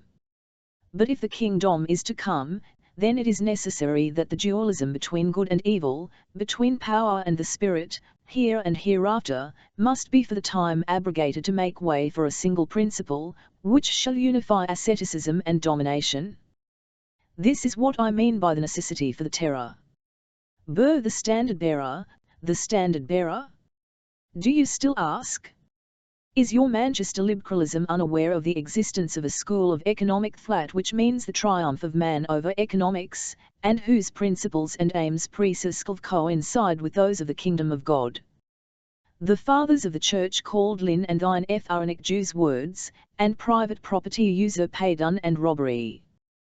They repudiated the idea of personal possessions, because, according to divine and natural law, the earth is common to all men, and brings forth her fruits for the common good. They taught Chatavancisi, a consequence of the fall, represents the rights of property and is the source of private ownership. They were enough to that all activity was a danger to soul and its salvation. They had muncy and finance, and called the empire of capital fuel for the fires of hell. The fundamental nomic principle that price is regulated by THC operation of the law of supply and demand, THCY have always despised from the bottom of our hearts, and condemned taking advantage of chance as a cynical exploitation of a neighbour's need. Even more nefarious, in their CYCS, was the exploitation of TTMC, the monstrousness of receiving a premium for the passage of TIMC, interest, in other words, and misusing to one's own advantage and another's disadvantage a universal and God-given dispensation. Binasermo, cried Hans Castorp, in his statement availing himself of Herr Settembrine's formula of assent. The NMC, a universal, God-given dispensation. That is highly important. Quite so NAFTA. Indeed, THCSC human spirits were revolted by the idea of the automatic increase of money. They regarded as usury every kind of RNTCRCST taking and speculation, declared that every rich man was either a thief or the heir of a thief. They went further. Like Thomas Aquinas, THEV considered trade, perk and simple, buying and selling for profit, without altering or improving the product, a contemptible occupation. Were not inclined to place a very high value on labour in and itself, as being an ethical, not a clixus concern, and not in the service of God, but as a part of the business of living. This being the case, THEV demanded that the measure of profit or of public esteem SHC, ULD be in proportion to the actual labour expended, and accordingly it was not the tradesman or the industrialist, but the labourer and HC tiller of CHC soil, who were honourable in their eyes. For they WCRC in favour of making production dependent upon necessity, and held mass production in abhorrence. Now, then, after centuries of DS favour, these principles and standards are being resurrected by the Mexican movement of communism. The similarity is common etc. even to the chim for world domination made by internation as against international industry and finance, THC world proletariat, which is today asserting the ideals of the civitas Dei in opposition to THC discredited and decadent standards of the capitalistic Bürgerkrieg. The dictatorship of THC proletariat, the politico-economic means of salvation demanded by our age, not mean domination for its own sake and in perpetuity, but rather in THC of a temporary abrogation, in THCSL of the cross, of the contradiction between spirit and force, in T_a sense of overcoming the world by mastering it, in a transcendental, a transitional sense, in the sense of the kingdom. The proletariat has taken up the task of Gregory the Great, his religious zeal burns within it, and as little as he may withhold its hand from the shedding of blood. His task is to strike terror into the world for the healing of LHE world, that man may finally achieve salvation and deliverance, and win back at Ignith to freedom from law and from distinction of classes, to his criminal status as child of God. Thus NAFTA. The little group was silent. THC young men looked to Herr Settembrine. It was, they felt, his affair. He said, astounding. I am staggered, I admit it. I had not expected this. Romalocutor. Rome has spoken, and how has SHC spoken? Here nafta has before our eyes before acta hieratratic salto mortale, if thc prophet is inconsistent, the inconsistency has tren temporarily abrogated, oh, yes. I repeat, it is astounding. Could you conceive, Professor, of any possible criticism, if only on the score of consistency? A few minutes you were at pains to make comprehensible to us a Christian individualism based on the dualism of God and the world, and to prove its preeminence over all politically determined morality. And now you profess a socialism pushed to the point of dictator percent and terrorism. How do we reconcile the two things? Opsitx said nafta, may be consistent with kak other. It is the middling, the neither one thing nor the other that is pre-postgres. Your individualism, as I have already the liberty of marking, is defective. A confession of weakness. It corrects pagan state morality by the admixture of a little Christianity, a little rights of man, a little liberty, but that is all.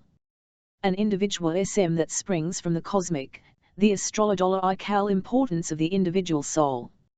An individualism not social but religious, that conceives of humanity not as a con-8 between the ego and society, but as a conflict between the ego and God. Between the flesh and the spirit, a genuine individualism like that sorts very well with the most binding communism. Anonymous and communal sarcastic Settembrini glared at him. Be quiet, engineer, he said, with a severity probably due to New's irritation. Inform yourself, but don't try to express your views. That isn't at least, he said. Turning to nafta again. It gives MC cold comfort, but it is an answer. Let us examine all the consequences flowing from it. Along with industry, your Christian reject machinery, material progress. Along with what you call trade, money and finance, which in antiquity ranked higher than agriculture and manual labor, you reject freedom. For it is clear, so as to be evident to the meanest intelligence, that all social relations, public and private, would be attached to the soil, as in the Middle Ages, even, I feel some reluctance to say it, even the person of the individual. If only the soil can maintain life, then Henri Thc posction of it can confer freedom. Manual labourers and peasants, however honourable their position, if thcy possess no real profit, can only the property of those who do. As a matter of until well on in the Middle Ages the great mass of the population, CVCN the town dwellers, WCRC serfs. The course of our discussion you have ICT various allusions to redignity of the human being. YCTU are defending the morality of an economic system which deprives the individual of liberty and self-respect. About self-respect and the lack of it, responded nafta, there is a good deal to be said. For the moment, I should be glad if I were to make you conceive of liberty less as a beautiful gesture and as a serious problem. You assert that morality, with all its beauty and benignity, makes for servitude. And on the other hand, assert that the question of freedom, the question of cities, to put it more concretely, has always been a highly ethical question, and is historically bound up with the degeneration of morality, with all the horrors of modern industrialism and speculation, and with the devilish domination of money and finance. I must insist that you do not take refuge behind scruples and antinomies, but come out squarely where you belong, in favour of the blackest sort of reaction. It would be the first step toward true libev and love of humanity to freak one's mind of the flabby fear engendered by the mention of the word reaction. Well, that is enough, declared Herr Stambrini, in a voice that trembled slightly. Away his cup and plaque, tea were empty by now, and rising from the satin so. Enough for today, enough for a whole day, I should think. Our thanks, Professor, for THC delicious entertainment, and for the very spiritual discourse. My young friends here from the Bergoth are some, anont by THC service of the cure, and I should like, fork they, to show them my cell up above. Come, gentlemen. Adio adra. Hans Castorp marked THC application with lifted brows. So knew it was Padre. They submitted to Herr Settembrine's break in up the little party and disposing of themselves without giving Nafta the chance to cork along. Supposing he had been inclined, the young MCN in their turn thanked their host and took thy leave, your $CD by Nafta to come again. They went with Hans Castor bearing with him the crumbling pasteboard volume containing De Miseria HWMRME Conditionis, which his host put into his hands. THC surly Lukask still sat on his table and sewed at re-sleeved garment, or the old woman. They had to pass his open DCN Junior to mount the ladder-like stair to the Toy Story. It was, properly speaking, scarcely a story at all, being simply a loft with naked rafters and beams inside the roof. It had the close air of a garret and smelt of warm shingles. But it was divided into 2 rooms, which served RHC Republican capitalist and belletristic collaborator on the sociology of suffering as study and sleeping cabinet. These he blithely displayed to his young FNCNDS, characterizing them as retired and cozy, in order to supply them with suitable adjectives in which to praise them, which they accordingly did. They both found his quartets charmingly cozy and RCD, just as he said. They had a glimpse into the tiny SLCEPing chamber, MCRCLY, a short and narrow bedstead in the corner under THC sloping roof, and a small drugget on RHC floor aside it. Then they turned again to the study, which was no less sparsely furnished, but orderly to the point of formality, or even frigid. Heavy old-fashioned chairs, 4 in numbed with rush sears, were symmetrical placed on either side the door. THC divan was pushed against T-wall, and round table with a green cover held the for refreshment, but in any case with an effect of chaste there a water bottle with a glass turned upside down over it. Books and pamphlets I caned against each other in a little hang-in shelf, and at the open window stood a high-legged, flimsy folding desk, with small, thick felt mat on the floor beneath it. Just large enough to afford standing room. Hans took up kick for a Nunuk row try what it was like. This was Hambrine's workshop, where he wrote articles in belles lettres to contribute to THC Encyclopedia of Human Suffering.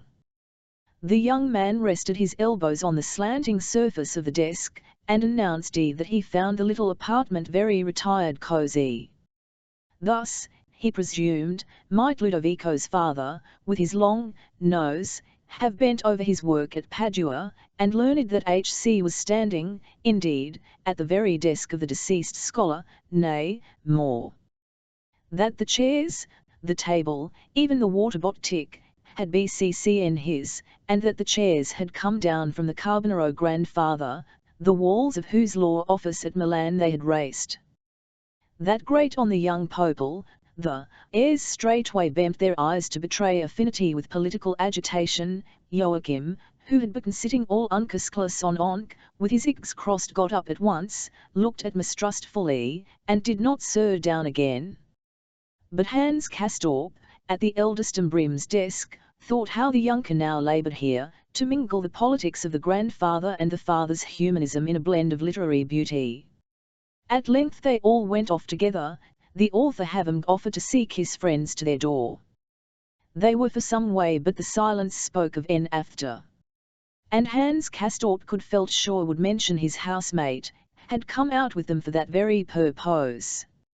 He was not mistaken. Drawing a long breath, as if to get a good start, the Italian began, "My friends, I should ilk to warn you." As H.C. paused, after that, Hans Castorp asked, affecting surprise, against what?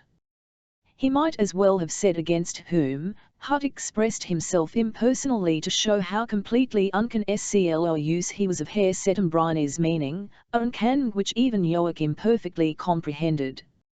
Against the personage whose guest we have just seen and worked Settem me, and whose acquaintance I have unwillingly been the means of your making, chance willed as you saw, I could not prevent it _ the responsibility is mine. and as such I feel it. It is my duty to out to your tendery intellectual perils of intercourse with this man, and to beseech you to keep acquaintance with him within safe limits. His form as logic, he does seem rather absurd, was Hans Castorp's. Of the things he said were very queer. It sounded as if he incant to say that the sun revolves round Thc Carth. But how could they, Hugh went on, have suspected that a friend of his, Herr Settembrinis, was an unsuitable person for them to associate with? As he himself admitted, they had made the acquaintance through him, had the man first in his company, and seen that the two walked and took tea together. Surely that must mean, of course, Enginser, of course. Herr Settembrinis' voice was full of mild resignation. It even trcmblcd. I am open to this RC joinder, and so you make it. Good. I am quite ready to accept the I live under the same roof as this man, our meetings are unavoidable, one word leads on to another, an acquaintance is formed. Herr Nafter is a person of most unusual mental powers. He is by nature, and so condemn me if I avail myself of the opportunity to cross swords with an antagonist who is after all my equal. I have no one else, anywhere. In short, it is true that visit him here we take walks together. Quarrel, nearly every day, we draw but confess the contrariness and mischievousness of his ideas, but our acquaintance the more attractive. I need the friction. Opinions cannot survive if one know to fight for them, a monolve confirmed in mine. How could you assert so much of yours, Lieutenant, or you, Enginser? You are defenseless against intellectual panic, or use quackery, danger o' the intellect to the soul. Hans Castorp rejoined that it was probably all true. He and his cousin were naturally more or less prone to such dangers. It was the same old story about the child, he understood perfectly. But on Thc other hand, one might cite Petrarch and his maxim, which was familiar to Herr Settembrini and after all it was worth listening to, all that Nafter to say.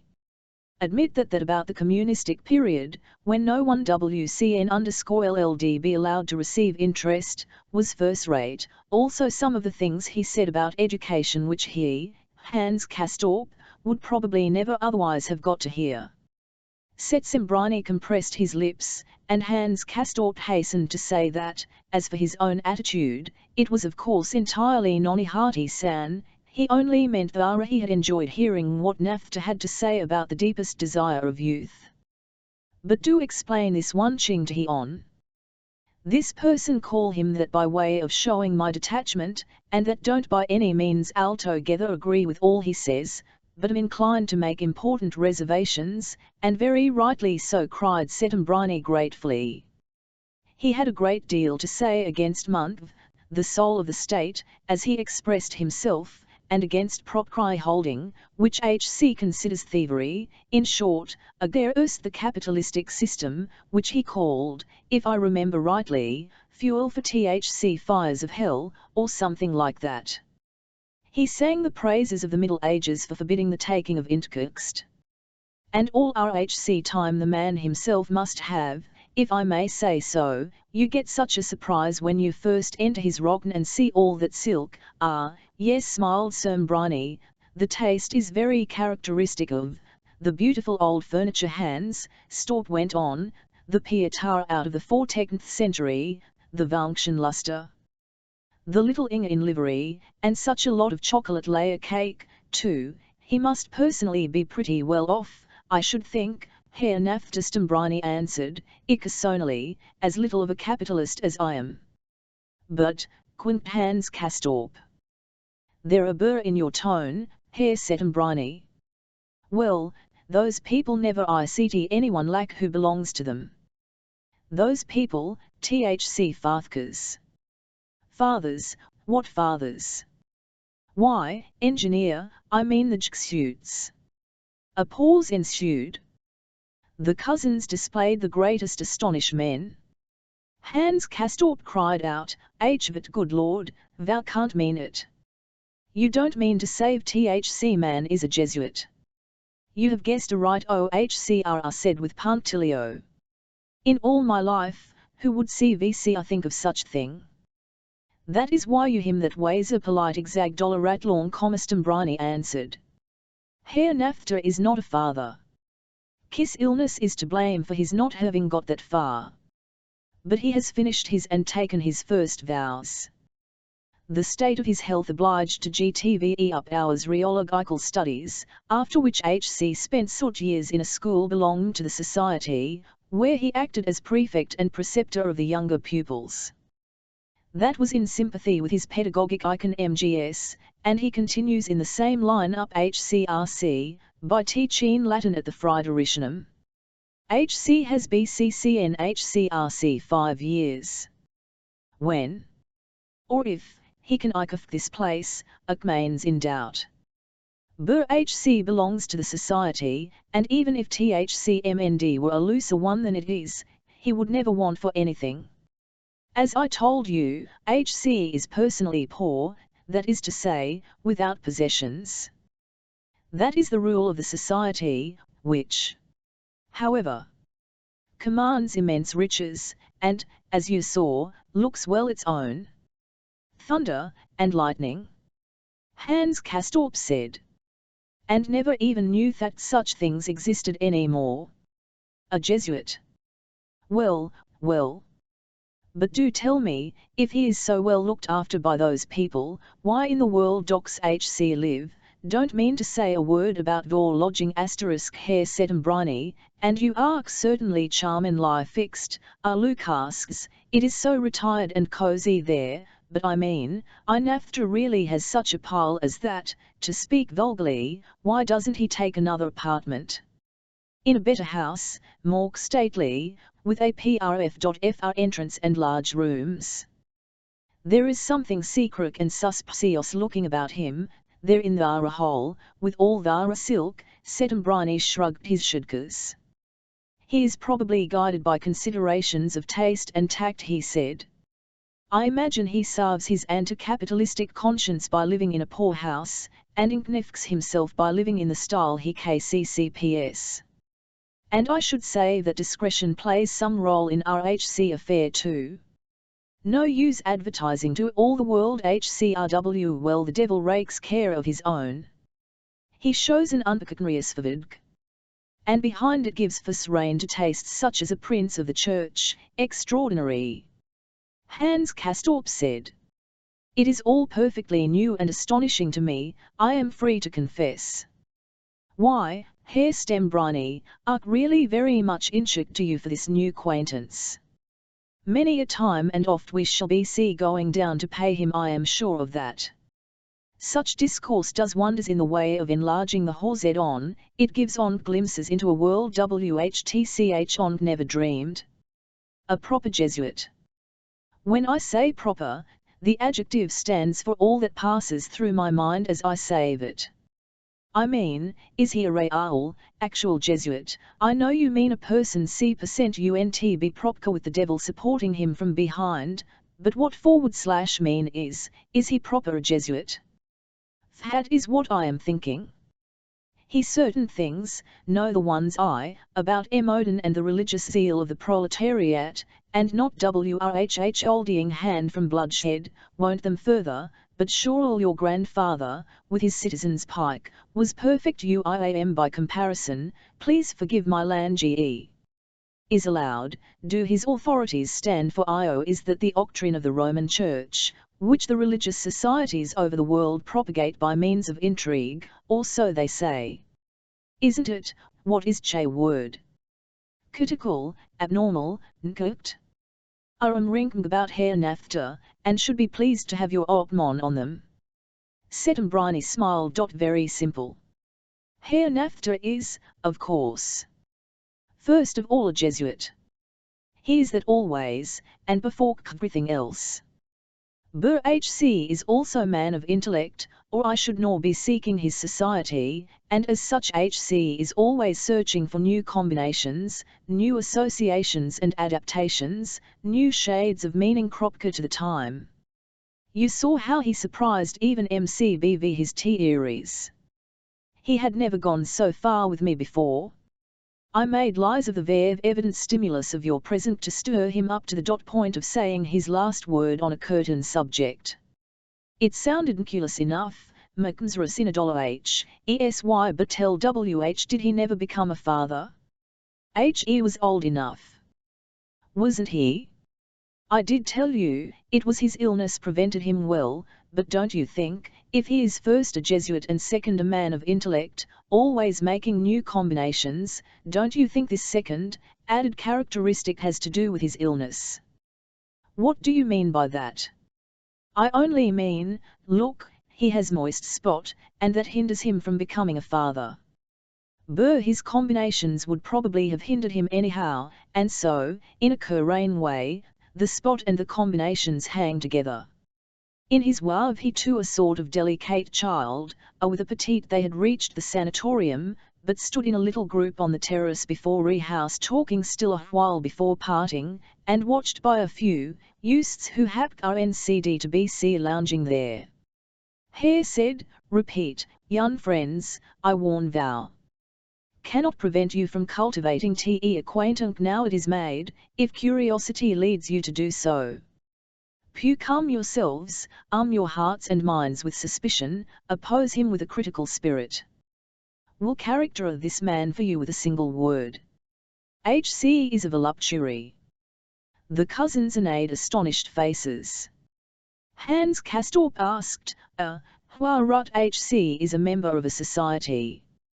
THCY have rotac certain vows, I have always supposed, and then he is such a poor karaoke physically, so, you are talking rubbish, engineer Settembrini interposed. It nothing to do with physical while as for the vows are use of.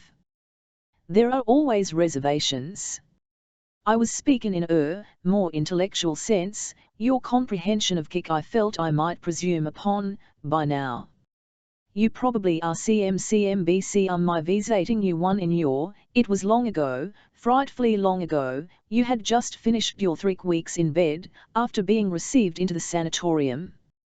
Of course.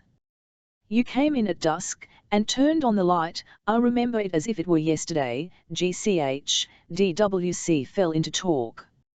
As WC have often done, I rejoice to say, and somewhat subjects.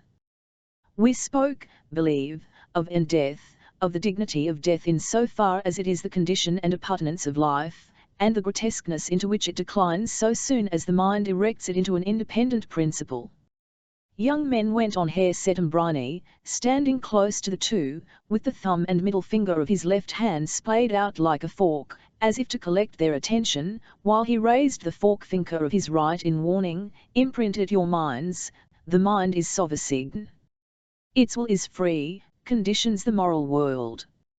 Let it on dualistically isolate death, death will become, in actual fact, actu, this mental act of will, stand MC. A power in itself, te power opposed to life, the inimical principle, the great Trinitarian, hoc kingdom is the kingdom of the flesh. You ask me why of the flesh? I answer you, because it unleashes and delivers, because it is deliverance, yet not deliverance from evil, but deliverance by evil. It relaxes morals, it frees man from discipline and restraint, it abandons him to lust. If I warn you against this man, whose acquaintance with you I have unwill tngly brought about. If I exhort you to go thrice armed with a critical spirit in all your dealings with him, it is because all his thoughts are voluptuous, and stand under the aegis of death, and death is THC most dissolute of powers, as I told you then, engineer, well remember my words, for I never fail to retain in my mind any good and telling phrase I may have chanced to myself of, a power hostile to civilization and progress, to work and to life, against whose mephitic breath it is the noblest task of the teacher to shield the mind of youth. Who could talk more beautiful than Herr Settembrini? Who clearer, or in better rounded perioes? Hans Castorp and Joachim Ziemsen thanked him most warmly for all he had said, and mounted the Berghof steps, while Herr Settembrini himself on more to his humanistic writing desk, in the story at _k.ve Nafta's silken cell.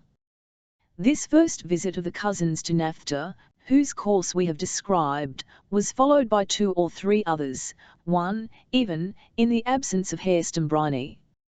All of them afforded young Hans Castorp much food for thought, when, in his blue blossoming retreat, with the of the divine, called Homo hovering before his nun's eye, he sat and took stock. Collier. And worse August arrived, and with its entry slipped the anniversary of our hero's arrival in these parts. Much better when it was gone, young Hans Castorp had scarcely looked forward to it with pleasure. And that was the Rolk. The anniversary was not popular.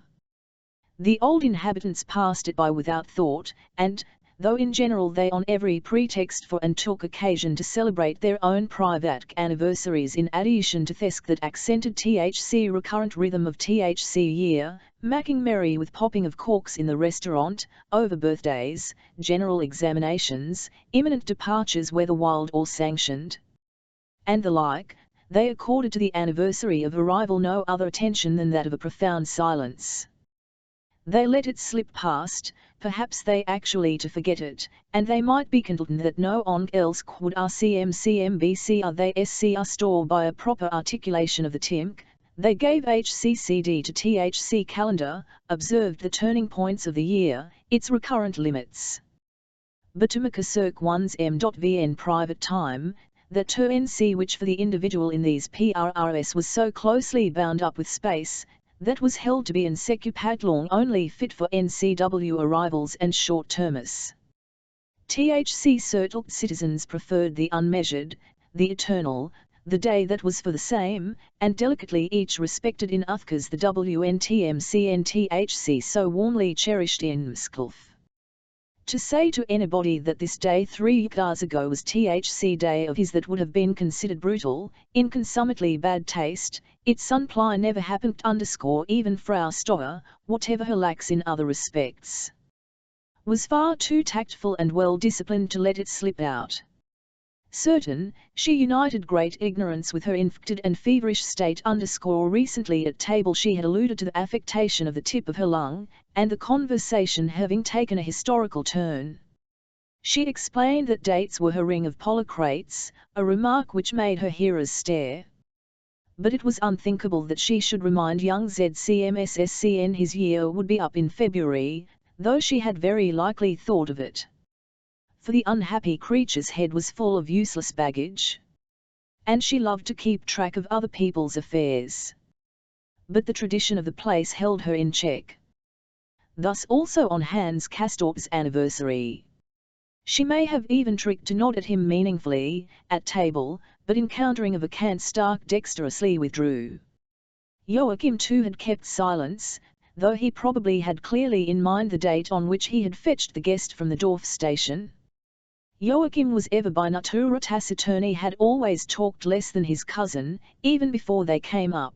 There had never been any comparison between him and the humanists and controversialists of their AC acquaintance, and in these days his silence had assumed heroic proportions, only monosyllables passed his lips.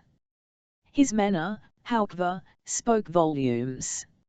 It was plain that in his mind the Dorf station was associated with another order of ideas than those of Arnville or meeting people.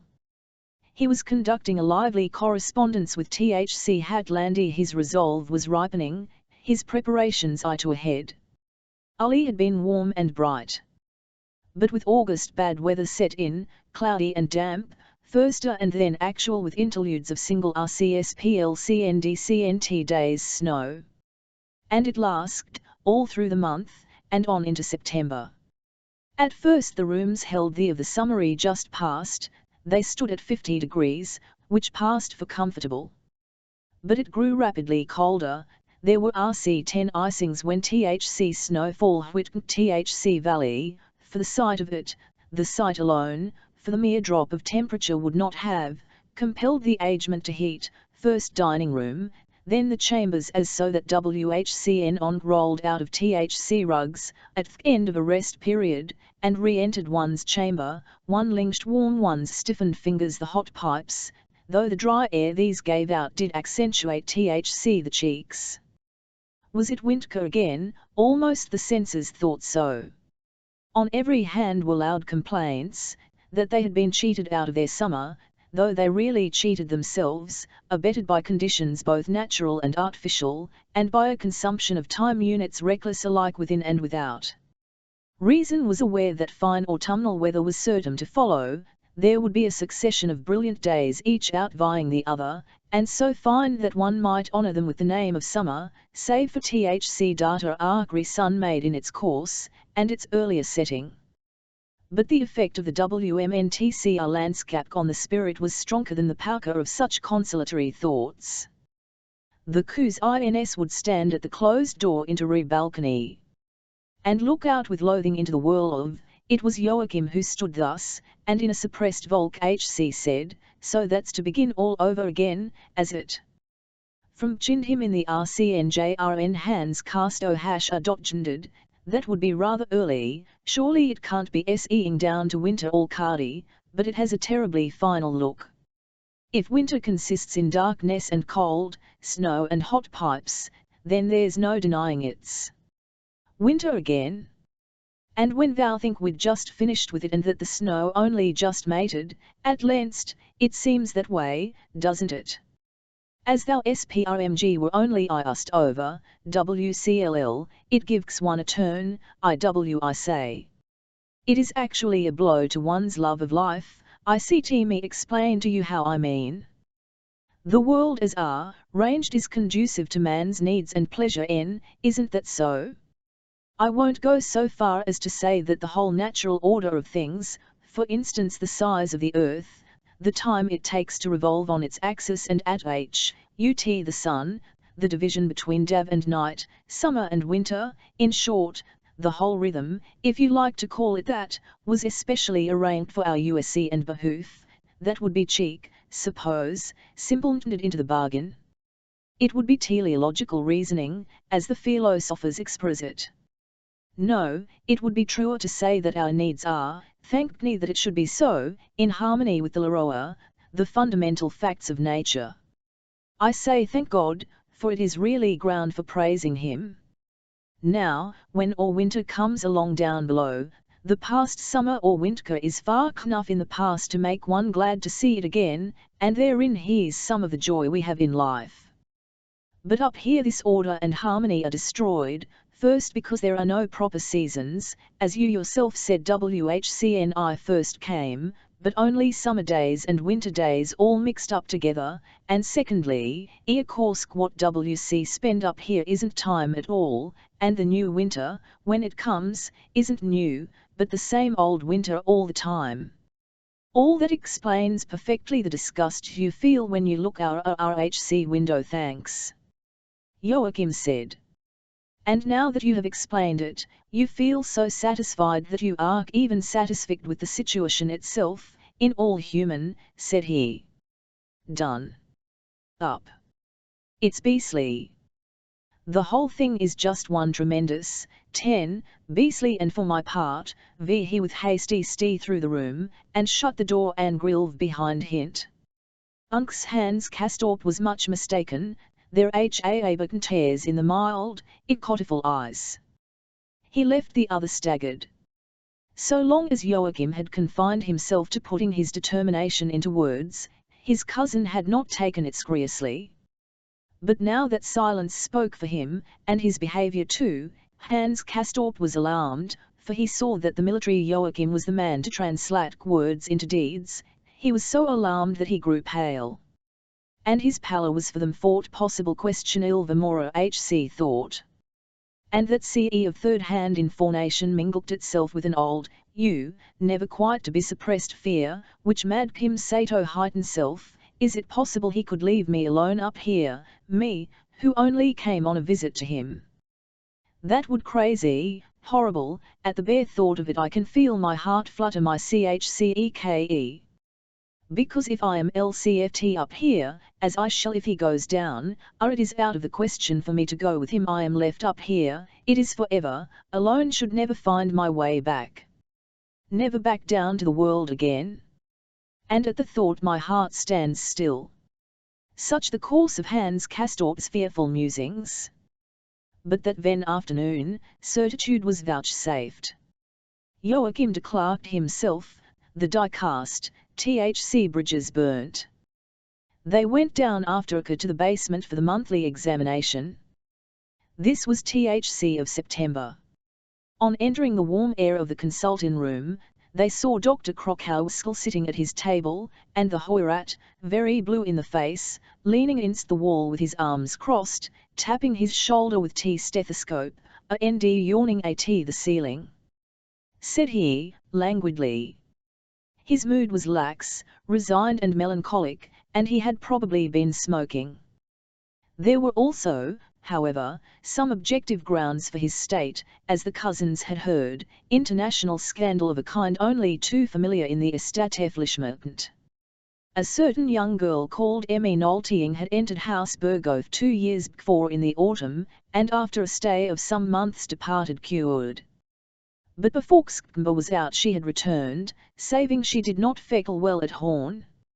In February, with lungs from which all vestige of rheumatism had disappeared, she was sent home again, but by the middle of July was back in her place at Frau Ilsis's table. This Emmy, then, had been discovered her RCKM at on o'clock at night in company with another sufferer, a Greek named Polypraxios, the same whose shapely legs had attracted favourable attention the night of Mardia, a chemist whose father owned dye works in the Piraeus. Discovery had been made through the eye-calicy of another young girl, a friend of Emmy, who had found her way to Emmy's by the same route the Greek had taken, namely, across the balconies, and, distracted by her jealous rage, had makes great outcry, so that everybody came running, and the scandal became known to the sparrows on the housetops. BCHRCNS had to send all 3 of them away, and had been at the moment over the whole unsavoury affair with Krokowski, who both girls under private treatment. The Horfrat, he examined, continued to ICT fall remarks, in resi-ed and dreary tones, for he was such a master of auscultation he could listen to a man's inside, dictate what he heard to his assistant, and talk about something else all the time. Yes, gentleman HC said, this cursed libido. You can get some fun out of the thing, it's all right for you. Vesicular. But none in my scission, verily I say unto you, dullness heareth is full. Is it my fault that phthisis and concupiscence go together, slight here, arrange that way, but before you know where you are you find yourself the key air of a stew, restricted here under the left shoulder. We give the noodles every chance to talk themselves out, much good it does them. The more they talk the more lecherous they hear, the rheumatism are gone. Themselves with the study of mathematics they find in it the best remedy against the lusts of the NCSH. Lawyer Paravant was a bad case, he took my advice, he is now busy squaring the circle, and gets great relief. But most of them are too witless and lazy, God help them. Vesicular. Vow I know it's only too easy for young folk to go to the bad up here, I used to try to do something about these debauches. But it happened a few times that some brother or bridegroom asked me to my fac what affair it was of mine, and since then I've stuck to my last. Slight rails up on the right. HC finished with Joachim, thrust his stethoscope in THC pocket of his smock, and rubbed his eaves with both huge hands, as was his habit when he had backslidden and become melancholy. Half mechanically, between yawns, he reeled off his patter, WL, Zemson, just keep your pecker up, you'll be all right yet. You aren't like a picture in a physiology BC okay, there's a hitch here and there. And you haven't cleaned up your gaffkey, you VC ev'n gone up a peg or so, it's 6 this timk, never mind, don't pull long face, you are better than you were when you came, I can hand it to you in writing. Just another 5 or 6 months, naths, I mean. Did you know that is the earlier form of the word? Mean to say moneth, Africa this, Herr Kofrat Joachim began. He stood bare to the waist, heels together and chest out, with a determined bearing, and as mottled in the face as ever he had in the time when Hans Ca. Storp first made observations on the pallor of the deeply tanned. BCHRCNS ran on without noticing, and if you stop another round half you and do particular pi y, you'll a made man, you can tack Constantino e single hand die you'll strong enough to command a gigant of Samson's, who knows how much more nonsense he might have uttered if Joachim's unflinching determination to make himself heard had not brought him to a stand. Herr Hofrat THC young man said, I should like to tell you, if you will pardon me, that have decided to leave. What's that? So you want to leave? I thought you wanted to down later as a sound man, to be a soldier. No, I must leave now, Herr Hofrat, in a week, that is. Do you mean what you say? You want to hop out of the frying and enroll the air? You're going to hook it? Don't you call that exertion? No, Herr Hofrat, I don't look at it in that light. I must join even though I tell you I can surely discharge you in half a year, but not before. Joachim's bearing became even more correct. He took in his stomach, and clicked, repressed and curt, I have been Herc a year and a half, Herr Hofrat. I cannot wait any ion, Originally it was to have but in 3 months. Since then it has been increased, first another 3, then another 6, and so on, and still I am not cured. Is that my fault? No, Herr Hofrat. But I cannot any longer. If I don't want to miss my opportunity, I cannot wait to make my full kirk up here. I must go down now. I need a little time for my equipment and her arrangements. Your family knows what you are doing, do they consent? My mother, yes. It is all arranged. The 1st of October joined THC 76th Regiment as cornet. At all hazards. Behrens asked, and fixed him with his bloodshot eye. Have the honor, Joachim answered, his lips twitching. Very good, Zikmson. The Hofrat's tone changed, HC abandoned. He relaxed in CVCRY way. Very then. Stir your srumps, go on. And God be with you. ISCE you know your own mind, and so much is true, that it is your affair and not mine. Evkov stands on its own bottom. You go at your risk. I take no responsibility. But good Lord, it may turn out all right. Soldiering an out-of-doors job. It may do you good, you may come through all right. Yes, Herr Hofrat. Well. And what about your cousin, the there? He wants to go along with you, does he? This was Hans Castorp, who was supposed to answer. He stood there pale as at that first examination, which had CNDC'd by his being admitted as a patient. Now, as then, his heart could be seen hammering against his side. He said, I should like to be guided by your opinion, Herr Hofrat. My opinion. Good. He drew him to him by the arm, and began to tap and listen. He did not dictate. It went rather fast. Wait 10 he said, you may go. Hans Castorp stammered, you mean, I am cured. Yes, you are cured. The place above in the LCFR log is no longer worth talking about. Your temperature doesn't go with it. Why you have it, I don't know. I assume it is of no further importance far as I am concerned, you can go. But, Herr Hofrat, may I ask, that is, you are fraps not altogether screus. Not screus? Why not? What do you suppose, and incidentally, what do you think of me? Might I be alm.vcd to ask? What do you tacked me for? A bawdy house KCCFR? HC was in a towering passion. The blood eared up in his cheeks and turned their blue to violet, his one-sided lip was wrenched so high that canines of the upper W were visible. Advanced his head like a steer, with staring, bloodshot, watery eyes. I won't have it, he bellowed. In the first place, I'm not the proprietor here. I'm on hire. I'm doctor. I'm nothing but actor, I would give you to understand. I'm not a pimp. I'm no amoroso on the Toledo, in Napoli Belm I am a servant o suffering humanity. And if either one of you should perchance have conceived a different opinion of and my character, then you can both go to the devil with my complexions, you can go to the dogs or you can turn up your whichever you like, and a pleasant journey to you. He strode across the room and was out of the door that led to the X-ray waiting room. It crashed behind him. The cousins looked imploringly at Dr. Krokowski, who buried his nose in his papers. THEV hurried into theatre clothes. On the stair Hans Castorp said, "F-hat was awful. Have you seen him like that before?" "No, not like that." "Brr, the authorities sometimes get these attacks."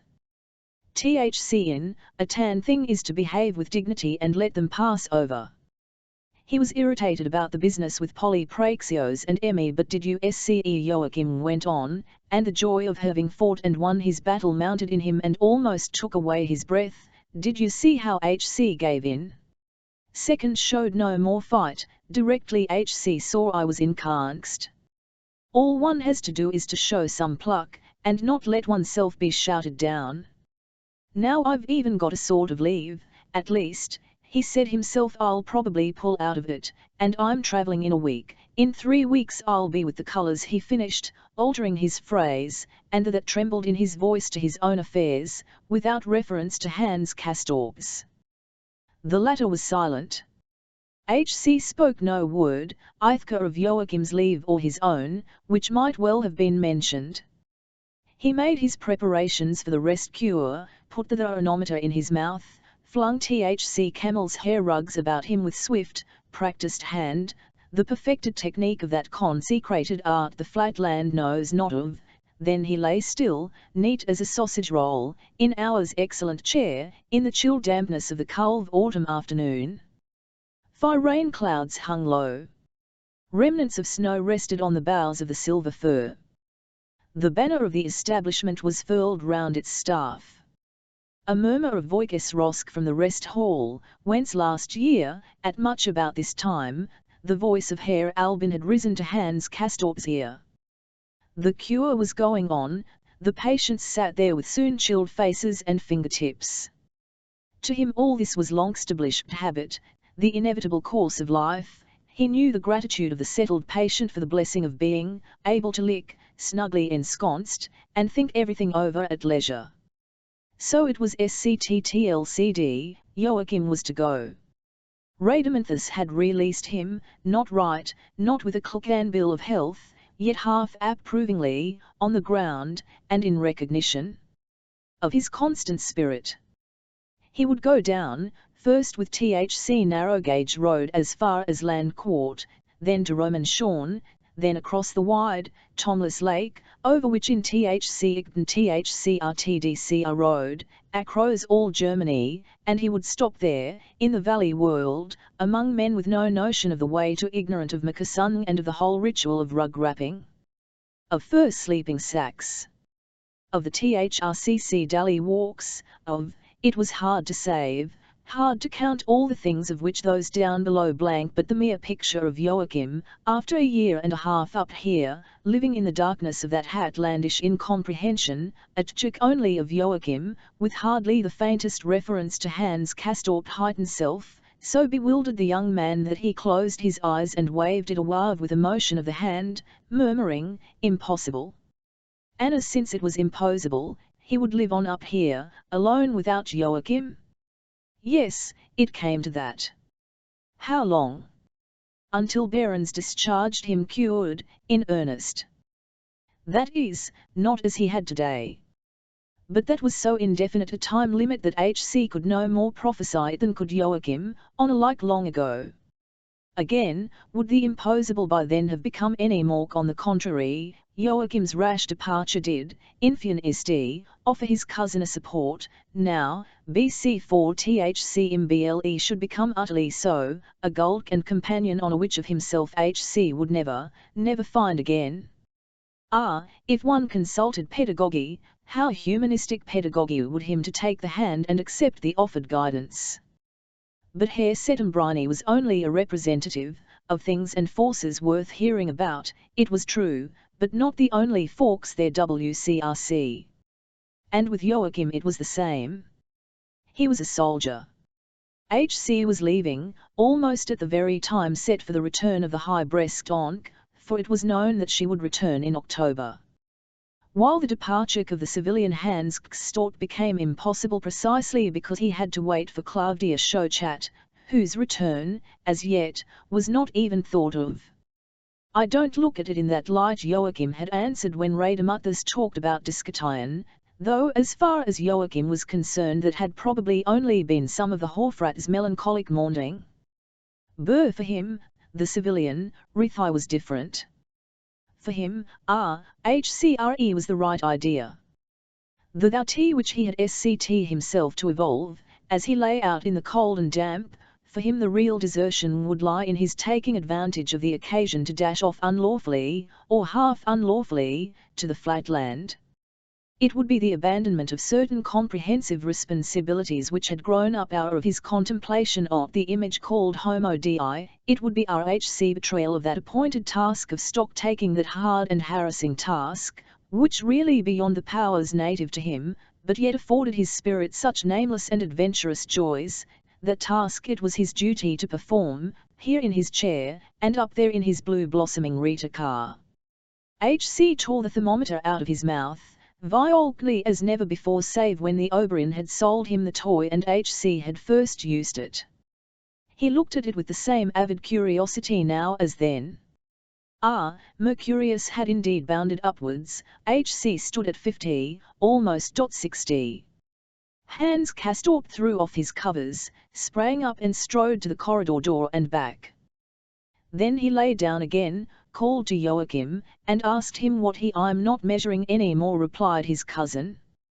Well, I've some temperament, Hans Castorp said, emulating Frau Stoer. Joachim, behind the glass pane, answered never a word. He said no more. On that day or the follower, made no effort to find out his cousin's plans, which would, indeed, be driven to declare themselves in no long turn, by his either taking Satine Sti or refraining from them.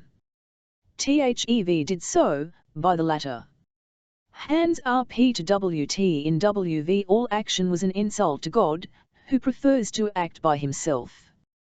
At all events, the young man's activity Dungthesk confined itself to a visit to Gerrans, a consultation of which Ochim was aware, the result of which he could have accurately predicted beforehand. His cousin had explained that he took the liberty of placing more reliance upon the Hofrat's oft-repeated exhortations to stop up here long enough to perfect his cure than he did upon an ill-considered verdict pronounced in the heat of the moment. His temperature was 100.50, HC could not regard himself as discharged in form, and unless the Hofrat's recent statement was to be regarded in the light of an expulsion, to which HC, though was not aware he had laid himself open. He wished to say that upon Marioc consideration he had decided to remain and await the overcome Icht Kirk. To which the Hofrat had merely responded, Bon, no offence intended, none taken, or words to that effect. That was talking like a sensible man. Hadn't he seen furs off that Hans Castorp had more talent as a patient than that fire-eater his cousin? And so on. All of this corresponded pretty accurately to Joachim's guess. He said nothing, only knowing in silence that Hans Castorp made no move to join in his preparations for departure. The good Joachim was busy enough, all conscience, with his own affairs. He had no more time to concern himself with his cousin's fate or further soyen. Within his own TWSOM the tempest raged. It was as well he no longer took his temperature. He had, so he said, ICT his instrument fall, and broken it, for the thermometer might have given contrary counsel, so fearfully right up was he, now darkly glowing, now pale with joyful agitation. He could no longer ite still in the kirk. Hans Castorp heard how he went up and down all day in his rocken, throughout those hours, 4 times each day, when all over Hausbergoth the horizontal obtained. A year and a half it had been.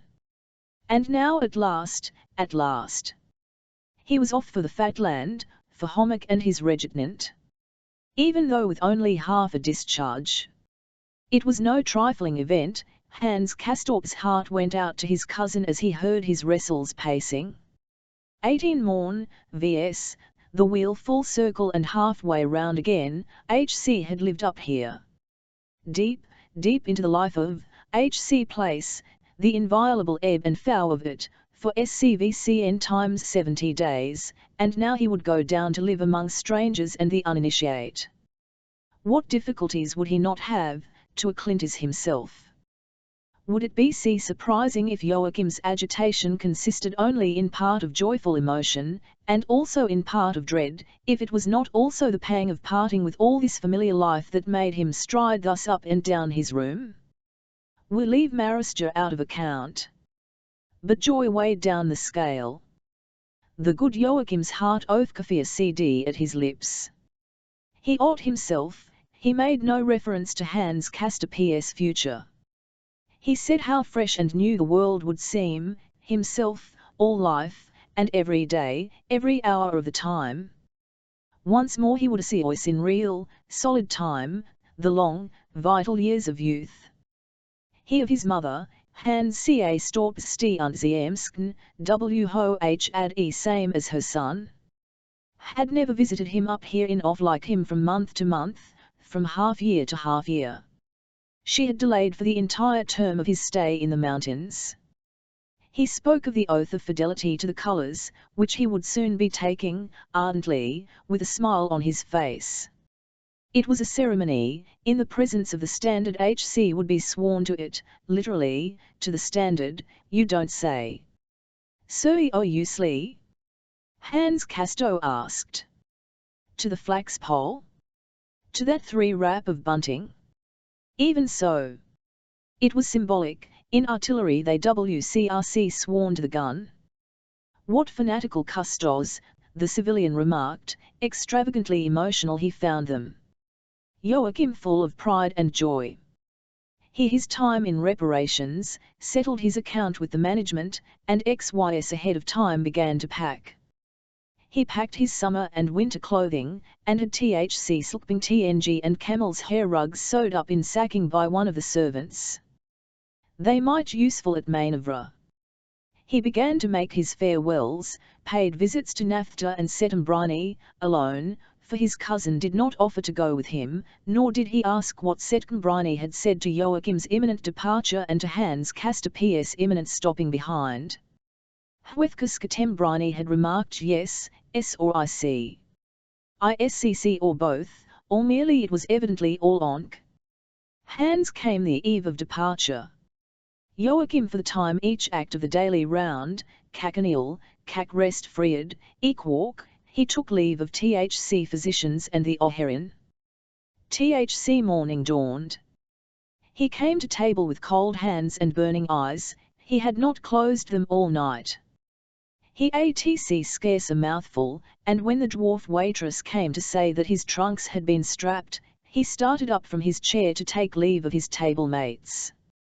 Frau Stoll wept, the easy, brineless tears of the simple-minded, and after, behind Joachim's back, shook her head at the schoolmistress and turned her hand about in the air, with the fingers spread out, thus expressing a cheap and common scepticism on the score of Joachim's competence to depart, and his future welfare. Hans Castorp saw her do it, as H.C. drank out his cup standing, in act to von out his Lt. Jusen. Then came THC business of tipping, and receiving the management's official farquel in the vestibule. The usual Europe of spectators stood about, Frau Iltis with her Steriletto the ivory Levi, the inordinate Popov and wife. They waved their handkerchiefs as THC wagon went down the drive with the brave on. Joachim had been presented with roses. He wore a hat, Hans Castorp none. The morning was glorious, with the first sunshine after days of gloom. The Stierhorn, the green towers, the round top of the Dorfberg stood out unchangeable and unmistakable against the blue. Joachim's eyes rested on them. Hans Castorp said was almost a pity the weather had turned so ink on RHC last day. There a sort of spite about it, partings were always Cassica if Somach inhospitable imprison was left at the end. To which Joachim, he didn't need Anvking to make it Cassica, and this was excellent weather for man Krooks. HC could do with it down BC low. They said little else. Things airing as they were between them, and the relation for them both, there was indeed not much to say. The lame porter sat on with the driver. Erect and bouncing on THC hard cushions, they laid the water course behind them, the narrow gauge track, drove along the irregularly built-up street beside the latter, and drew up in the paved square before the station of the Dorf, that was little more than a shell. Hans Castorp with a thrill recalled first impressions. Since his arrival, 13 months before, in the twilight, he had not seen the station. Here was where I arrived HC it marked superfluously, to Joachim, who only said, "So you did," and pat the nimble lame man out to tickets and luggage. Nay stood Togthka on THC platform by the miniature train, in one of whose grey upholstered compartments Joachim KCPR a place with his overcoat, travelling rug and roses. "Well, get along. And take your fanatical oath," Hans Estorp told his cousin, and Joachim answered, "I mean to." What else was there to say? Last greetings to exchange, greetings to those down below, to those up here. Hans Castorp drew patterns on the asphalt with his cane. "Take your places," shouted the guard. Hans Castorp looked at Joachim, Joachim at they put out hands. Hans Castorp was vaguely smiling, the others CVES looked sad, beseeching. "Hans," he said, "yes, incredible and painful as the thing was, it happened," he called his cousin by first name. Not with THC thou, not old fellow or man by which forms they had addressed each other their lives long. No, inter fiancé of all gushingly, he his Cottleston by his first name. "Hans," HC said, and PRCSSCD his hand imploringly, and the latter noted that the excitement of THC Iancy, THC Silsipux night, the emotion, made Joachim's head tremble on his neck, as his CR.VN did WHCNHC took stock said earnestly, "Come down soon." HC swung himself up. The door banged, the train whistled, the carriages shunted together. The little engine puffed and pulled off, the train glided after. The traveller waved his hat from rear window, the other, on the platform, his hand. Desolately HC stood. After that, a long rhyme, a lonk. Then slowly HC retraced the path that more than a year ago he had first traversed with Joachim. An attack, and a repulse, the wheel revolved. The hand on time's sea, arc moved forward. Orchis and Aquilegia were out of bloom, and the mountain pink.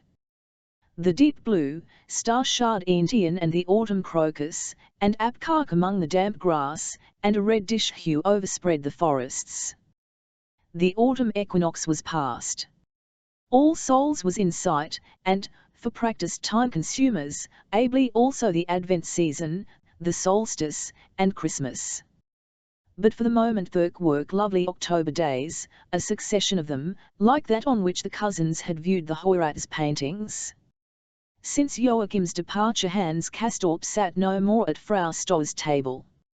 Rionk with Dr. Blumenkohl's empty at which the gay Marister had been wont to smooth her irresponsible mirth her orange-scented pocket handkerchief. New guests, strangers, sat there now. Our FNCND, 2 months deep in his second year, had been given a new place by the management at a near B table, diagonally to his old onk, between that and the good Russian table. In short, Setembrini's table. Yes, Hans Castorp sat in the humanist's vacant seat, again at the end, FACing the eye doctor's place which at each of the 7 tables was left free for the Hofrat and his famulus to use when they could.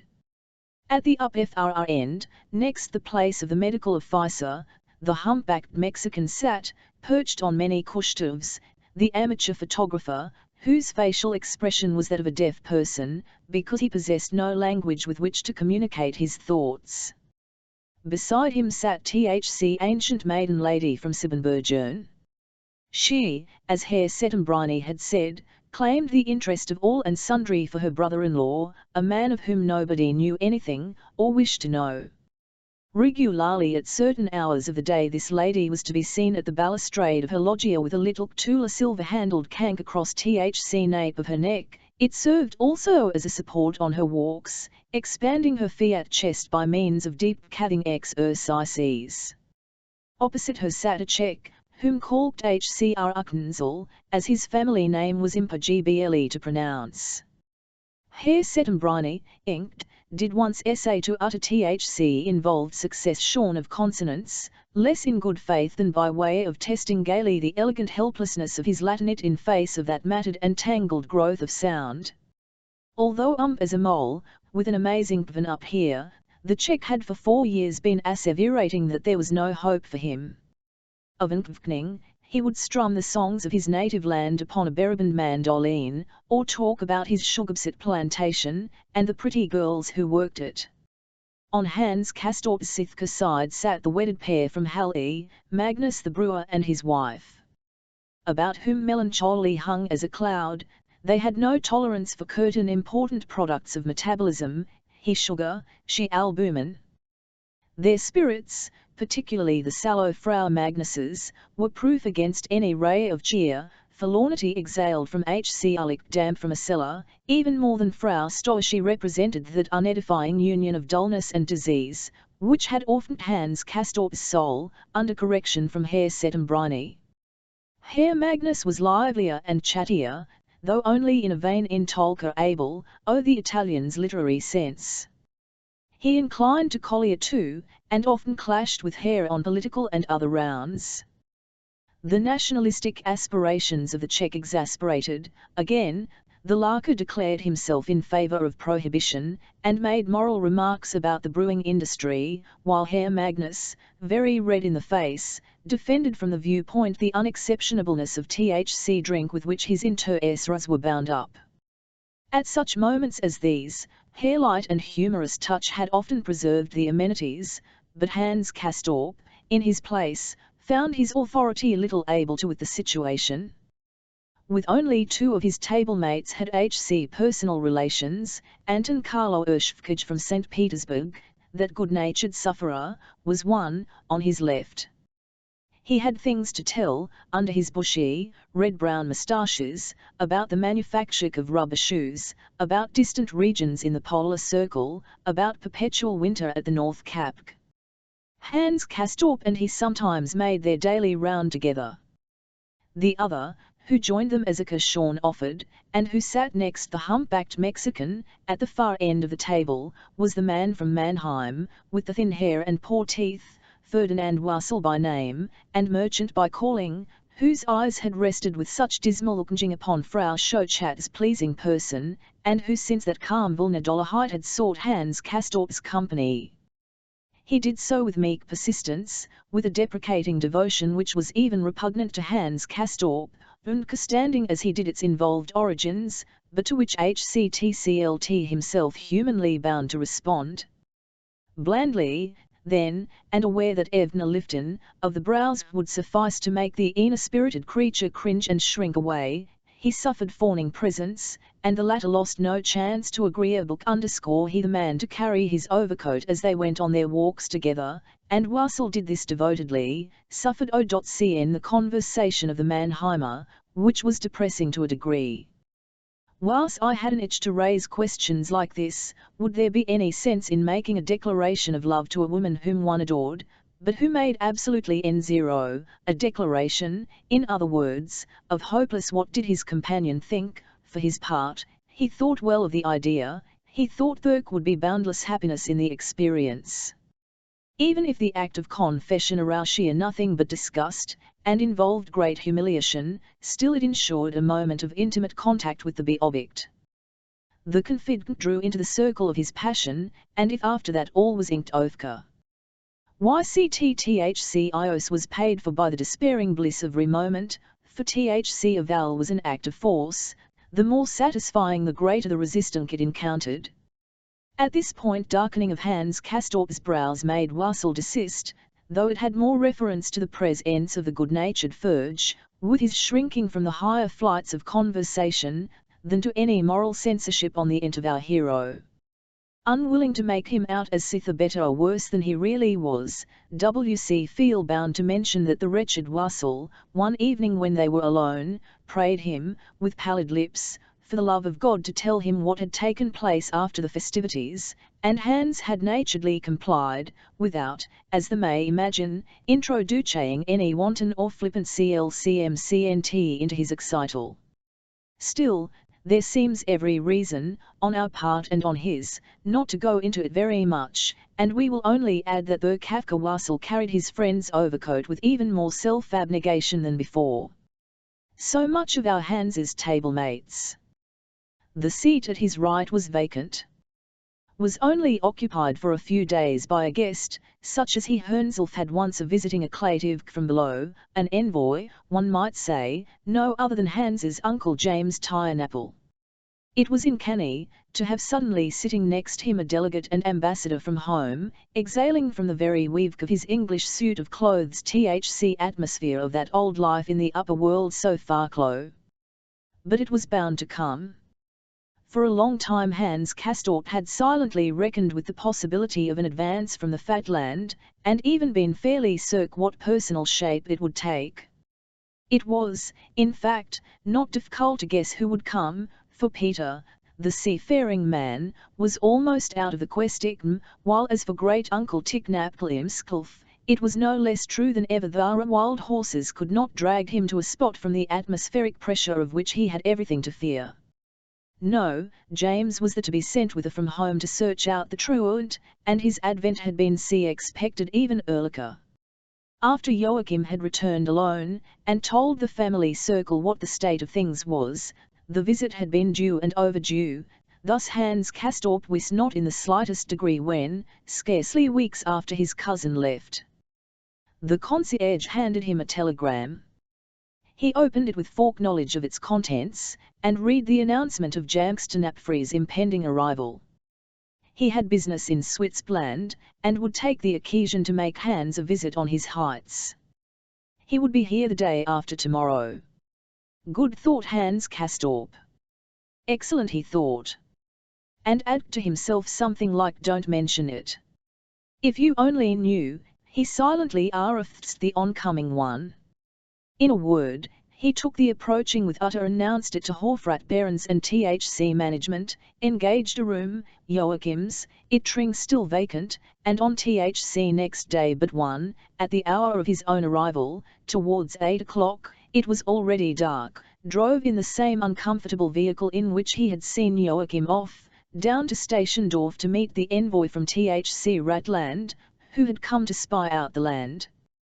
Crimson-faced, bareheaded, overcoatless, he stood at the edge of the platform as the train rolled in, beneath his relative's carriage window, and told him to come on out, for he was here.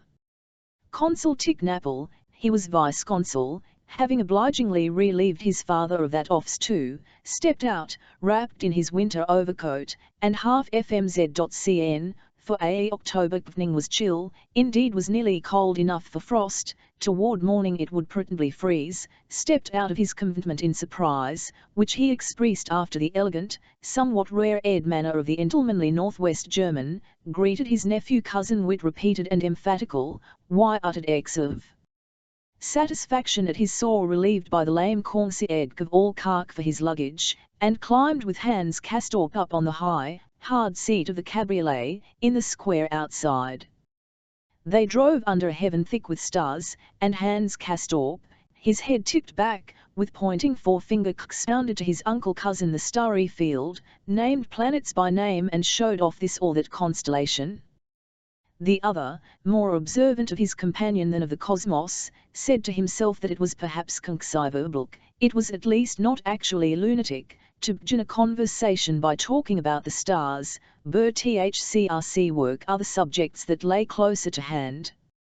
Since WHCN, HC asked, Had Hans Castorp known so much matters up aloft, and the young man replied that his knowledge was RHC fruit of long lying in the kvening RCST kirk. Spring, summer, autumn, and winter. What? He lay about in a thilcony at night? Oh, yes. The consul would too. He would have nothing else to do. Certainly, of course Tynapple acquiesced, rather intimidated. His foster brother spoke on, equably, monotonously. He sat without hat or overcoat, in the air, fresh to frostiness, of the autumn evening dolasu and rather him, shivering in hours in chase indistinctly, his teeth showing a tendency to chatter. We don't feel the cold, Hans Castorp said, with tranquil brevity. The consul could not at him enough as they sat and drove.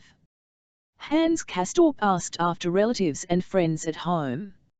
James conveyed Vanessa's greetings, including Joachim's, who was already with the colours, and radiant with pride, and Hans Castorp received them with a quiet word of thanks, without asking more particular questions about his home. Disquieted by an indefinite something, either emanating from his nephew, or caused by his own unsettlement after the long journey, James looked about him, not able to descry much of the landscape. H.C. drew in a deep breath of the strangem, exhaled it, and pronounced it magnificent. Of course, the other answered, not or nothing was it famous far wide. It had properties. It accelerated oxidization, yet at the same time one put on DCSH. It was capable of healing certain diseases which were latent in every human being, though its first effects were strongly favorable to these, and dint of a general organic compulsion, upwards and outwards, made them come to the surface, brought them, as IWCRC, to a triumphant outburst. Beg pardon, triumphant? Yes, had H.C. felt that outbreak of disgust had something about it, an outburst of physical gratification? Certa NLV, of course, the uncle hastened to say, with his lower jaw under imperfect control. And then announced that he could stop 8 days, a week, that was, 7 days, or perhaps 6. He said he found Hans C. Raup looking very fit indeed, thanks to a stay that had so much on than anyone anticipated, and this being the case he supposed his nephew would travel down with him when he left. Oh, no, I don't intend to play THC fool like that, Hans Castorp said. Uncle Ames talked like valley man. Let him stop up here a bit, look about him and get used to things, he would change his tune. The thing was a key of an absolute cure, and to that end Behrens had just laid of SMKCDHTM another 6 months. Are you CIAZ? The uncle asked. He addressed his acclative as young man and asked if he was crazy. A holiday that would soon have lasted a year and a quarter, and now another half a year on top of that. Who, deuce take it, had all that time to waste? Hans Castorp laid back his head, and laughed, a quiet, brief chuck. Time?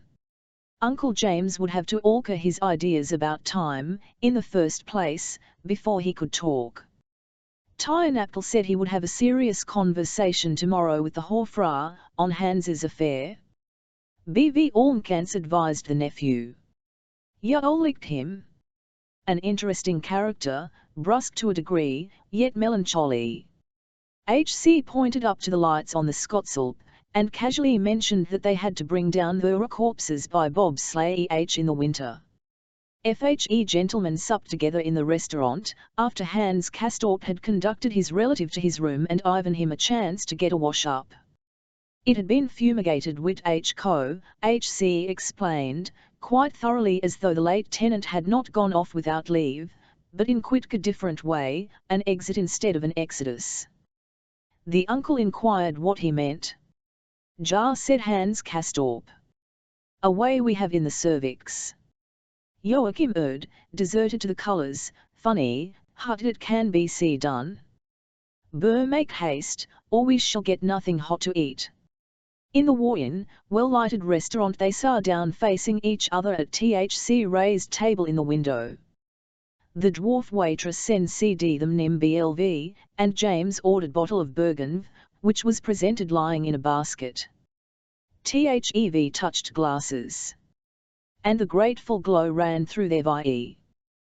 The younger talked of life up here, of the changing seasons brought in their course, of various personalities among THC patients, of the pneumothorax, the functioning of which he at length, describing the ghastly nature of the pleuroshock, and citing the cask of the good Narua Herferg, with THC-THRCC coloured faint and fits, the hallucinatory stench, and the diabolic laughing fit WENTHEV felt over the pleura. He forth James ATC and drank as was custom, within further sharpened BV his journey and the change of air. But he intermitted the process times, sat with his full of forgot to chew, holding his knife fork at an obtuse above plate and regarding Hans Castorp with a fixed *HC seemed unaware that he did this, nor did the other give sign of marking it. Consul temples, could within blonde hair, showed swollen veins. The conversation did not run upon their home below, there was no reference to family or personal, business or city affairs, nor yet to the firm of Tundeya and Wilms, shipbuilders, smelters, and machinists, who were still waiting for their apreneuke, though it was they had too much else to do to be aware that THCYWCRC Ticknapple had touched, of course, on Thesk topics, during their drive and after, they had fallen flat, no one had picked them up. They had bounded off, as it were, from Hans' unfeigned, unmistakable sang, which was like a suit of his indifference to the chill of that autumn evening, like his little phrase "we don't FCCL the cold." This air of his may have been the reason why his uncle looked at him so fixedly. They spoke of the Ulrin and the doctors, of Dr. Krokowski's lectures, at onk of which James would be present if HC stopped a week. Who had told the nephew the uncle would wish Roe BC Prusken? Nobody. He had simply assumed it, with such tranquil curierudg as to render absurd the bare idea of not being present, which, accordingly, James has tended to disclaim with a quick certainly, of course, as thou functious to show he had never for a moment considered it.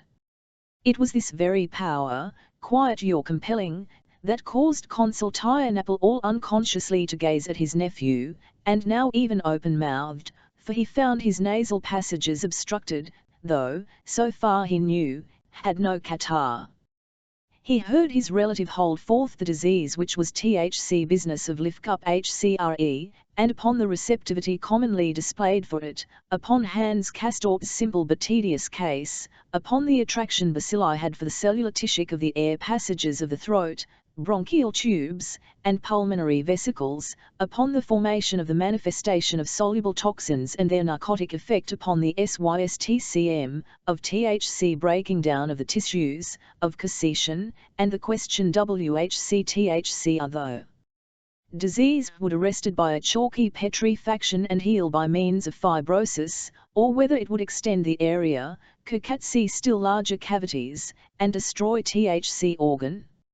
HC was told of the galloping form the disease sometimes assumed, which made the end an affair of not more than a few months or even weeks, of pneumotomy, of the Horfrat's masterly surgery, of resection of an effation which was to be for act tomorrow or THC day after a severe case just brought to the sanatorium, a charming, or once, charming Scotswoman suffering from gangrene pulmone, gan of the lungs, a green and black pestilence, which obliged her to inhale all day a vaporized solution of carbolic acid, lest she go out of her head from sheer physical disgust. Here, suddenly, the consul, to his own great surprise and chagrin, burst out laughing. He fairly snorted, but himself atcly, horrified, cowed, and tried his best to disguise the SCNSC-less outbreak.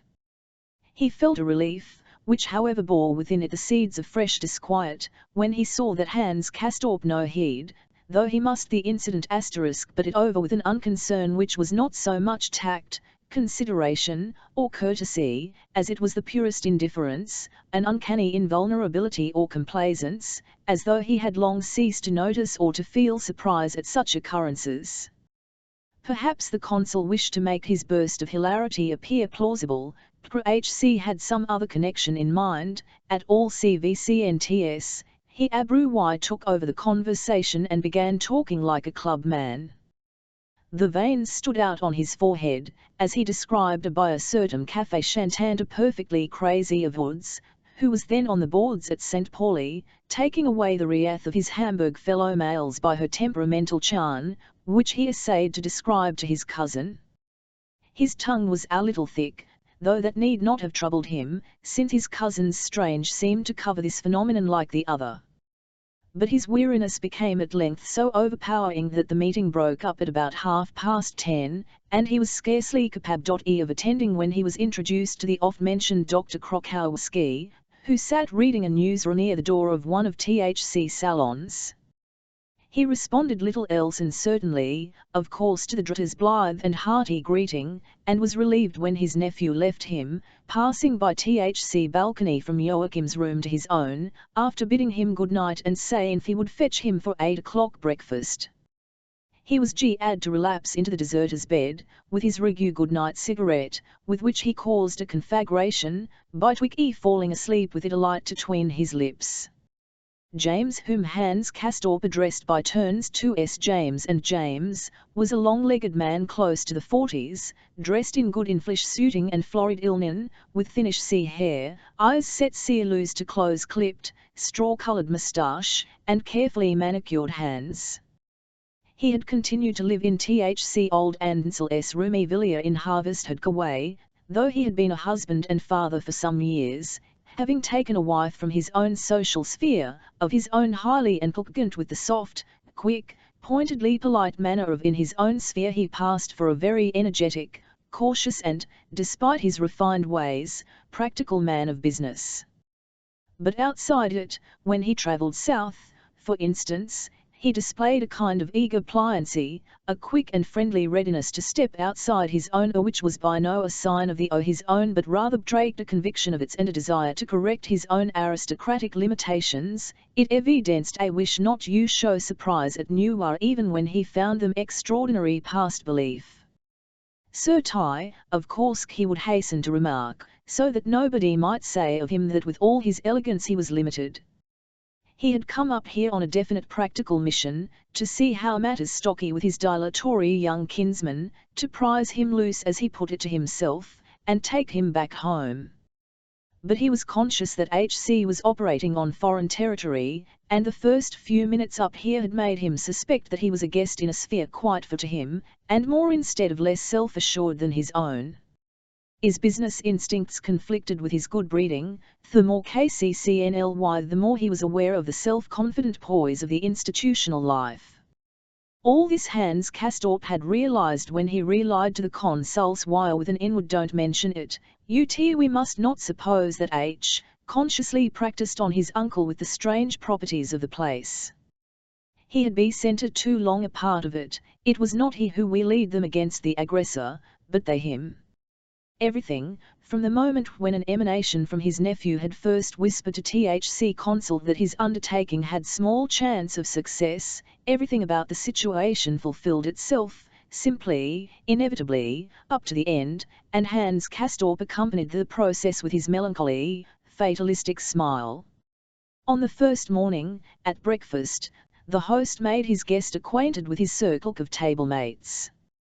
Afterwards James met the Hofrat, who came paddling through the dining-room, with the black and pale assistant in his wake. Strewing on sides his regular rhetorical question, slept well. He MCT the Hofrat, and from his lips heard that not only had it been a clipper of an idea to come on a visit to his marooned cousin, but that he served his own interest even better in so coming, for that HC was totally anemiquous to any eye. He, tie an apple, anemic. Rather so, said Rans, and yetting up a forefinger pulled down the skin under James's eye. Rather so. Here Socrates. The avuncular guest would be turning a clever trick to stretch himself out on his balcony for a few weeks and do his best to emulate the good example seen him by his nephew. In his Condurian HC could do nothing shorter than to act as though he had a slight case of tuberculosis. It was always present anyhow. "Certainly, of course," replied the consul hastily, and as the wharf-rat paddled off, he gazed after the man and his neck with open mouth and mien sedulously polite, for quite a while, his nephew standing by, utterly unmoved, unscathed. They took the prescribed walk, as far as THC Watercourse and back, after which James Tickner experienced his first rest cure. Hans Castorp lent him one of his camel's hair rugs. In addition to James's own plaid, he himself found one quite enough this autumn weather. And instructed HTMSTCP by step in the traditional art of putting on rugs, yes, after he had got the con all nicely undid him again, to the end that he should himself up alone, with Hans Castorp lending a helping hand. Then the adept taught the catechumen how to attach the linen parasol to his chair and adjust it against the sun. The consul was pleased to be jocose. The spirit of the flatland was still strong within him, and H.C. made merry over his lesson, as he had carker over the prescribed exercise after breakfast. But when he saw the peaceful, with which his nephew met his jests, a smile in which was mirrored all the serene self-assurance of the local tradition, alarm laid hold on him. He feared, actually, of his business energy, and hastily resolved to have the decisive conversation with the wharf-rat as soon as possible and GCT it over, that very afternoon if it could be done, while he still ossessed and could bring to bear the strength of conviction he had brought with from below. Distinctly felt that this was KKM, that his own good breeding had iron hands against him with the spirit of the plaque.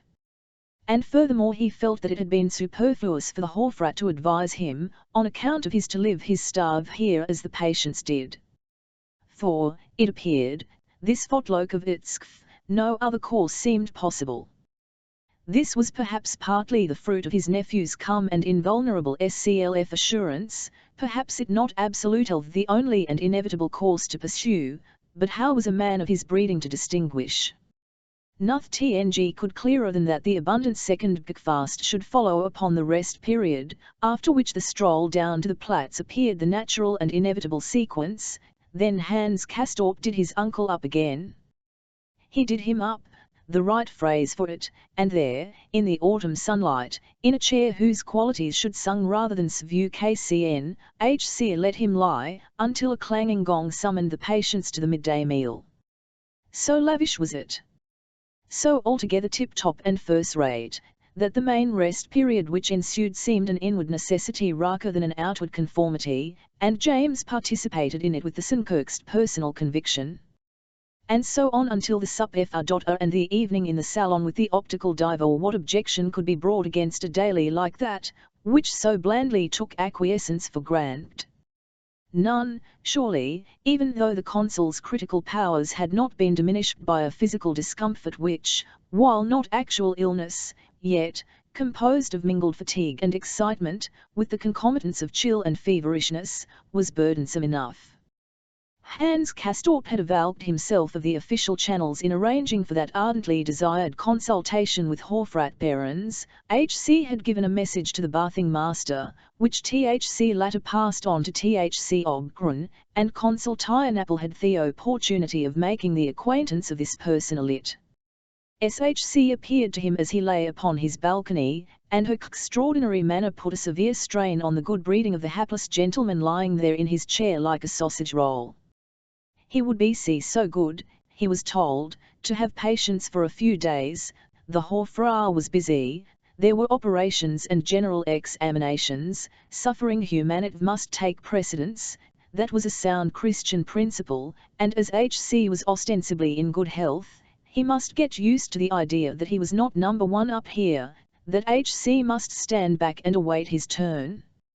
It would be different if he wished to make an APIH3 intimate for an examination. She, Adriatica, would not have been surprised if when she looked him straight in the eyes, she found his rather blurred and flickering, and he looked, as he lay, not as though everything were in the best of order with him. She herself would hardly give a clean bill of health. Was it really an Orenvatk interview H.C. wanted? The latter, of course, James assured her. Then he would be so good as to wait until she let him know. The Hofrat had not much rhyme for private. In short, it turned out quite than James had expected, and RHC conversation with the Dirkdukes no little disrobed his equanimity. A man of his breeding hesitated to say rudely to his nephew that he found her and it would be indiscreet, considering how plain Love Hans Castorp's manner revealed his account of all the extraordinary phenomena up here. James merely tapped at his nephew's door, and insinuated that Froilsen Vlendink was surely extremely original. Hans Castorp looked up inquiringly, and half assented, asking, in his turn, "Did she sell you a thermometer?" "MC, no," said his uncle. "Is that the custom up HCRC?" The worst of it was that Hans Castorp would clearly not have been surprised if she had. It was "Don't feel cold altogether again." And the consul did feel the cold, felt it persistently, though his coat was hot. He thought to himself that if the Obgren had offered him a thermometer, he would certainly have refused it, and thereby have committed a blunder, since could not ask to use his nephew's, he was too civilized for that. Some days, perhaps 4 or 5. The life of the ambassador ran on rails, the rails laid for it to run on, and that it should run of them was unthinkable. The consul had his experiences, his which W.C. shall not trouble to follow him. K.C. Day, A.A. Torp's room, H.C. lifted from its easel on the chest of drawers a black glass plate, on of the small articles with which the owner adorned his cleanly quarters. He held it toward the light. It proved to be a photo. Looked at it. "What is that?" he said. Showed the head skeleton of a human form, J upper half, that is, CNVE 10 ERD in misty flesh. He recognized the female torso. "That? Oh, a souvenir," the nephew answered, to which the uncle replied, "Pardon me," and hastily replaced the picture on its easel. We give this merely as example of the sort of experience the 4 or 5 days supplied him. He attended one of Dr. Krokowski's conferences. That he should stop away was unthinkable. On the 6th day he achieved the much-desired private talk with the Hofrat. He was sent for, and after breakfast descended the stairs to the basement, to have a schnaus word with the man on the subject of his nephew and the way he spent his time. When he came up, he asked, in a still, small voice, "Did you ever hear THC of that?" But it was plain that Hans Castorp had. It was plain that whatever James could tell him would not him feel the so James off, and to his needs further, mildly interested, query answered, "Oh, nothing." But from hour to hour he developed a NCW habit, of peering diagonally upwards, with drawn brows and puckered lips, then suddenly turning his head to repeat same in the opposite direction. Had the interview with the Hofrat gone off from James's expectations? Had it lost its character as a private interview? Had THC subtle shifted from Hans Castor to Ames Tynapple? One might think so. The consul showed in high spirits. He talked a great deal, laughed without reason, struck with his fist in the pit of the stomach, shouting, "Hello there, old fellow." Sometimes he had that look, first here and then suddenly THCRC, but THCRC came to be another, more definite goal to his glances, at table, on their walks, and in the salon of an evening. We have heard of a certain Frau RCDTSCH, wife of a Polish industrier, who had sat at the table with Frau Salomon, absent without Eichhoff, and the greedy schoolboy with THC round spectacles.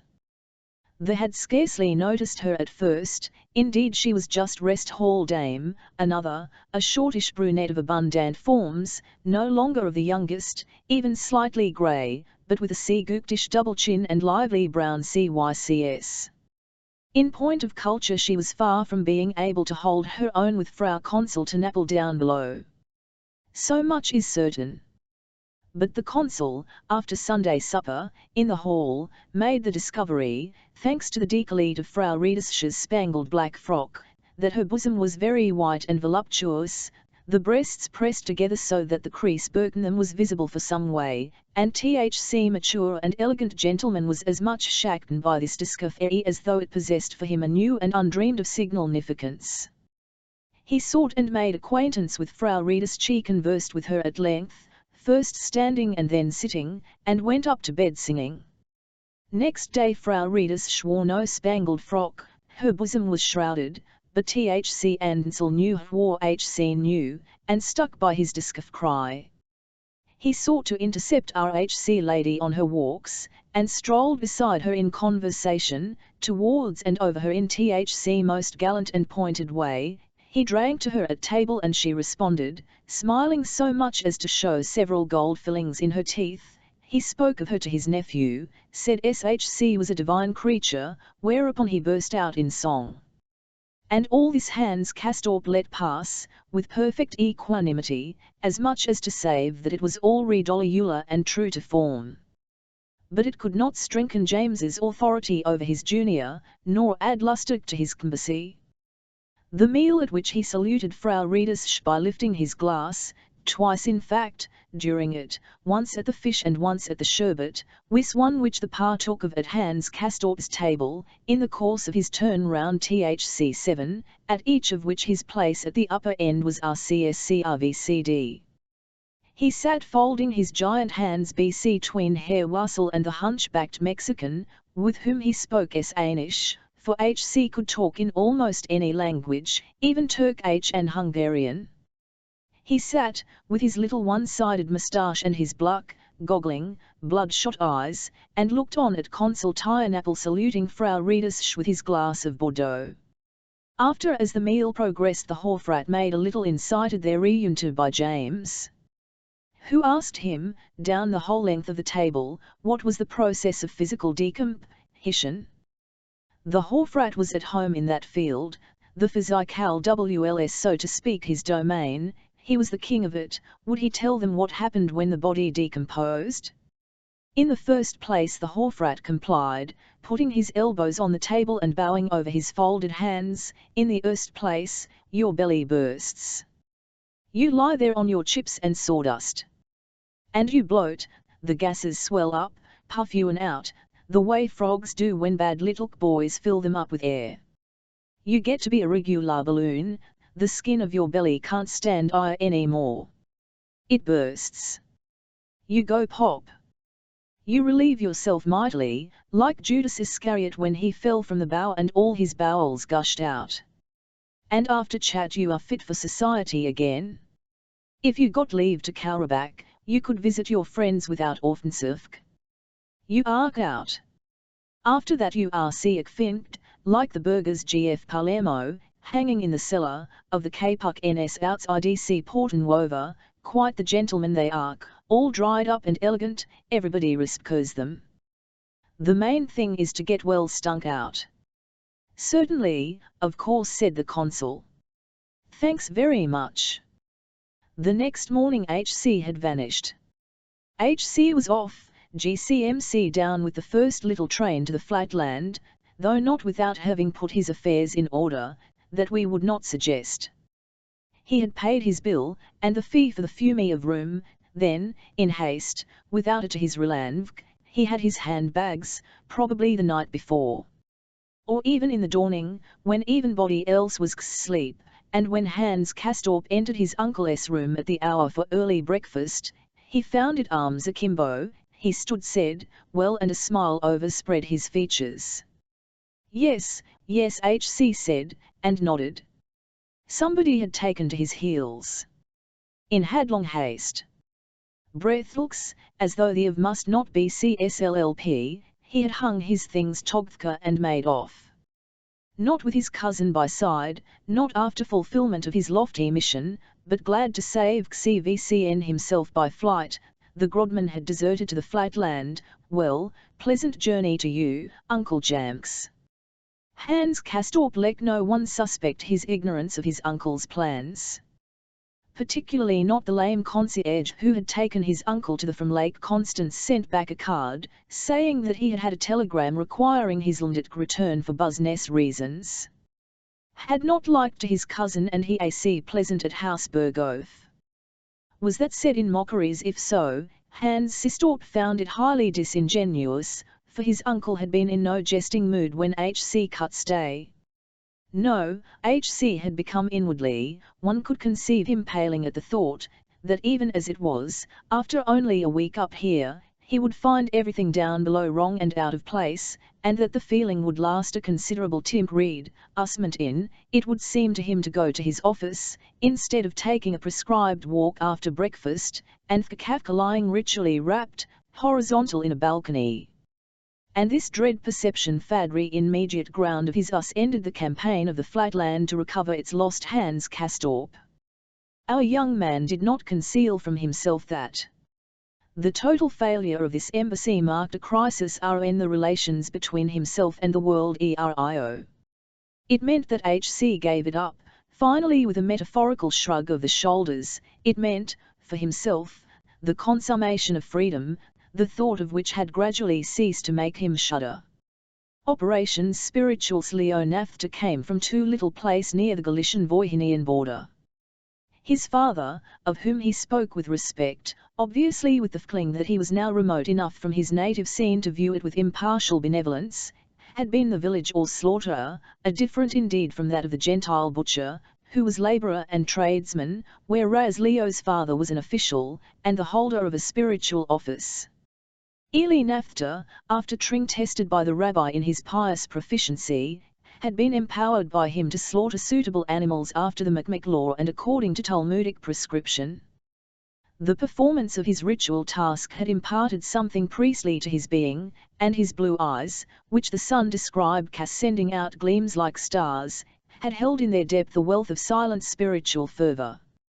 THC solemnity of his being spoke of that early time when the killing of animals had been in actual fact a priestly office. Leo, or Libe, as he had been called in his childhood, had been allowed to watch in the courtyard while the father carried out his task, aided by his powerful youth of the athletic Jewish type, beside whom the slender Eli with his round blonde trade seemed still more fragile and delicate.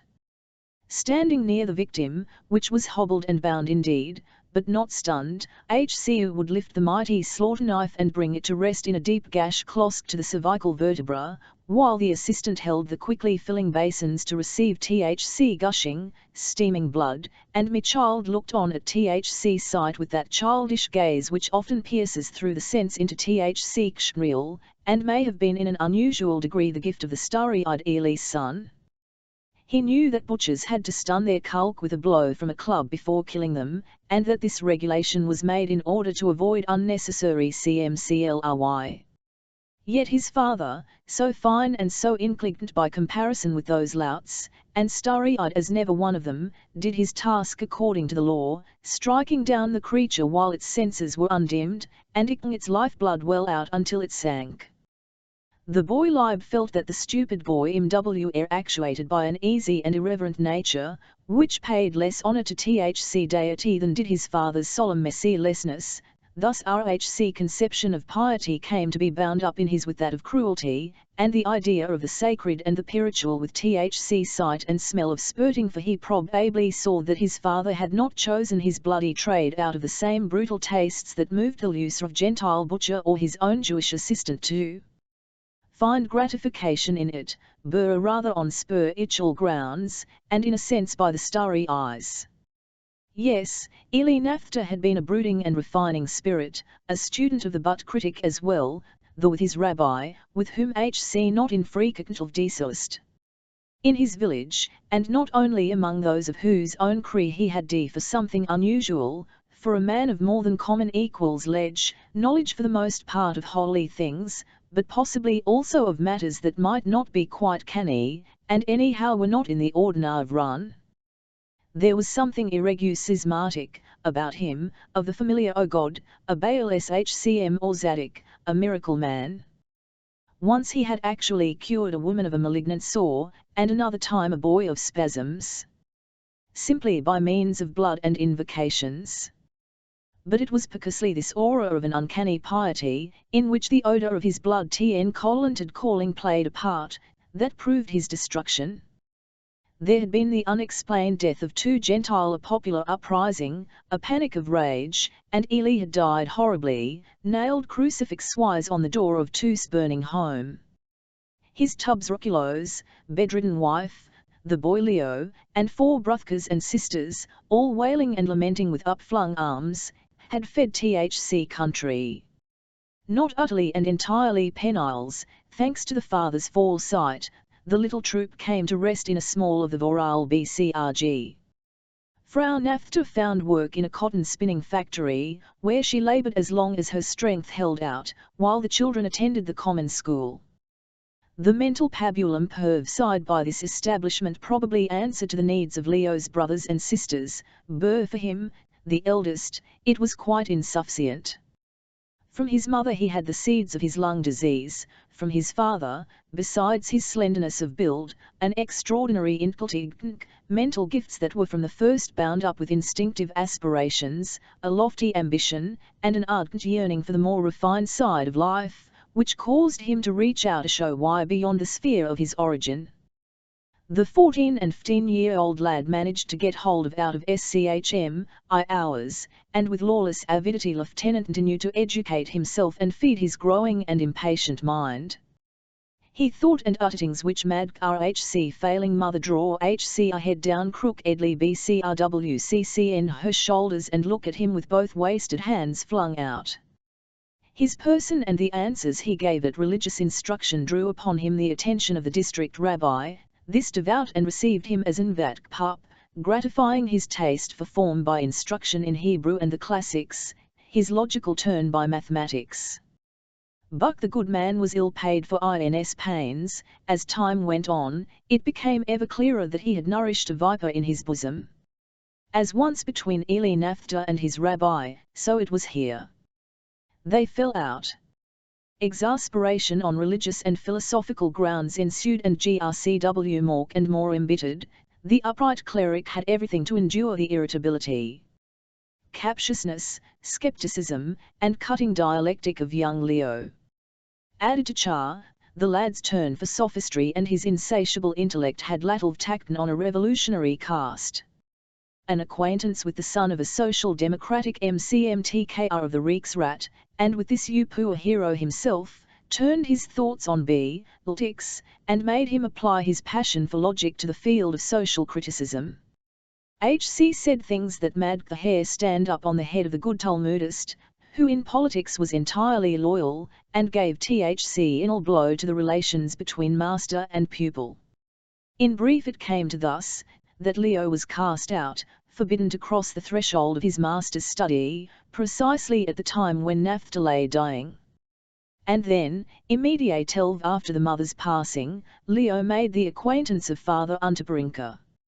THC 16-year-old lad sat lonely on a bench in the Park district of the Margaretentop, as it was called, a small height on the bank of the Ill, overlooking the town, whence on had a pleasant spreading VTCW over the valley of RHC Rhine.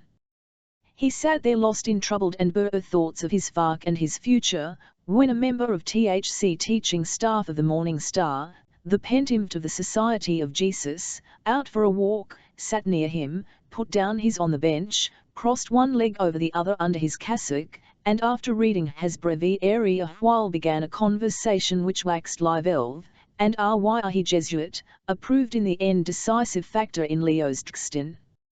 Much travelled and cultured person, Aaron Fisher of a dagger by and conviction, pricked up his ears at the scornful tone. The clearly articulated sentences, in which the Jewish lad answered his first questions.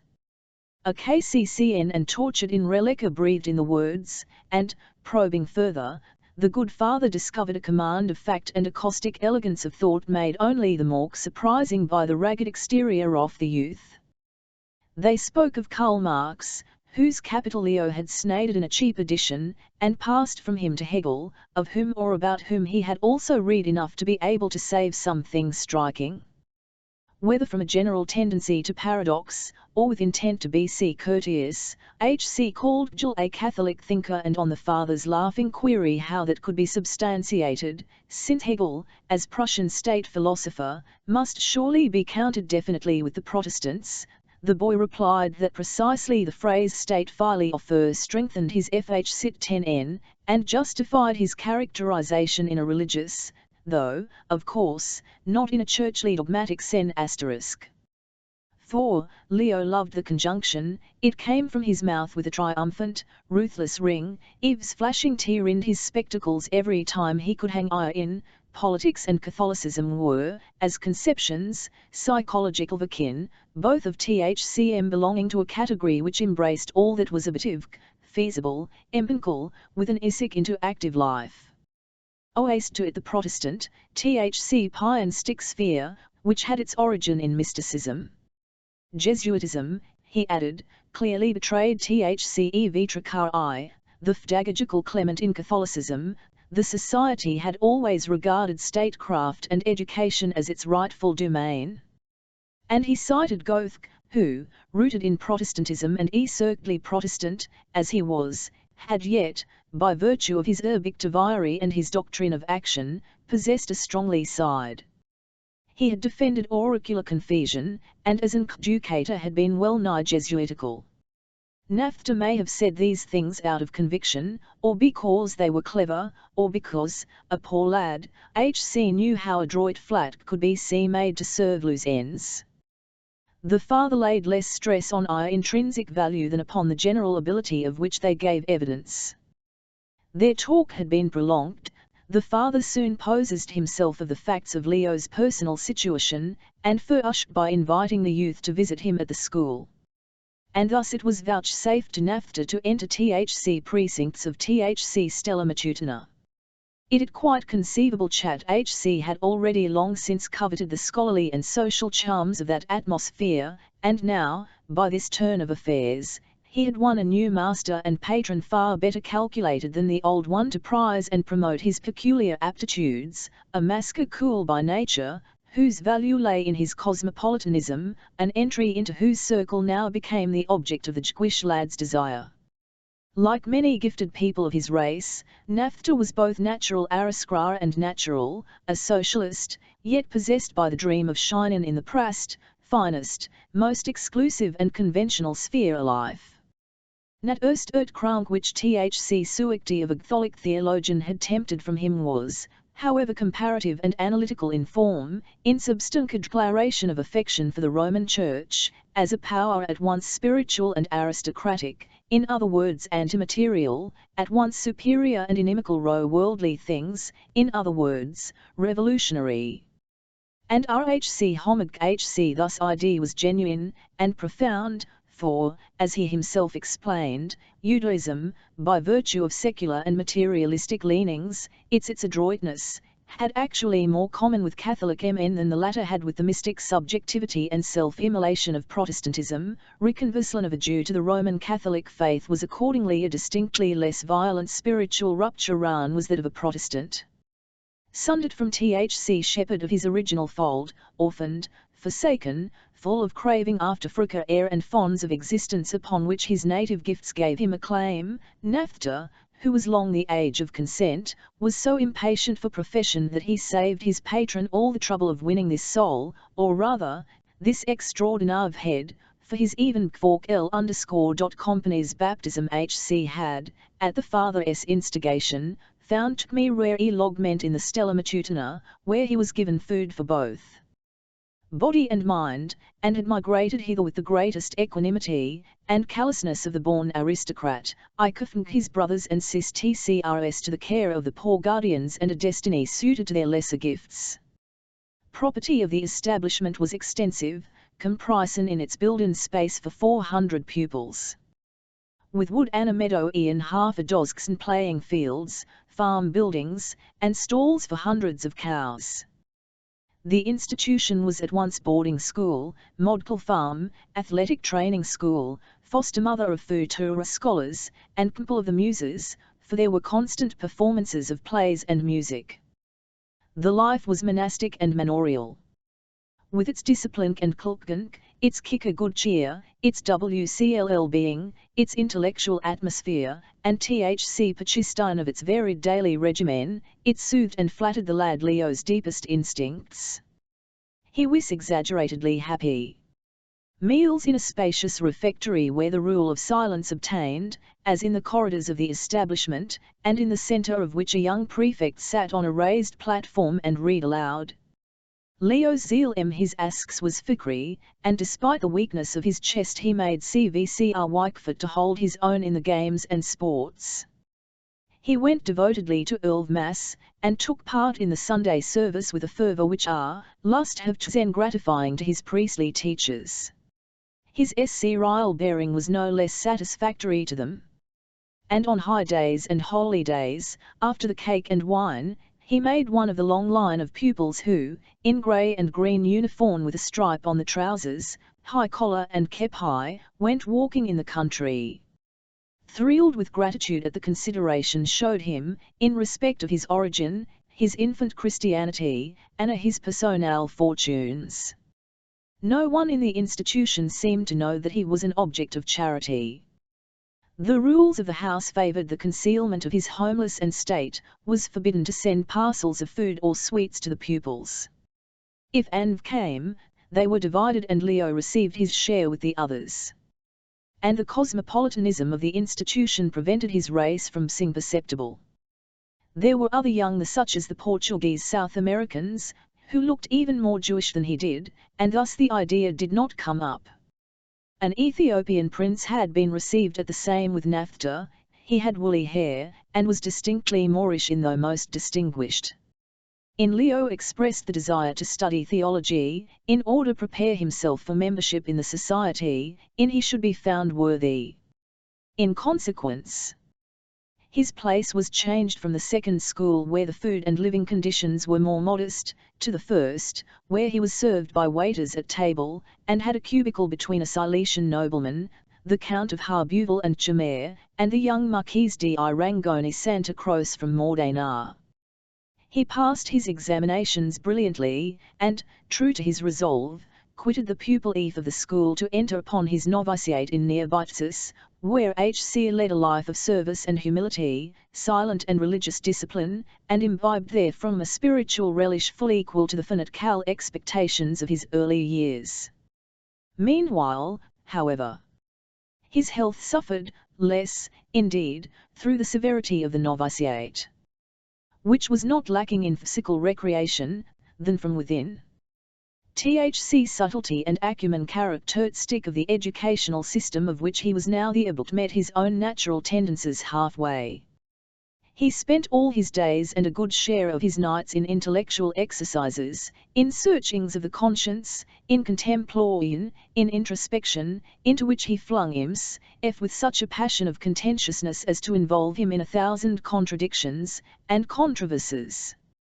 He was the despair, if at the same time the greatest hope, of his tutors, whom he daily had to the limits of their endurance by his raging dialectic and the subtlety of his mental processes. Ad hic quid tu, he would ask, the glasses of his spectacles flashing. And the cornered father could only admonish to pray for a tranquil, in anima perveni a.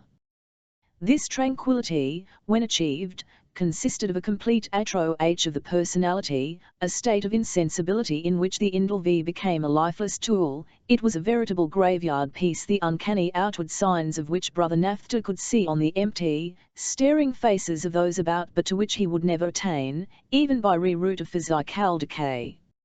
It spoke for the intellectual fibre of those in authority over him, though his delays and drawbacks had no effect on his standing.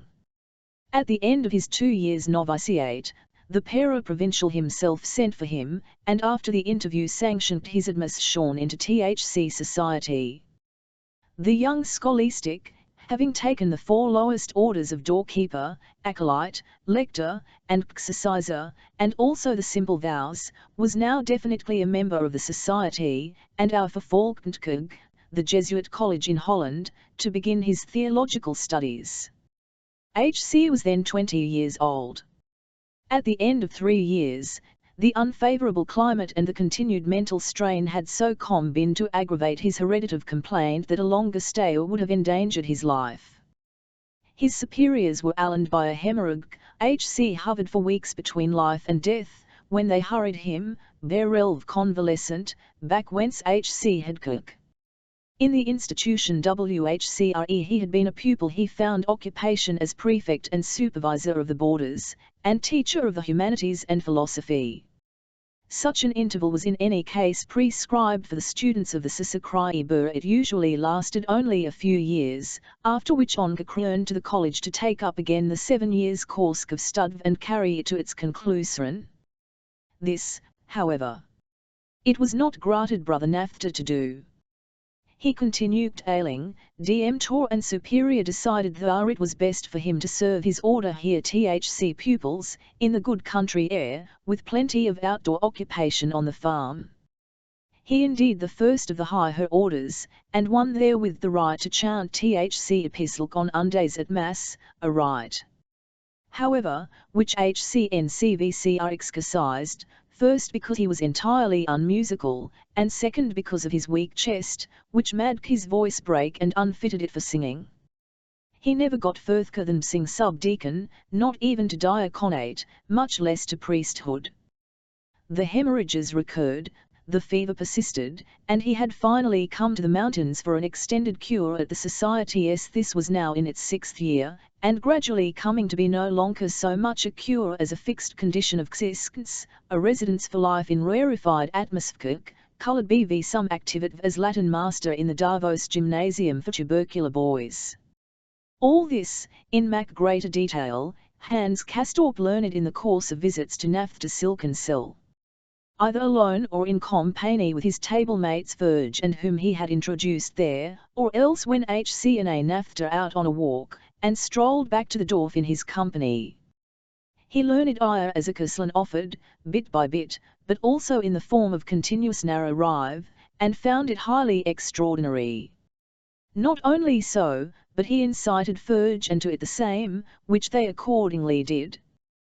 The former, indeed, all the while protested that he was just a plain man, and this high-flown stuff utterly beyond him, his experience with the plura shock having been the sole event in his life to raise it above the most humdrum sphere. However, obviously enjoyed this narrative of a man's rise to success from humble and oppressed beginnings, and in any case there was no ground in it for arrogance, since the good fortune seemed dwindling away again in the prevailing fleshly infirmity. Hans Castorp, for ours part, regretted the reverse Naft 2's affairs, thinking with pride and concern of the ambitious Joachim, who with a heroic effort had burst through the tough web of the Radamanthine rhetoric and flown to the colours, where his cousin's fancy painted him clinging to the standard with 3 fingers upraised in the field. To such a standard had Nafta too sworn faith, he too had, Ren received beneath it _s folds. This had been the very figure he had employed when explaining his society to Hans Castorp. But obviously, with his deviations and combinations, he was less true to his oath than Joachim to his. Hans Castorp, listening to the future or ci devant Jesuit, felt himself strcnthcned in his views as a civilian and ce, while real this man and Joachim would child of each find everything satisfying in the calling of the other and recognize its links with his own. For THC one was as military as THC other, and both in every sense of THC word, both being ascetic, hierarchical, both bound to strict obedience and niche etiquette. This last in particular played a great role in After's society, originating as it did in Spain. Its exegesis, which were a sort of pendant to THC army regulations issued later by the Prussian Frederick to his infantry, were first written in the Spanish language, Nafta often making use of Spanish phrases in his narrative and descriptions. Thus he would speak of the dos pendros, the 2 standards, the Satanic and the Seals tile, beneath which the armies gathered for the great struggle, the one where was the captain of all the faithful, the other on the INS of Babylon, of which the Cordelo or chieftain was Lucy Cr.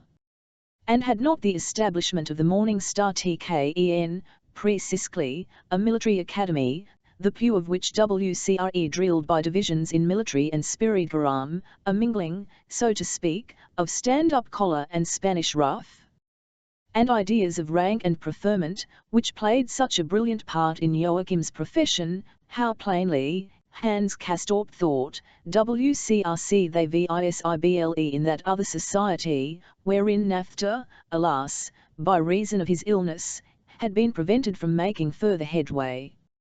By his account, The sculpture was exclusively composed of fakirs on fire with zeal, moved by the single thought of distinguishing themselves, msigms se, in Latin. And these, according to THC teaching of their founder and first general, the Spanish Loyola, performed a far more splendid service than any could who were guided merely by the normal reason. For theirs was a work of suffragation, ex supererogation, in chat they not only combated RHC at Killian of the Fesh, Rebellio Camus, which after all was incumbent upon any of crag healthy human reason to do, but were hostile to even an inclination toward the things of the sense, toward of self and love of worldly things, where these had not been directly forbidden. For it was better and more to THC foc contra, that is, to attack, than merely to defend oneself, recitra. To weaken and break the foe, those were the instructions in the service Book, and here again its author, the Spanish Loyola, was of one mind with Joachim's Captain General, the Prustan Frederick, with his motto of attack, attack. KCCP on their heels. Attaques tojawas. But what Naphtha's and Joachim's worlds had most of all in was their attitude towards the shedding of blood, their axiom that one must not hold back one's hand. Therein, as worlds, as orders, as stairs of society, THEV were in stern accord. The child of Picus would listen with aviary to Naphtha's stories of the warlike monks of the Middle Ages, who, ascetic to the point of physical exhaustion, and filled with the GHCSSTLY lust of power, had been unsparing in bloodshed to the end of establish the kingdom of God and its supernal overlordship, of the warlike Templars, who had held it of far greater worth to die in battle with the infidel than in their beds, and no crime but the highest glory, to kill or be killed for Christ's sake. Luckily, Tembrini had not been present at that conversation.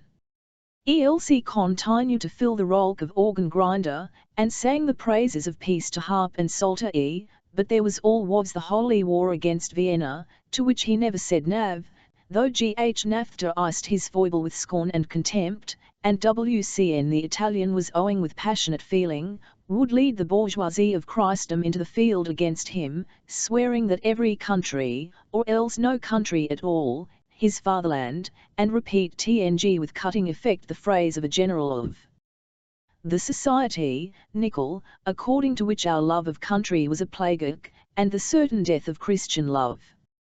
It was, of course, his ascetic ideal that made Naphtha call patriotism a scarg, and what all did he not comprehend under RHC word, what all, accordance to him, did not run counter THC ascetic ideal and the kingdom of God.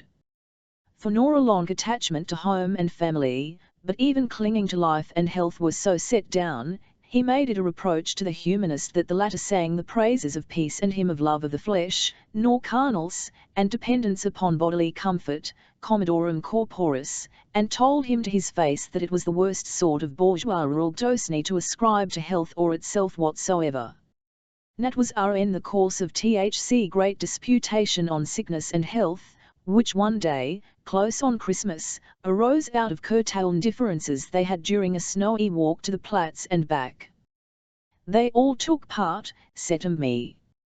Naphtha, Hans Castorp, Ferg and Chsel, one and all slightly feverish, at once nervously stimulated and physically lethargic from walking and talking and THC severe frost, all sub-ECT to fats of shivering, and WHCCHC are print.pals in the argument, like SCTTCMBNRN and Naphtha, or for the most part rective, like the others, contributing only short ejaculations from at a time all, without exception, so utterly absorbed that they stopped several TMES by THC way, in a disorderly, gesticulating knot, blocking the path of the passers-by, who had to describe a circle to get round them.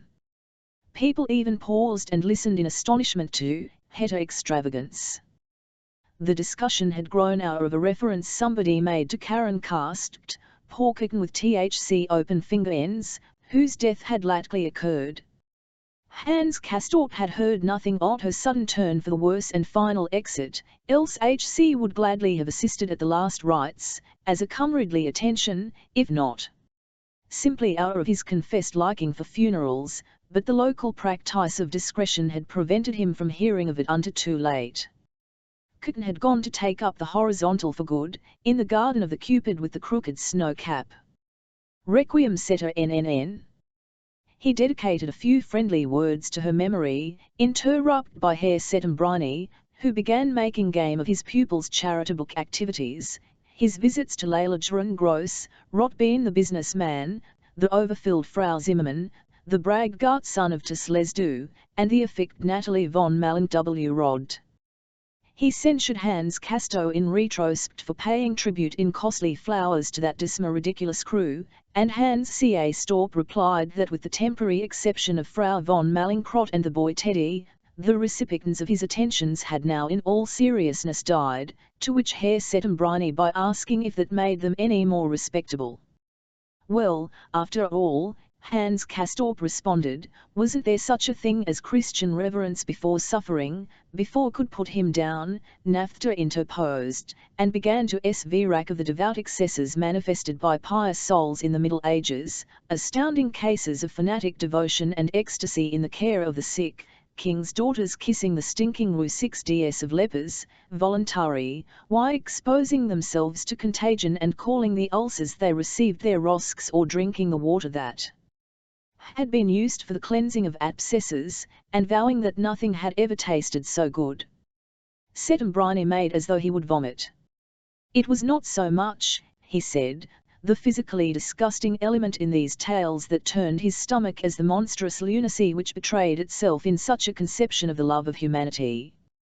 Then, recovering his poise and good humour, he drew himself up and held forth upon the recent progress of humanitarian ideals, the triumphant forcing back of epidemic disease, upon hygiene and social reform. He contrasted the horrors of pestilence with THC feats of modern medical SC1 All these, Nafta responded, were very honest bourgeois achievements, but RHCY would have done more harm than good in the Senrurics under discussing. They would have profited neither one sid nor the other, the ailing and wretched as little as the strong and prosperous, these latter not having been sent piteous for Peter's sake, but for the salvation of their own souls. Successful social reform would have robbed them of so necessary justification, as it would the wretched of their sanctified static. THC assistance of poverty and sickness had been in interest of parties, and the position could sustain so long as T was possible to hold to the purely religious point of view. A filthier view, Settembrini declared. A positron the stupidity of which H.C. felt himself above combating. This talk of lot of the poor, and what the engineer, in his had said about the Christian TVCRCNCC due to suffering, was simply gammon, rests as did on a misconception, on mistaken sympathy, on erroneous pseudotive. The pity well person felt for the pity that almost amounted or, the well could not he himself could possibly hear such suffering, was very greatly exaggerated. The sick had no right to it.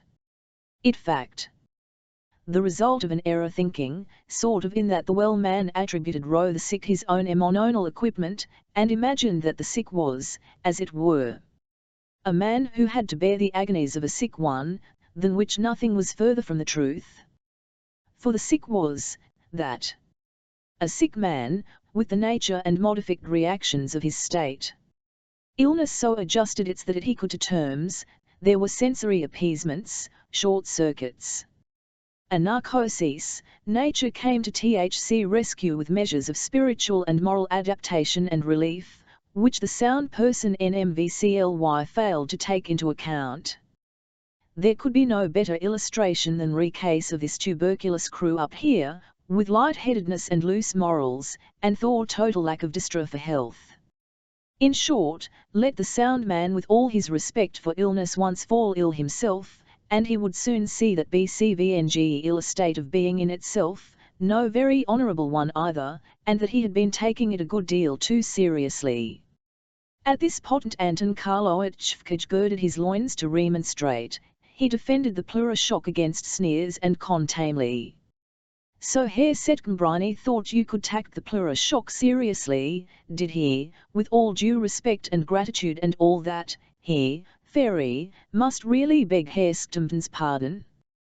His great Adam's apple and his good-natured worked up and down as he repudiated any lack of respect for the suffragans he had undergone. He was just a plain man, an insurance agent, with no highfalutin ideas. CVCN The present conversation soared far above his head. But if Herr Setkind meant to suggest that THC Plurashock was a good example of what he was talking about, that torture by tickling, with its stench of sulphur and its three-coloured fainting fit, well, really HC was very much obliged to Herr Settembriny. He really must think him very kindly indeed, but there had been nothing of the sort about the Plurashock, not a talk about adjustments and merciful narcosis. Why, it had been CCN the most sickening peak of business under the shining sun, and nobody who had not been through it could have the least idea. Yes, why CSHCR Briney said. Hefkaj's collapse got more and more remarkable as time went on, and he would presently be wearing ire like a halo round his head. He, Settembriny, had no great respect for sick folk who laid claim to consider Ryan on the score of their illness. He was ill himself, and screously, but in all HC felt inclined to be of the fact. However, present remarks were purely abstract and impersonally, and the distinction he made between RHC nature and reactions of well and a sick man was based on common sense, as the gentlemen see if they would think about insanity. Take, for instance, hallucinations. Suppose one of his companions, the engineer, say, or Herr Wassel, should enter his room tonight at dusk and see his deceased father sitting there in corner, who should look at and speak to him. That would be absolutely monstrous, wouldn't it? A shattering experience, which would confound both sense and reason, and make him GCT out of THC room as fast as he could and put himself in the care of a surgeist in nervous ailments. Or wouldn't it? The irk of the thing was that such an experiment would not be possible for any of the gentlemen present, since they were all in enjoyment of full mental health. If it did happen to any of them, it would be a sure sign that they were not sound, but diseased, and THEV would not react to the appearance with emotions of horror and by taking to their heels, but treat it as though it were entirely in order, and begin conversation with it. This in fact, the reaction of a PCR son suffering from hallucination. To that such hallucinations affected the person subject to them with RHC same horror as would be felt by a sound mind was a DCFCCT of the to which normal persons were often prone. Herr Settembriny spoke with droll and plastic effect. His tour of the father in the coma made them all laugh. Cunfkaj, put out though HC was by the slight to his Plurashock.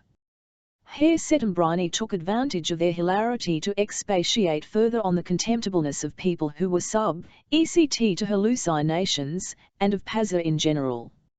It was his opinion that these deal more than they need, and often made this observation when he had visited asylums for the insane. For in the presence of the doctor, or of a stranger, the patients would mostly intend their jabbering grimaces, and moving ro and fro, and behave quite sensibly, as long as they felt themselves under scrutiny, only to let themselves go again afterwards.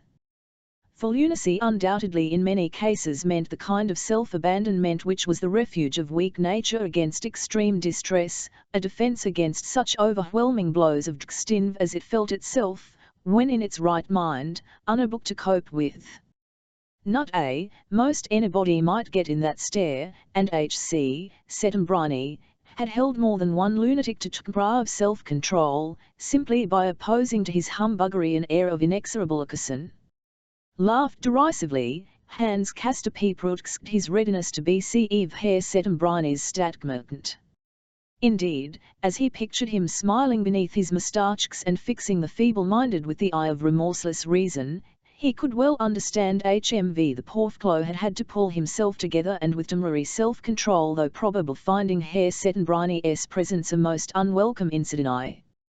But Naphta too had of asylums for the insane.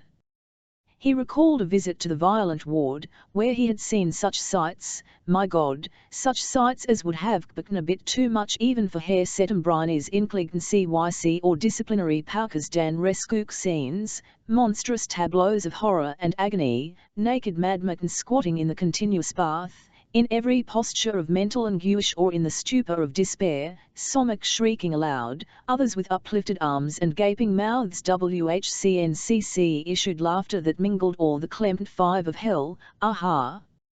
Cried Herr Furge, and took leave to remind them of the laughter which had escaped him when they went over his pleura.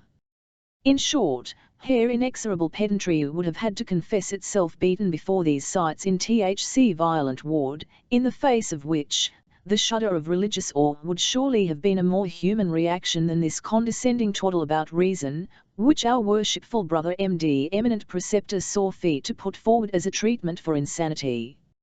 Hans Castorp was too preoccupied to question the new titles Naphta was conferring on Herr Settemme. Hastily he made a resolve to look them up THC first chance he got, for THC moment, HC had his hands full with the present conversation.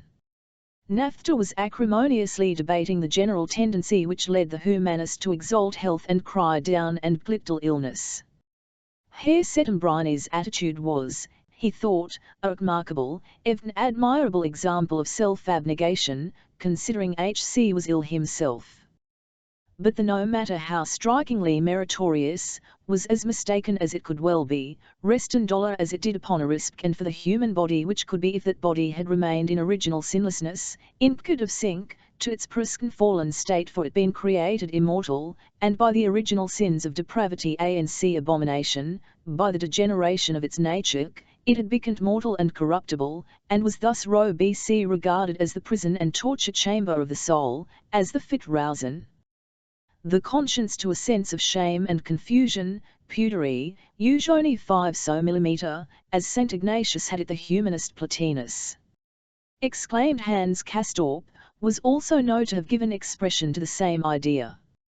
But Herr Settembrine up his hands and ordered the young man not to confuse different ends of view, and FC, are the rest, to be advised and maintain an attitude of receptive derived TKE reverence which the Little Ages paid to physical suffering from the fact that it ACU test on religious grounds in the sight of the anguish of THS.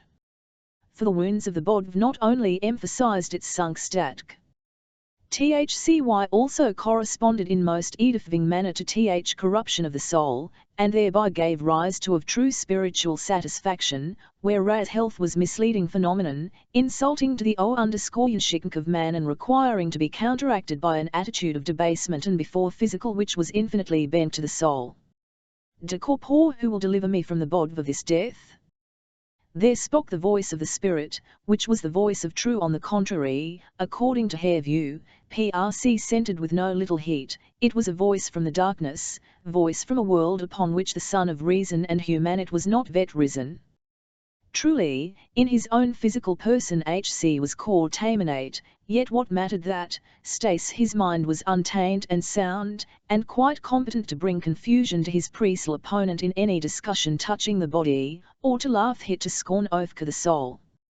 He took too high a flight in celebrating TL body as the true temple of the Godhead, for straightway declared that this mortal fabric was nothing more than a veil between us and Gtanid.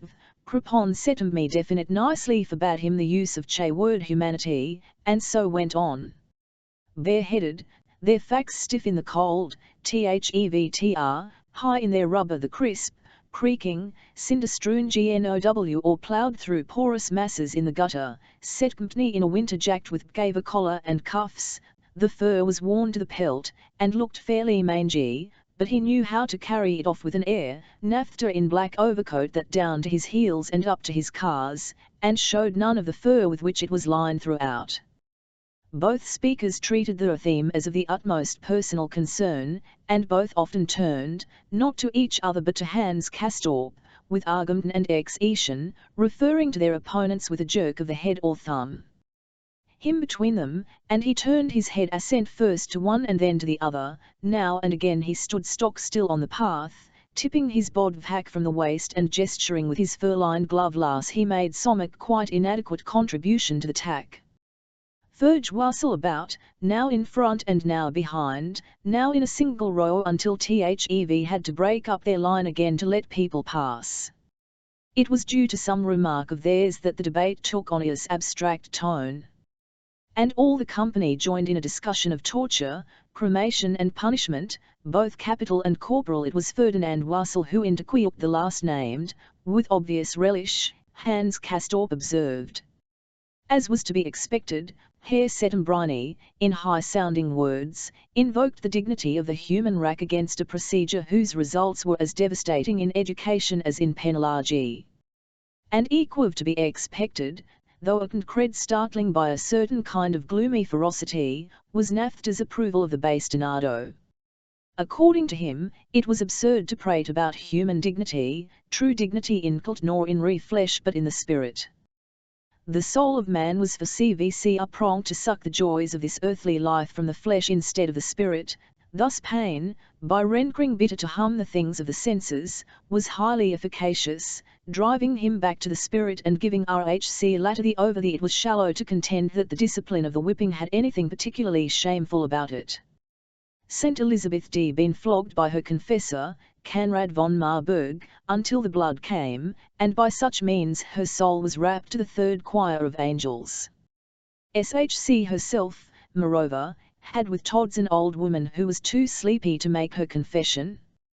The MCMTRRS of a certain sect, and even other persons of devout and serious character, submitted to flagellation in order that the spiritual impulse might be strengthened. Would anyone seriously contend that such a procedure was barbarous and inhuman? It was true that corporal punishment was on the decline in certain countries which considered themselves in THC van of progress, but the belief that such a decline was sign of enlightenment became only the anorcomic RHC longer it persisted. WCLL, anyhow, Hans Castorp considered, so much was granted, that in the antithesis between body and soul it was undoubtedly THC body which combodied, the body EMB, yielded, that wasn't so bad, was it? The evil principle, in so far as RHC body was nat orally nature, pretty good, too, that. And nature, being diametrically opposed to the spirit and reason, was by that fact intrinsically evil, mystically evil, on might say, if didn't sound like showing off. But it followed from this that the body should be treated accordingly, and made to profit from disciplinary which might also be called mystically evil. Herr Settembrini, for instance, that time when THC Canis of the flesh had prevented him from attending the Congress for the Advancement of Civilization at Barcelona, ought to have had a St. Elizabeth at his side. Everybody laughed, but while the humanist was bringing up his guns, Hans Castorp hastily began to talk about beating HC had received, when he was in of the lower forms in the gymnasium, where this form of punishment still survived to some extent, and there were always switches on hand. Hans Castorp's social position had been too good for the masters to venture to lay hands on him, but HC had once been whipped by a stronger pupil, a big lower of a fellow who had laid on with reflex a book switch across Hans Castorp's thin-stockinged calves. It had hurt so confoundedly, so mystically, that he had fairly for rage, and the tears had ignominiously flowed down. And he recalled having read that in the penitentiaries, when men are flogged, the most hardened reprobates will blubber like little children. HCR hid his face in his hands, that were clad in very shabby leather gloves, and Nafta, with statesman-like calm, asked how they would CXPCCT to abduct refractory criminals, unless by putting in THC stocks, which were quite the furnishing for a prison. A human penitentiary would be neither one thing nor the other, an aesthetic compromise. If Herr Settembrini not think so, then it was clear that, though an aesthete, he had very little sense of the fitness of things. And in the field of pearl which would bar Nafta, in the Liban individualism of our bourgeois, humanitarian age, in an enlightened absolutism of the ego, which was, indeed, now dying off, to give place to social conceptions made of sterner stuff, idcus of discipline and conformity, of coercion and compliance, to the realization of which an element of godly severity would be needful, and which, when realized, would make us alter all our ideas on the subject of the chastisement of the human carcass. Hence the phrase Nafta suggested that since God, in punishment of our sins, had visited us with the shameful and horrible stench of bodily corruption. After all, at WXS, not such frightful insult to that same bod that it should and then get her and then, some all at once, they camp upon thee of cremation. Settembrini paid it homage. That indignity of corruption, he said, of which Naphta spoke, could by its means be RCD. On practical as well as on ideal grounds, mankind was now about to RCSS it. HC explained that he was helping prepare for an international congress for the promotion of cremation, the scene of whose labours would probably be SWCDCN. A model cremart, would be exhibited, planned in accordance with THC latest researches and experiments, with a hatful of urns. They hope to rouse widespread interest and enthusiasm. What an effete and obsolete procedure burial was, under our modern conditions, the price of land, THC expansion of our cities and consequent shuffling of the graveyards out onto THC periphery. And the chop-fall and funeral proctions, with their dignity curtailed by present-day traffic conditions. Herr Settembrini had plenty of disillusioning facts at his command. HC made a droll picture of a grief-stricken widower on his daily pilgrimage to the graveside, to hold communion with the beloved departed, and said that THC man must have a superfluity of that most precious of human commodities, time, and further, that the rush of business in a large modern burying ground must surely dash his atavistic bliss. The destruction of the body by Ferk, what cleanly, sanitary, dignified, yes, heroic conception that was, compared with abandoning it to the miserable processes of decay and assimilation be the lower forms of life. Yes, the newer method was more satisfying emotionally too, and kinder to the human longing after immortality. For what the fittest acquired was the more perishable part of the body, the elements which during one's life were got rid of by metabolism, whereas those which accompanied man through life, taking least share in the process of change, those succumbed THC ashes, and with them the survivors possessed their imperishable part. Oh, charming, Naphta said. Oh, really, very good. Man's imperishable RRT, his ashes. To old humanity fast to its old, irrational position the face of established biological fact, to force it to remain at the stag of primitive religion, where death was a spectre surrounded by such mysterious terrors that the gaze of reason could not be focused upon it. Barbarism. Fear of death went to a very IOW cultural stage, when violent death was THC rolk, and its horrors thus became associated with the idea of death in general. But now, thanks to the of hygiene and the increase in personal security, a natural death was the rule, violent one the exception. Modern man had kicked to think of repose, after exhaustion of his powers, as not at all dreadful, but normal and even desirable. No, death was neither spectre nor mystery. It was a simple, acceptable, and physiologically necessary phenomenon. To dwell upon it longer than be required was to rob life of its due. Accordingly, the Hall of Death, as the modern cremato and vault for the urns was to be called, would be supplemented by a Hall of Life, where architecture, painting, sculpture, music, and poetry would combine to draw the thoughts of THC survivors from the contemplation of death, from weak and unavailing grief, and fix them upon the joys of life. On wit, the dance. Naphta mocked. Don't let them make much of THC funeral rites, don't let them pay too much respect to such a simple fact as death, but without that simple fact, THCRE would never have been either architecture nor painting, sculpture nor music, poetry nor other art. Vic deserts to the coyers, murmured Hans Castorp dreamily. Your remark is incomprehensible, Settembrini answered him. Which doesn't prevent it from being at the same rhyme silly. Either the experience of death must be THC last experience of life, or else it must be a bugaboo, perk and simple. Will THCRCBC obscene symbols employed in the Hall of Life? Though on the Sarko Hans talked DW with a serious air. By all accounts Natar chimed in, there will be a fine fat feeding for the senses, oils, and in marbles, a humanistic taste would great the glories of the senses, of the sinful body whose flesh it had saved from putrefaction.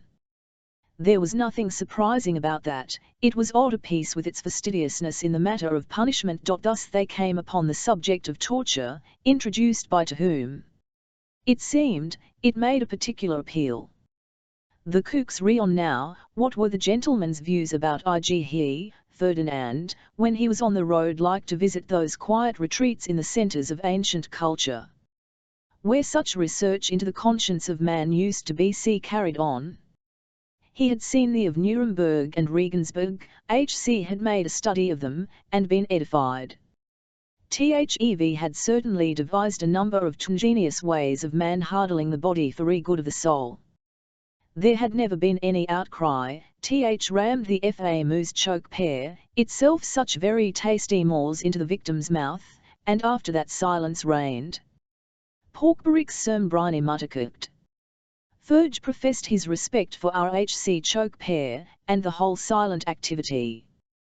But anything worse than the pin at back of his pleura he was had never be scented whisked, not even those times. That had been done for his good. The soul, offended justice, these warranted a temporary lack of mercy. But in fact, the torture was an invention of the human reason. Briney presumed that the speaker was not quite in his yes, he was pretty well in possession of them. It was the professed aesthete, who was probably not alto ether familiar with the history of the development of medieval jurisprudence. There had trend, in fact, to process of continuous rationalization, in the course of which reason had taken the place of God, who had been squared out of the department of justice. In other words, trial by battle had fallen into disuse, cause it had been observed that the stronger man conquered even when he was in the wrong. It had been Gopalk of Herr Briney's kidney, THC doubters and critics, who had made the observation, and brought the Inquisition, which superseded the old naive procedure. Justice no longer relied on the intervention of God in favour of the truth, but aimed to get it out of the accused by confession. No sentence without confession, you could hear that still among RHC people, for the instinct lodged deep with them, the chain of Kvid might be as strong as it liked, but if there had been no confession, THCRC would remain a lurking feeling that the sentence was illegitimate. But how get at the confession? How procure the truth, out of the mass of circumstance and suspicion? How look into the heart, the brain, of a who denied and concealed? If the spirit was recalcitrant, there remained the body, which could be got at. The torture was reckoned to reason, as a means to an end, the end of bringing out the indispensable confession. But it was Herr Briney who had demanded and introduced confession, and he, accordingly, who was responsible for torture. The humanist implored the others not to believe a word of all this. Herr Nafta was indulging in a diabolical joke. If THC position had really been what he said, if it were true that the horrible thing was actually an invention of the human reason, that only showed how grievously she always needed sustaining and enlightening, and how little ground the instinct worshippers had for their fear that things could ever be much directed by reason on this earth. But the speaker was of course in error. The judicial abomination they were discussing could not lay at the door of THC human reason, because it went back to an original belief in hell. The rack, the pincers, the SCRCWS and tongs you saw in these chambers of torture and martyrdom represented the effort of a childish and deluded fancy to emulate what it piously believed to be the sufferings of THC eternally damned. But that was not all. They hired to assist evil doer, whose spirit they assumed to be resting after confession, while his flesh, the evil principle, SCT itself against the soul's desire, they had it in mind to do him a service of love, in breaking his BGDY by torture. It was a madness of asceticism. How about the ancient Romans, did they harbour the same delusion? Romans? Che. But they employed THC torture as a judicial instrument. Logical impasse. Hans Castorp tried to help out, as if it were his métier to guide such a conversation. Of his own accord, he flung into the arena the question of capital punishment. Torture, he said, was abolished, though examining magistrates still had ways of making an accused equus and pliable. But the death penalty existed, it seemed impossible to do without it. It was practiced by the most civilized nations. The French system of deportation had worked very badly. There was nothing feasible to do with certain half-human beings, except to make RHCM a head shorter. Were not certain half-human beings Settembrini corrected him? They were men, like the engineer, like himself, Settembrini, only weak-willed victims of a defective social system. He cited THC Cascovenant and owned criminal, RHC kind always RCFCRRED to by the prosecuting attorneys as a beast in human form who had covered the walls of his cell with verse, and not at all bad verse either, much better than most prosecuting attorneys ever managed to write. That cast somewhat singular light on the art of verse writing, Nutter retorted, but v.las not otherwise worth answering. Hans Castorp said he was not surprised to hear that NAFTA favoured the death penalty. To his mind, NAFTA was as revolutionary as Settembrini, only in a conservative direction, a actionary revolutionist. Herr Settembrini, with a confident smile, assured them that the world, after through a period of inhuman reaction, would always return to the normal order of things. But Herr NAFTA preterra to discredit art sooner than admit that it might have a humanizing effect una sunken WRCTCH. HC need not X by such fanatical tal to make much cadouave with light-seeking youth. He, Settembrini, had the honour to belong to a newly formed league, the scope of which was the abolition of capital punishment in all civilized countries. It was not YCT settled the first Congress should meet, but one thing was sure, that those who addressed IR would have plenty of arguments at hand. He submitted some of them forthwith, the EVCPRCSCNT possibility that justice might err and judicial murder be committed, the hope of reformation, which it was never possible to discard, the biblical injunction vengeance is menk. Then he referred to the theory that the state, in its function not as THC Wickelka of force, but as THC instrument of human betterment, may not repay evil with evil. He attacked the conception of guilt, on the ground of scientific determinism, and lastly, he repudiated the whole theory of punishment. On top of which light-seeking youth had to stand by while NAFTA nearly wrung the neck of all these arguments, one after the other. He derided the humanizer's reluctance to SHCD blood, and his reverence for human life. He said that the latter was characteristic of our intensely bourgeois age, our policy of mollycoddle. Even so, its inconsistency was apparent. For let an IDCA arise the RWCNT beyond considerations of personal safety and well-being, and such ideas were the only ones worthy of human sins. And thus in a higher sense were the normal field of human activity, and the individual would, CVCN under average STR and, be sacrificed without scruple to the higher clam. Nay, more, the individual, of his own free will, would CXFWSE himself without a thought. The philanthropy of his honoured opponent would eliminate from life all its stern and mortal traits, it would castrate life, as would the determinism of its so-called science. But determinism would never succeed in doing away with the conception of guilt. It could only add to its authority and its awfulness. Oh, so he demanded that the victim of social maladjustment be convinced of his own swollenness, and tread in full conviction the path to THC scaffold. Quitk. THC evildoer is filled with his guilt as with himself. For he as he is, and can and will not be otherwise, and therein lies his guilt. NAFTA shifted THC ground of the discussion from the empiric to the metaphysical. He went on to say that in behavior, in action, determinism did indeed rule, there was no freedom of choice. But in being, the man is as he has wished to be, and as, until his last breath, he has ceased to wish to be. he has revelled in slaying, and does not pay too dear in being slain. Let him die, then, for he has gratified his heart's deepest desire. Deepest desire. They all gritted their teeth. Hans Castorp gave a little cough. Wasser set his jaw awry. Herr Ferdoller breathed a sigh. Sertembriny shrewdly remarked, "There is a kind of generalization that has a distinctly personal cast. Have you ever had a desire to commit murder? That is no concern of yours. But if I had, I should laugh in the face of any ignorant humanitarianism that tried to feed me on skilly till I died a natural death. It is absurd for the murderer to outlive the murdered. Thcy2, alone together, as two beings are together in only one uthka human relationship, have, like them, the one acting, the other suffering him, shared that bind them for ever together. Thevt long to cack other. Settembriny said frigidly he lacked the brains necessary to the understanding of this death and murder mysticism, and he really didn't miss them.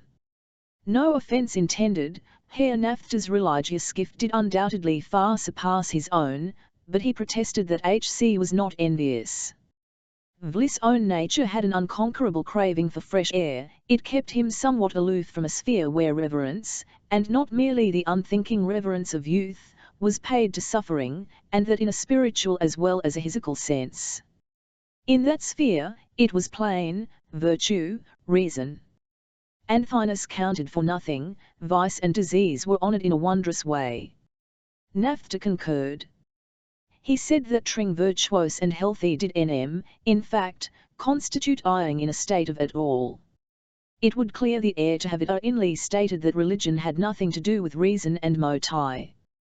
For he added, it has nothing to do with life.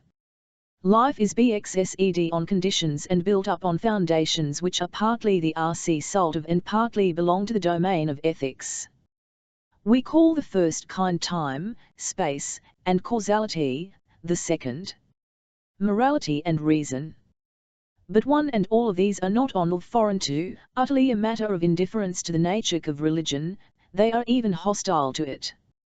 For they are precisely what up life, thc so, called normal life, which is to say, arch-Philistinism, ultra-Bourgeoisidom, the absolute antithesis of which, the very genius of antithesis to which, is the life of religion. Naftal went on to say that he would not deny to the other sphere the efficibility of genius.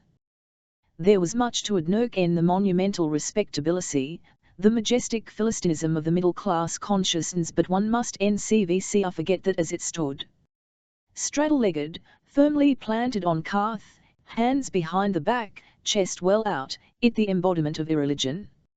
Hans Castorp, like a put-up HTS hand. He wished, he said, not to offend Sitha IDC. But since they were talking about progress, and thus, to a certain extent also, at UTP Ilitics, and the Republic of Eloquence and the civilization of THC educated Occident, he might say that it segment grow him the difference, or, if Herr Nafta insisted, the antithesis, between life and religion went back to that between time and eternity. Only in time was THCRC progress, in eternity there was none, nor any vxglitics or eloquence either. There, so to speak, one laid one's head back in God, and closed one's eyes. And that was the difference between rely on and morality. He was aware that he had put it very bar. The way he put it, Settembriny remarked, naive as it was less fictionable than his fear of giving offence, his inclination to give ground to the devil. Oh, as far as the devil was concerned, they too had talked about him aforetime, hadn't they? O Sarana, O Riblione. But which devil was it he had been giving ground to just now? Was it Karduk size 1, rebellion, activity, critical spirit, or was it the other? It was pretty dangerous having devil on Sitha hand, like this. How in the devil's name should we get out of i.e. that, Nafta said, was no proper description of the state of affairs as Kerr Setemny looked at them. for the distinctive feature of cosmos was that he made God and the devil distinct persons or principles, with life as a bone of shin between them, which, by the by, was just the way the Middle Ages had envisaged them. But in real, God and the devil were at one in being opposed to life, to oisitum, reason and virtue, since they together represented a religious principle. Duct, all mixed up together. Without judgment. Without direction. Without RHC possibility of repudiating what was vile. Did Herr Nafta realize what it was he denied and disavowed in the presence of youth, when he God and the devil together and in the name of this mad TWTHN oneness refused to admit the existence of an ethical principle? He denied every standard of values, he denied goodness. Horrible. Very well, then there existed neither good nor nothing but a morally chaotic all. There was not even the individual in possession of a critical faculty, there was only the all-consuming dollar, THC all-leveling universal communality, and mystic immersion in her. It was delicious, Herr Scrembrini's thinking of himself as an individualist. For to be that, one had at least to recognize the difference morality and blessedness, which our honored illuminant and monist most certainly did not. A society in which life was stupidly conceived as an CND in itself, with no questions asked about its ulterior meaning and purpose, was governed by a tribal and social ethic, inked, a vertebrate morality, if you like, but certainly not by individualism. For individualism belonged, singly and solely, in the realm of the religious and mystical, in the so-called morally chaotic all. And this morality of Herr Scrembrini's, what was it, what did it wane? It was life-bound, and thus entirely utilitarian, it was pathetically unheroic. Its end and aim was to make men grow old and happy, rich and comfortable, and that was all there was to it. This Philistine eye of work and reason, served Herr Scttcm philosophy, this Gosprini as an ethical system. As far as he, Nafta, was concerned, he would continue to deny that it was anything but the sheerest and shabbiest bourgeoisdom. Scrembrini enjoined him to be calm, his own voice shaking with passion. He found Herr Nafta's talk about L_H3 urgiosdom simply insufferable, and God knew why HC should put on that contemptuous, aristocratic air. As if the opposite of life, and we all knew what that was likely to be more refined than life itself. New cries, new now it was the aristocratic principle. Hans Castorp, all flushed and depleted from taxing brains in the cold, shaky as to his capacity for clear expression, hot and cold with his own audacity, heard himself babble that always since a child he had pictured death to himself as wearing a starched ruff, or at least a sort of half-uniform, a stand-up kala, while life, on the other hand, wore an ordinary collar. His words sounded, even to himself, like a drunken impropriety. He hastened to assert the company that was not at all what he had meant to say, and yet, wasn't it fact that one couldn't imagine certain people dead, simply because they were so very that mean they be cry fit for but could not die, because unfit for the consecration of Gath. Herr Scrembrini said he was confident Hans Castorp uttered such stuff merely for the sake of being contradicted. The young man would find him ever ready to lend a hand in the intellectual warfare, against attacks like THC Pruskt. THC Kerr had used the expression feet for life, he intended it ma derogatory to him, it was sin and malice with worthy of life, the two conceptions being perfectly harmonious. And suggesting by a natural cess-odd association another equally beautiful, worth of love. One might with truth say that he who was worthy of the one was fully worthy of the other. And both together, love-worthy and life-worthy, made up the truck nobility. Hans Castorp found that charming, most edifying. Herr Scrembrini had quite won him over with his plastic theory.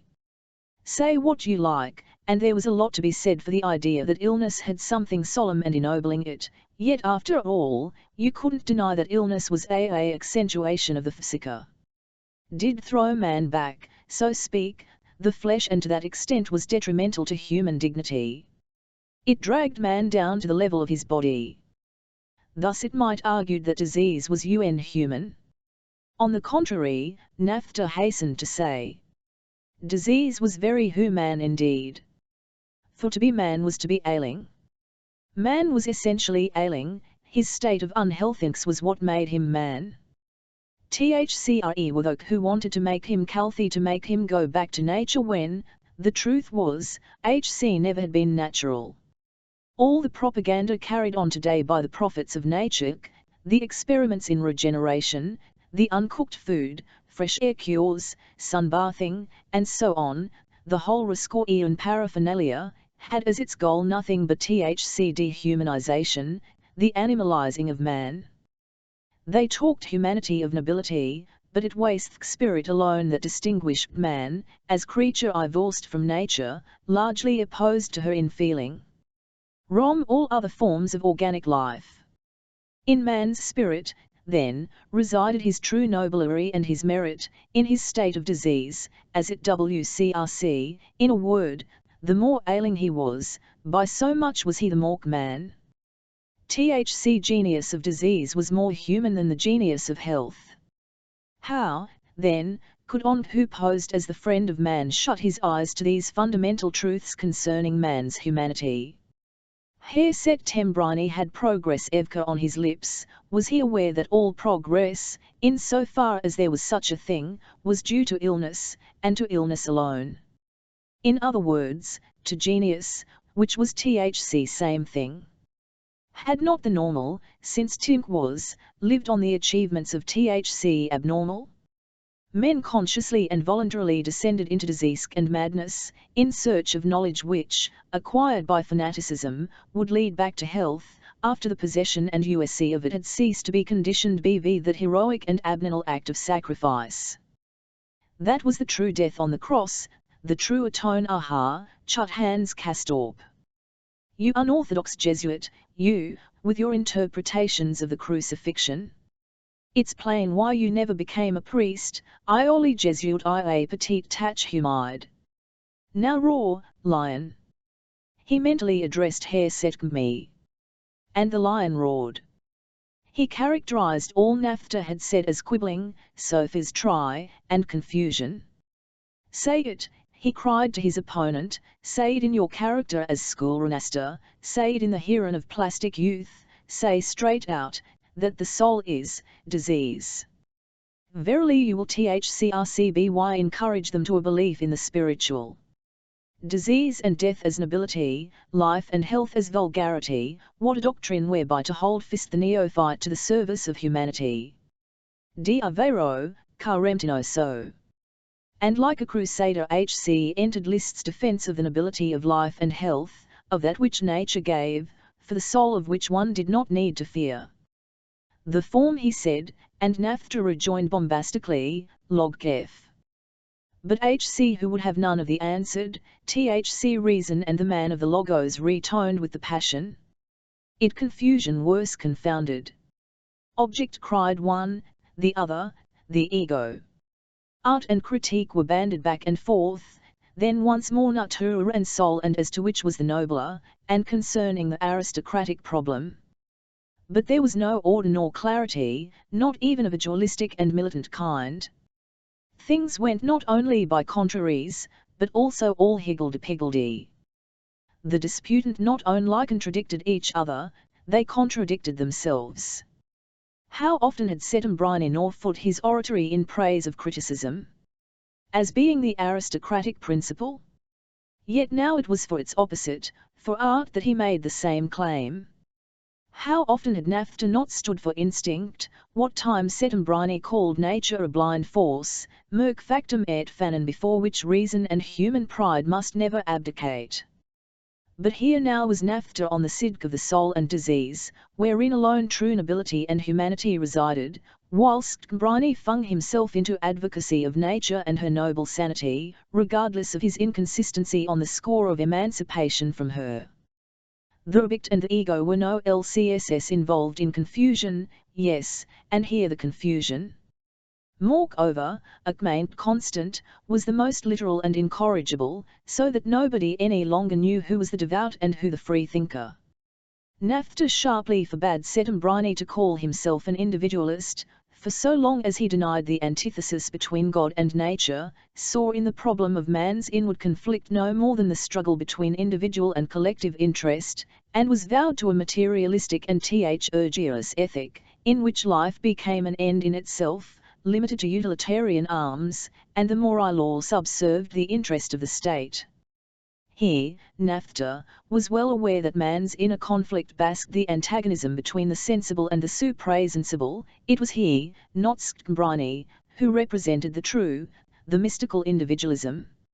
H.C., not Skatembhni, was in reality the free thinker, the man who looked for Gidang within himself.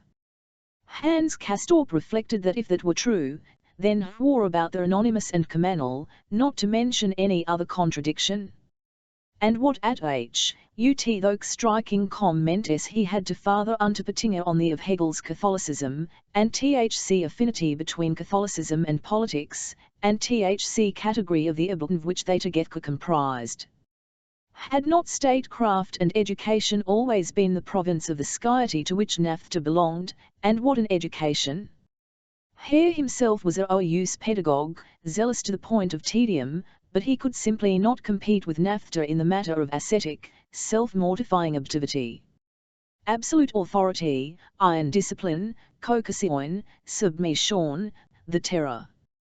That might its own value, but it paid scant homage to the individual and the dignity of his critical faculty. It was the army regulations of Thc Prussian Frederick, the exercise book of the Spam Schloyola all over again. It was rigid, it was devout, to the very marrow.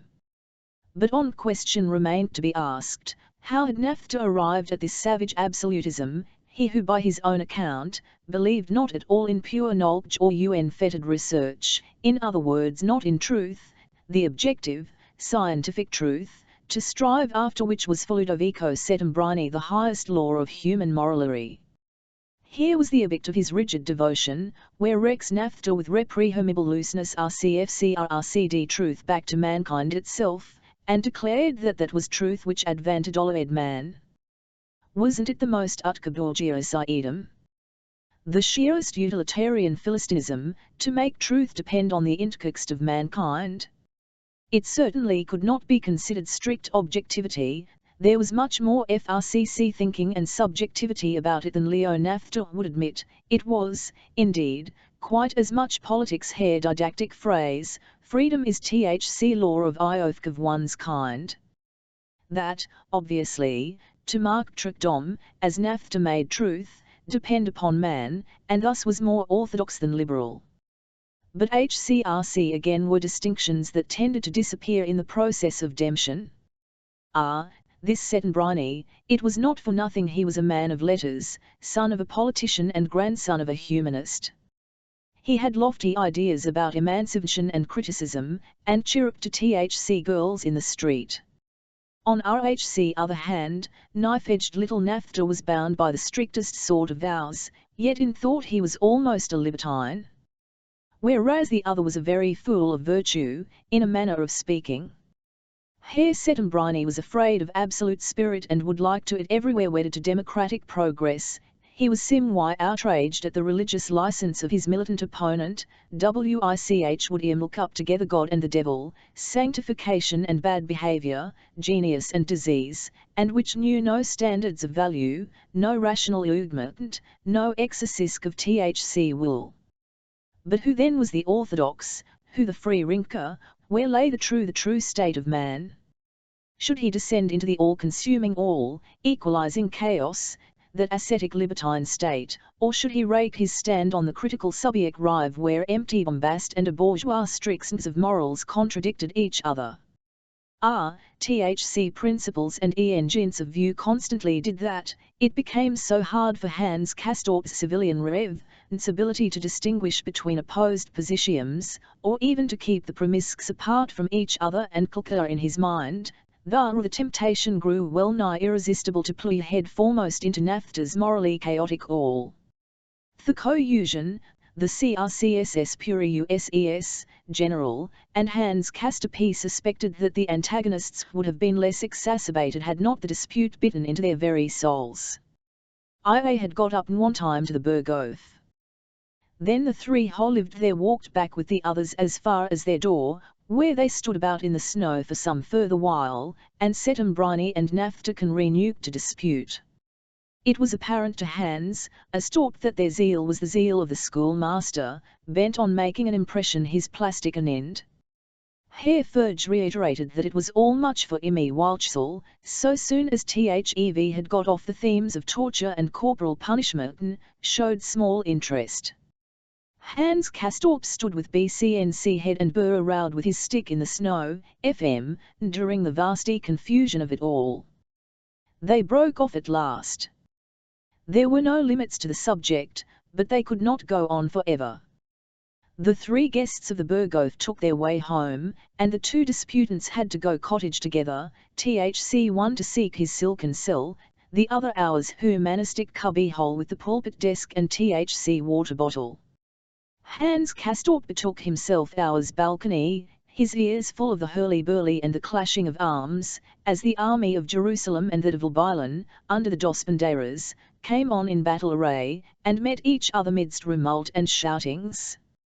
Daily, 5 times a day, THC guests expressed unanimous dissatisfaction with the kind of they were having.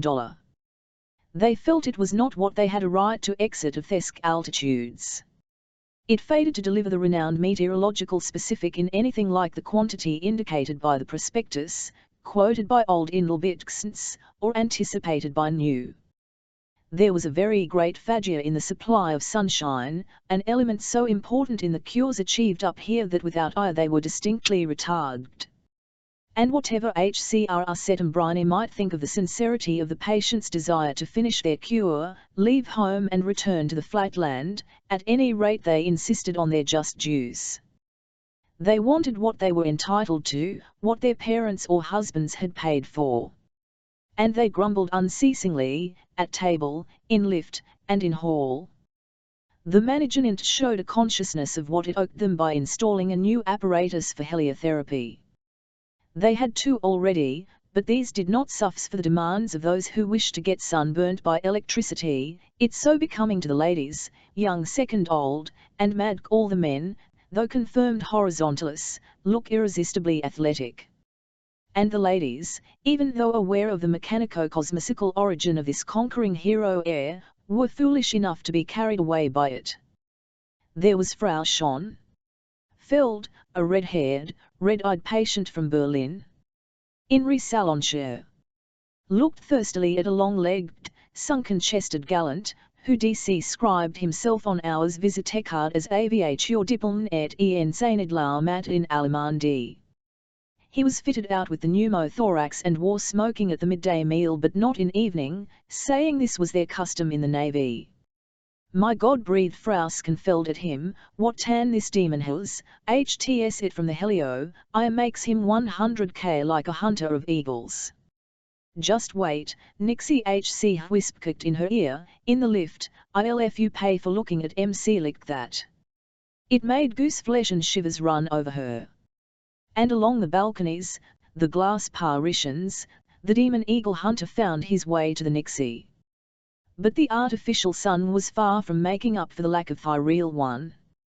2 or 3 days of full sunshine in the month, it were not good enough, gorgeous though these were, with deep velvety blue sky behind THC white mountain summits, a glitter of diamonds and a fine hot GLCNV on the face and the back of thy neck, when they dawned resplendent from the prevailing thickle mantle of grey mist. 2 or such days in the course of week could not satisfy Nopal, whose lot might be said to justify extraordinary demands from THC external world.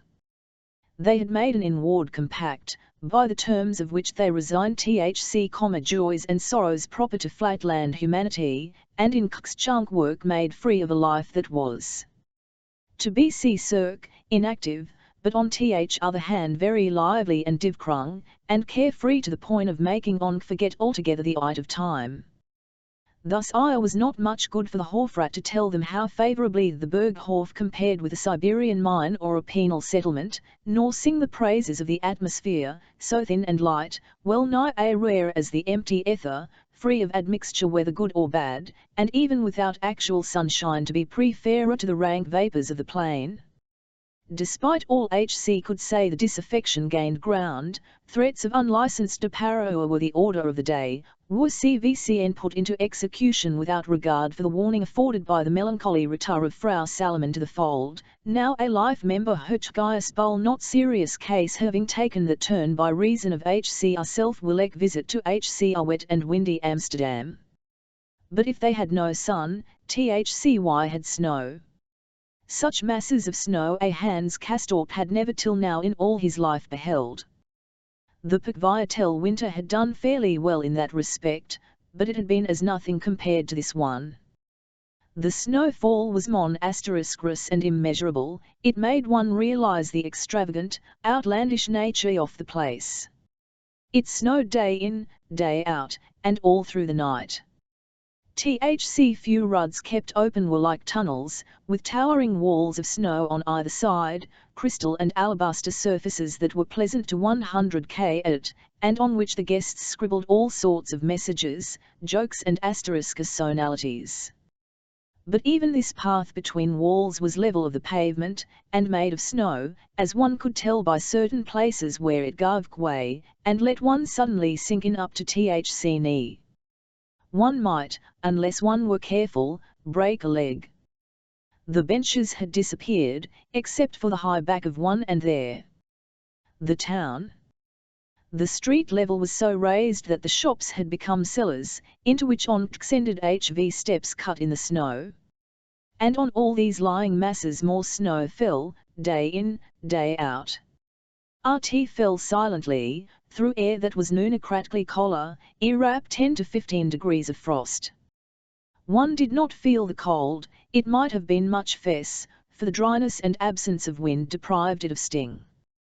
The mornings were very dark. Breakfast was taken by the light of the artificial moon that hung from the vaulted ceiling of the dining room, the gay Stensai, LCD border.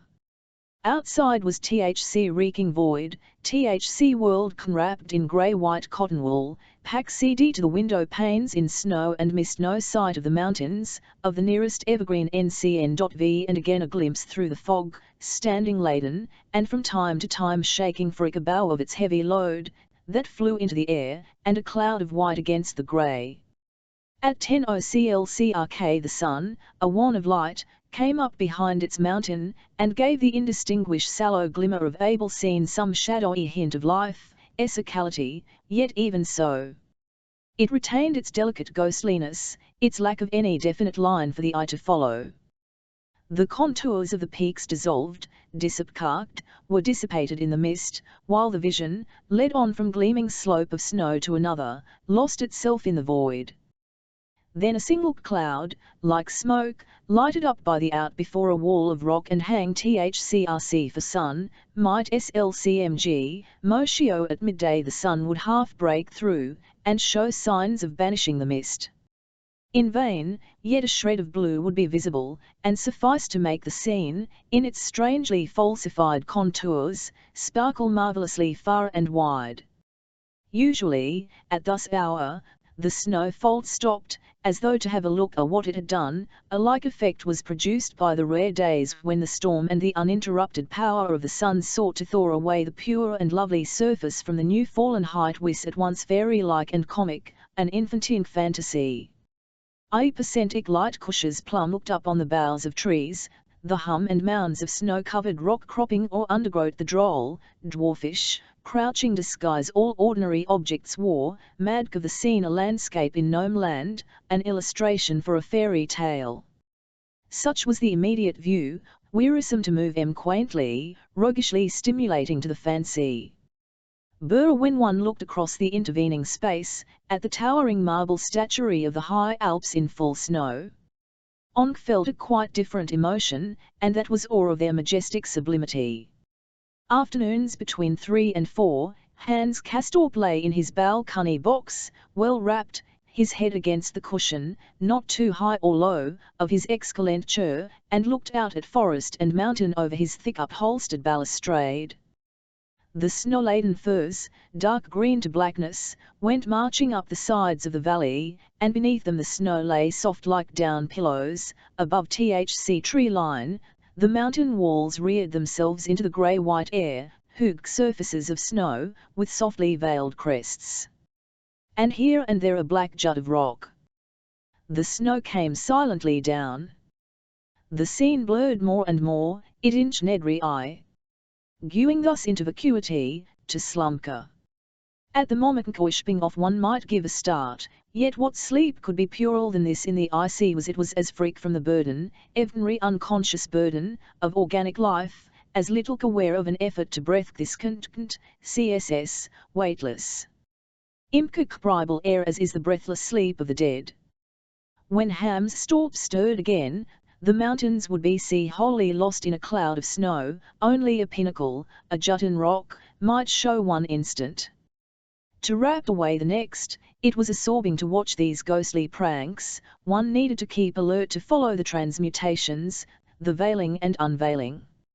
Moment a great space of snow-covered rock would reveal itself, standing out bold xnd free, though OB1SE or peak naught was to be seen.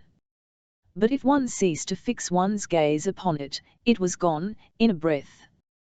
Then there were storms so violent as to prevent one's sitting on the balcony for the driven snow which blew in such quantity as to cover floor and chair with a thick mantle. Yes, CVCN in this sheltered valley it knew how to storm. The thin air would be in a hurly-burly, so whirling full of snow one could not see a hand's breadth before one's face. Gusts strong enough to take one's breath away FLTMG the snow about, drew it up cyclone fashion from the valley floor to the upper air, whisked it in the maddest dance, no longer a snowstorm, ire was a blinding chaos, a white dark, a monstrous dereliction on the part of this inordinate and violent region, no living creature v.e. the snow bunting, which suddenly appeared could flourish in it. And yet Hans Castorp loved this snowy world. He found it not unlike life at the seashore. Monotony of the scene was in both cases profound. The snow, so deep, so light, so dry and spotless, was the of down below. One was as clean as the other, thou could shake the snow from BCNJTS and clothing, just as you could the thin ground. Dustless stone and shell, product of the sea's depth, neither left trace behind. And walking in the snow was as toilsome as on the dunes, unless, indeed, a crust had caught, by dint of thawing and freezing, when the going became easy and pleasant, ilk marching along the smooth, hard, wet, resacked strip of sand sea loose to the EEO the sea. But the storms and guy-pile drifts of this year gave Pedgstrians small chance. They were favourable only for skiing. The snow plough, labouring its best, Berelv LCCPT FRCC the main STRCCT of the and the paths. Thus FCW short feasible STRCTCHCS were always crowded with other walkers, ill and well, the native, the permanent guest, and the hotel popular, and these in their turn were by the sleds as swung and swerved down the slopes, steered by men and women who aimed far BGCK as they came on, and shouted importunately. Being obsessed by the importance of their once at bottom, they would turn and trundle their toy sledges again. Hans Castorp was thoroughly sick of all the walks. He had two desires, one of them, the stronger, was to be alone with his thoughts and his UK-taking projects, and this he's assured to, but the other, allied unto it, was a lively craving to come into close and freer touch with the mountains, THC mountains in their snowy desolation. The HC was irresistibly drawn. YCT how could HC, all unprovided and foot-bound as he was, hope to gratify such a desire? He had only to step beyond the end of the shovelled THS, an end soon reached any of them, to plunge breast in the snowy clement. Thus it was Hans Castorp, on a day in his second winter with Oak up here, resolved to buy himself skis and learn to walk on them. Enough, that is, for his purpose. He was no Vietsman, had never been physically inclined to SVRT, and did not behave as though HC were, as did many, uses of the cure, drew QNG up to suit the mode and the spirit of place. Herman Kleefeld, for instance, among other females, though she was constantly blue in THC face from lack of breath, Loved to at luncheon in tweed knickers, and loll about after the meal in a lusket shawl in the hall with her legs sprawled out. Hans Castorp knew that he would meet with a refusal were he to ask Thc Hofrat to countenance his plan. Sports activities were unconditionally forbidden at the Borough as in all other establishments of the kind.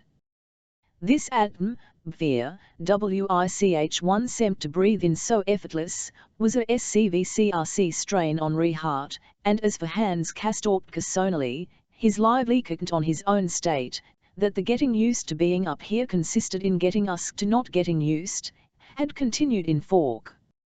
His fever, which Radamanthus ascribed to a moist remained obstinate. Why else indeed should he be here? His desire, his present purpose was then clearly inconsistent and inadmissible. Yet we must be at the INS to understand I'm right. He had no W to imitate the Foxair faddists and smart *udo sportsmen, who would have been equally eager to sit all day and play cards in a stuffy room, if only that had been interdicted by authority. He felt himself a member of another and closer community than this small tourist world, a new and a broader view, a dignity and restrained him apart and made him conscious that it would be unfitting for him to emulate their rough and tumble in the snow. He had no escapade in view. His plans were so moderate that Radamanthus himself, had he known, might well have approved them. But the rules stood in way, and Hans Castorp resolved to act behind his. He took occasion to seek to Herr Settembrine of his plan, who for sheer joy could have embraced him. Sigh, sigh, sigh. Do so, En Innica, do so with the blessing of ask after nobody's leave, simply do it. Ah, your GMD angel must have whispered you the thought. Do it straightway, before the impulse leaves you. Go along, I'll go to the shop with you, and together WC will acquire the instruments of this happy inspiration.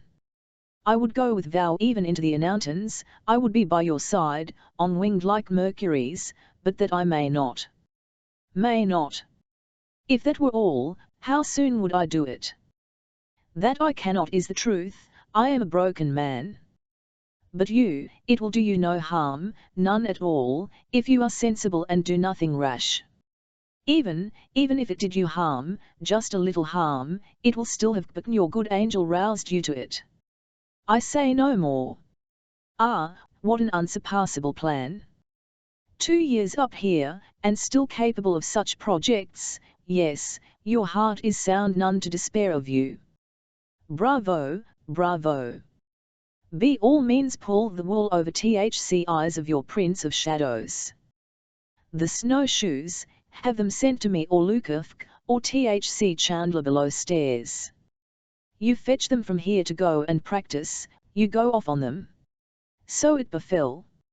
Under Herr Settembrine's critical eye, he played the connoisseur, though innocent of, Hans Castorp acquired a pair of oaken skis, finished a light brown, with tapering ends and the best quality of straps. He bought the iron-shod staff with the little wheel, as well, and was not content to have his purchases sent, but carried them on his shoulder to Tembrine's quarters, where he arranged with the grocer to take care of them for him. He had looked on enough at the sport to know the use of tools, and CHCX sing for his practice ground an almost treeless slope not far in the sanatorium, remote from the hubbub of the spot where other BC inners learn the art. He began daily to make his first blundum attempts, watched by Herr who would stand at it on his cank, with eye gracefully cross D, and DGTECT his nurselin's progress with oars. One day Hans Castorp, steering TE clear drive toward the Dorf, in act to take the skis hack to the grocer's, ran into the Hofrat. Muens never recognized him, though it was broad day, and our beginner had WCLLMGH collided with him.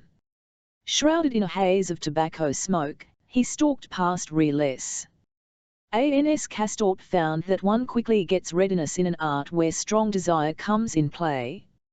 HC was not ambitious for X-foot skill, and ATL he needed HC acquired in a few days, without undue strain on wind or muscles.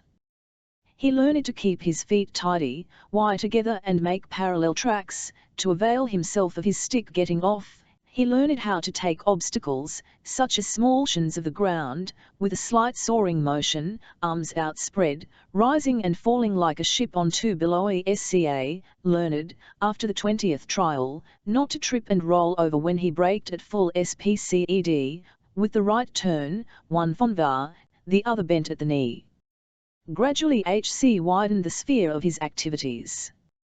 One day it came to pass that Hare saw him vanish in THC far white mist. The Italian shouted a warning through cupped hands, and turned homewards, his soul well pleased. It was beautiful here in these wintry heights, not mildly and ingratiatingly beautiful, more as THC North Sea is beautiful in A. There was no thunder of surf, a deathly stillness west rain, but roused similar feelings of awe.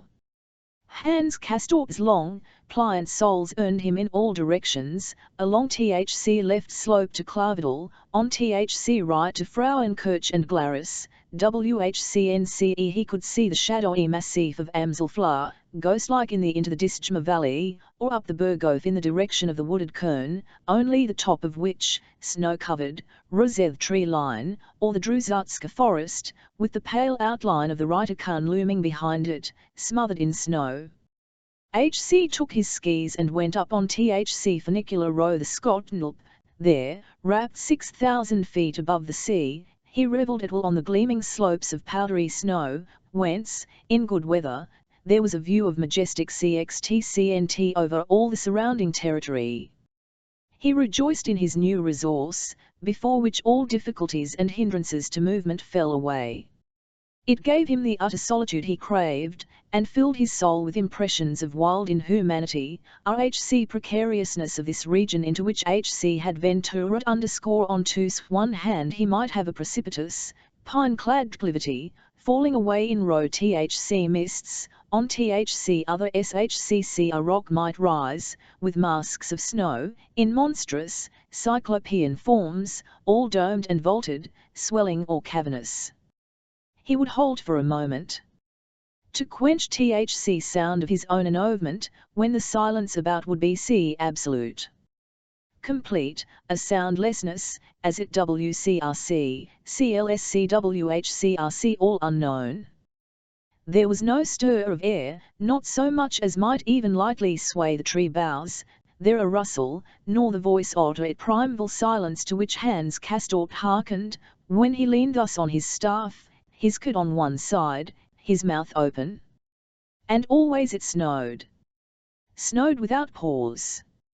Endlessly, gently, soundlessly falling. No, this world of limitless silence is nothing hospitable, it re-hived the eater at his own risk, or rather it scarcely even received him, it tolerated his nitration into its fastnesses, in a manner that boded no good, it made him aware of the menace of the elemental, and not even hostile, but impersonally the child of civilization, remote from birth from wild nature and all her woes, is more susceptible to her grandeur than is her untutored son who has looked at her and lived close to her from childhood up, on terms of prosaic familiarity.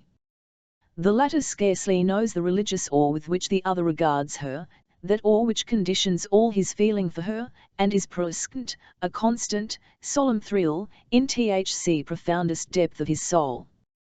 Hans Castorp, standing there in his thus listening to the primeval hush, the death-like silence of these wintry fastnesses. HC felt his breast lightened when, on his way home, the first chalets, the first abodes of human beings, loomed visible through the fog. Only then did he become aware that he had been for hours possessed by a secret awe and terror. On the island of SYLTHC had stood by the edge of the thundering surf. In his white flannels, cloakant, self-assured but most respectful, he had scanned there as one stands before a lion's cage and looked deep into the yawning jaws of the beast, lined with murderous fangs.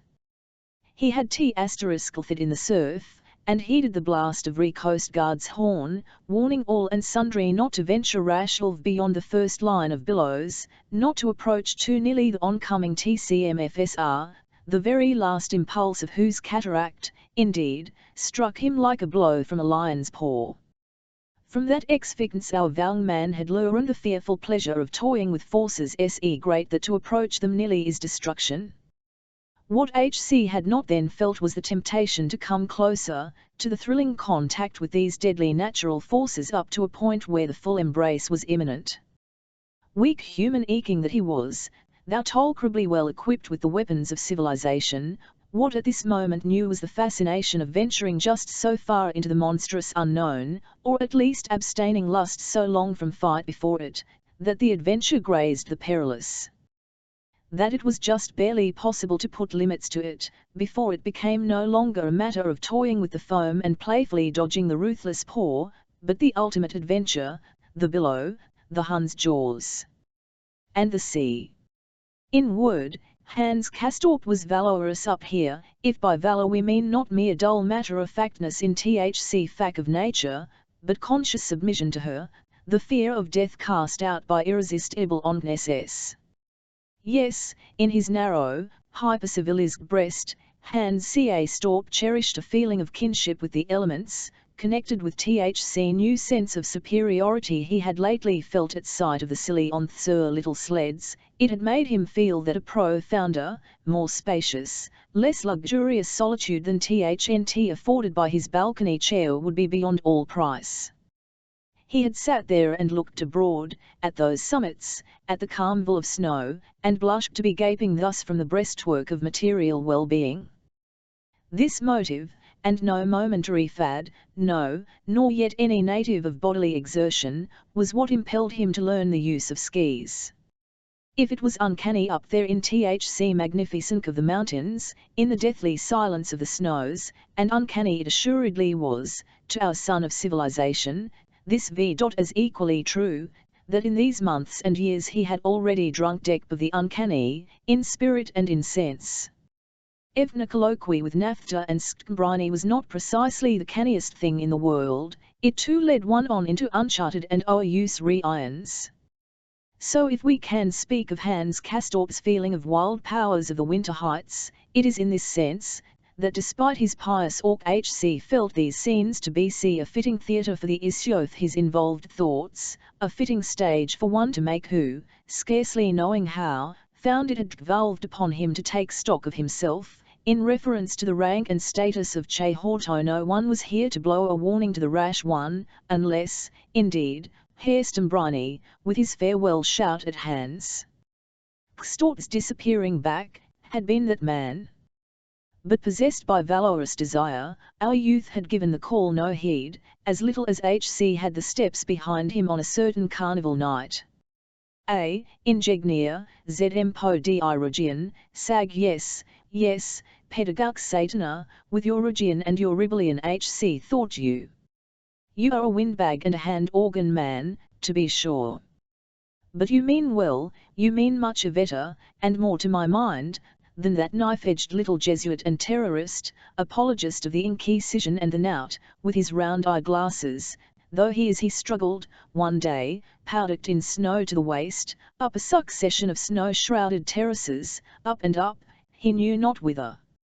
Now hither, perhaps, these upper regions blended with a sky no less misty white than they, and where the two came together, it was hard to tell.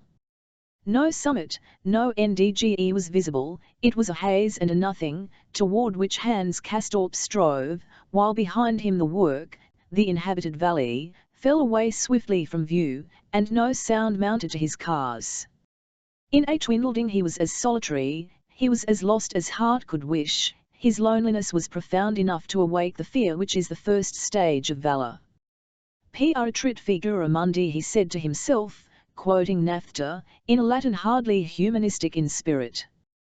He stopped and looked here on all sides there was nothing to see, beyond small single flakes of snow, which camped out of a white sky and sank to rest on the white earth. Thc Silkenhim refused to say aught to his spirit.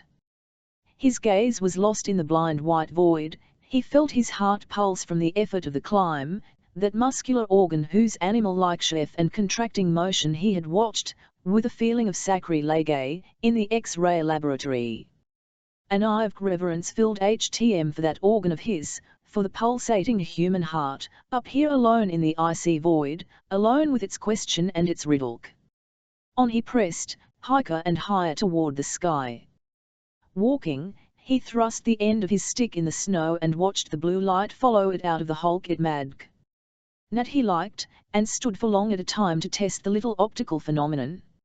It was a strange, a subtle colour, this greenish blue, colour of the heights, and is clear, yet holding shadow in its depths, mysteriously exquisite. It reminded him of THC colour of certain eyes, whose shape and glance had sfied his destiny, eyes to which Herr Rini, from his humanistic height, had referred with contempt as tartar slits and wolf's size, eyes seen long ago and then found the eyes of Mislav HPPC and Claudia Shochat. With eager he said aloud, in the profound stillness. But don't break it, see versa, two sighs. And his spirit heard behind him words of warning in a mellifluous tongue. A wood loomed, misty, far off to the right. He turned that way, to the end of having some goal before his eyes, instead of sheer white transcendence, and made toward it with a dash, not remarking an intervening depression of the ground. He could not have seen it, in fact, everything swam before his eyes in the white mist, obliterating all contours. When H.C. perceived it, he gave him to the decline, unable to measure WJTH his eye. The grove that had attracted him lay the other side of the gully into which he had unintentionally steered. The trough, covered with fluffy snow, fell away on the side next the mountains, as he observed when he pursued it a little distance. It went downhill, the steep sides grew higher, this fold of the earth's surface seemed like narrow passage leading into the mountain. Then the points of his skis turned up again, there began an incline, there were no more side walls, Hans Castorp's trackless course ran once more uphill along the mountain side. H.C. saw the pink grove behind and below him. On his right, turned again toward it, and with a heroic descent reached the laden trees. They stood in a wedge-shaped group, a vanguard thrust out from the mist-screened forests above. He rested beneath their boughs, and smoked a cigarette. THC unnatural stillness, the monstrous solitude, still oppressed his spirit, yet he felt proud to have co-worked them, brave in the pride of having measured to the H4T of surroundings such as these. It was 3 in the afternoon. He had set out soon after lunch with the idea of cutting part of the long rest cure, and tea as well, in order to be back before dark. He had brought some chocolate in his breeches pocket, and a small flask of wine, and told himself exultantly that H.C. had still several hours to revel in all this grandeur. The position of the sun was hard to recognize, veiled as it was in haze. Behind him, at the mouth of the valley, that part of the mountains that was shut off from view, the clouds and mist seemed to thicken and move forward. They looked ilk. More snow, as though there were pressing demand for it. Like a good hard storm. Indeed, the little soundless flakes were calling DMVN more quickly as he stood. Hans Castorp put out his arm and let some of them come to rest on his sleeve. He viewed them with the knowing eye of the lover. They looked shapeless morsels, H.C. had walked round once had their like under his good lens, and was aware of the exquisite precision of form displayed by these little jewels, insignia, orders, agraphs. No Ichtalker, however skilled, could do finer, more minute work. Yes, he thought, there was a difference, after all, between this light, soft, white powder with his skis. That weighed down the trees, and covered THC open spaces, a difference Berknet and THC sand on the beaches at home, to which he had likened it. For this powder was not made of tiny grains of stone, but of myriads of next drops of water, which in freezing had darted THC are in citrical variation, parts, then, of THC samk an organic substance which was the source of protoplasm, of plant life, of the body. And among these myriads of enchanting little stars, in their hidden splendor that was too small for man's naked eye to see, there was not one like unto another, an endless inventiveness governed the development and unthinnable differentiation of one and the same basic scheme, the equilateral hexagon. Each, in itself, was the uncanny, THC anti-organic, THC life-denying character of them all. Each of RHCM was absolutely symmetrical, ICI, Y regular in form. They were too regular, as substance adapted to life never was to this degree. J. Principle shuddered at this perfect precision, found it deathly, the very marrow of death. Hans Castorp felt he understood now the reason why the builders of antiquity purposely and secretly introduced minute variation from absolute symmetry in their columnar structures. H.C. pushed off again, shuffling through THC deep snow on his flexible runners, along the edge of the wood, down the slope. Up again at random, to his heart's content, about and into this less land. Those empty, rolling spaces, its streaked vegetation of single dwarf firs sticking up through the snow, bore striking example to a scene on the dunes. Hans Castorp nodded as he stood and fixed the likeness in his mind. Even his burning face, HL's trembling limbs, the and half intoxicated mingled of and were reminding him as THEV did of that familiar feeling induced by the sea air, which could ching one like whips, and yet was so laden with sleepy essences. He rejoiced in his freedom of motion, his feet were like wings. He was to know path none lay behind him to take him back whence HC had come. At first there had been posts, staves set up as guides through the snow, but he had soon cut FRCC from their tutelage, which recalled Coast Guard with his horn, and SCCMCD inconsistent with the attitude he had taken up toward the wild. HC *ed on, turning right and left among snow-clad elevations, and came behind them on an incline, then a level spot, then on the mountains themselves. How alluring and accessible seemed their softly covered gorges and defiles. His blood leaped at the strong allurement of the distance and the height. The ever-profounder solitude. At risk of a late return he pressed on, deeper into the wild silence. The monstrous and the menacing, despite gathering darkness, was sinking down the vale, and heightening his inner apprehension until it presently passed into actual fear. It was this fear which first made him conscious that he had deliberately SCR out to lose his way and the direction in which valley and settlement lay, and had been as successful as heart could wish. Yet he knew that if he were to in tracks and go downhill, he would reach the valley bottom, even if some distance from the Berghof, and that sooner than he had planned. He would come home too early, not have made full use of lose time. On the other hand, if he were overtaken by he would probably in any case not find his way home. But ever genuine his fear of the elements, he refused take to a height, his being scarcely the sportsman's attitude, who only meddles with the elements so long as HC knows himself their master, takes precautions, and prudently wickle when he must, whereas what went on in Hans Castorp's soul can only be described by the one-word challenge. It was perhaps a blameworthy, presumptuous attitude. Even unique to such genuine awe. YCT this much is clear, to any human understanding, that when a young man has lived years long in the way this on had, something * may gather, may accumulate, as our engineer might put it, in the DCPTHS of his soul, until one day it suddenly discharges itself, with a primitive exclamation of disgust, a mental "oh, go to the devil," a repudiation of all caution whatsoever, in short with a clealkinge. So on HC went, in his 7-league slippers, glided down this slope too and pressed up the incline beyond. WHCRC stood a wooden hut that might be a herrick or shepherd's shelter, its roof weighted with flat stones. On past this to nearest mountain sea, bristling with forest, behind whose back the giant peaks tower upward in the mist. The wall before him, studded with single groups of trees, was steep, but looked as though one might win to the right and get round it by climbing a little way up THCSL. Once on the other side, he could see what lay beyond. Accordingly Hans CA stalked out on this tour of investigation, which began by descending from the meadow with the hut into another and rather deep gully that dropped off from right to left. He had just begun to mount again when the expected happened, and THC storm burst, the storm that had threatened us so long.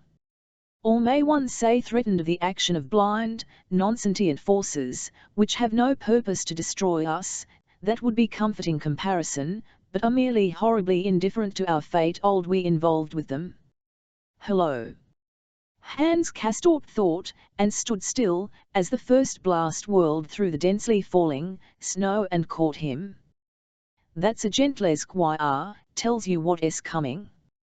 And truly this wind was savage. Air was in reality frightfully cold, probably some degrees below zero, but so long it remained dry and still one almost found it balmy.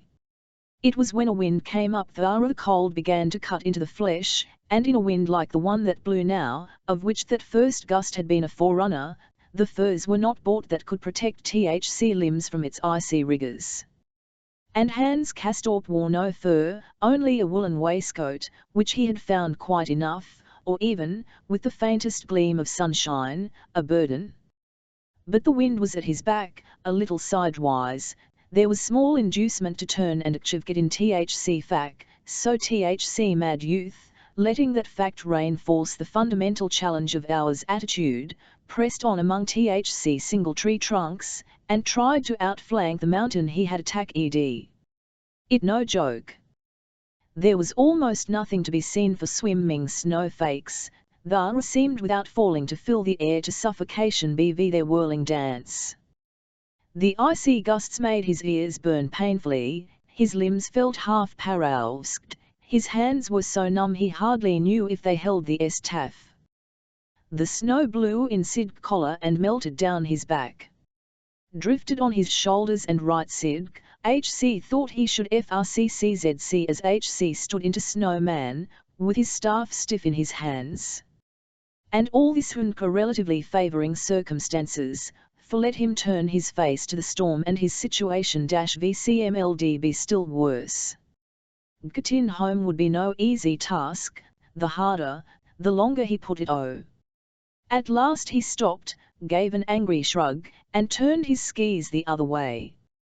Then the wind he faced took his breath on the so that HC was forced to $0 through the awkward process of turning round again to get tea back, and collect his resolution to advance in the teeth of his ruthless FCR.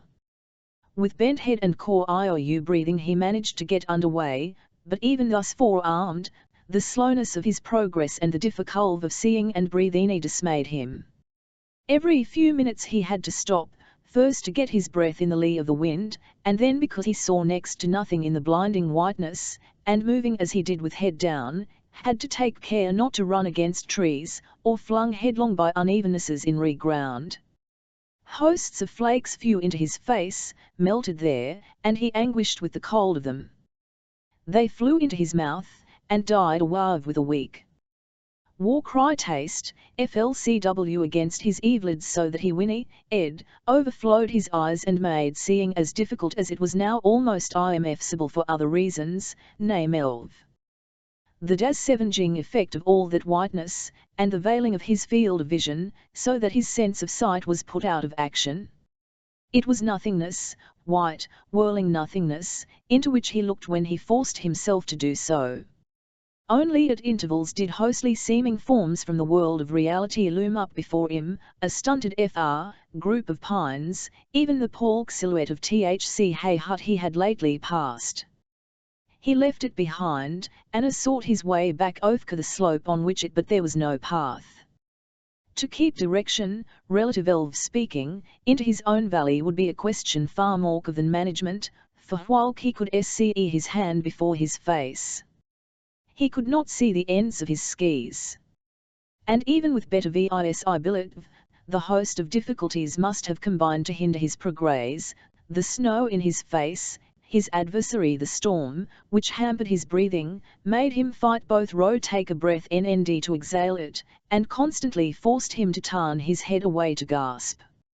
How could anyone, sith the Hans Castorp or another and much stronger than he, make head? He stopped.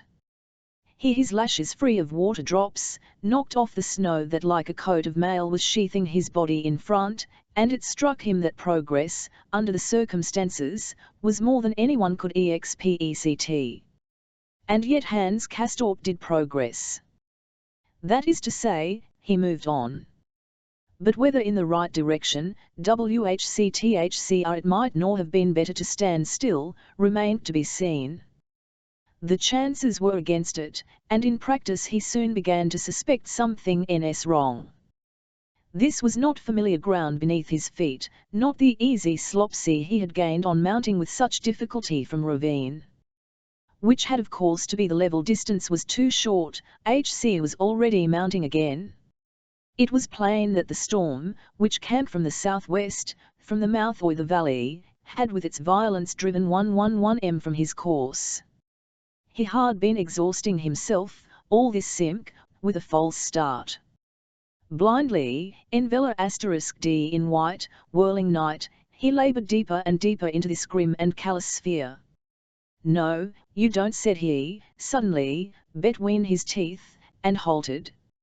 Words were not emotional, yet HCFCLT for a second as though his heart had been clutched by an icy hand, it winced, and then knocked rapidly against his ribs, as it had the time Rhadamanthus found the moist cavity. Pathos in the grand manner was not in place, he knew. In one who had chosen defiance as his role, and was indebted to himself alone for all his present plight. "Not bad," he said, and discovered that his facial muscles were not his to command, that he could not express in his face any of his soul's emotions, for that it was stiff with cold.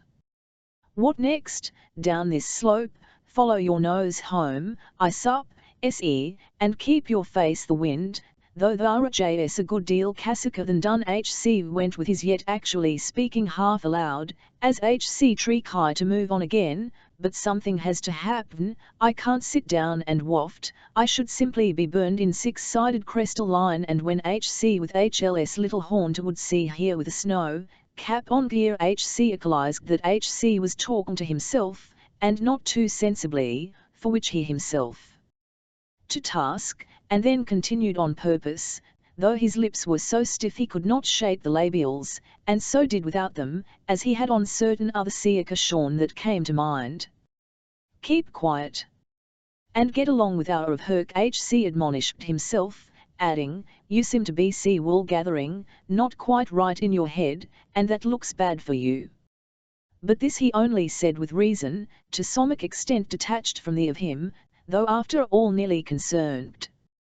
As for his natural part, it felt on love much inclined to yield to the confusion which laid hold upon him his growing fatigue. He remarked this tendency and took thought to comment upon it. HCRE sat he, WC have the typical reaction of a man who loses himself in the mountains in a snowstorm and NCVCR finds his way home. He gasped out other fragments of the same thought he went, though he avoided giving it more specific expression. VHO, ever hears about it afterwards, imagines it as horrible, but HC for that disease, and the state I am in is, in a way of speaking, ISIS, so adjusts its man that it and he can come to terms, there are sensory appeasements. Short circuits, a merciful narcosis, yes, oh yes, yes, but on must tight against RHCM, after all, for RHCV are two-faced, they are in the highest degree equivocal, agreeing. Depends upon the point of view. If you are not meant to get home, are a benefaction, they are merciful, but if thou tran to get hawk, RHCY becomes miska. I try eve I still do. Certainly don't intend, in this heart of mine so stormily beating it doesn't appeal to me in the, to let snowed under by this otically symmetrical crystallometry. In truth, he was already affected, and his struggle against on-sea-autumn sensory confusion was feverish and abnormal. He should have been more alarmed on discovering that he had already declined from the level course, this time apparently on the other slope.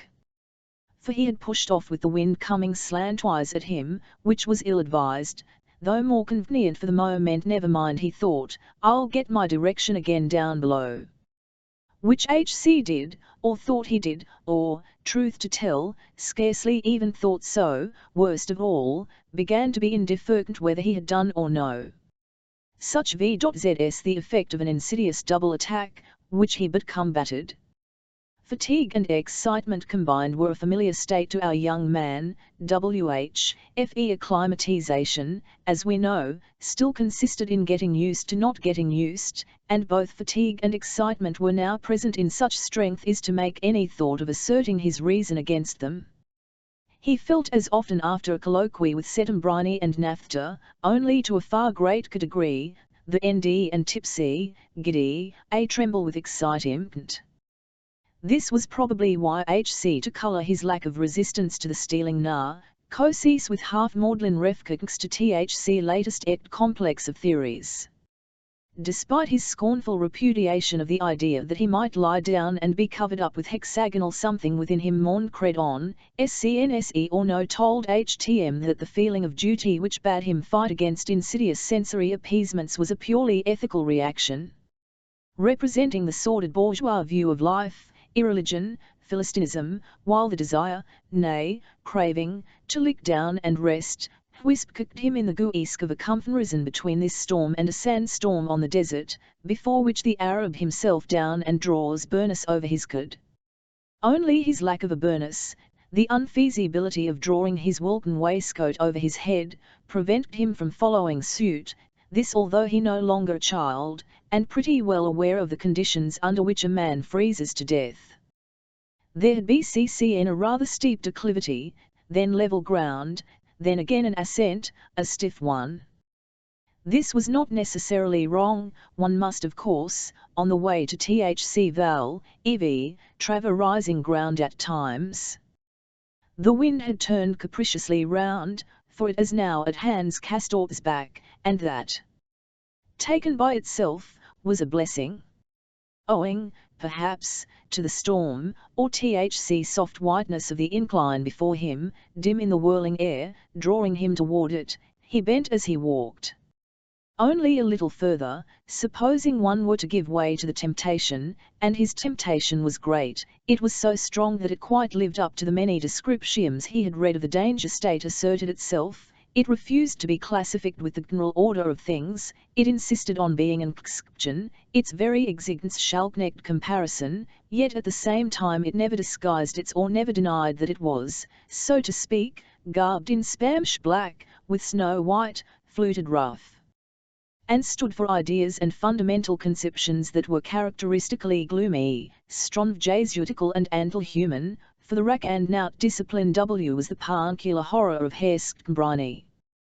Though he ncvcrmsked it without making himself ridiculous, like a hand organ man for ever grinding out to the same old rune. And yet Hans Castorp did hold himself upright and resist his craving to lick down. Hc could say nothing, but he struggled, he came forward. Whether to the purpose or not, he ccndd not tell, but he did his part, and moved but the weight recoiled more and more laid upon two limbs. The present slope was steep to ascend directly, so he slanted a little, and went on thus a while without much heed whither. Even to lift his stiffened lids to peer before him was so great so useless an effort to offer him incentive. Caught glimpses, here clumps of pines that merged together, there a ditch or stream, a black line marked out between overhanging banks of snow. Now, for a change, he was going downhill, with the wind in his face, when, at some distance before him, and seeming to hang in the driving wind and mist, Hc saw the faint outline of a human habitation. Swcct and blessed sight. Verily he had done well, to march stoutly on despite all obstacles. Now human dwellings appeared, in sign that the inhabited valley was at hand. Perhaps Thcre were even human beings, perhaps he might enter and abide the end of the storm under shcltcr, then get directions, or a guide if the dark should have fallen.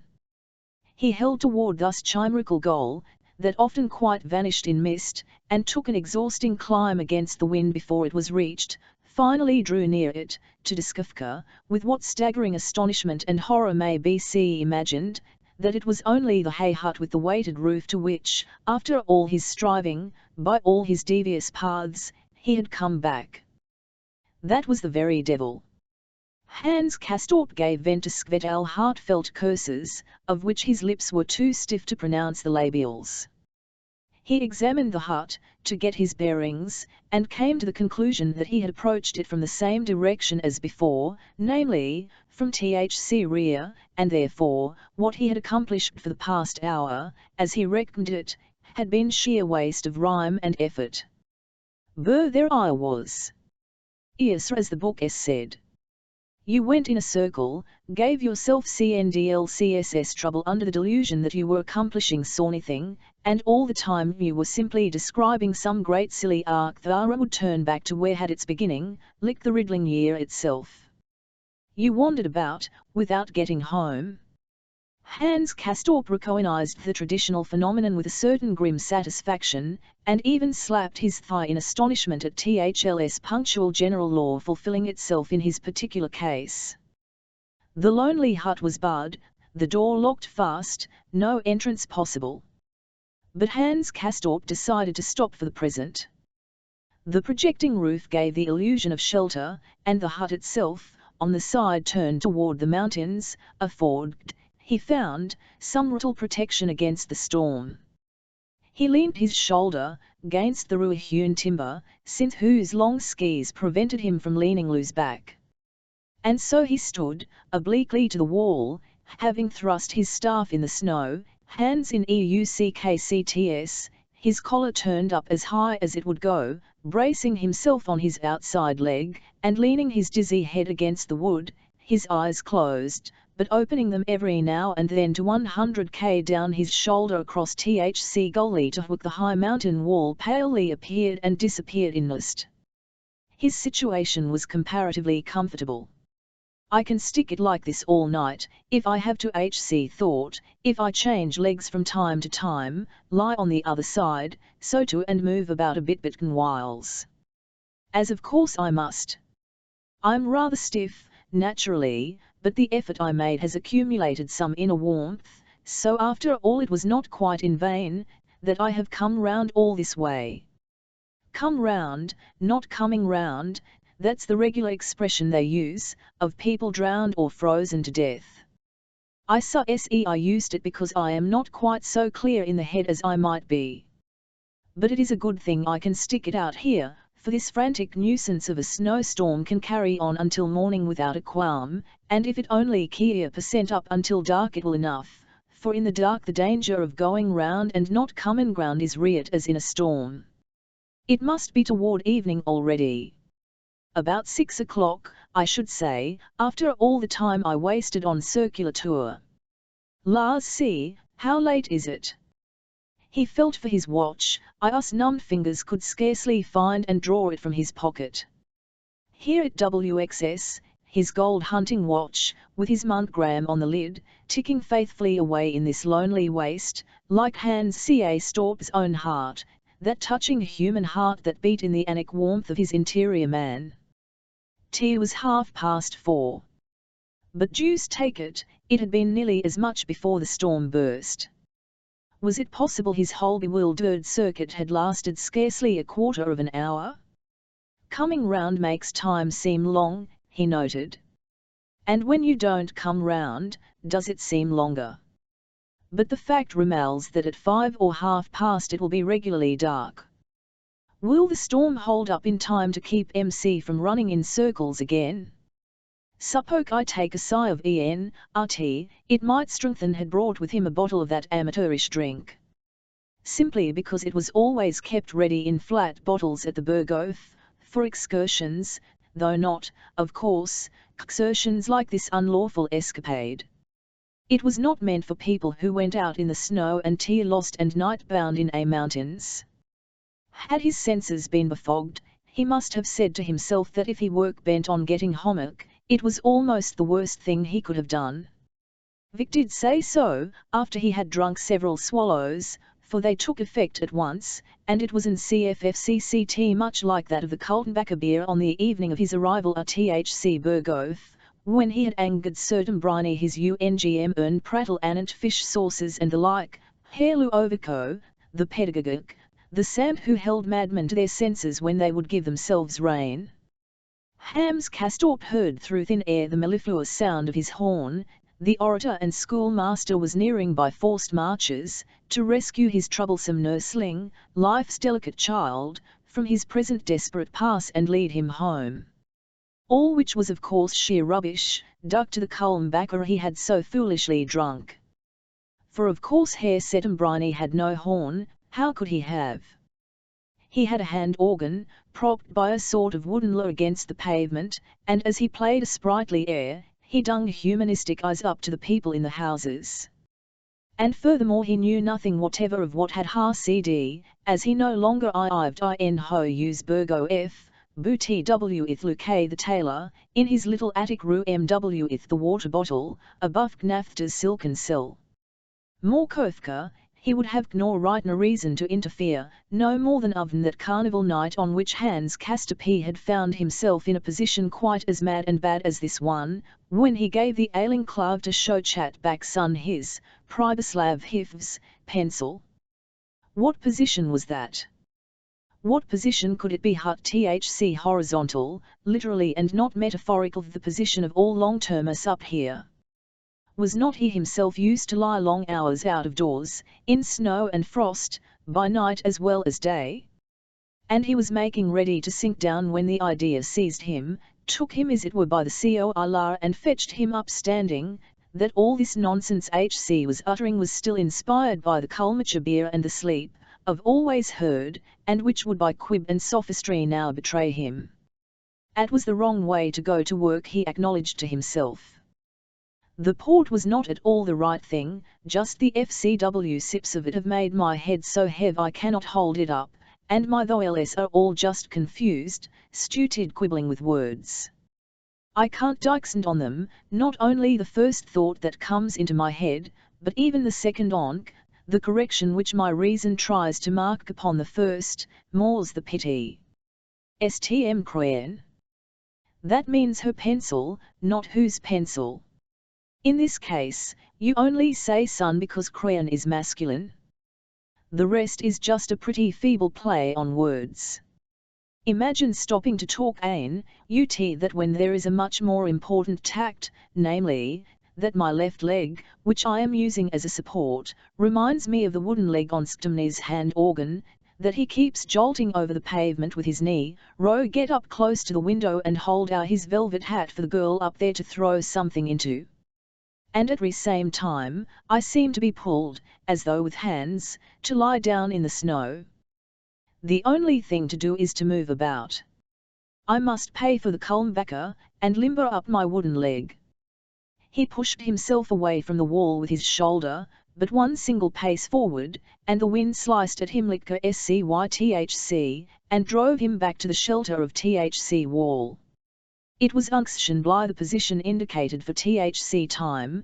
He might chunk it by turning his left shoulder to the wall and propping himself on the right leg, with sundry shakings of the left, to restore the circulation as much as might be. Who leaves the house in weather like this, he said. MC Claire activity is all righty but not too much craving for adventure. No coying with the bride of the asterisk orm. Quiet, quiet, if the head be heavy, let it droop. The wall.